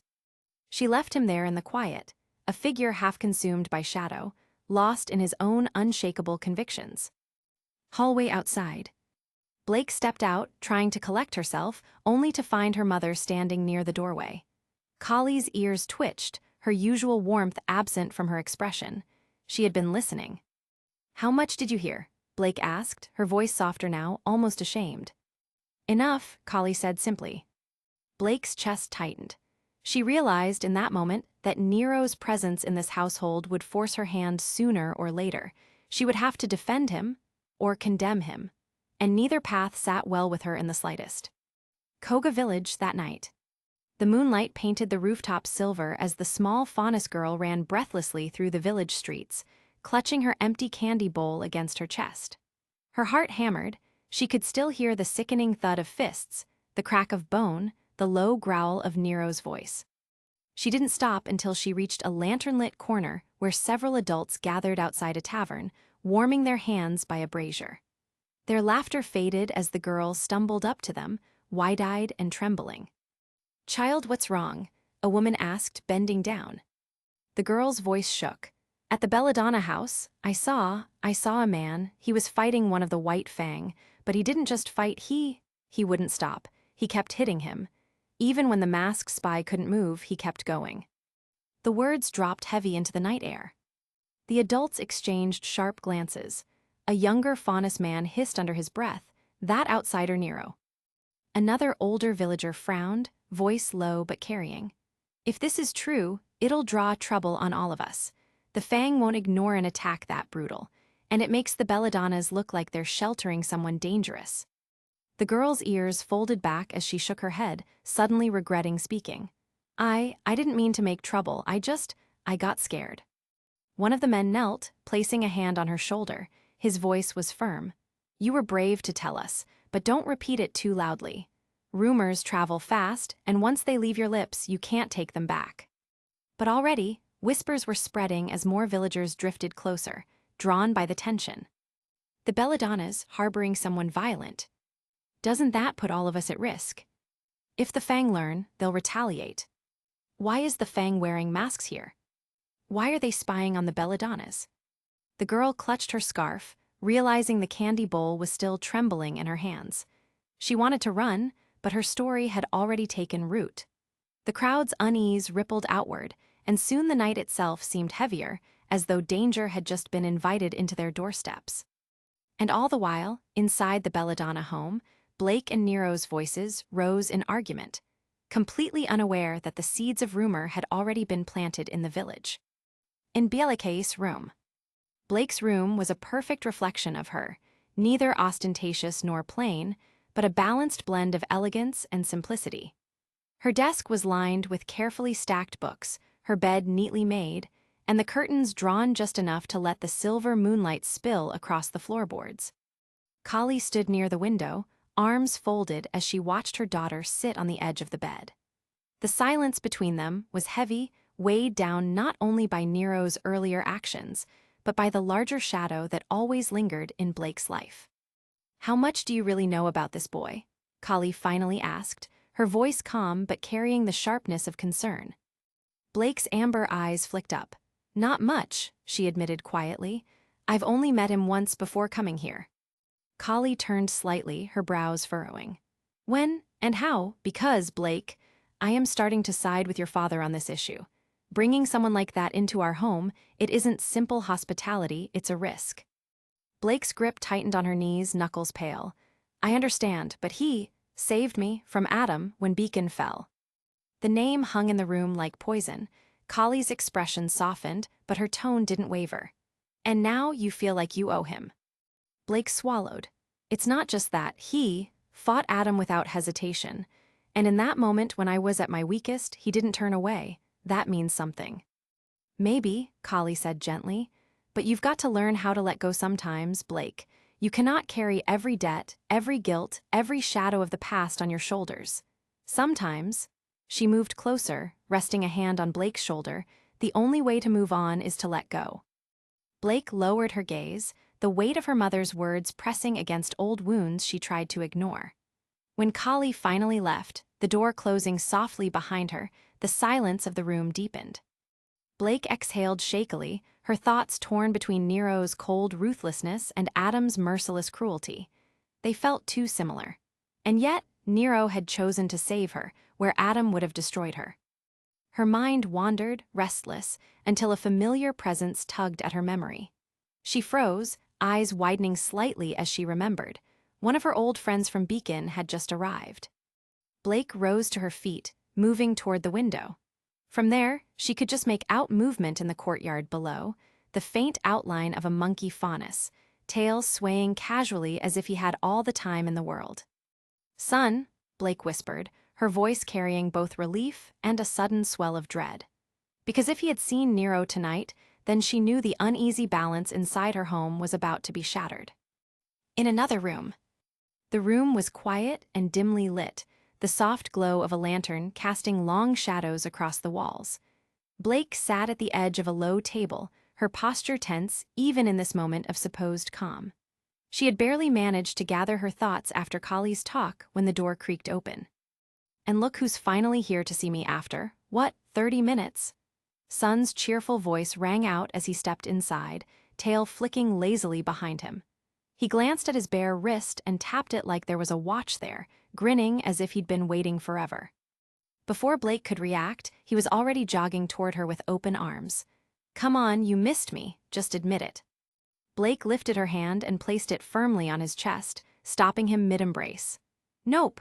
Her deadpan delivery was softened by the faintest curl of her lips, but she pushed him away all the same. Son exaggerated a wounded expression, clutching at his heart as if she had stabbed him. "Ouch," denied.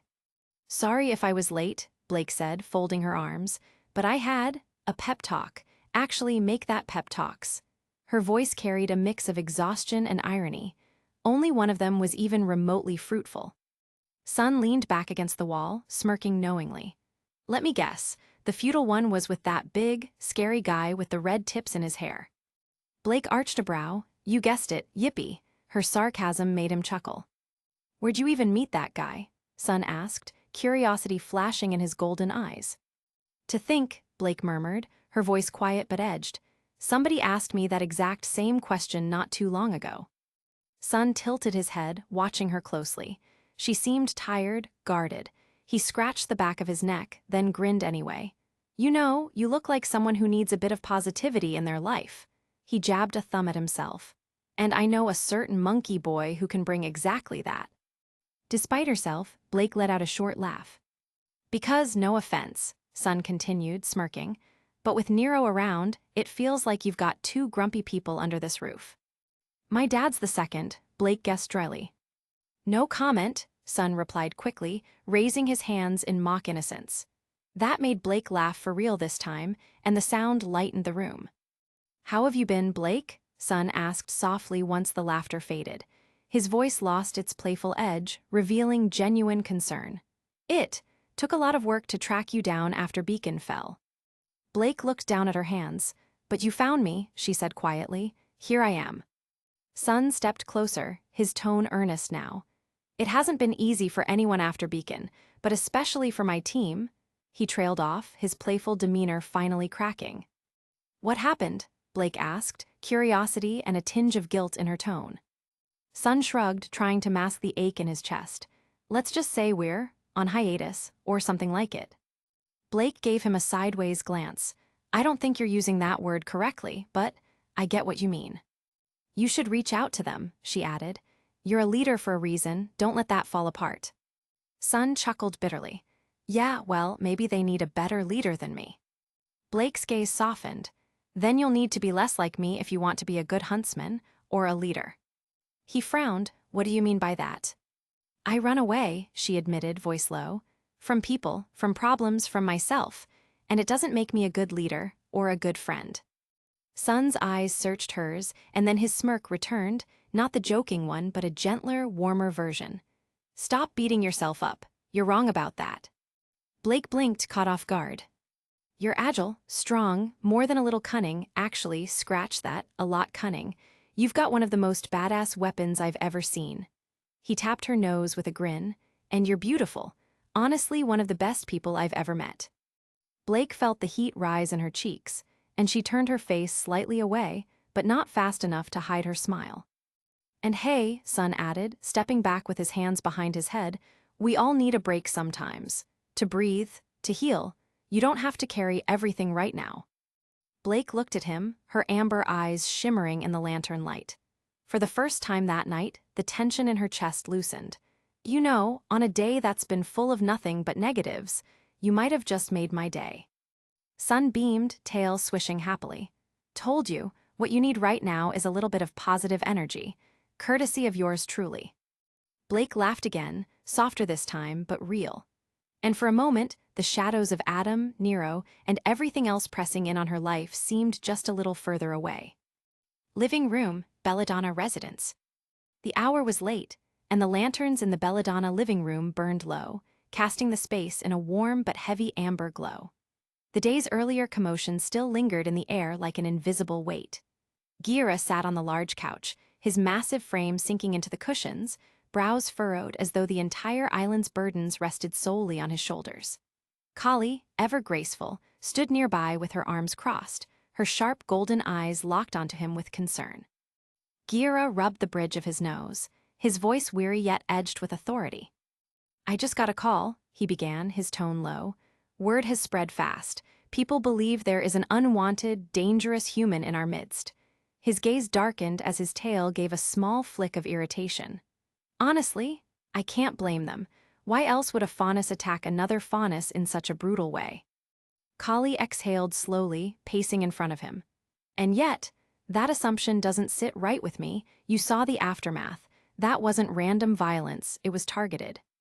Calculated, whoever this attacker was, they wanted to send a message. She paused, her expression tightening. But have you noticed something else? The White Fang operatives we've caught here in Menagerie, they're masked, all of them. Since when has Menagerie become a stage for their theatrics? Gira's eyes narrowed, the firelight reflecting off them like embers. A mask is a symbol, Kali, one meant to dehumanize, strip identity.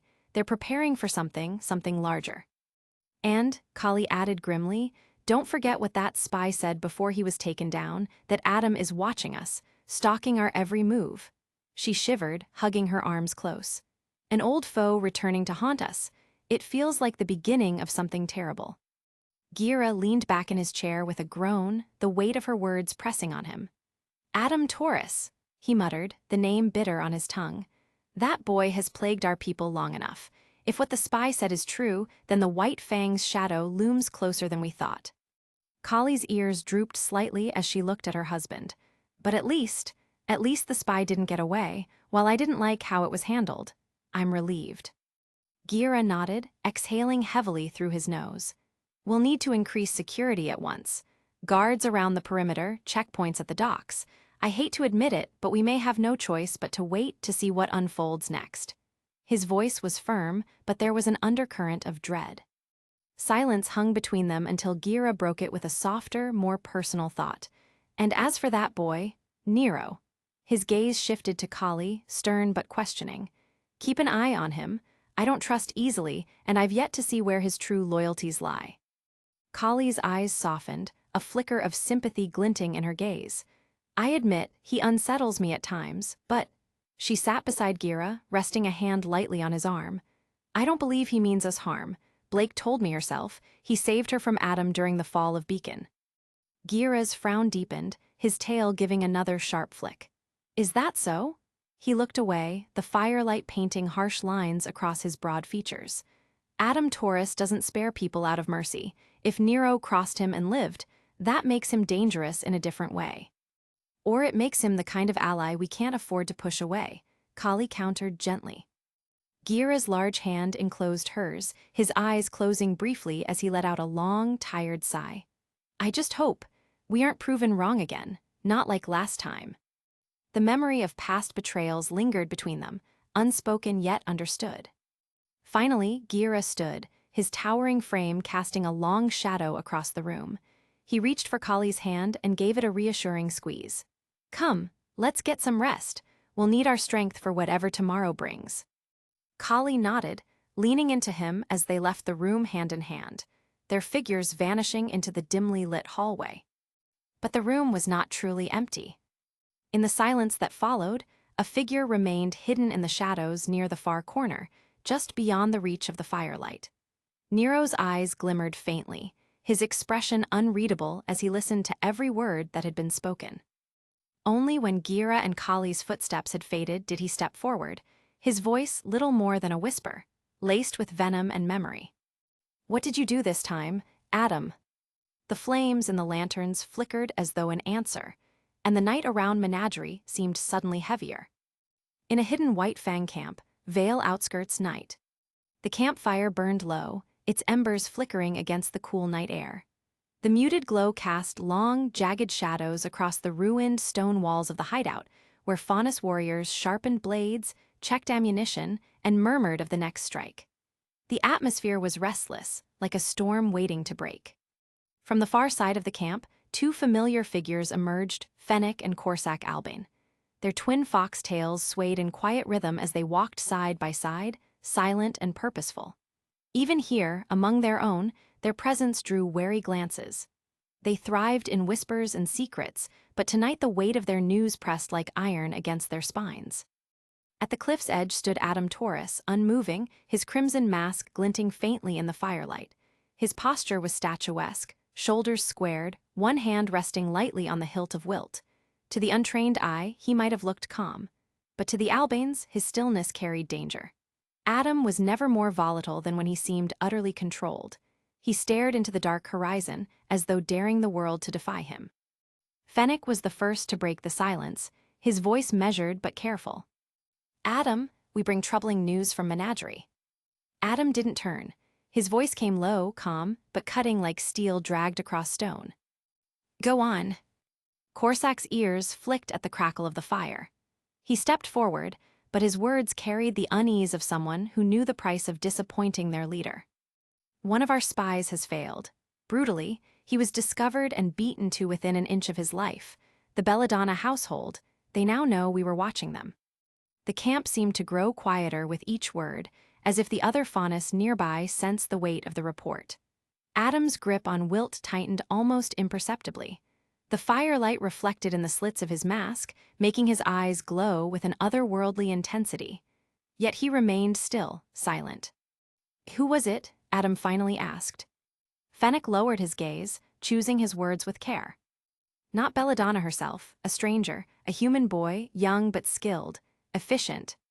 Corsac's voice followed, sharp with suspicion as his golden eyes narrowed. His name was whispered by the survivors, Nero. The name dropped like a stone into still water. For a moment, even the fire seemed to falter. Adam's head tilted slightly, a subtle shift, but the Albanes felt it like the unsheathing of a blade. His presence sharpened, heavy and suffocating. The brothers had seen Adam angry before, but this was different. This was personal. Do you know him? Corsac ventured carefully, his voice betraying just the faintest tremor. Adam turned just enough for the faint scar beneath his mask to catch the glow of the flames. Silence stretched, oppressive, until it seemed the night itself was holding its breath. Then, at last, his voice came, slow and cryptic. "He's someone I used to know." The Albanes exchanged an uneasy glance. That wasn't an answer. It was a warning. Adam's grip on Wilt tightened further, his thumb brushing the guard as though he were restraining himself from drawing it. When he spoke again, his tone was low, dangerous, dripping with venom. "If Nero has resurfaced, then fate has delivered him back to me, and I will finish what should have been ended long ago." Fennec swallowed, the sound loud in his own ears. He forced the question, hesitant. "Shall we pursue him?" Adam raised a gloved hand, silencing him instantly. The gesture was calm, almost casual, but the brothers froze as though struck. "No, not yet," Adam said. His gaze returned to the horizon, voice steady, controlled, terrifying in its certainty. "Let him linger. Let him think himself free. He will come to me, sooner or later." The Albanes bowed, retreating into the shadows with only the crackle of fire to follow them. Their unease clung to the night air, a silent acknowledgement that something greater than their usual schemes had just entered play. Left alone, Adam stood in the hush of the camp. For the first time, he whispered words not meant for any ear but his own. "You should have stayed buried, Nero." The fire popped, a lone ember sparking into the dark sky. Adam's hand lingered on Wilt's hilt, and though the blade remained sheathed, its promise was written clear in the night. When it left its scabbard, it would taste blood. Chapter 20. Vytal Desert. Alice staggered slightly, the sand shifting beneath her boots, as the weight of the revelation hit her like a punch to the chest. The man before her wasn't just strange, he was unnerving. His smile was too casual, too confident, as if he already knew every move she could make. Worse, he laughed, light, airy, almost musical, but it grated against her nerves like a dagger scraping stone. "What?" Alice muttered, lowering her katanas for just a heartbeat before raising them again, forcing her posture into steel. She could feel the heat of the desert pressing down, but it was nothing compared to the tension radiating from this man. Suddenly, his laughter cut off. Silence fell, almost thick enough to taste. "Well, that's beside the point," he said smoothly, eyes glinting in the harsh sun. "What's your semblance? Made easy work of those Grimm, didn't it?" Alice's grip on her blade tightened. "Would you like me to demonstrate it on you?" she snapped, voice icy. "Must you always be so dense?" he countered with a shrug, a mischievous glint in his eyes. "I was just trying to start a conversation." "Bad day to be you then," she said, her lips curling slightly. "Because if I tell you, I might have to ruffle you up a bit." He laughed again, more genuinely this time, shaking his head. "You are so mean, but I suppose it explains why you're standing here, in the middle of nowhere, glaring at some random guy." "Just in case you haven't noticed," Alice shot back, irritation flaring. "You're the one in the middle of nowhere, talking to a girl who might, just might, decide to beat you into the sand for being annoying." He raised his hands mockingly. All right, I'll leave you alone, if you just hand over the letter." Alice's eyes narrowed. "A letter? Mister, all I have on me are twin katanas and an undying eagerness to make you regret existing." "How else would I know about the letter if it wasn't for me?" he asked smoothly, tilting his head. "They keep these things tight-lipped, you know." "And who exactly is they?" Alice pressed, suspicion sharpened in her gaze. "The person you're probably trying to get information from right now," he replied cryptically. He finally took a step closer, stretching out his hand, and Alice, with a flicker of hesitation, handed over the letter. "And the name of my semblance," she said, tilting her head, "overactive imagination." "Thank you," he said simply, tucking the letter carefully. "And please, call me Darius." Alice scoffed. "Why would I want to do that?" "Because I might have information on what you're looking for," he said, eyes glinting with something unreadable. "And why should I believe you?" she asked, arching an eyebrow. "Still as dense as when we first met, I see," Darius said, smirking. "This is our first meeting, mister," Alice countered sharply. "Call me Darius," he said simply, the grin never leaving his face. "I insist." "Do you see anyone who cares about your preferences?" she retorted, crossing her arms. "No, but I can tell you this." His voice dropped slightly, carrying a weight that made Alice pause. "Your father, he's very much like Osbin in some ways." Alice's brow furrowed. You mean he runs an academy or something else? The former, he replied, eyes scanning the horizon as if it held secrets of its own. He runs an academy, though it's more complex than you might realize. Why should I believe a word of it? Alice asked, her voice a mixture of suspicion and curiosity. I can't make you believe, Darius said, starting to walk away slowly, sand crunching beneath his boots. That is entirely up to you, though I know you already do in some part of your mind. You just have a habit of doubting everything. He paused, glanced back over his shoulder, and smiled faintly. We will meet again, Miss Fedora. Alice froze, her name, she had never told him, yet he knew. Her heart pounded as 1,000 questions raced through her mind. The desert sun beat down mercilessly, whined whipping sand around her feet, yet all Alice could focus on was the man disappearing into the distance. Every instinct screamed at her. He knew more than he was letting on. And deep down, she knew this encounter was only the beginning. SCHNE Manor. Weiss's heels clicked sharply against the polished marble floor as she stormed into her father's study. Snow fell softly against the tall windows, but the cold within the room was sharper, slicing through the air with the same precision as her temper. The grand chandelier above flickered, casting fractured light across the room, but even its glow could not warm the oppressive chill that seemed to emanate from Jacques himself. Father, Weiss's voice rang, icy and accusatory, echoing off the high ceilings. How could you even consider letting me vanish from public life? What will people think? The heiress of the Schnee name just disappears. Do you want the company to collapse under the weight of rumors and doubt? Jacques Schnee did not flinch. He remained seated behind his massive mahogany desk, fingers steepled, eyes cold behind the rim of his glasses. The faint scent of cigar smoke lingered, mingling with the faint tang of ozone from the storm outside.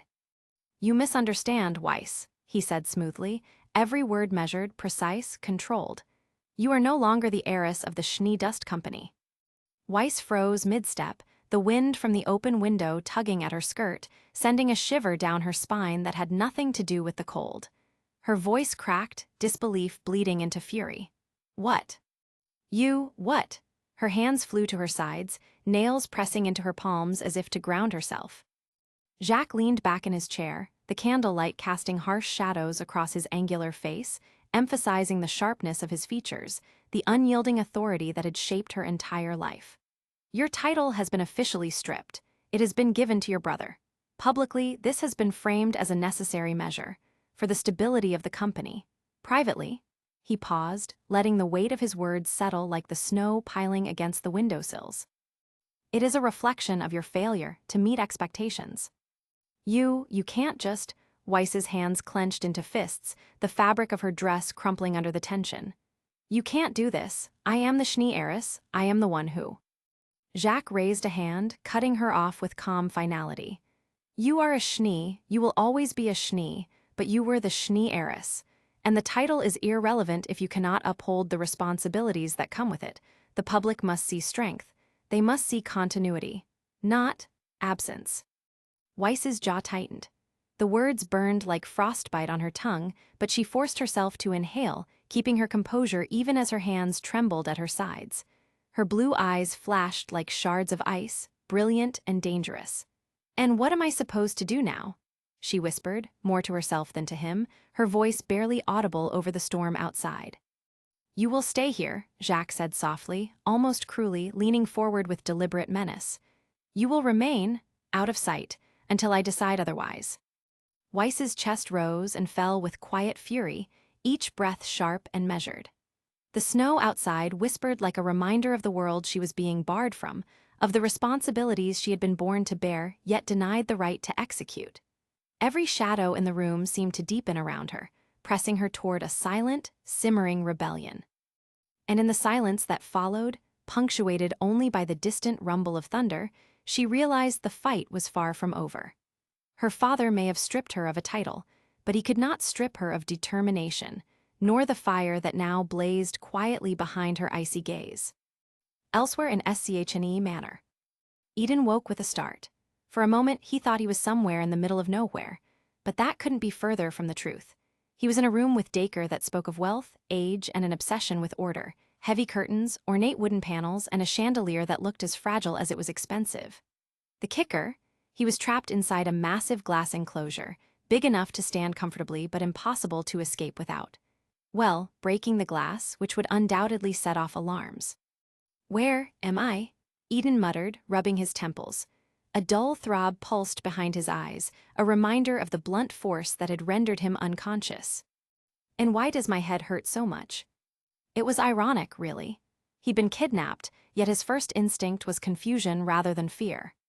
Retrace my steps, he muttered to himself. The last thing he remembered, the sprawling mansion he'd glimpsed before darkness claimed him. Schnee Manor. The thought left a bitter taste in his mouth. Honestly, it made sense. Only the rich built homes with such pretentious, overdone decor, and for no reason other than to flaunt wealth. Eden's gaze drifted down to his boots and weapons, and his stomach sank. The dust, his power source, had completely vanished. "Seriously," he muttered, scowling. "This is robbery at its finest. I expected nothing less from rich people, thieves in noblemen's clothing." Before he could dwell further, the most unexpected thing happened. The door opened, and a girl about his age entered. White hair, pale skin, and a perfectly composed, yet clearly irritated expression.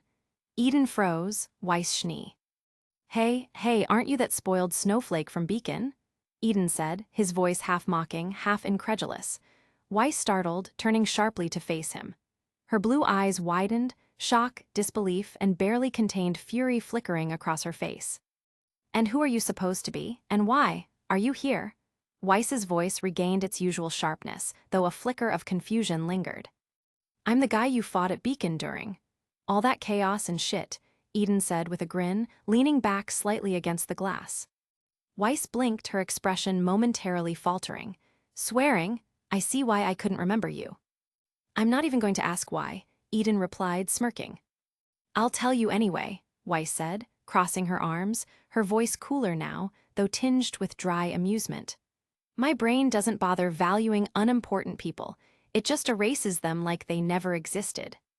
Eden raised an eyebrow. "Then why do you remember me?" "Don't be such a dunce," Weiss said, a shadow of sadness passing over her features. "The fall of Beacon, it lives rent-free in my head." "And why is that?" Eden asked, curious despite himself. "None of your concern," Weiss replied, her tone as cold as the snow outside. "Well, then why don't you just go to Atlas Academy?" Eden pressed. "None of your concern," Weiss repeated, unwavering. Eden's brow furrowed, a mischievous grin tugging at the corner of his mouth. "I guess some people prefer being lazy to fighting Grimm, because they're upper class." Weiss's patience snapped. "Why don't you shut your mouth and stop being a blatant fool?" she hissed, her fists clenched, blue eyes burning like ice. "Oh, the snowflake is finally boiling," Eden said, a spark of amusement lighting his expression. "Plus, I think shouting right now might be a bad idea, before your little cronies hear us." Weiss's glare sharpened, but she paused. Eden's smirk tugged at something inside her, a mixture of frustration and intrigue. "Then, why don't you tell me why and how you're here?" Weiss asked, her voice slightly quieter, more controlled. "If only I knew," Eden replied sarcastically, leaning lazily against the glass. "Apparently, some people don't see that I'm being held against my will in their house." Weiss froze for a heartbeat, her mind racing. Why would my father hold him here? What scheme is he plotting now? "Why would I even want to be here, of all places?" Eden muttered. "This looks like fancy hell, not a home." For a brief moment, Weiss felt the truth in his words resonate, but she quickly pushed it aside. "Why would anyone want to kidnap you?" she asked, her voice softer now, laced with concern. "Let's see, I was already running from Atlas soldiers," Eden said. "If they were pursuing me and your father kidnapped me, it means I might be very useful to Atlas." "And why is that?" Weiss pressed. "I was fighting animals with glowing purple auras," Eden explained, seeing the confusion deepen on her face. "I know it sounds insane, but it's true, I fought them, with some guy and his kid." Weiss's thoughts raced. So that means my father wants to use me? To pressure Ironwood? To make him and the Schnee Dust Company more influential in Atlas? She muttered under her breath, piecing it together. Before they could speak further, the sound of approaching voices snapped both their attention. "Guards!" Seems your father has hired some cronies to guard you, Weiss said, her tone flat, almost bored, but a hint of worry lingered beneath. Oh, I feel so special, Eden said sarcastically, rolling his eyes. I have to go, Weiss said, turning smoothly toward the door, her composure regained. Eden watched her leave, part relieved and part frustrated. The room was quiet again, the cold and the silence pressing down on him. He was trapped, bored, and alone, but he couldn't help feeling that this was only the beginning of something far bigger. TALONG house. The sun hung lazily over Patch, painting the docks in molten gold. Wooden boats creaked against their ropes as waves nudged them gently, and seagulls squawked overhead before diving for scraps. The salty tang of the sea mixed with the mouth-watering scent of sizzling food drifting from the market just down the road. Davy tugged at the straps of his backpack, nearly tripping on the uneven planks of the pier. He grumbled, trying to keep pace, but Yang was already striding ahead with boundless energy, her hair catching the sunlight like molten fire. Come on, slowpoke, Yang called, grinning over her shoulder, bouncing on the balls of her feet like she had somewhere urgent to be. Her jacket flared dramatically behind her with each step, almost like she was making the wind obey her. If you don't keep up, I'm taking the lead in our sparring match later. Davy sighed, shaking his head, though he couldn't stop the smile tugging at his lips. Looks like someone's in a good mood. You're really no fun, you know that? Yang shot back, sticking her tongue out. Oh, I'm plenty fun, Davy replied, holding up a finger and starting to count off. Let's see. You're not angry, you're not sulking, and you haven't threatened to break anyone's nose today. This is the Yang I know. Yang blinked at him, half amused, half mock-offended.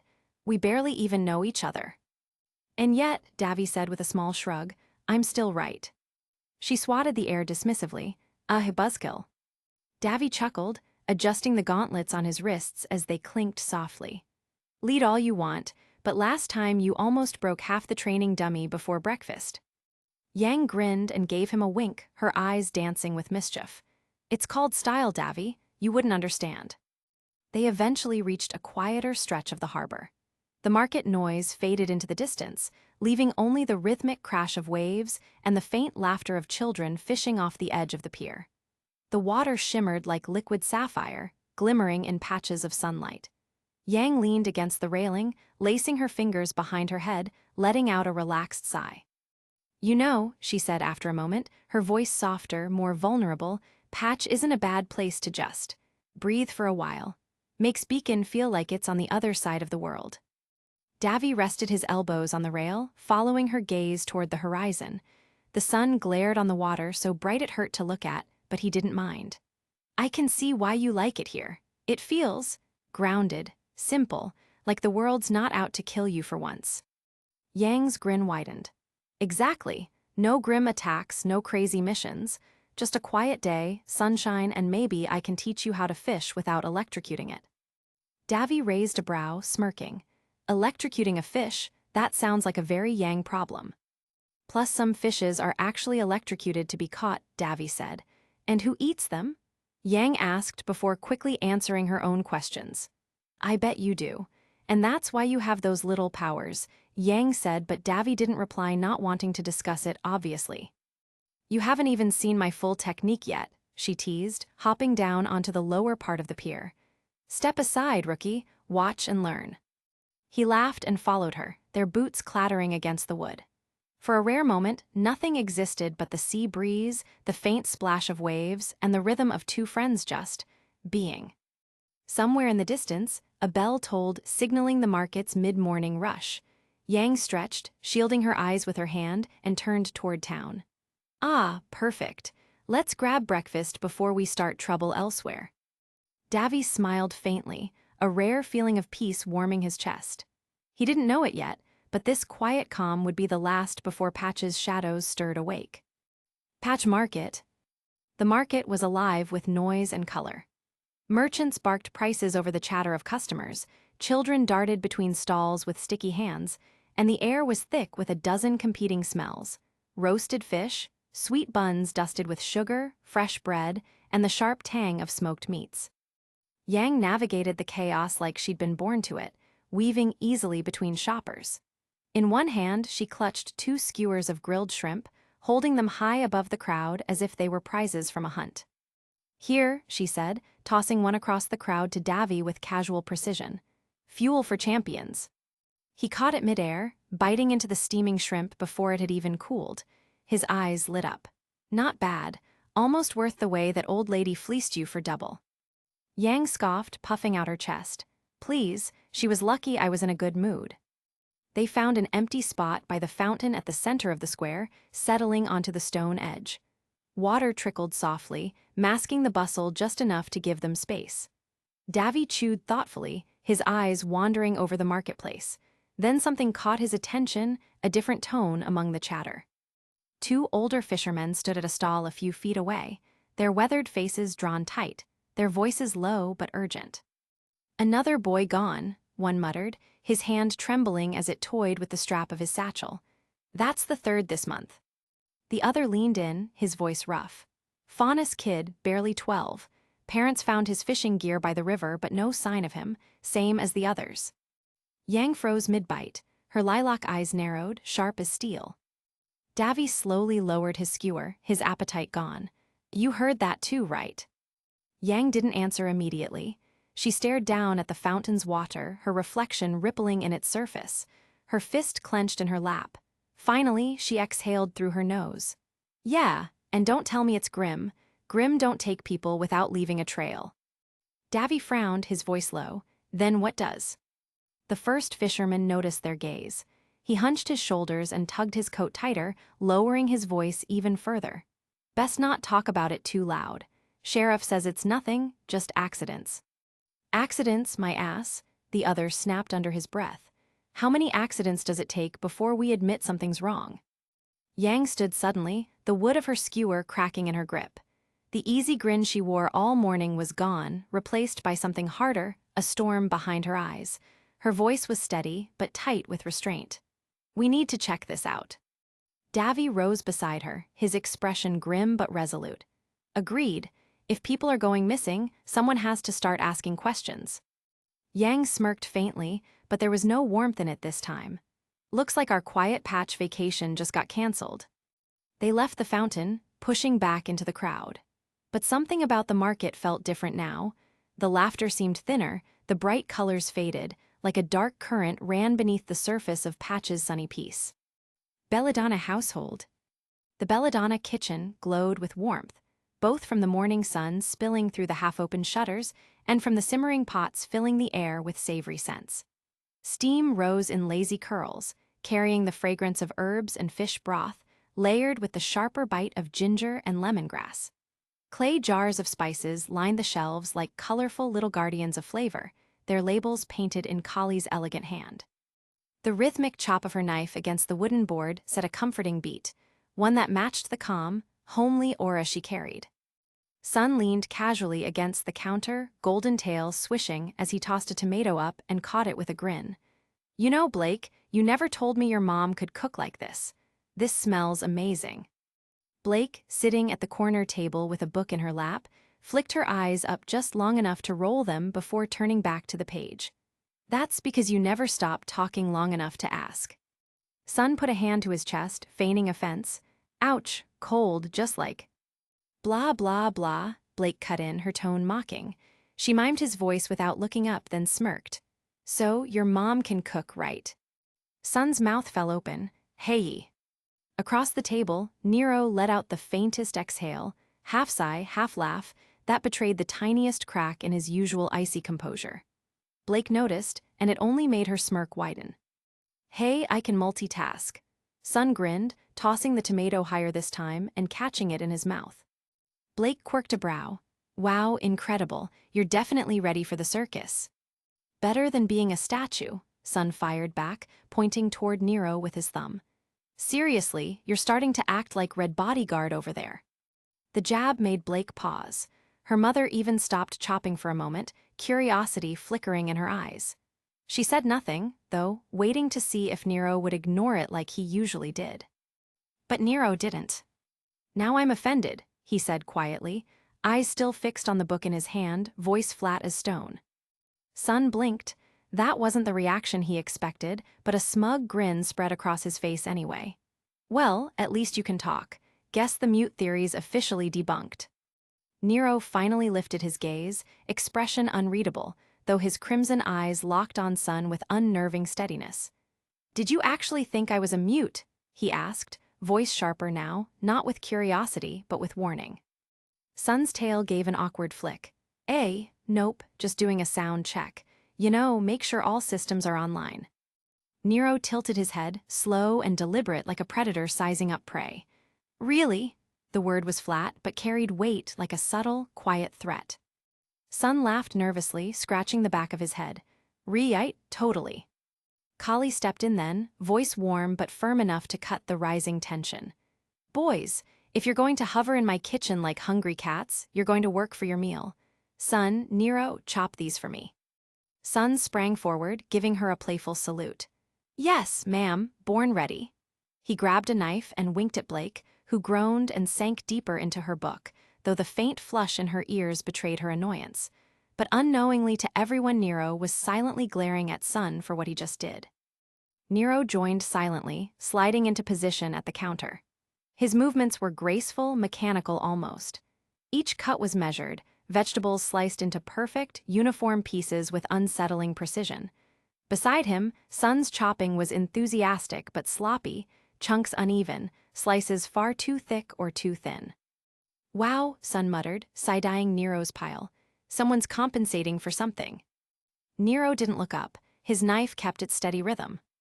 Kali, hiding a smile, moved to the spice jars. She glanced over her shoulder. "Nero, could you hand me the garlic and cinnamon?" It was a simple request, but Nero's hand faltered mid-reach. He hesitated just long enough for the others to notice. The pungent bite of garlic seemed to hit him first, his nose twitched, jaw tightening. Then came the cinnamon, its sweet, smoky heat making his hand pause an inch from the jar. Blake lifted her eyes from the book. Sun leaned in immediately, grin widening. "What's the matter? Garlic's not gonna bite you. Unless," he gasped dramatically, tail curling, "you're a vampire." Blake rolled her eyes, but her gaze lingered on Nero, studying him closely. Kali, though, caught the moment in full. She tilted her head, softening her voice with curiosity. "You don't care for strong spices, do you, Nero?" For a fraction of a second, Nero's mask slipped. His jaw clenched before he quickly picked up both jars with gloved hands and set them down harder than necessary. "They just don't agree with me." His tone was calm, but there was a sharp edge to it, the kind that made Sun's grin falter for half a heartbeat. "Weird," Sun said after a beat, forcing his grin back on. "Guess you're more of a plain and simple guy, unlike me." He flexed dramatically with the knife. "I can handle the heat." He shot Blake another wink. Blake's glare could have cut steel. "You're unbearable." But even as she said it, her eyes flicked to Nero again. She'd noticed the hesitation. His face was unreadable as always, but the faintest shift in his posture, the way his fingers tightened around the knife handle, told a different story. Kali stirred the pot, humming again as if nothing had happened. "Everyone has their tastes. That's nothing to be ashamed of." The tension didn't lift. Sun, now more curious than playful, kept sneaking glances at Nero like he'd just uncovered the first piece of a mystery. Blake tried to focus on her book, but her eyes betrayed her, sliding back toward Nero more often than she wanted. And Nero, silent, precise, guarded, went back to chopping. But the air around him was heavier now. He knew they'd seen the slip. And worse, he knew they wouldn't forget it. Belladonna backyard, training ground. The afternoon sun dipped lower over Menagerie. Its rays filtered through palm leaves that swayed gently in the coastal breeze. The stone training ground behind the Belladonna household radiated faint heat, the air heavy with the mingled scents of salt, flowers, and distant cooking fires. Somewhere beyond the fence, gulls cried and waves slapped against the docks. But here, in this square of carved stone and shadow, all noise seemed to hush beneath the mounting weight of a fight about to begin. Blake sat on the wooden porch steps, a book balanced across her knees. Her amber eyes, however, weren't on the words. They followed every subtle twitch in the bodies before her, ears pricked forward, tail resting still but tense. She had told herself she was only observing, but the truth was different. Her gaze lingered on both of them for reasons she didn't want to admit. In the center, Sun Wukong twirled his bow staff in loose arcs, the polished metal catching the sunlight in quick flashes. His grin was wide, easy, practiced, the grin of someone who wanted to look confident even when a knot of nerves tugged in his chest. He stole a glance at Blake, noting the way she sat watching, composed as always, her face unreadable. That look lit a spark in him. He had to impress her. "All right, Nero," Sun said, tail flicking as he slid into a stance. "You ready for this? Don't say I didn't warn you." Across from him, Nero rolled his shoulders once. The faint red shimmer of his gloves pulsed to life, their glow subtle but dangerous, like the dull gleam of coals under ash. Heat whispered into the air around him, warping it faintly, and Blake felt the shift immediately. Her aura prickled just from watching. Nero's face, however, remained cool, detached, his crimson gaze locked on Sun without a flicker of emotion. "Let's get this over with." His voice was low, flat, not cocky but dismissive, as though Sun were nothing more than another sparring partner to check off a list. Sun's grin twitched. "Cool and broody, huh? We'll see how long that lasts." He lunged first, bow staff snapping out like lightning. Nero tilted aside, letting it whistle past his shoulder, then ducked the return strike that cut back from the other side. Sun spun with fluid grace, tail flicking for balance, weapon becoming a blur. This time Nero's hand shot out, palms slapping against the staff. Steam hissed into the air as metal seared red-hot under his touch. "Whoa, hot hands, huh?" Sun muttered, springing back before the weapon could burn him. He split it into twin nunchucks with a flick, spinning them fast enough to crack the air. His motions grew flashier, showier, because he knew Blake was watching and every ounce of him wanted her eyes on him. Nero advanced silently, slipping through the storm of strikes with surgical calm. Every counter-strike, a palm to the ribs, a sweep to the knee, a jab to the shoulder, carried that unnatural heat. Sun's aura flared with each blow, buffering the burns, but the sting lingered, crawling under his skin. It wasn't just pain, it was pressure, like Nero was slowly smothering the rhythm out of him. "Not bad," Sun barked, grinning wider than he felt. He flipped into a vault, summoning golden clones that exploded outward like sparks from a fire. Half a dozen suns closed in around Nero at once, their staffs striking from every direction. "Let's see you keep up with this." From the porch, Blake leaned forward slightly, amber eyes narrowing. Sun's clones dazzled like a firework display, meant to overwhelm and distract. She recognized the tactic instantly, grand, flamboyant, designed for spectacle. A part of her admired it. Another part silently judged it. Nero's expression never changed. He stepped into the assault, fists burning brighter. Each strike shattered a clone like glass under a hammer, heat waves scattering them to smoke. He pivoted, precise, economical, no wasted movement, no theatrics, just raw control. In seconds, the circle thinned until only the real Sun remained, dropping from above with his bow raised high. For the first time, Nero struck head-on. His fist slammed into Sun's chest mid-descent, a dull thud cutting through the air. The flare of heat made Sun's breath catch as he tumbled back, clutching his ribs, the faint smell of singed fabric rising. Blake's tail flicked once against the porch. "Hach," Sun forced a grin, ignoring the burn in his chest. He spun his bow into one piece again, stance tightening, aura flaring brighter. "You hit like a furnace, but I'm just getting started." He lunged harder now, every strike sharper, fueled by something more than playful sparring. His movements grew desperate, less about form and more about proving. Each arc of his staff blurred through the air, fast, relentless, every blow carrying the weight of "Look at me, Blake, look at me." And yet Nero stopped him at every turn. Calm, methodical, almost cruel in how effortless it seemed. A block, a parry, a counter. His gloves flared with each connection, scorching, eating away at Sun's aura. Nero didn't need to be flashy, his power was simple and suffocating. "Come on," Sun muttered under his breath, teeth gritting as sweat clung to his brow. His eyes flicked toward Blake, still watching, unreadable, her book now forgotten entirely. His heart tightened. "I have to win this." Aura burst from him as he vaulted high again, summoning another barrage of clones. But Nero was already moving. His hand snapped out, grabbing the staff mid-swing. Heat surged along the metal in a hiss, forcing Sun to drop it with a cry. The weapon clattered uselessly to the ground. In the same motion, Nero drove his knee into Sun's stomach, knocking the air from him, and raised his burning fist, stopping just inches from his jaw. The world stilled, even the gulls seemed to hush. Blake stood abruptly, her voice cutting through the charged silence. "That's enough." Nero released Sun at once, stepping back. His breathing remained even, calm, as though he hadn't broken a sweat. His eyes flicked briefly toward Blake, unreadable, before he dimmed the glow of his gloves. Sun doubled over, coughing once, hand pressed against his stomach. Sweat slid down his temple, but still he forced that grin back onto his face. "Guess I'm a little rusty," he wheezed. Blake's amber gaze lingered on Nero longer than she meant to, her expression unreadable, her thoughts a storm she kept behind her eyes. Then she turned, tail swishing as she headed inside. "Both of you should rest. Dinner will be ready soon." The door shut behind her, leaving the training ground in silence. Sun straightened slowly, shooting Nero a sidelong glare through a wince. "You didn't have to go that hard, you know." Nero didn't reply. He flexed his gloved hand once before deactivating it fully, heat vanishing into nothing. His gaze drifted toward the porch door where Blake had disappeared. For the first time all fight, his mask slipped, just slightly. His eyes hardened, sharp with something unspoken, something Sun caught but couldn't name. And for a moment, the silence between them felt heavier than the fight itself. Vytal Desert, dusk.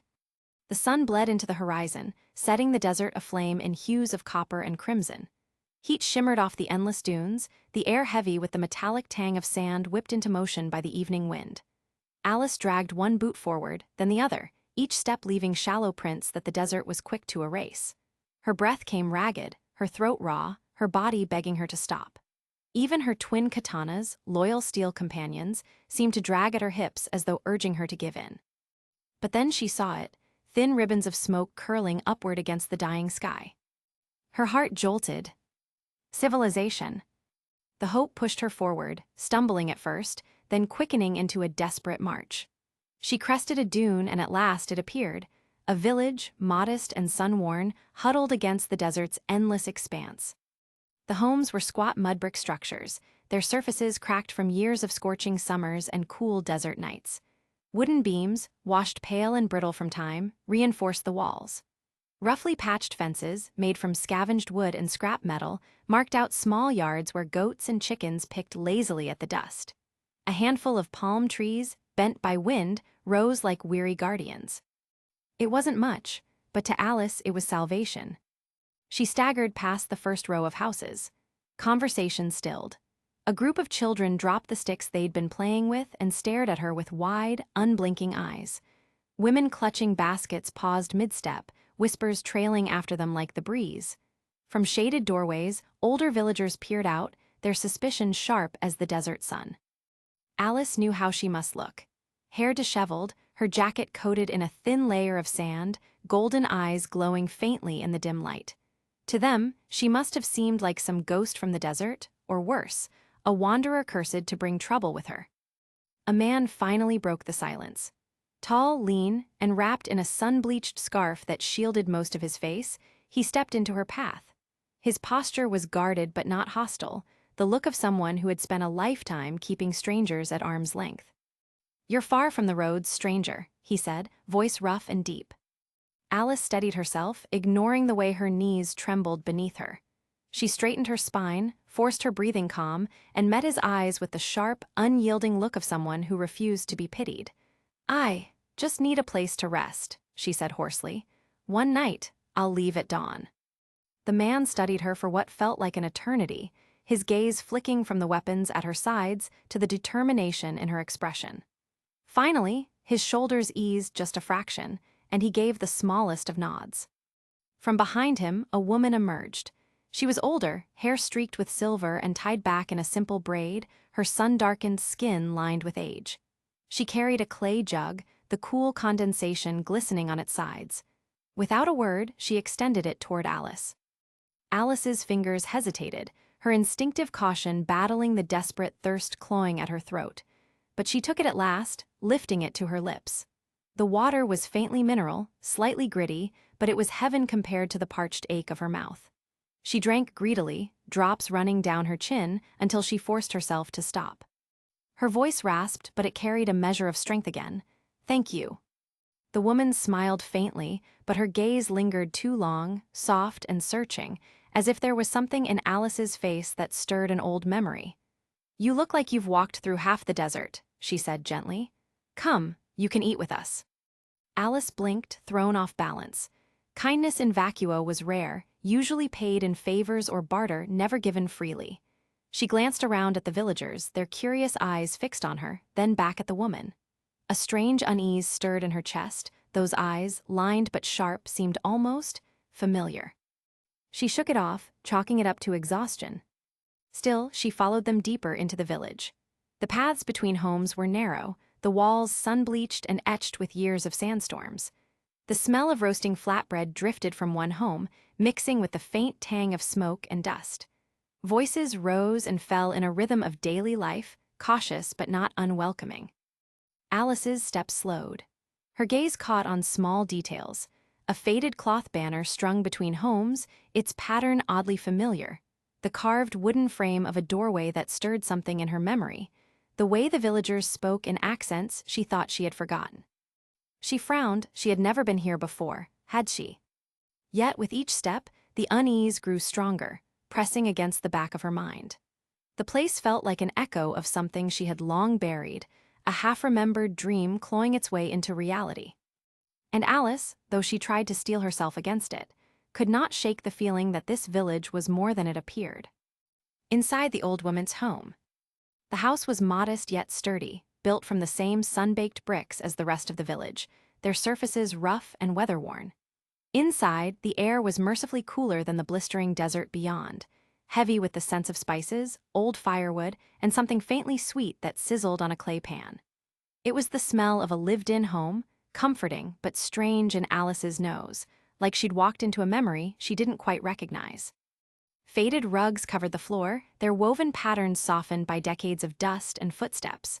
Their colors, once rich reds and deep indigos, were muted, but the designs themselves were intricate, almost ceremonial. They gave the room a warmth that felt too familiar, too close. Alice sat stiffly at a low wooden table, her posture disciplined. Her katanas leaned against the wall within easy reach. Steam curled lazily from the bowl of stew before her, lentils, dried meat, and sharp desert herbs. Hunger gnawed at her stomach, but she forced herself to eat slowly, chewing deliberately, not wanting to look desperate even though the food was better than anything she'd tasted in weeks. Across from her, the old woman moved with quiet grace, tending to the pot above the fire. She ladled food, poured cups of water into clay cups, and set down another piece of flatbread with the sort of ease that only came from decades of repetition. There was no extravagance in her movements, only habit, but the care was there, in the way she adjusted the bread so it wouldn't fall, in the way her hands lingered near the water pitcher as though to make sure Alice had enough. Alice's golden eyes wandered restlessly around the room. Her gaze snagged on the small, ordinary details: a shelf lined with clay jars sealed with fabric, a wooden chair with a leg reinforced crudely with rope, the flicker of firelight across the uneven walls. And then, her breath caught, her eyes landed on a blanket draped over the corner of a chair. The fabric was old, its hues faded, but the stitching was unmistakable. She didn't know how or why, but something deep in her chest tightened. She knew that pattern.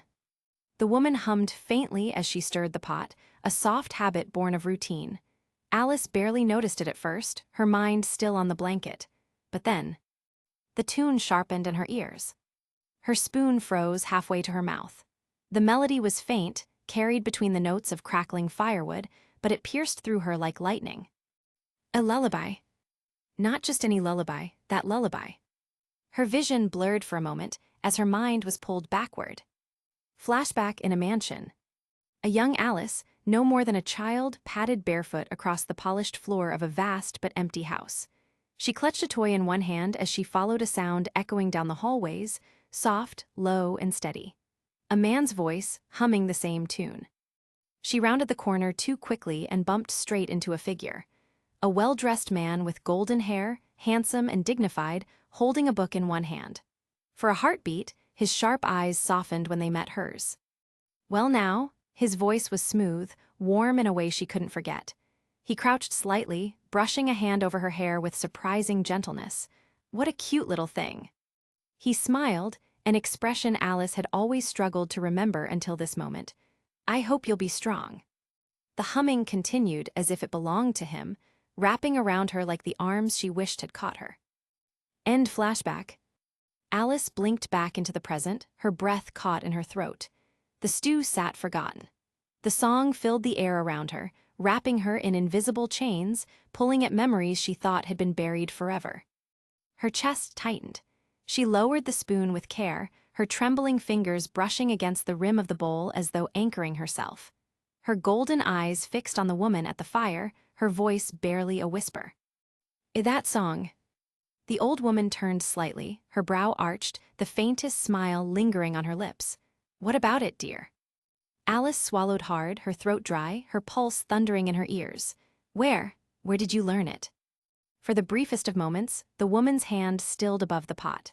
Her face softened, just a flicker of something unspoken crossing her weathered features before she resumed stirring. "Oh, this old thing?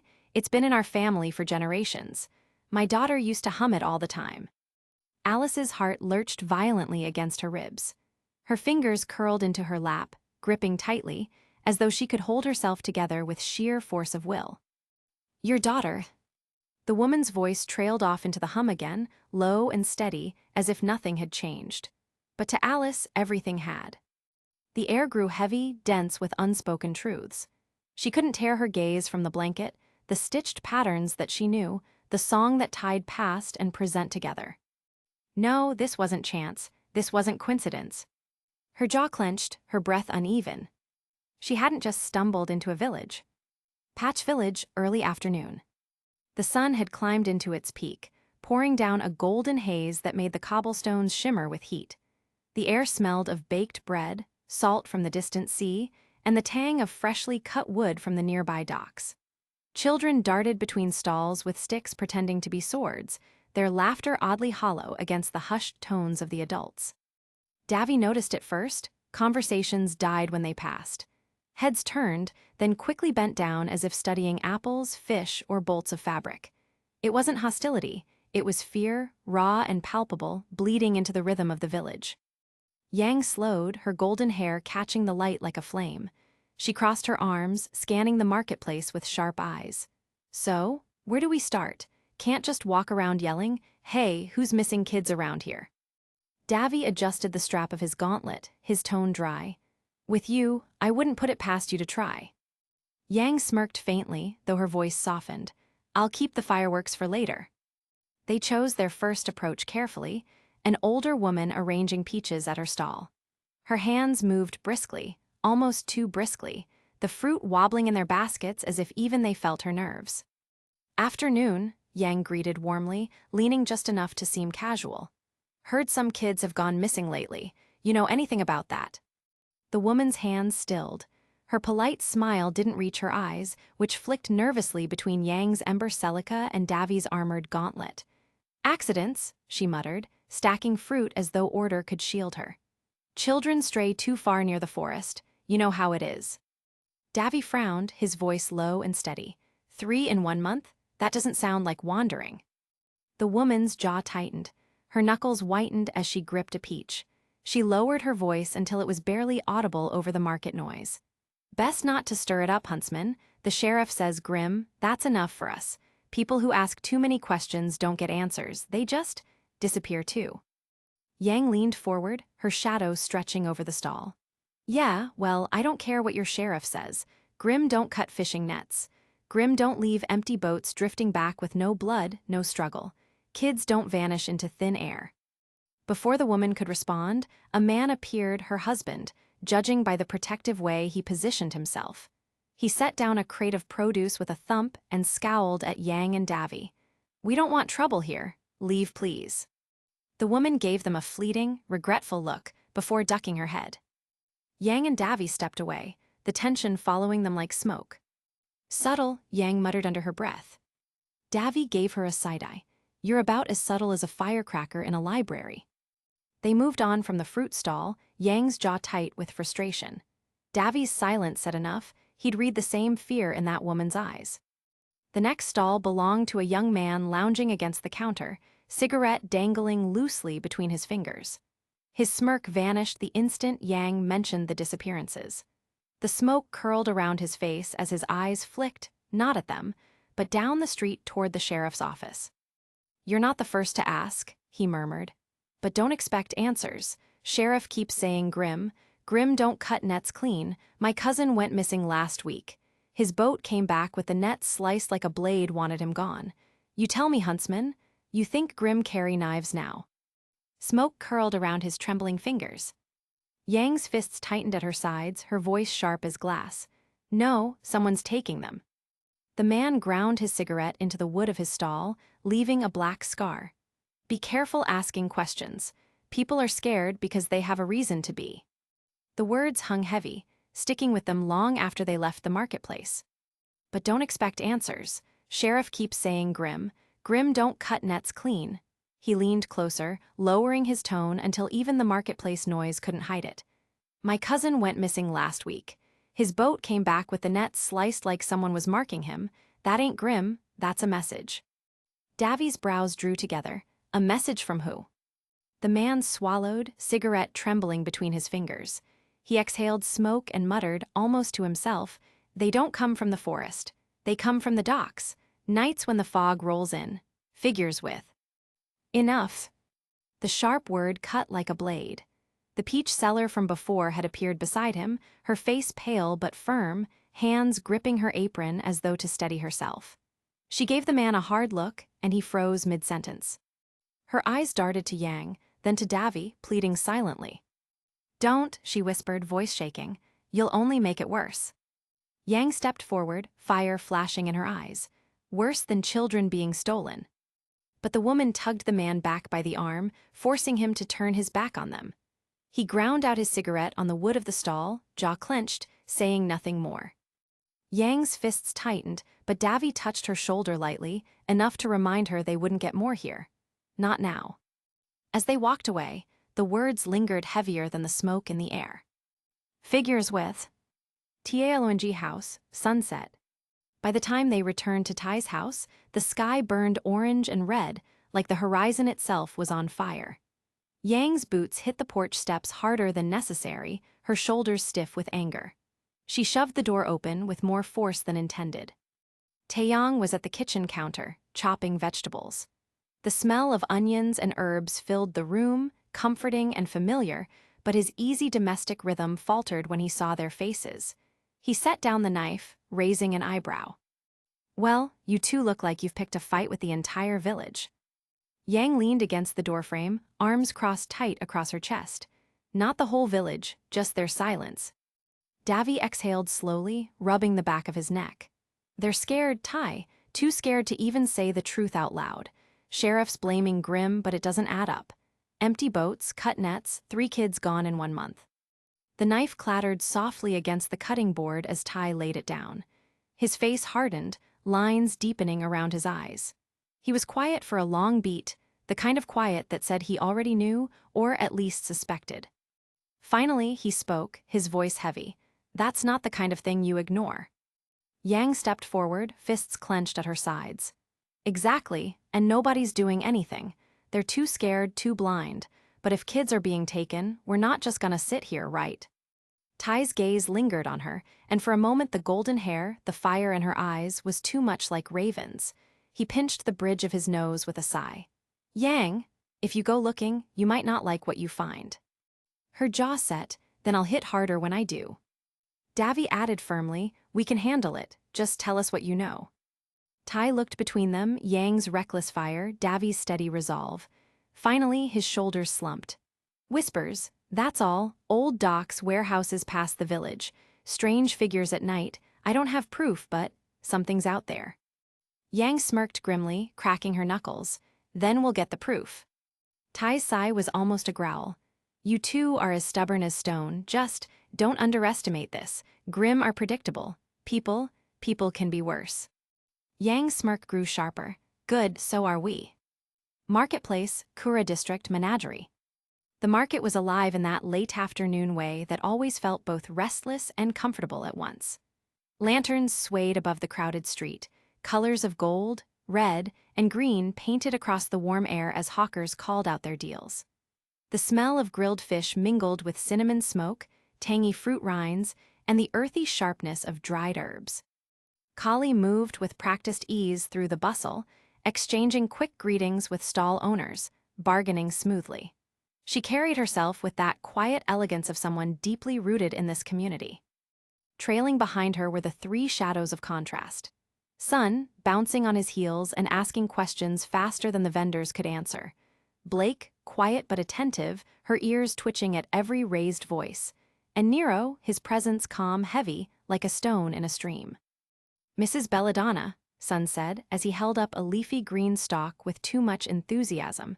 "Be honest, do you think this is more of a longevity herb or a digestive booster? Because I read once that faunus biology processes these differently." Kali chuckled warmly. "It's parsley, dear. It'll make the soup taste better." Blake pinched the bridge of her nose, already imagining her mother's amused smile behind her words. Sun, just let her shop. But Sun was undeterred. He leaned toward another stand, inhaling the fragrant bundles of herbs and spices. "Okay, but what about this? Bet some faunus can't stand the smell of, what is this? Cloves." That one landed differently. Nero's jaw tightened almost imperceptibly, his eyes flicking toward the stall before settling back on nothing at all. The stiffness in his shoulders was brief, but Blake caught it. She always caught it. She frowned slightly. Was it annoyance at Sun's chatter or something else? Nero was hard to read, and he seemed to like it that way. Every time she thought she'd found a crack in his armor, he would retreat into silence, leaving her with more questions than answers. It unsettled her more than she wanted to admit. "All right, I'm done, all thanks to me, myself, and I," Kali announced cheerfully, hefting 2 bags of food. "Good job, Mrs. Belladonna," Sun said brightly. "Thank you, dear," Kali replied, her voice sweet. Then her eyes twinkled mischievously. "Though you would have been much more helpful if you'd spent less time asking about herbs and more time carrying them." "Sorry, ma'am," Sun bowed in mock shame. "It's not a problem," Kali said kindly, then added with a glance at Blake, "I can see why my daughter likes you." "Mom," Blake's ears flattened, her cheeks coloring. She turned away, trying to mask her fluster, but it only made her look softer, more vulnerable. Sun beamed. "See, she thinks I'm a catch too." He flexed his arms with mock pride. "Pretty face, prettier personality, it's a dangerous combo." Kali laughed. But Nero didn't. His face was unreadable, save for the flicker of something tight in his eyes, jealousy, sharp and bitter. Kali noticed, and even Sun did, smirking at the reaction. Blake, however, was still hiding behind her hair. "Well, in that case," Kali said, lifting the bags higher, "I'd better get these home. Dinner won't cook itself." She gave the teens a knowing smile before turning down the street. "Get home safe, Mrs. B," Sun called, waving. Now it was just the 3 of them. "Come on," Sun said, tail swishing eagerly. "Let's grab a snack before we starve." He led them toward a narrow street of small eateries. Behind them, a shadow slipped into the crowd. A young woman with muted skin tones and shifting colors along her arms and cheeks, a chameleon hiding in plain sight. She trailed them quietly, her eyes fixed on Blake and the strangers at her side. Nero felt it before he saw it. He glanced back, sharp eyes scanning the market. "Something wrong?" Blake asked, concern in her tone. For a second, he almost said yes, but the faint crease in her brow softened him. "Nothing, thought I saw something." "Probably just your imagination," Sun said breezily, smirking. "They call those illusions, you know." Blake gave him a flat stare. "Seriously?" Nero looked at Sun blankly, unimpressed. "At least you finally managed to be right about something." Blake groaned. "Enough, you two. Nero was just being cautious. Don't forget a white fang spy already showed up at my house." "Oh yeah," Sun said, shrugging. "But hey, if someone's following us, odds are they're after one of you. I wasn't even there." Both Blake and Nero gave him identical, unimpressed looks. Sun only grinned. "Fine, fine, let's eat." Walk to the restaurant, Kura District. The marketplace thinned as the 3 of them drifted away from the stalls, the noise of bargaining voices fading into the low hum of street chatter. Paper lanterns glowed brighter now in the settling dusk, their light spilling soft halos onto cobblestones worn smooth by decades of footsteps. Sun walked ahead with his tail swaying, pointing out every snack stand they passed. That one sells dumplings stuffed with river crab, and over there, sweet buns with honey glaze. Oh, and that place has these fried things that are, like, 90% oil but so worth it. Blake followed at a steadier pace, her arms folded, eyes flicking across the shadows tucked between the buildings. She looked as if she wanted to scold him, but her ears twitched every time Sun mentioned food, betraying a quiet curiosity. Nero trailed a half-step behind, silent, his gaze scanning rooftops and doorways. The crowd had thinned, but his sense of weight in the air hadn't eased. Something in the rhythm of footsteps behind them scratched at the back of his mind. He didn't speak, but the stiffness in his jaw said enough. "You're paranoid," Sun said without turning, almost as if he'd read Nero's thoughts. His tone was breezy, but his ears angled back like he was paying more attention than he let on. "Relax, we're in Blake's hometown. What's the worst that could happen?" Blake shot him a flat look. "You do remember the White Fang, right?" That sobered Sun for about 2 seconds before he shrugged. "Okay, sure, but that just means we'll eat fast if someone jumps us. Priorities." Nero finally spoke, his voice low. "You joke too much." "Hey, someone's gotta keep the mood light," Sun countered, flashing him a grin. "You'd have us walking around like ghosts if it were up to you." Blake glanced between them, the tension sparking like flint and steel. She opened her mouth, but her words stuck when she noticed something. Nero wasn't watching Sun at all. His attention lingered on her too long, too intently, before he looked away into the crowd again. Her chest tightened, heat blooming against her will. She tucked a strand of hair behind her ear quickly, as if to hide it. They turned down a narrower street, where the lanterns hung closer and the smell of sizzling batter drifted through the air. Children's laughter echoed from a nearby courtyard, cutting through the hush that had settled over them. For a moment, it almost felt normal, like 3 friends walking home. But then Blake caught the flicker of movement in a shop window's reflection, someone keeping pace behind them. She stiffened, ears angling back, but when she looked over her shoulder, the figure had already melted into the crowd. She slowed, brushing close enough to Nero that their shoulders almost touched. "You weren't imagining it, were you?" she asked quietly. His eyes met hers, dark and steady. "No." Sun turned back, hands on his hips. "Okay, seriously, you two are acting like we're in some kind of spy thriller. If someone's following us, we'll find out soon enough. Until then, dumplings, deal." Neither Blake nor Nero answered. The 3 of them walked on, the silence between them growing heavier with each step. By the time the restaurant sign came into view, glowing warm and inviting, the air between them felt charged, like a storm that hadn't decided where to break. Inside the restaurant, the little eatery was dim but warm, filled with the aroma of frying batter and sizzling meat. They slid into a booth, the wood scarred with initials carved over the years. The waiter came. Sun ordered quickly, Blake followed, and Nero simply nodded and said, "The same." Soon the food arrived, steaming bowls of noodles and fried dumplings. "Don't worry, buddy," Sun said, smirking as he pushed the plate toward Nero. "Nothing too spicy in here." Nero's eyes flicked to him, flat, cold, unreadable. Sun was used to it by now, but the stare still made his tail twitch nervously. "I noticed you don't like spices," Sun pressed, his tone too casual. "Eat," Blake said sharply before Nero could answer. She dug her chopsticks into the bowl. "You two are unbearable." They ate mostly in silence after that. Or rather, Blake ate, while Sun tried to sneak glances at her, and Nero ate mechanically, his every movement precise. When they finished, Sun leaned back, sighing happily. "That was amazing." Blake reached across the table, eyes softening. "Nero, hold still." She lifted a napkin to wipe a bit of sauce from the corner of his mouth. But Nero flinched. It was small, instinctive, but sharp, as though her touch burned him more than any flame. Blake froze. "I was just trying to clean your mouth." Her voice lowered, pained. "Why did you flinch like that?" Nero stared at her hand, then at her face. After a beat, he reached out, took her wrist gently, and guided her hand back to his lips. This time, he let her wipe the stain. Then, almost daringly, he smiled. "Better?" he asked softly. "Yes," Blake said, her voice faltering as heat crept into her cheeks. "Thank you," Nero said, and this time the smile wasn't cold or mocking. It was real, warm. It made something in Blake's chest stutter. Sun noticed, of course he did. His jaw tightened, his grin forced. Nero noticed too, and enjoyed it. He leaned closer, brushing Blake's hair back with a gentle hand, his fingers lingering against her ear. "Thanks, Blake." Her ears flattened, her face blazing red. Sun's tail lashed in irritation. "So you don't like people touching your face, but you touch hers."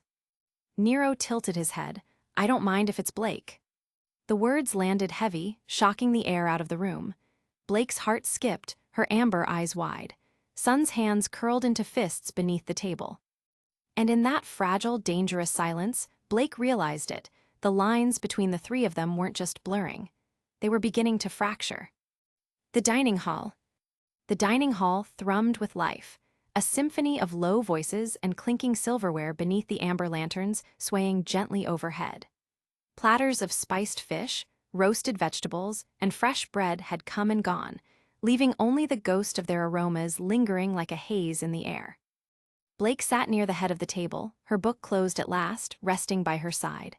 Her posture was relaxed, but her eyes stayed sharp, always observing. Across from her, Nero ate with that same unreadable calm that had become his signature, straight-backed, composed, and silent. He neither hurried nor lingered, moving with mechanical precision, as though every gesture had been measured in advance. Sun, on the other hand, could not have been more different. He leaned back in his chair, grin stretched just a bit too wide, tossing in little jokes and comments to fill the silences. His eyes darted constantly between Blake and Nero, studying them both, as though trying to solve a puzzle he couldn't quite put together. When the last plates were cleared, a waiter approached Nero with a polite bow. "Excuse me, sir, might I have a word with you? Just a small matter about your accommodations." Nero's eyes flicked upward, and for the briefest of moments something sharp passed over them, suspicion, calculation. Then it was gone, replaced with his usual cool detachment. "Fine," he said simply, rising without complaint. Blake's gaze lingered on him as he followed the waiter to the far end of the hall. She tilted her head slightly, thoughtful, her expression unreadable. Sun caught the moment and seized his chance. Pushing his chair back, he leaned toward her with feigned casualness. "Hey, mind taking a walk? Place is nice at night." His tone was light, but an undercurrent of urgency threaded through it, just beneath the grin. Blake regarded him a beat too long, then slipped her hands into her pockets and stood. "Fine, just for a bit." The garden paths. The night greeted them with stillness. Lanterns lined the gravel paths, their golden glow swaying against palms and flowering shrubs. The scent of hibiscus hung thick in the air, mingling with the faint salt of the nearby sea. Crickets sang in the underbrush, their steady rhythm a quiet backdrop to the uneasy silence between them. Sun rubbed at the back of his neck as they walked, his tail swishing with restless energy. He glanced at Blake, then quickly away, searching for the right words. Finally, he exhaled. "So, Nero, you notice how he's different." Blake's amber eyes flicked to him, narrowing slightly. "Different how?" Sun's grin faltered. He shoved his hands into his pockets. "Come on, you saw him fight earlier. The guy moves like he's holding back a storm. Doesn't waste a step, doesn't slip up, doesn't even breathe wrong. And those gloves, not just some cool huntsman gimmick. They burn, Blake. That's not normal dust tech." She didn't answer right away. Her gaze drifted forward, watching the light sway against the hibiscus blooms. She remembered the clash earlier, the way Nero's fist had hovered inches from Sun's face, glowing with unbearable heat, and how easily he had let it all go the moment she spoke. No hesitation, no flicker of emotion, just cold restraint. Her arms folded across her chest. Unusual weapons aren't exactly rare. That doesn't make him dangerous. "Yeah, but it's not just the gloves," Sun pressed, lowering his voice as though the shadows themselves might be listening. He stepped closer. "It's him, the way he never talks too much, never slips, never anything. He's too calm, like he's always calculating. Doesn't that bother you?" Blake's ears twitched, betraying her unease. She remembered the weight in Nero's stare, that quiet sense of distance even when he was standing right beside them. She wanted to dismiss it, but the thought gnawed at her. "I don't know what bothers me more," she admitted softly. "That you're suspicious of him, or that I can't tell if you're wrong." Sun's grin vanished entirely. his shoulders slumped with something heavier than frustration. "Blake, I just don't want you getting close to someone we can't trust. If he's hiding something, we should know." They stopped at a bend in the path, lantern light flickering over her profile. Blake stared at the glow, her expression unreadable. A long silence stretched, broken only by the crickets. Finally, she said, "Then watch him, son. If you're right, he'll slip eventually. But don't pick a fight you can't win." Her words struck like a blade, pulling Sun back to that afternoon clash, how easily Nero had overpowered him. His jaw tightened, but he nodded anyway. Finally, someone admits it. He tried to force a smile, but his voice carried the weight of his doubt. "He's always so calculating, and while I know that's important, it's odd, like he expects someone to be pursuing him." Blake glanced at him, eyes sharp, but didn't speak. "Look, I know you feel like you owe him," Sun continued, almost pleading now, "but he isn't exactly trustworthy. I can't just shake the feeling he's hiding something." Blake's gaze hardened, but her silence gave him no answer. And just beyond the glow of the lanterns, hidden where the shadows pressed thick against the palms, Nero lingered. He had slipped away from the waiter's words long before. His back rested against a tree, one hand brushing idly over the heated surface of his glove. He listened, every word clear as crystal. And when Sun's suspicions finally died into silence, Nero's lips curled into the faintest smirk. HMPH. Chapter 21. SCHNE Manor, JACQES Study. The storm outside clawed at the tall glass windows, wind howling through the cracks of Atlas's frozen night. Snow slapped against the panes in relentless sheets, the sound matching the furious drumbeat of Weiss's heart. The study glowed with an unnatural warmth from the fire, its orange light painting Jacques in shadow as he bent over his desk. Quills, ledgers, and contracts lay neatly arranged, each one more important to him than the people under his roof. Weiss stood rigid in the doorway, nails digging into her palms until she nearly drew blood. She had rehearsed this confrontation in her head countless times, but standing here now, facing him, every ounce of her anger felt sharp and real. "Father," she said at last, her voice as cold and cutting as the storm outside, "I want to know why there is someone locked up beneath this roof." Jacques didn't even glance up. His pen continued to scratch against parchment, every stroke deliberate, dismissive. "I suggest you watch your tone when you address me, Weiss. You speak as though you have authority here." "I have every right to ask," Weiss snapped, striding into the room. Her boots clicked against the marble floor, each step echoing through the vaulted ceiling. The chandelier above cast her shadow long and fierce across the rug. "That boy, Eden, he's being held here against his will. What could you possibly gain from such cruelty?" The pen stilled. Jacques lifted his gaze at last, his expression maddeningly calm, his eyes reflecting the firelight like shards of ice. "What I gain, Weiss, is leverage, a resource, something you wouldn't understand because you've always been too emotional, too naive."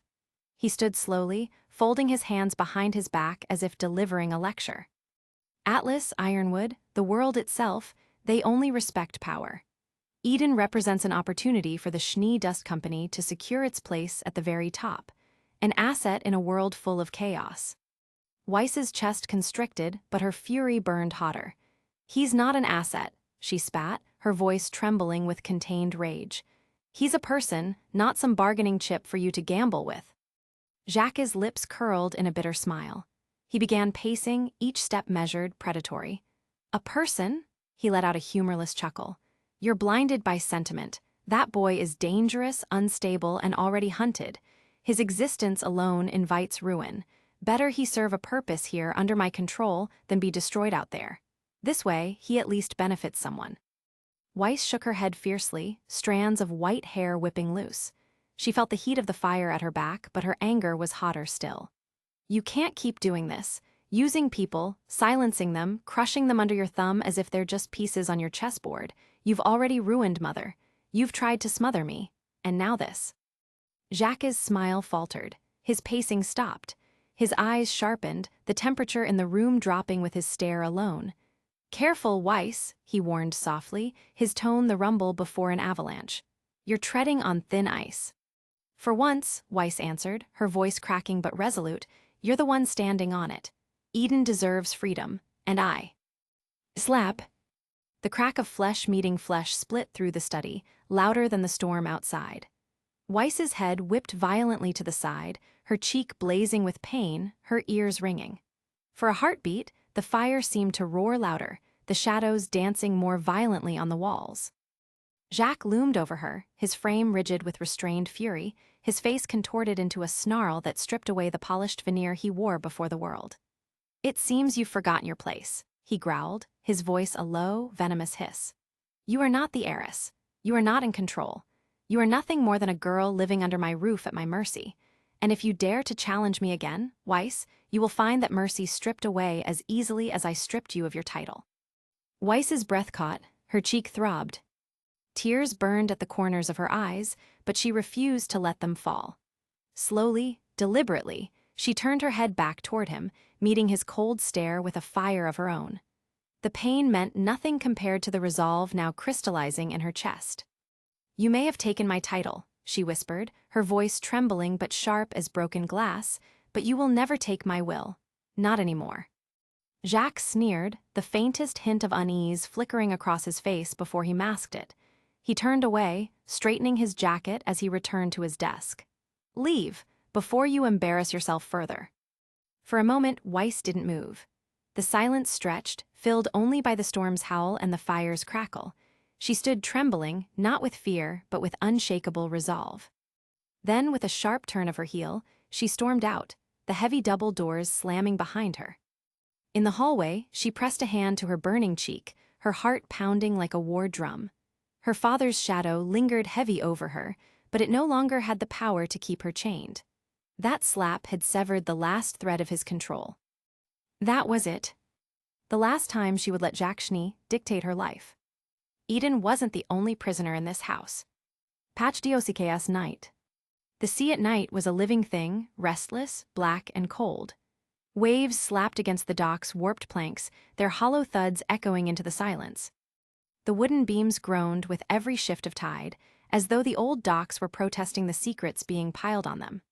Lanterns swung lazily in the salty breeze, their glow pale and weak, spilling only enough light to make the shadows deeper. The air smelled of brine and fish guts, laced with the metallic tang of rust, and something sharper. Oil, maybe, or blood. Yang crouched low on the roof of a warehouse, golden hair tied back so it wouldn't catch the moonlight. Even so, stray strands shimmered faintly, like the glow of a candle daring the darkness to notice. Davy knelt beside her, his hood up, his gauntlets reflecting slivers of silver light. His sharp eyes tracked the figures below like a hawk. Hooded men, 3 of them. Their faces were lost in shadow, their hands steady as they ferried crates from a fishing boat onto the pier. They didn't speak, not to each other, not even a grunt of effort. Only the sound of scraping wood and the splash of water as another crate was stacked joined the night. "Smugglers," Yang whispered, voice carrying her usual reckless spark. Davy tilted his head, frowning. Smugglers don't work this quiet, and smugglers don't scare a whole village into silence. His gaze lingered on the way one of the men kept jerking his head, scanning the shadows like a hunted animal. "They're hiding something bigger." Yang smirked, her whisper low and daring. "Guess we'll just have to ask them ourselves." "Or," Davy countered, tone clipped, "we do the smart thing. Take one of those crates, figure out what's inside. Then we know what we're up against." Yang pouted, her lilac eyes flashing mischief even in the dark. "You're no fun." "And you're no smart," Davy shot back. Her head whipped toward him, eyes narrowing into a glare sharp enough to cut steel. "Excuse me." He grinned faintly. "What? A little banter pisses you off that much?" Yang hissed, clicking her tongue in irritation. "Maybe if you used your brain for once, you'd realize that blabbering about nothing might get us caught." "Or," Davy said evenly, "if we jump in their fists first, getting caught is guaranteed." "You don't get caught if you catch them first, duh." Yang shot back without missing a beat. He smirked, "Look who's blabbering now." "You are," Yang retorted immediately.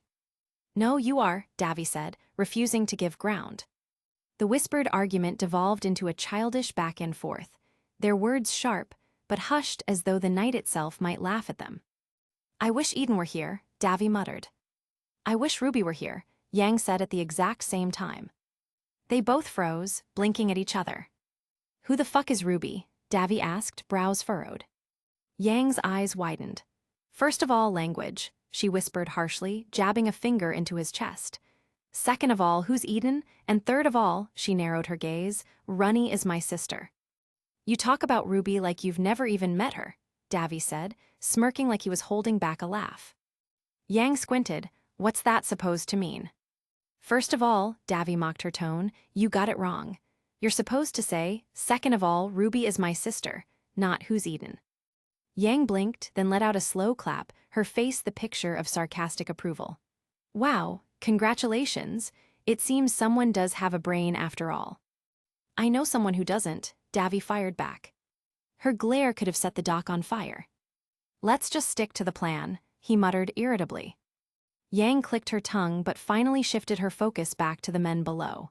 They waited, bodies tense, breath shallow, as the hooded figures stacked the crates farther down the pier. One crate, set slightly apart from the others, practically begged to be stolen. The moment the men turned to haul another load from the boat, Davy moved. His body was fluid, practiced, silent as a shadow slipping down the side of the warehouse. His boots kissed the dock with barely a sound. Heart hammering, he slid forward, each step timed with the groan of wood or the splash of waves. He reached the crate, crouched, hands tightened. The weight nearly pulled him down with it, far heavier than fish, far denser than fruit. His muscles strained, his jaw clenched, but he managed to hoist it into his arms. Got it, he whispered. He turned to retreat. A creak. One of the men froze mid-step, his hood swiveling. You hear that? Davy froze, every muscle in his body locking tight. The dock seemed to scream under his weight. Yang tensed above, hand hovering near Ember Celica. The second hooded man joined the first, lifting a lantern. Golden light spilled across the dock, sliding closer, closer, brushing dangerously over the crates. Somewhere in the shadows, Davy grinned, breathless, whispering to himself as he shifted the crate's weight. Success! But the victory was sharp-edged, because whatever was inside this box was heavy. Important and worth killing for. VSUO Village, night. The desert night was unnervingly still. The kind of silence that pressed against the ears until even the smallest sounds felt amplified, the whisper of wind slipping through cracks in the shutters, the creak of old beams settling in their joints, the faint hiss of embers fading in the hearth. Outside, a lone dog barked once before quieting, swallowed by the endless dark. Alice lay on the woven rug, meant to be her bed, staring at the uneven ceiling above. Shadows shifted faintly across it as the fire ebbed lower, her thoughts spinning too fast for rest. Sleep wouldn't come, not with that tune gnawing at her memory, not with the blanket's stitched pattern clawing at some half-forgotten corner of her past. Something inside her, it felt almost like instinct, like her body was pulling her before her mind agreed, urged her to move, to look closer, to find. Slowly, she pushed herself up, careful not to let the floor creak beneath her weight. Barefoot, she moved across the cool clay tiles, her golden eyes adjusting to the faint red glow of the hearth. Each step was cautious, as though she feared the house itself might wake and accuse her. She slipped past the shelves lined with clay jars, past the crooked-legged chair, until she reached a small cabinet tucked into the far corner. Its door sagged open slightly, worn hinges tired after years of use. Alice hesitated, her pulse quickening, then she tugged the door wider. Inside, folded linens, brittle with age. A prayer book with its spine nearly split. And at the very bottom, a stack of faded papers and photographs, edges curled and yellowed by time. Her breath caught. Photographs. Her hand shook as she reached for one, tugging it free. The paper was rough beneath her fingers, the surface scratched and spotted, yet the image was clear enough to strike her like a blow. A woman, young, smiling faintly. Her features so eerily similar to Alice's that it felt like looking into a warped mirror, same sharp jawline, same shape of face, but her eyes were different. Brown, warm. Alice barely registered the woman's expression. Her gaze slid past her almost immediately, locking instead on the backdrop of the photograph. A tall bookcase, lined with neatly stacked tomes, a polished desk reflecting light across its dark surface, heavy drapes filtering in pale sunlight. Her chest constricted, the air seemed to thin, she knew this place. Recognition carved into her like a knife. Flashback, her father's study. A younger Alice toddled unsteadily across polished wood floors, giggling as she tugged herself upright against a leather chair far too big for her. The smell of ink, old parchment, and dust filled her nose. Books loomed high on every side like silent sentinels. Behind her, a man sat at a desk, papers and ledgers scattered before him, his brow furrowed in thought. Yet for once, the work didn't matter. His golden hair caught the light as he leaned back, lips curving into a rare, almost tender smile. He reached toward her, his voice warm. "Look at you, what a cute little thing. I hope you'll be strong." The study, the same walls, the same room. End flashback. Alice's grip tightened on the photograph until the paper threatened to crumple. Her pulse hammered, breath shallow and uneven. This wasn't her mind playing tricks. This wasn't exhaustion. This was real. Proof. Proof she had been here before, or tied to this family in ways she could no longer deny. "What are you doing?" The voice snapped through the silence like a whip. Alice spun, clutching the photo to her chest. The old man stood framed in the doorway, his scarf loosened, shadows cutting harsh lines into his face. His eyes, usually dulled with age, burned now with sharp suspicion. Behind him, the old woman held a lantern high, its glow spilling across the room. Her expression was taut, her mouth a thin line between shock and anger. "You have no right to go through our things," the man snapped, his tone low but biting. His footfalls were deliberate as he stepped forward, the wooden floor groaning beneath him. Alice's chest heaved, anger flaring through the fear. Her jaw clenched as she lifted the photograph into the lantern light, the paper shaking in her grip. "Where was this taken?" The couple froze. Her golden eyes burned, her voice rising, cracking under the weight of desperation. "I said, where was this picture taken?" The silence that followed was suffocating. The lantern flame sputtered, shadows wavering against the walls. The old woman's face drained of color, her lips parting but no words escaping. The old man's fists curled at his sides, the skin on his knuckles tight. Neither met Alice's gaze. Their eyes lingered instead on the photograph, on the face within it, as though staring at a ghost dredged up from years they had buried. Alice's breath came in sharp pulls, her shoulders taut, every muscle coiled. She didn't waver. She had asked questions before, but this wasn't asking anymore. This was demanding. And in their silence, in the way their eyes flickered and faltered, she knew. They had answers. Managri Market backstreets, night. The narrow backstreets were a world away from the noise of the market square. Lanterns swung faintly in the salty breeze, rolling in from the sea, throwing golden pools of light that barely reached the cracked stone beneath. The smell of fish and spices lingered in the air, mixing with the sharper tang of rust from the old railings and gates. Every sound felt louder in the quiet: footsteps, whispers, the faint rustle of cloth. It was in this half-lit stillness that Sun and Blake walked side by side, their voices kept low but urgent. "Blake, I'm telling you," Sun said, his tone edged with the kind of stubborn worry she had grown used to. His staff rested casually over his shoulders, but his tail twitched with every word. "That Nero guy, he's dangerous. You don't know what he's capable of." Blake glanced at him from the corner of her eye, her arms folded tightly against her chest. She didn't reply right away, unwilling to admit Sun's concerns had already been gnawing at the back of her mind. "Dangerous doesn't always mean bad, Sun," she finally muttered. "Maybe," Sun admitted, though his expression was set, "but that doesn't mean you should trust him." What neither of them realized was that the very person they spoke of wasn't far. Nero leaned against the shadowed mouth of a narrow alley, golden eyes half-lidded, listening to every word with quiet intensity. His face was unreadable, but his silence carried weight. And still, they weren't alone. From high above, a figure crouched low against the tiled roofline, her skin shimmering in and out of the lantern light. Ilya Amatola's gaze never left Blake. Her grip on her coiled whip tightened, knuckles pale, eyes burning with emotions too tangled to name. "Just promise me you'll keep him at arm's length, okay?" Sun's voice softened despite his worry, his features earnest. Blake sighed through her nose. She didn't want to argue anymore. "All right," she said at last. "I'll be more cautious with him." For a brief moment, silence fell, then heavy footsteps cut through it. Nero stepped forward from the shadows, his presence immediate. He moved directly between the two, his broad frame separating them as though drawing a line neither of them could cross. His eyes locked on Sun with a glare sharp enough to cut. "What are you guys talking about?" Blake stiffened, ears twitching. She raised her hand in a calming gesture. "Just talking about Beacon, Nero. Nothing to get too upset about." For a moment, the tension thickened, Nero's gaze locked with Sun's.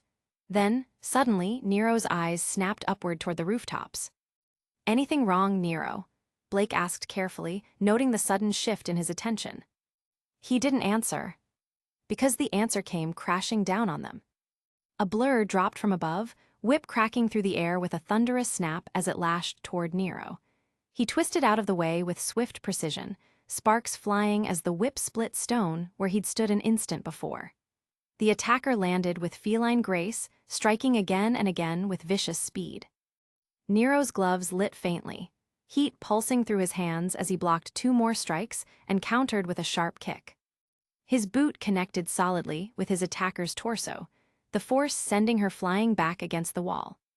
The lantern light caught her face, and Blake's blood ran cold.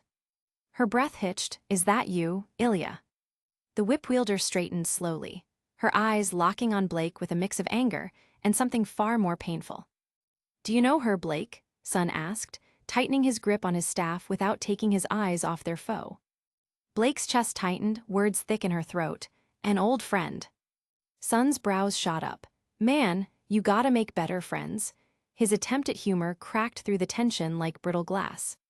"Yeah, and losing you is just the way to do it," Nero muttered flatly, not sparing him a glance, his golden eyes fixed on Ilya. "Can you two just stop it?" Blake snapped, her voice cutting through their bickering as Ilya hissed and lunged forward again, whip crackling like lightning. The fight was about to begin in earnest. Nero was already turning, the faint glow of burning inferno flickering to life across his gloves, a low red shimmer licking at the edges of his fists. The heat rolled off him in subtle waves, warping the air. His calm eyes swept the shadows with a predator's focus. Sun's tail twitched restlessly behind him, the young faunus spinning his staff once, twice, before settling into a loose stance. He wore his usual grin, but there was tension beneath it, his golden eyes narrowed. From the darkness, a ripple of movement, a distortion in the light. Ilya Amatola stepped forward, her chameleon skin shimmering as it faded into visibility. The coiled whip in her hand hissed to life, arcs of lightning dust crawling along its length, buzzing like angry hornets. "Blake," her voice was low, tight, steeped in both anger and hurt. "I warned you, you shouldn't have come back." Blake's chest tightened at the sight of her former friend, her breath catching as memories surged. "Ilya." The moment cracked under Sun's voice. "Look, if you're gonna try something, just remember you're outnumbered 3-1. Ilya's whip lashed down with a thunderclap, striking the stone at his feet. Sparks leapt into the air, scattering across the dark street. Her eyes burned. "Then I'll just have to fight harder." She lunged first, whip snapping forward like lightning.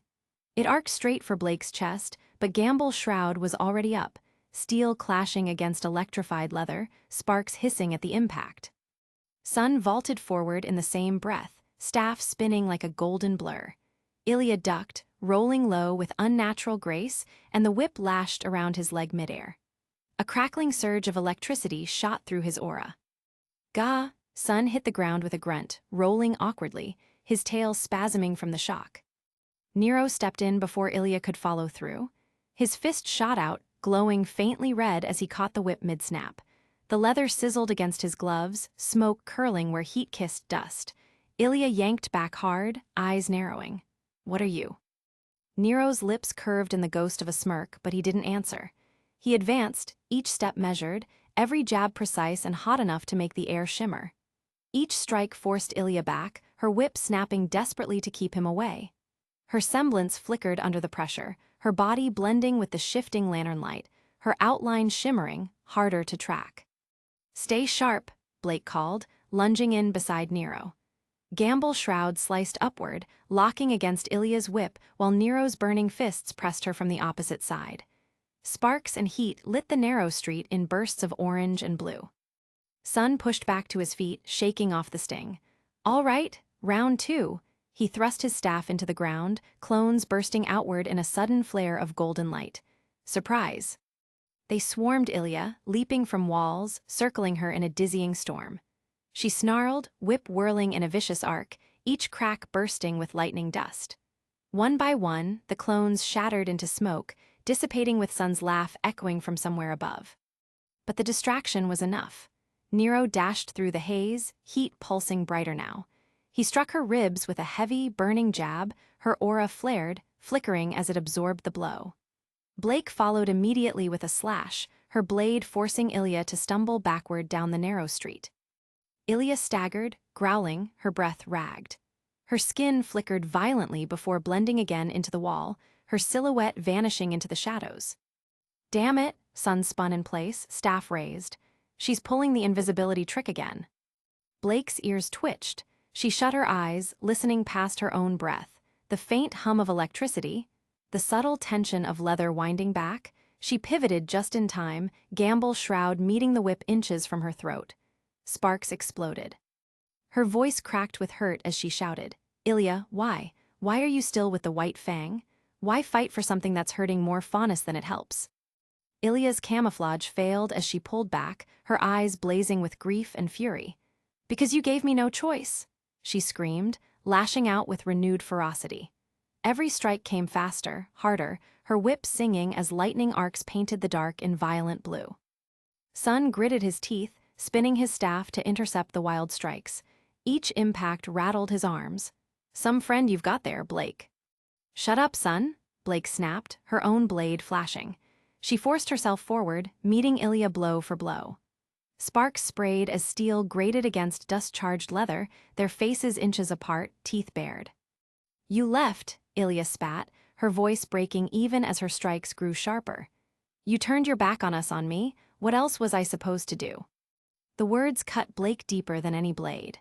Her guard faltered for just a heartbeat, enough for Ilya to slam her backward with a vicious crack of the whip. Ilya's gaze snapped toward Nero, her voice dripping venom. "And you brought a human here, of all places." Nero's features tightened, irritation flashing across his usually calm expression. Sun caught it, blinking in surprise. "Who said I was human?" Nero muttered in his mind, teeth grinding. Then he moved. His gloves flared hot, heat visibly distorting the air. He surged forward with clinical precision, cutting through Ilya's guard. A left jab scorched her shoulder, followed by a burning palm to her ribs. Her aura flared violently, spiderweb cracks glowing across its surface. Blake recovered fast, gamble shroud slashing in tandem with Nero's strikes. Sun darted in, his staff spinning, catching Ilya's whip and pinning it aside. Together, their coordinated assault came down like a hammer. Sun deflecting, Blake pressing, Nero's palm searing against her chest. Ilya was hurled back against the wall, coughing as her aura shattered in a flare of light. She clutched her ribs, staggering, her skin flickering uncontrollably as her camouflage failed. Blake stepped forward, weapon lowering, voice trembling. "Ilya, leave the white fang. You don't have to do this anymore." Ilya's chest heaved, her expression torn between rage and heartbreak. She forced herself upright, though her knees shook. Her voice broke as bitterness poured out. "And quit on the Faunus race, like you did." The words hit harder than her whip ever could. Blake froze, ears drooping, her heart twisting painfully. Ilya didn't wait for an answer. She snapped her whip to the ground, sparks bursting into smoke. By the time it cleared, she was gone, vanished into the shadows of Menagerie once again. Silence followed. The night's hum returned, distant and faint, but it felt suffocating after the fight's chaos. Sun leaned on his staff, panting, sweat dripping down his brow. "She's fast, real fast." Nero flexed his gloves, the fading glow vanishing from his fists. His golden eyes lingered on Blake, sharp, measuring. But Blake just stared into the dark where Ilya had disappeared, her body heavy, tail low, her heart still reeling. The weight of her friend's words cut deeper than any whip ever could. Patch WODS night. The woods swallowed them whole. Away from the docks, the sea's roar faded into the distance, replaced by the whisper of leaves and the occasional hoot of an owl. The air was damp and heavy with the smell of moss and salt, each breath tinged with earthiness. Moonlight struggled to pierce the canopy, spilling pale silver across the forest floor in broken patches, and every branch swaying overhead seemed to conspire against them, hiding the stars. Yang set the crate down on a stump with a grunt that puffed steam into the cold air. She rolled her shoulders, brushing her hands against her pants. Seriously, Davy, what the hell do they pack in here? Feels like I just carried a bag of bricks. Davy flexed his shoulders, his gauntlets dimly glinting as he caught his breath. If it were bricks, I'd almost prefer it. Bricks don't make villagers too scared to talk. Yang tilted her head, glaring at the box like it had personally offended her. She crouched, knocking her knuckles against the wood. The sound was thick, deadened, nothing like the hollow thump of a cargo crate filled with food or fishing gear. Well, she muttered, only one way to find out what we risked our necks for. Davy didn't answer at first. His eyes flicked through the dark trees as if expecting eyes to stare back. Only when the silence convinced him they were alone did he draw a knife from his belt. He wedged the blade under the lid and forced it upward. Nails screeched against the wood, the sound loud and jarring in the stillness. Both of them froze, hearts leaping into their throats. The forest seemed to hold its breath. The owl stopped hooting. Branches rustled faintly, almost deliberately. Yang's fists hovered near Ember Celica, her golden hair bristling in the breeze. Davy's eyes swept the tree line, tense, waiting. But nothing came, just the endless whisper of leaves. With a final grunt, the lid gave way, splintering apart with a sharp crack. Yang leaned forward, eager, then hissed under her breath, recoiling as though the contents had burned her. "You've gotta be kidding me." Davy's frown deepened as he pulled the lid aside and peered in. At first, it looked like ordinary cloth bundled together. But when he pushed it away, the truth gleamed back in the pale moonlight.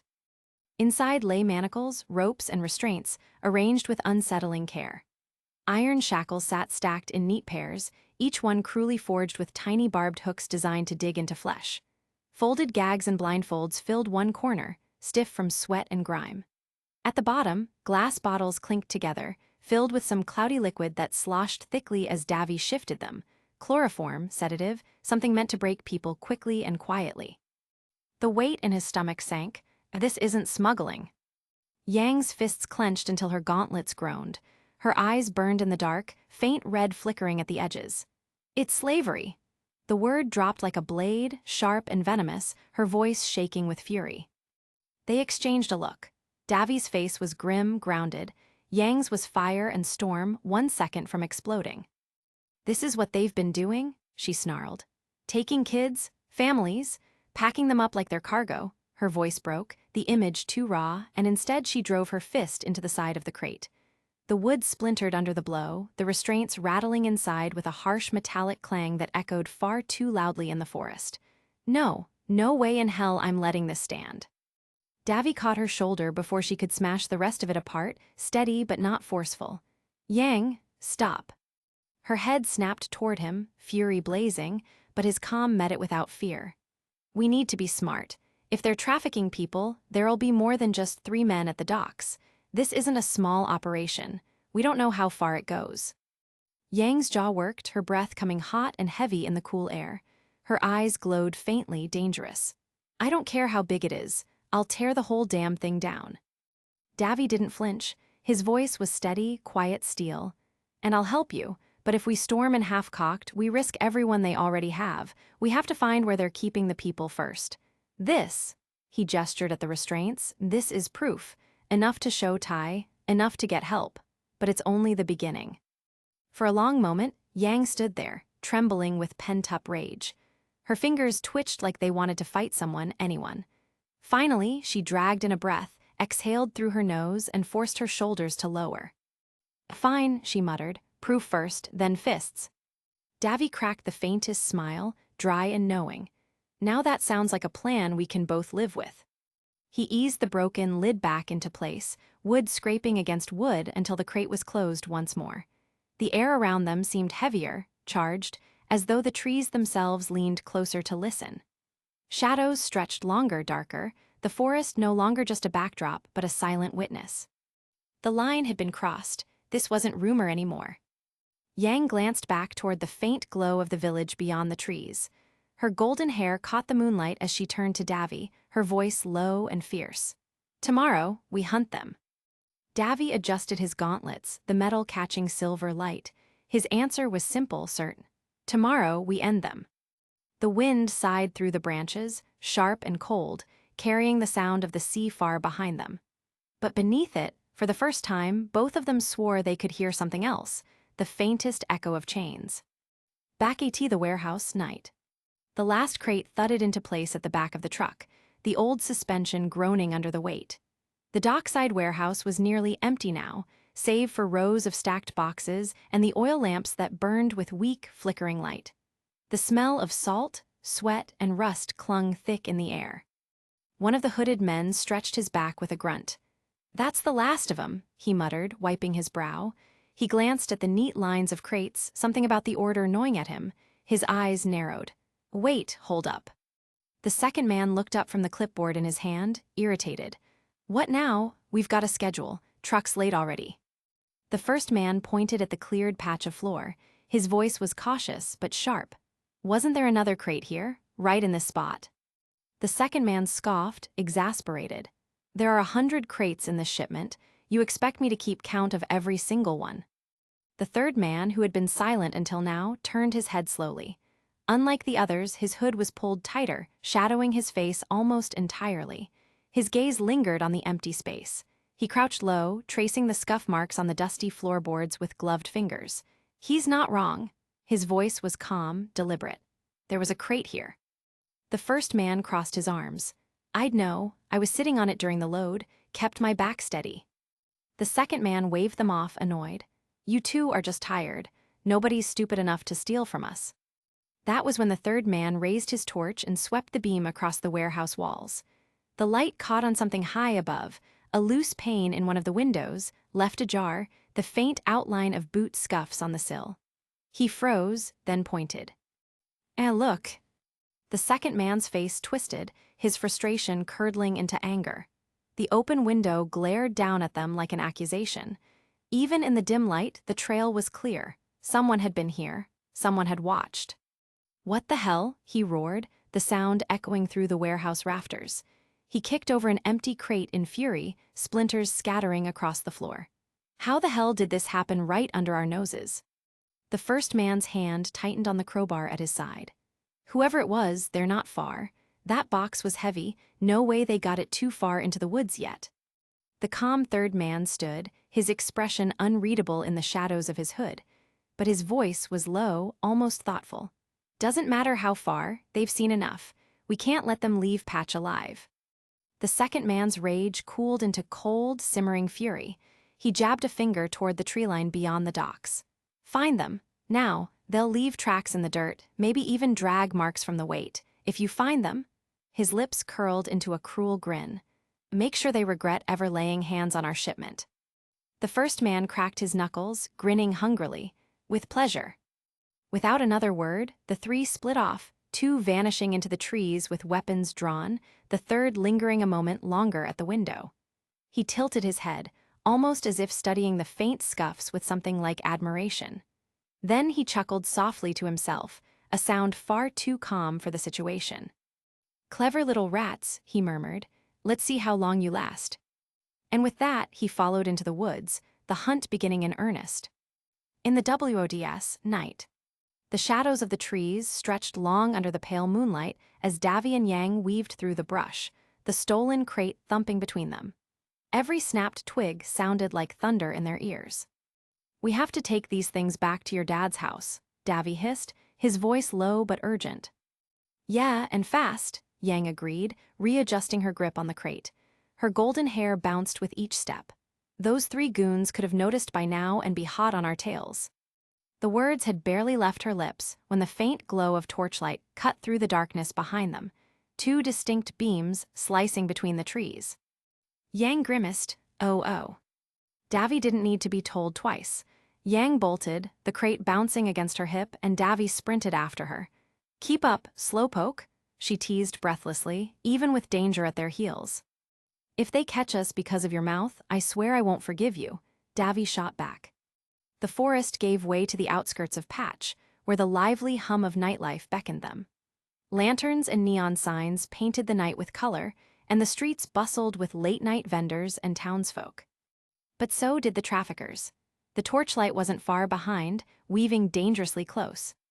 "We kinda stand out with this box," Davy muttered, glancing at the suspicious stares from passers-by. Then do something about it, Yang snapped, shoving it toward him.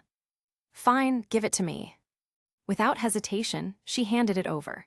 Davy darted into a narrow side alley, the shadows swallowing him and Yang.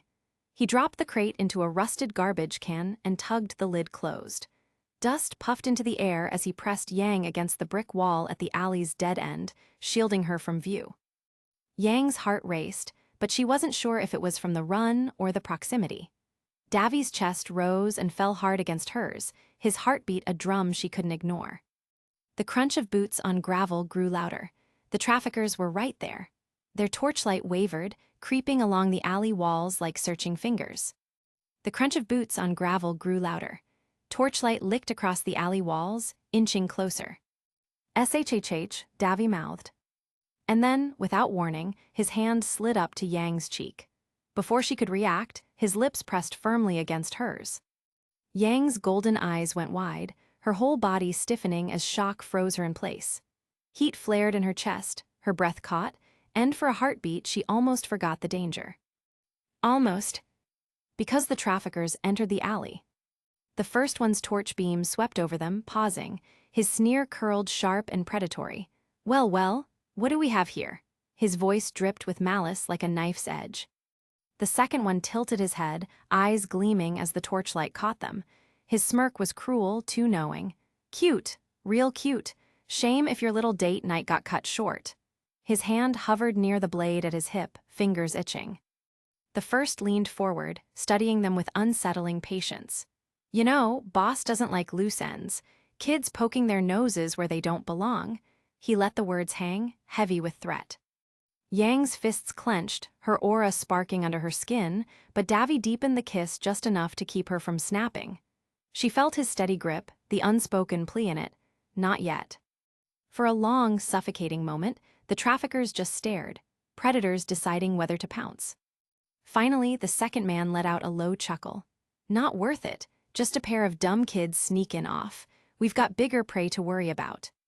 The first spat to the side, his grin thin and sharp. "Count yourselves lucky. Next time you won't get ignored." His torch beam lingered a second longer, burning into them like a promise before he turned away. Their footsteps faded, swallowed by the noise of the town. The torchlight disappeared. Only then did Davy finally pull back. He stepped away, his breathing ragged, his eyes unreadable in the half-light. Yang blinked, her lips tingling, her heart pounding, her fists trembling. Their footsteps faded, swallowed by the noise of the town. The torchlight disappeared. Only then did Davy finally pull back. Yang blinked rapidly, like she'd just surfaced from underwater.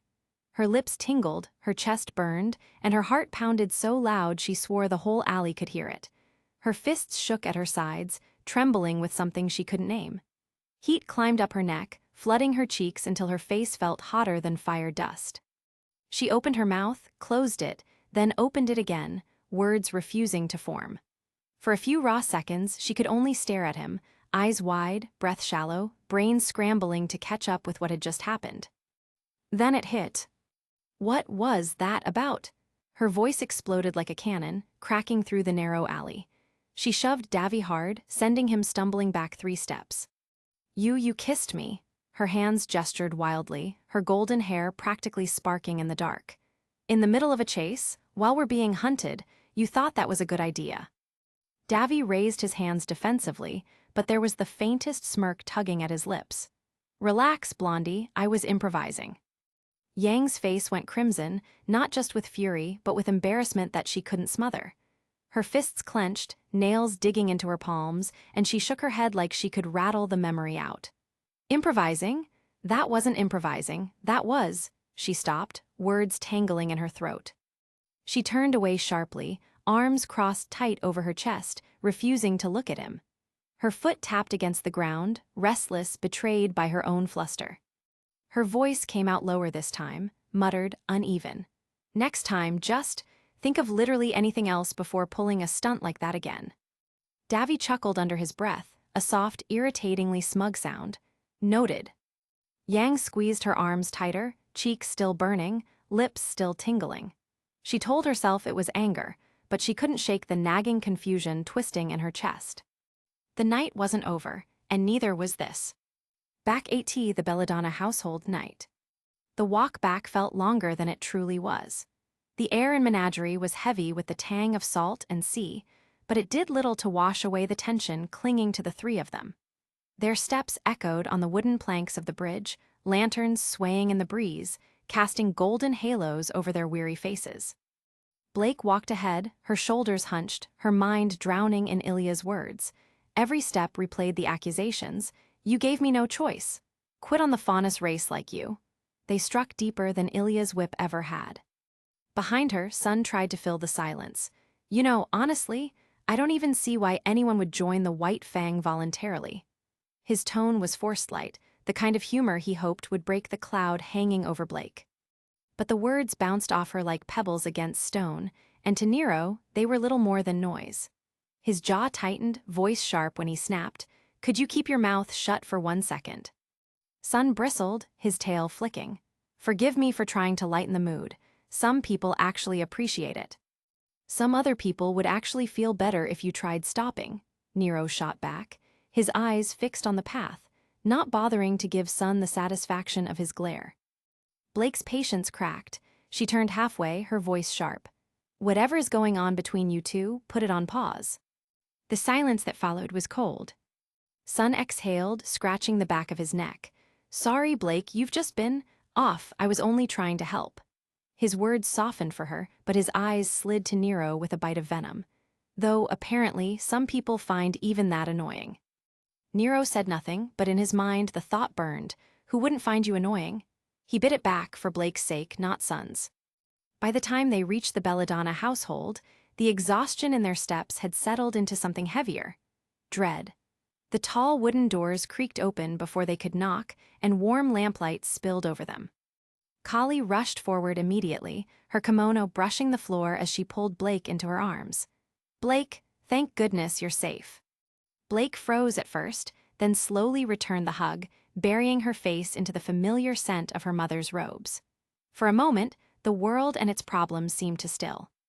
Sun stepped inside with his usual grin, though it was thinner than normal. "We're back," he said brightly, as though announcing victory. Gira loomed just behind Kali, his presence filling the room. His sharp eyes swept over them, the bruises, the aura cracks, the fatigue. "What happened?" he asked, voice deep with concern. Blake pulled back, her expression shadowed. "Ilya, she attacked us, and she's still with the White Fang."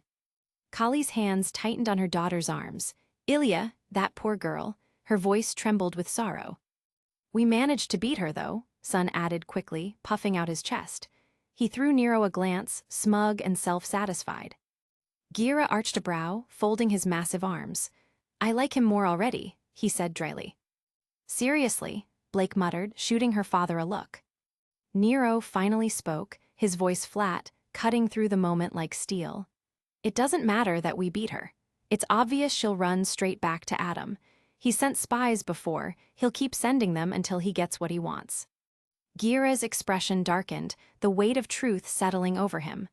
"That's quite the problem," he admitted, voice like a rumble of distant thunder. Kali stepped in gently, her voice warm but laced with worry. "All the more reason for you three to rest. The next few days won't be easy, that much is certain." Her words hung in the air. Blake nodded faintly and slipped away down the corridor toward her room, her steps heavy, tail dragging low. That left Sun and Nero standing in the glow of the hall's lanterns, a thick silence stretching between them. Gira and Kali exchanged a knowing glance before quietly excusing themselves, leaving the two young men alone. Sun crossed his arms, his easy grin gone, replaced with a simmering edge. Nero stood by the doorway, posture straight, his shadow stretching long across the floorboards. The night was far from over. Blak's room night. The faint glow of moonlight streamed through the paper windows, spilling silver lines across the floor. The room was hushed but heavy, as though even the air could sense Blake's unrest. She sat on the edge of her bed, gamble shroud laid across her lap, her fingers absently tracing the hilt over and over like a nervous tick. Her tail curled tightly around her leg, betraying the storm swirling inside her. Ilya's voice refused to fade. "You gave me no choice. Quit on the faunus race like you did." Each word echoed like a blade against her heart, reopening scars she had tried so desperately to stitch shut. A soft knock broke through the silence. "Come in," Blake whispered. The door creaked open. Sun peeked his head in, his usual playful grin nowhere to be seen. His ears twitched uneasily, his tail flicking with nervous energy as he stepped inside. "Hey, just wanted to check on you." Blake didn't look up. Her shoulders sagged with exhaustion she couldn't shake. "I'm fine, Sun." "You don't look fine." His tone was quiet but firm as he came to sit beside her. The mattress dipped slightly under his weight, the warmth of his presence immediately filling the cold air. "You've been carrying that same look ever since Ilya showed up." Her grip tightened on Gamble's shroud until her knuckles whitened. "Because she's right, I left, I abandoned her, I abandoned all of them." Sun studied her profile in the pale moonlight. The shadows played across her features, making her look smaller, almost fragile. He tilted his head. "You didn't abandon them, Blake. You made a choice, a hard one. You saw what the White Fang was turning into. You saw it before most people did." Her ears flattened, shame weighing them down. "But I still walked away. I left Ilya to believe she had no one, and now—" Her voice broke on the words. "Now she hates me for it." Sun didn't joke. He didn't try to brighten the mood with his usual optimism. Instead, he reached out and laid a hand over hers, grounding her. "She doesn't hate you. Not really. People don't fight with that much fire unless they're hurt, and people don't get hurt unless they cared in the first place." Blake finally turned to him, her golden eyes shimmering faintly. "You think there's still a part of her that still wants her friend back?" His smile was soft but steady. "Yeah, I do, and I think you can reach her, but you won't do it by tearing yourself apart over the past." The silence that followed wasn't empty, it was thick with something unspoken, fragile and real. Blake let her gaze linger on him, on the warmth in his smile, the sincerity radiating from him. Sun wasn't Nero, calm, sharp-edged, unreadable. Sun was open, steady, someone she could lean on, even if just for tonight. And for the first time that evening, Blake's lips curved into a faint, trembling smile. "Thank you, Sun." "Any time," he said softly. He squeezed her hand once before standing, his tail flicking with a nervous energy that betrayed what his words didn't. "Get some rest, okay? Tomorrow's gonna be rough." He gave her one last look before slipping out the door. The silence returned. Blake sat still, her hand lingering where his warmth had been. Part of her chest felt lighter, soothed by his presence, yet another part remained restless. Because even as Sun's words comforted her, another image intruded. Nero's unreadable face, his silence when Ilya called him human. And outside her door in the dim hallway, Nero stood. He had listened to every word. His expression was a mask, calm, unreadable, but beneath it, something twisted sharp. His eyes lingered on the door, his jaw tight, and though he gave nothing away, the emotion was undeniable.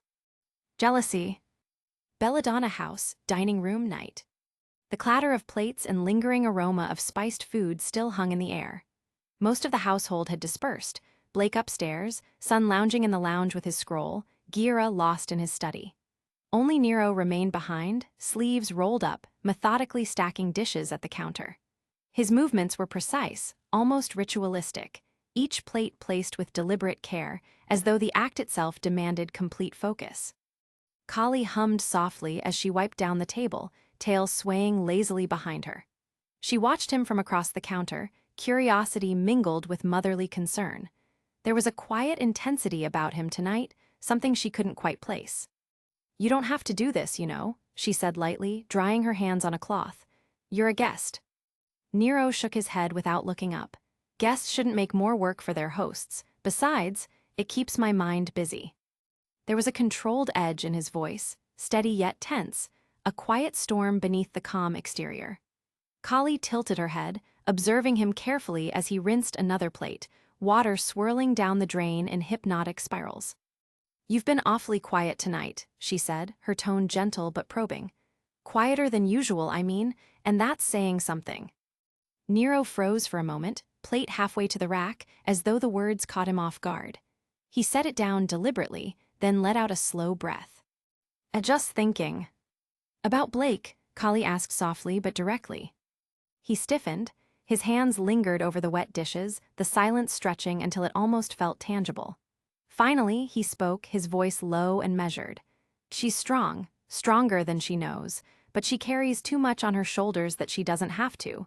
Someone should be there to help carry it. Kali's lips curved into a knowing smile. That someone, being you. Nero's eyes flickered toward her, sharp yet guarded, but something vulnerable slipped through for the briefest of moments. Maybe. Kali stepped closer, placing a gentle hand on his arm, warmth radiating in the simple gesture. You don't have to hide it from me. I see the way you look at her. And I saw the way you looked when Sun came to comfort her. The words landed like stones in a quiet pond. Nero's jaw tightened, and he looked away, drying his hands with mechanical precision, as if the motion could erase the moment. She doesn't need me to complicate things, he said flatly. She already has enough on her mind. Kali studied him, letting the silence hang a heartbeat longer before speaking again.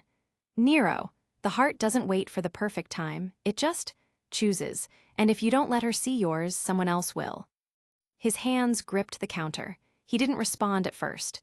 Then, almost in a whisper, as if admitting it to no one but himself, maybe it already has. The room fell quiet, heavy with unspoken thoughts, the distant hum of menagerie beyond the windows the only sound.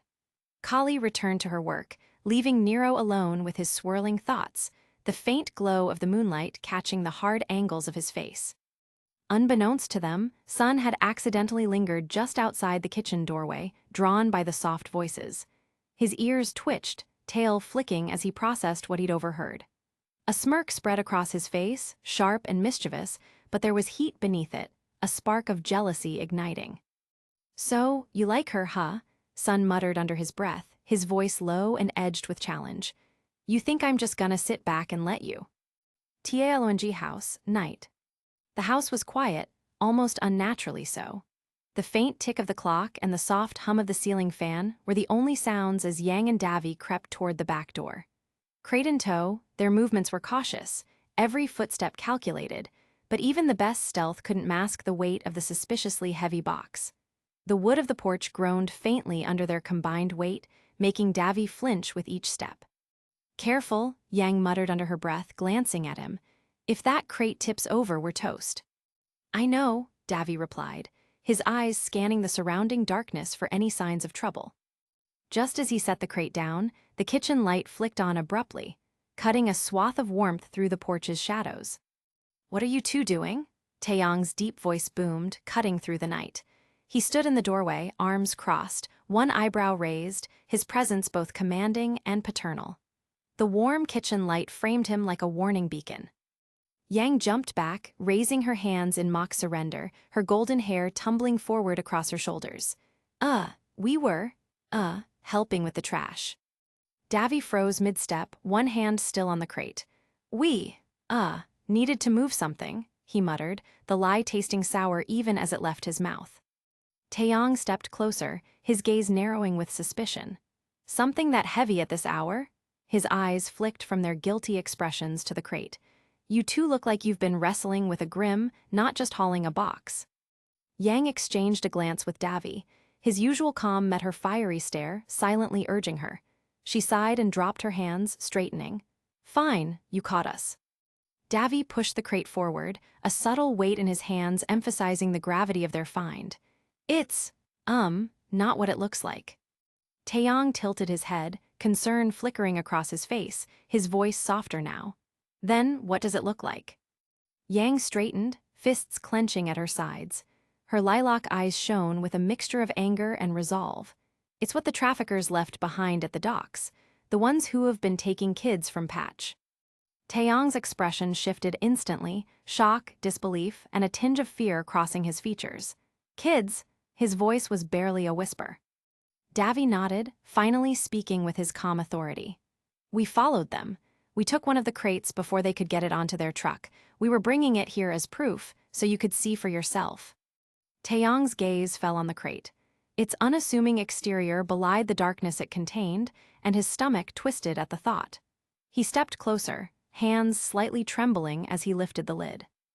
Inside were the shackles, ropes, blindfolds, and bottles of cloudy liquid.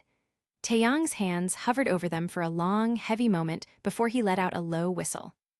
This is serious. Yang folded her arms, her jaw tight, her eyes blazing with fire. Tell me about it. I'm not letting them get away with this. Davi's voice was calm but insistent.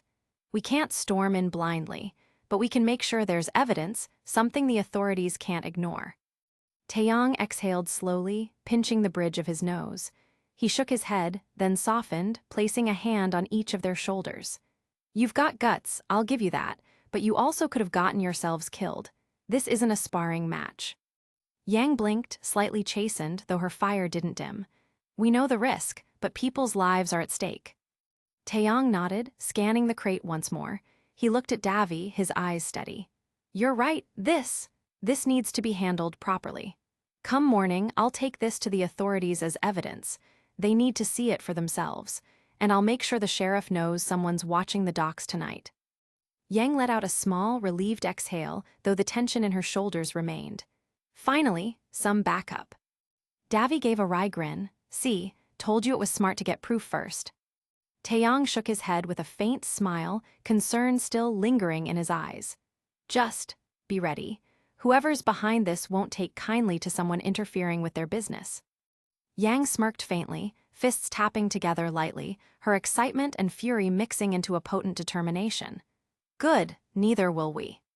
The three of them stood over the crate, the weight of what it contained pressing down like a stone on their chests. It wasn't just a box, it was a declaration, a call to action. The world outside might be oblivious, but come sunrise, Patch would start answering questions it had long been too afraid to ask. And Yang and Davi, hearts still racing, knew they would be the ones to force those answers.